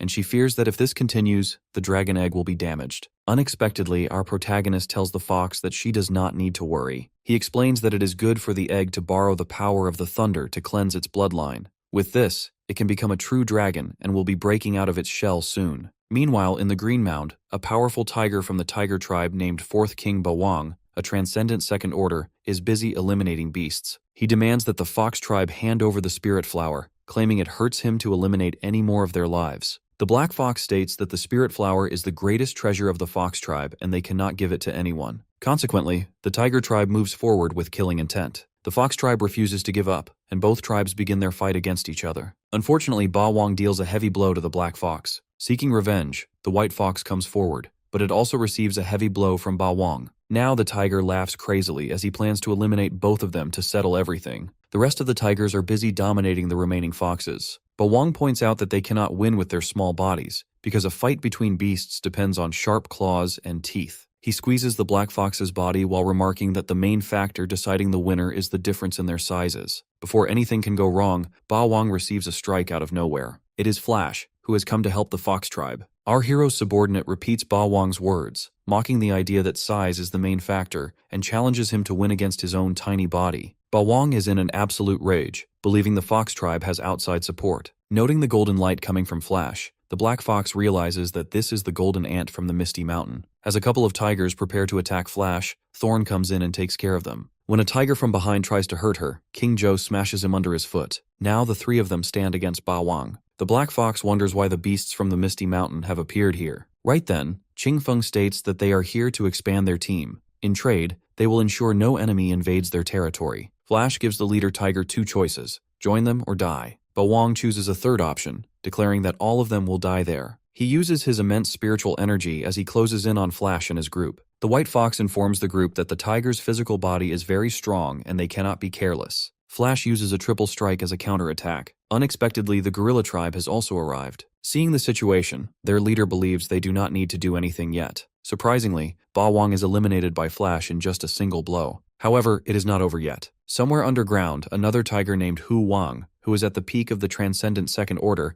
is filled with a thirst for revenge. Hu Wang receives a report that Bawang is dead. Supporters of the Fox tribe arrived and turned the situation around in an instant. Hu Wang orders for Lao Wu to be called over, as the Dark Leader decides to go with them this time. Back in the Green Mound, Thorn is observing a small, weird creature that is threatening to eliminate her. The White Fox explains that this is the blood spirit fruit, which can nourish the blood and strengthen the body after consumption. Observing how they have built houses, Thorn comments that they have picked up many things from human culture. The Fox tribe is not on good terms with humans, but they have indeed learned a lot from their ways. Thorn then decides to give her blood spirit fruit to Flash, as she cannot bring herself to eat it, and Qingfeng says the same thing. However, Flash refuses and tells them to eat it themselves. A flashback hits the Black Fox's mind, in which Flash asks him if they will join the Misty Mountain or die in the Green Mound. Thinking that it is better to join the Misty Mountain rather than surrender to the 5 tiger tribes, the Black Fox agrees. Back in the present, Flash asks the Foxes about the power of the remaining Tiger Kings after the death of Ba Wang. The Black Fox states that, other than Ba Wang, there are 4 other tiger leaders. Among them, the most powerful are the Great Leader, the Dark Tiger, and Lao Wu, who has cultivated into a human form. Thorn comments that this should be similar to the Demon Bull. The Black Fox further adds that, at the moment, the Tiger tribe has more beasts than they do. If they start a full-scale war, it is hard to predict who will win. Cutting his speech short, Thorn plans to call for another helper to come over as well. Flash grows confused, but Thorn makes it clear that this person is more suitable for the task than the rest of them. Back in the Misty Mountain, the White Tiger is over the moon. It seems he is the one Thorn was talking about. He confidently starts flying toward the Green Mound. However, soon after, he comes back to ask about the location. The Falcon tells him to go toward the east. After flying a bit, he comes back again because he simply did not understand the directions. Therefore, the Falcon decides to go with him. The Spider and the Hedgehog believe this is going to be a problem. At nighttime, Hu Wang arrives with his group in the Green Mound. Fortunately, Flash and his team are all ready to take them down. Our protagonist's subordinate recognizes Hu Wang as the Dark Tiger, while the Dark Tiger recognizes them as the supporters of the Fox tribe.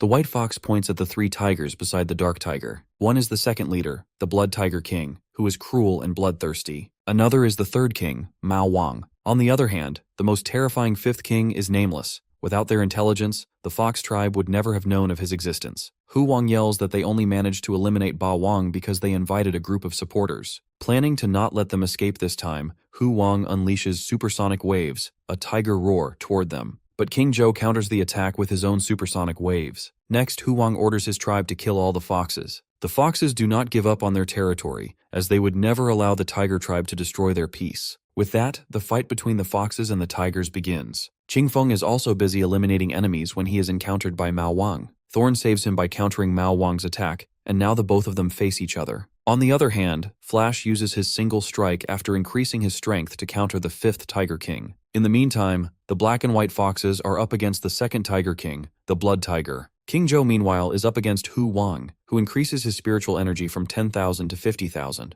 King Zhou blasts off flames, but Hu Wang jumps out of the fire unscathed. In midair, he unleashes a roaring wave toward King Zhou. Unfortunately, it hits King Zhou, which makes Hu Wang boast about his own strength. Fortunately, King Zhou is still alive as it emerges from the smoke and bites its opponent. Unexpectedly, some kind of poison from Hu Wang infiltrates King Zhou through the bite. As a result, King Zhou immediately frees Hu Wang. Turns out Hu Wang is from the dark element. Now King Zhou's body will be slowly corroded away. Seizing the opportunity, Hu Wang grabs King Zhou's neck and throws it away with great force. Its body is getting dark from the darkness element. From a distance, Qingfeng spots King Zhou in a difficult situation. Hu Wang, determined to eliminate King Zhou, sends a powerful blow at it. However, as the smoke clears, the White Tiger emerges, having protected King Zhou from the last attack. His comrades are stunned seeing him arrive on the battlefield. Noticing his wings, Hu Wang considers the White Tiger a bit stronger than King Zhou. The White Tiger shouts only one thing, that everyone will die. With that, he fights Hu Wang head-on. After a brief moment, the White Tiger lands a powerful blow on his opponent. As a result, Hu Wang falls back, destroying trees on his way. In this way, Hu Wang is left injured and exhausted.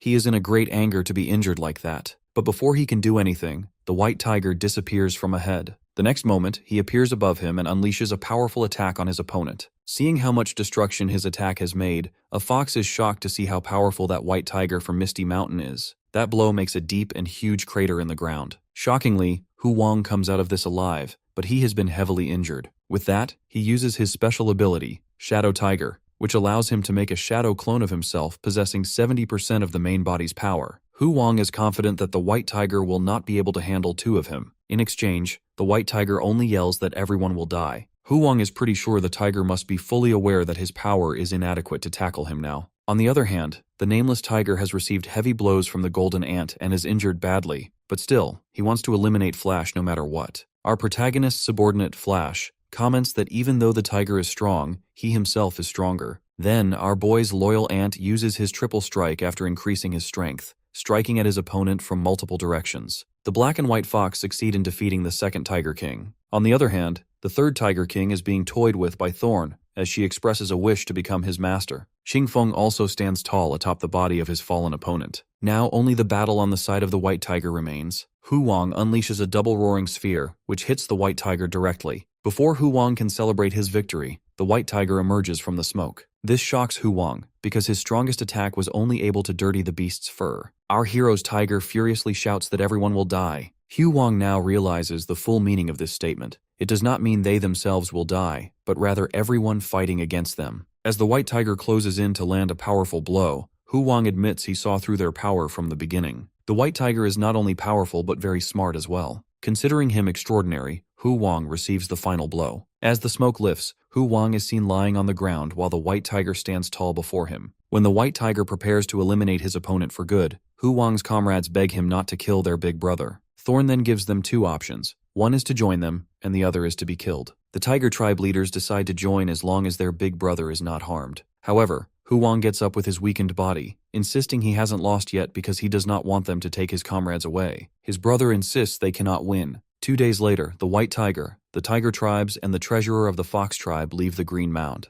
The White Fox asks the Black Fox if their decision to give their treasure away is a good one. The Black Fox states they cannot protect it anyway, so it is better to use it as a token of joining the Misty Mountain. Plus, they can obtain an endless supply of the essence of life. Meanwhile, Thorn notes they have managed to subdue 3 kings of the 5 Tiger tribes, along with many others in the Transcendent First Order. Furthermore, the White Tiger is happy because there will be others of the same tribe in the Misty Mountain now. 2 days earlier, the White Tiger had tried to stop Hu Wang from leaving. The White Tiger only repeated that everyone will die. Thorn then explained that he needed to say he would wait for Hu Wang at the Misty Mountain in 3 months. If Hu Wang defeats him there, his tribe will be returned. But if he loses, Hu Wang will join the Misty Mountain. In the upcoming days, Thorn, Flash, and the others are all busy in battles to expand their power. Yuziu, on the other hand, is cultivating to break through to the Transcendent Fourth Order. During that time, the Misty Mountain enters a brief moment of peace. The scene shifts to the Magic City, one of the most modern coastal cities of the Federation. Inside a car, a blue-haired woman named Lin Zi, a Transcendent First Order and one of the 10 Great Heavens Pride of the Federation,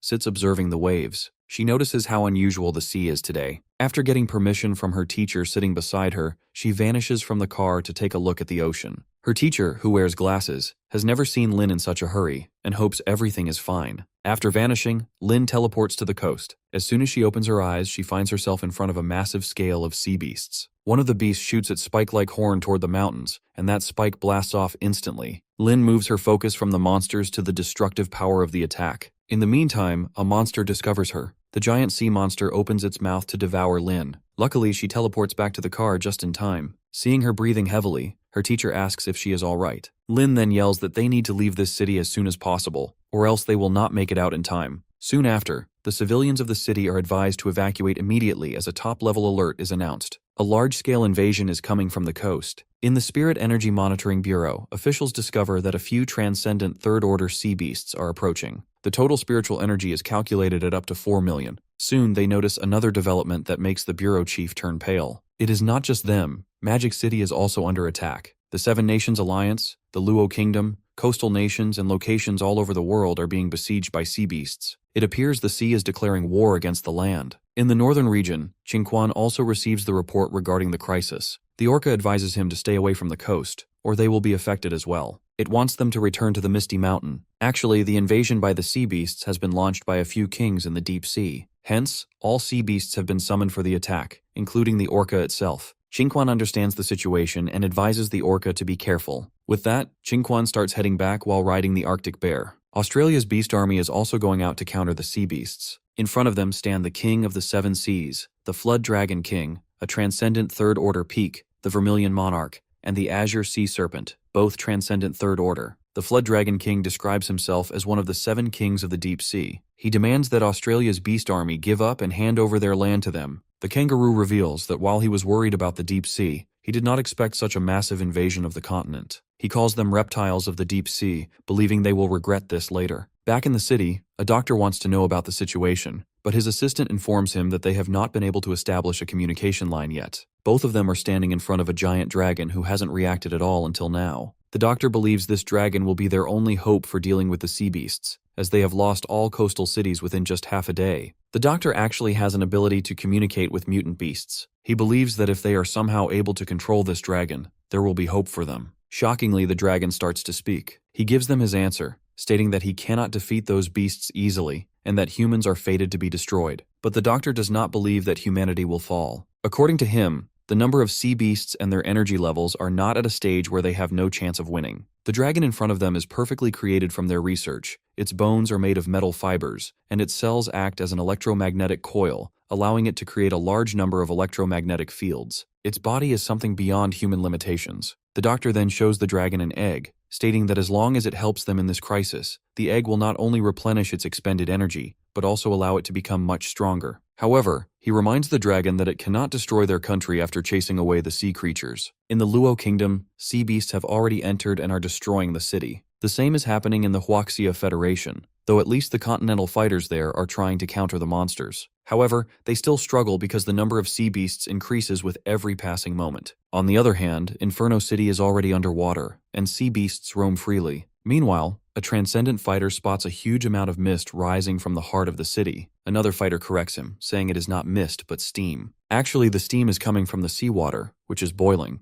From a building, a beam of light emerges. It is none other than Qing, who is already busy eliminating a number of sea beasts. At Celestial Mountain, a huge white elephant also comes to learn about the present situation, which is causing the creatures of this world to suffer. Therefore, it decides to step forward to settle the dispute. The sea waves have also reached the continent of Africa. Sea beasts invade that continent and begin eliminating the creatures there. The people of Africa gather around their leader. However, before he can speak, a group of sea monsters arrives and spreads chaos. Back in the Misty Mountain, Yuziu finally opens his eyes. Ninetails is happy to see him waking up. However, our boy is still one step away from breaking through. He did not expect the consumption of resources to be so enormous, and he still needs 10 million evolution points to complete the final step of his breakthrough. He asks if something is happening in the outside world, as he has been feeling very strong spiritual energy being emitted from the neighboring area. Ninetails tells him about the global invasion. Now our protagonist knows that the sea beasts have finally started their attack on the land. He never expected it to be such a large-scale invasion,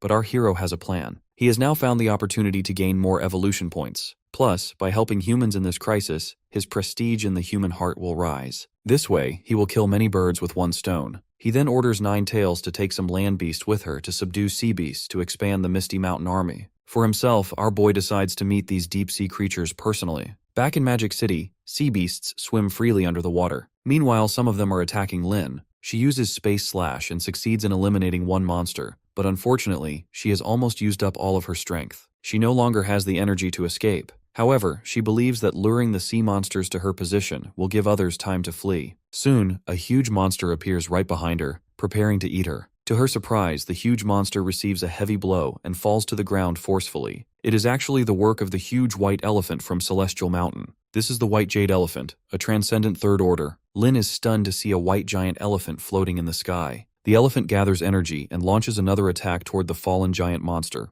In the meantime, Lin teleports to the rooftop of a building. She knows that if she does not escape soon, she will die, but she doesn't have any strength left to move. Qing appears right behind her and recognizes the giant elephant as a transcendent third order. A captain of the transcendent fighters also appears with his team, recognizing Qing. He reports that up until now, 27 coastal cities have been invaded by sea beasts. Among them, 5 have already been completely destroyed. The rest of the cities are still resisting, but they will also eventually be destroyed. He believes the only thing they can do is delay the sea beast's advancement, fearing that this seems to be the end of the world. Somewhere nearby, a sea beast king, a transcendent third order peak, emerges. Qing ignores everything the captain says and decides to fight. However, the captain still insists they should wait for the Federation higher-ups to devise a proper plan. Otherwise, they will die with their current strength. Furthermore, the country is already prepared to use the Spirit Orbital Cannon. Once it finally activates, the current crises will be resolved completely. But Qing points out that those people cannot wait that long. Therefore, she flies directly ahead using her spiritual wings. Those wings can only be used by fighters in the Third Order, and Qing is already a transcendent Third Order cultivator. She goes straight toward the giant sea monster and sends a heavy attack toward it. From behind, she notes that the seawater is also boiling up. Meanwhile, the giant sea monster spots Qing, who yells at it in rage. The fight between the giant sea monster and Qing begins. She uses her purple flame and veneration to attack the monster.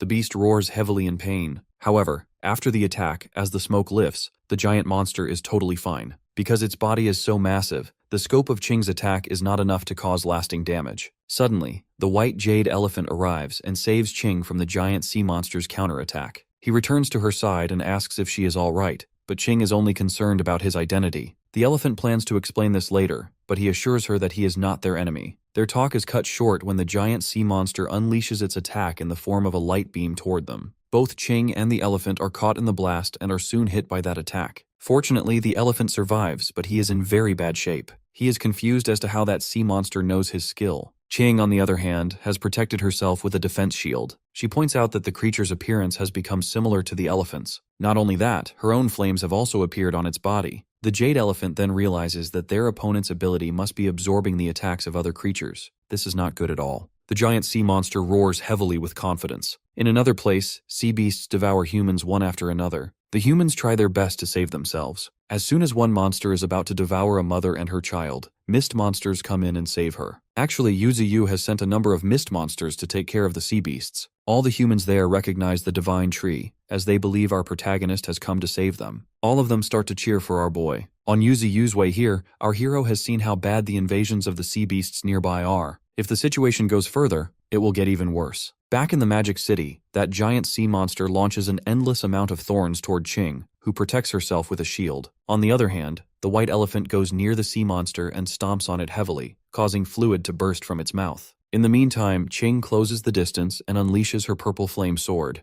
However, it is still not enough to eliminate the beast for good. It instantly starts preparing for a breath attack. Before Qing can escape, the monster unleashes the blast. That attack lands straight on a building along with Qing. Fortunately, she is somehow able to survive the blast. The elephant grows worried about her, but she unexpectedly admits that this monster is unkillable. The elephant remarks that it is not a normal sea beast. It is one of the 7 kings that unified the deep sea. Furthermore, it is one of the leaders responsible for the land invasion, known as the King of the Sea Beasts. The King of the Sea Beasts roars as it unleashes an attack, sending countless thorns at them. After protecting himself, the elephant unleashes yet another attack, Sky-Piercing Hoof. He lands a powerful blow on his opponent, and as a result, seawater sprays everywhere. Meanwhile, Qing notes that he actually managed to shatter space. Other than her master, this is her second time seeing a creature shatter space like that. After landing the attack, the white elephant stands near the whirlpool. Qing is curious to know if the fight is over. The elephant states that no matter how strong that monster is, it is impossible to survive that attack. But to their surprise, the giant monster appears above them and uses the elephant's own ability, the Sky-Piercing Hoof. The attack lands directly on the white elephant. As a result, the jade elephant is unable to move, as he is heavily injured. Qing finds the monster too tough to defeat. The King of the Sea Beasts declares that the land belongs to the sea, everything belongs to the sea, and rebels shall die. When it tries to eliminate Qing with the Sky-Piercing Hoof, Yuziu arrives and saves her in time. Our hero recognizes the beast as one of the deep sea kings. However, our boy finds it incredibly ugly. The sea beast reacts sharply and again uses the Sky-Piercing Hoof technique. Qing informs our protagonist to be careful, as that move can shatter space. Yuziu counters the attack with a thick root. Huge pressure is created in the surroundings, which makes Qing fly backward. Fortunately, the white elephant holds her tightly to save her. He knows that the move the King of the Sea Beasts is using is far more powerful than his own, yet against the divine tree, it is nearly ineffective. The spiritual energy being emitted from our hero is too powerful. For Yuziu, that attack was nothing at all. Therefore, the King of the Sea Beasts attacks him repeatedly until it receives a powerful blow from our protagonist. Our boy knows that this is only a stolen move. He then entangles the beast in his thick roots and uses a divine skill, Thunder Execution. Massive lightning and thunder strike his opponent directly. After enduring a heavy blow of thunder, the sea beast finally reverts to its original form and collapses hard. The white elephant and Qing are stunned to see that Yuziu has won. Our hero, on the other hand, notes that the destruction this coastal city has endured is much higher than the damage caused by Australith. He immediately fills the city with his trees. Naturally, the citizens gather around as they recognize the divine tree from Misty Mountain. Meanwhile, in the Freedom Federation, a giant octopus, the Octopus King, one of the 7 Sea Kings, is destroying buildings one after another. Seawater begins gathering inside the city. At the same time, in the Freedom Federation Military Command Center, the commander receives a report that 5 of their cities have already been destroyed. Furthermore, more sea monsters are currently advancing toward the inner cities. He then receives another report containing information from the White House. According to the intel, the Divine Tree has defeated one of the 7 Sea Kings. The Federation's allies are no longer in a critical situation because the Divine Tree is guarding the coastal city. However, there might be another wave of attacks.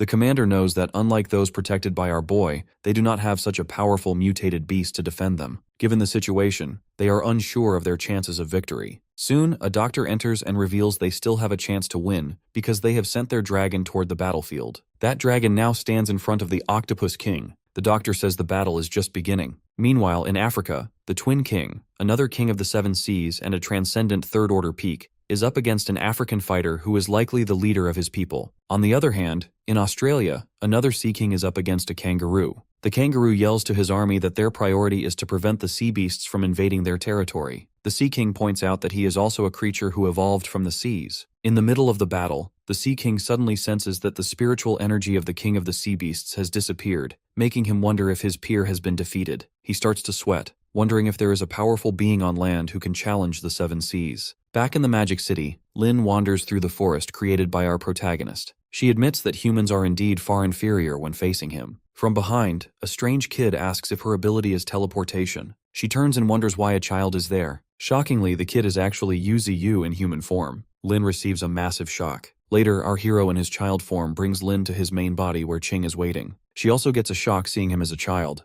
However, he laughs it off, explaining he recently gained this new ability. Ching is happy to find him looking just like a human. Our boy explains that he has used a hallucination effect on his body. Those who see him will perceive him as a human child. But there are limitations, as he cannot stay too far away from his main body. After returning to his main body, Yuziu plans to deal with the sea beasts he has captured inside his roots. Among them is a mutant giant turtle, a transcendent second order. Aside from high defense, it lacks other abilities. The same goes for many other sea beasts. It turns out most of them are quite useless and not worth taking under his command. Therefore, he goes straight to the important one, the sea beast at the transcendent third order peak. This beast follows an evolutionary path similar to his own. From Ching, our protagonist learned that this beast took only a few minutes to evolve into a giant elephant. This is just the starting point of it evolving into a copy of his main body. The evolution will probably merge with the abilities it has learned before. Our hero wonders if, once it completes its evolution, it will become a real willow tree. He also wonders if he would have obtained its innate abilities had he devoured it immediately after the battle. For now, he decides to keep it and use the others to cultivate his evolution points. After eliminating the rest of the sea beasts,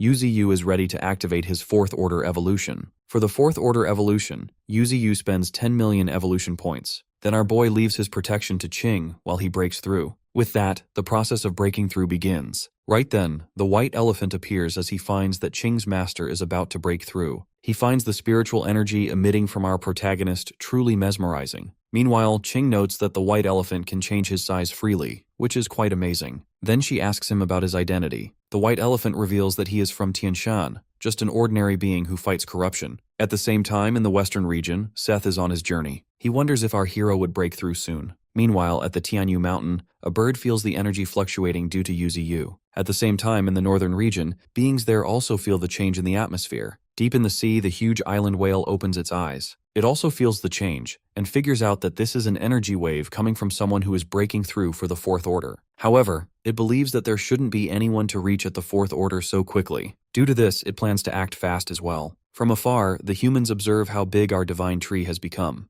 even larger than the surrounding buildings. Soon, thunder strikes, which is actually heavenly thunder. Our boy is emitting an immense amount of spiritual energy. Two beasts have appeared in the vicinity. One is King of the Seven Seas, Dragon King, a transcendent third-order peak. The other King of the Seven Seas is Conch King, also at transcendent third-order peak. Dragon King figures out that our protagonist is the one who has killed their fellow King of the Sea. Conch King comments on the immense amount of spiritual energy which is emanating from our hero. It believes that this is the great time to get rid of him. Suddenly, Ching and the white elephant feel the presence of those two monsters who have a huge amount of spiritual energy. Both of them are terrified of figuring out that they are two of the kings of the seven seas. Both of those kings get near Yuziu by swimming through the seawater. The white elephant sweats as a doubt that they can win against them. More importantly, our boy has not broken through yet. Those two kings are that much powerful that they can eliminate them in just one single hit. The elephant knows that it would take at least 1 hour for our protagonist to wake up. Ching shouts for him to calm down as she prepares herself for a fight. She wants him to think about something rather than panicking. She points out that they will not follow him when he tries to escape because their target is not him but her master. So she wants him to leave now, because if she dies in this fight, he won't get another chance to leave. The white elephant is stunned to see she has already decided to fight them. Therefore, he follows her, as he has also decided to join her in that fight. Suddenly, Dragon King launches a water whirlpool blow towards them, so Ching intercepts this with her flame ability. Dragon gets furious to see a human interfering with their work. Therefore, his fellow Conch King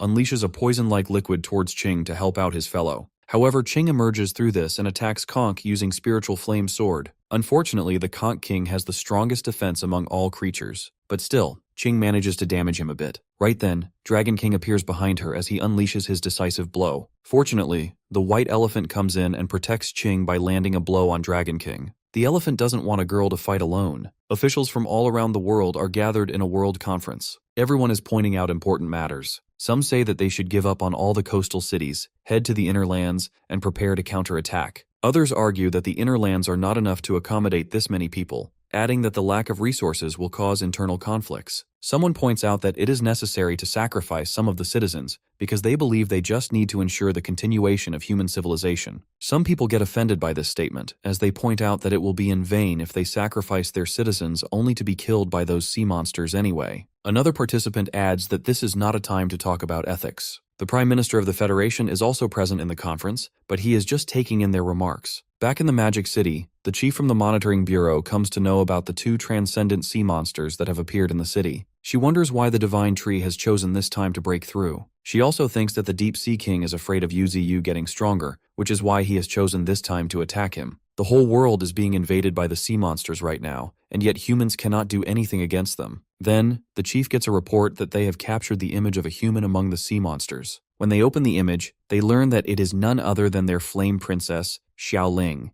The chief does not know why she is there, and she wonders if Xiaoling is planning to fight against those sea beasts. Rejecting all other thoughts, the chief concludes that she is fighting for our protagonist. Back on the battlefield, Ching uses her spiritual flame gigantic sword and lands a blow on Dragon King. She manages to hurt him, which makes Dragon King decide not to take her lightly. He now considers her as someone at the first rate. Meanwhile, the white elephant directly hits Conch King. After that, he uses piercing tusks. When Conch King falls back, the elephant takes the opportunity and tries to attack with his sky-piercing hoof. Unfortunately, Conch King unleashes a huge amount of sulfuric acid. Both of their attacks clash as they step back. Conch King never expected his top to be damaged like this after just one stomp. However, the white elephant is also in a bad situation, as his skin is burning from the acid. Parts of his left body just got hit by the liquid. Right after that, both of them prepare to launch another attack on each other. Back to Ching. She uses light butterflies to counter the stream shield of the Dragon King. However, it does not affect Dragon King at all. He then shouts for her to step back as she is getting in their way. Unfortunately, he uses the stream shield ability to trap Ching inside. She gets frustrated because a skill that is meant for defending is being used to trap her. Right then, her opponent unleashes Stream Cannon.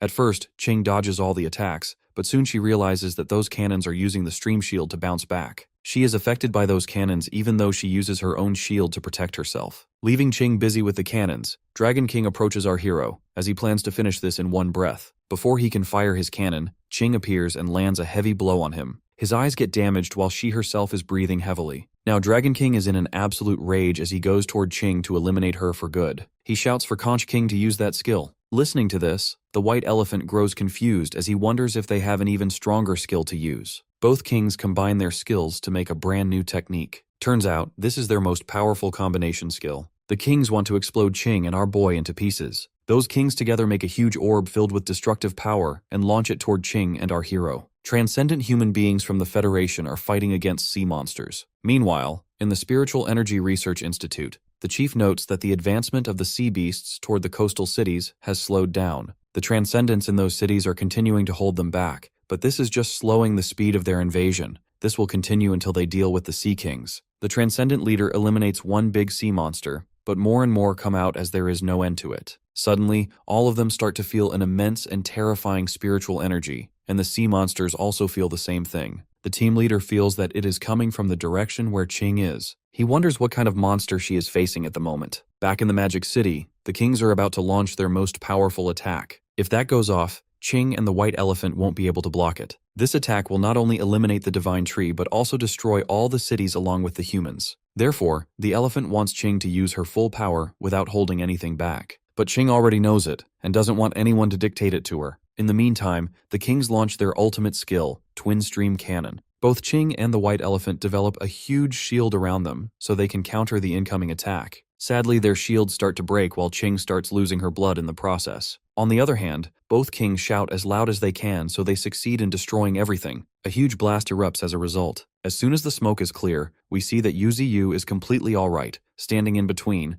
as the destructive cannon has been split into two halves. However, the white elephant is lying in a very bad condition, yet he has successfully protected Qing. As the two kings again start developing their combination skill, they feel offended that the elephant has successfully protected that girl, but they know that they will be successful in the end. Now that our protagonist is unfortunately alone, they are determined to take him down this time. Therefore, Qing steps out to try stopping them again. Meanwhile, the white elephant tries to stop her, but Qing still moves forward even in a very bad state. In the meantime, the kings again launch their destructive orb toward our hero. But for Qing, protecting her master is the most important thing. She recalls the time when she lost him once. At that time, the shouting of the humans and the crying of beasts went on endlessly. She wonders if fighting for boundaries is really that important, whether it's the humans who are trying to expand their territories or the sea monsters that have invaded the continent to expand their power. For her, those wars are completely useless. She believes that the only one who can stop all of this is her master. Therefore, she needs to protect him at all costs, not just because he is her master, but because our boy is also the guardian of Earth. As the kings launch their destructive attack, Qing comes in and does her best to protect our protagonist. From afar, the lying white elephant grows super worried about Qing. Surprisingly, Qing manages to block that attack, even though she is now in a very poor condition and completely exhausted. Seeing this, Dragon King is stunned, and remarks that she is doing something which is useless.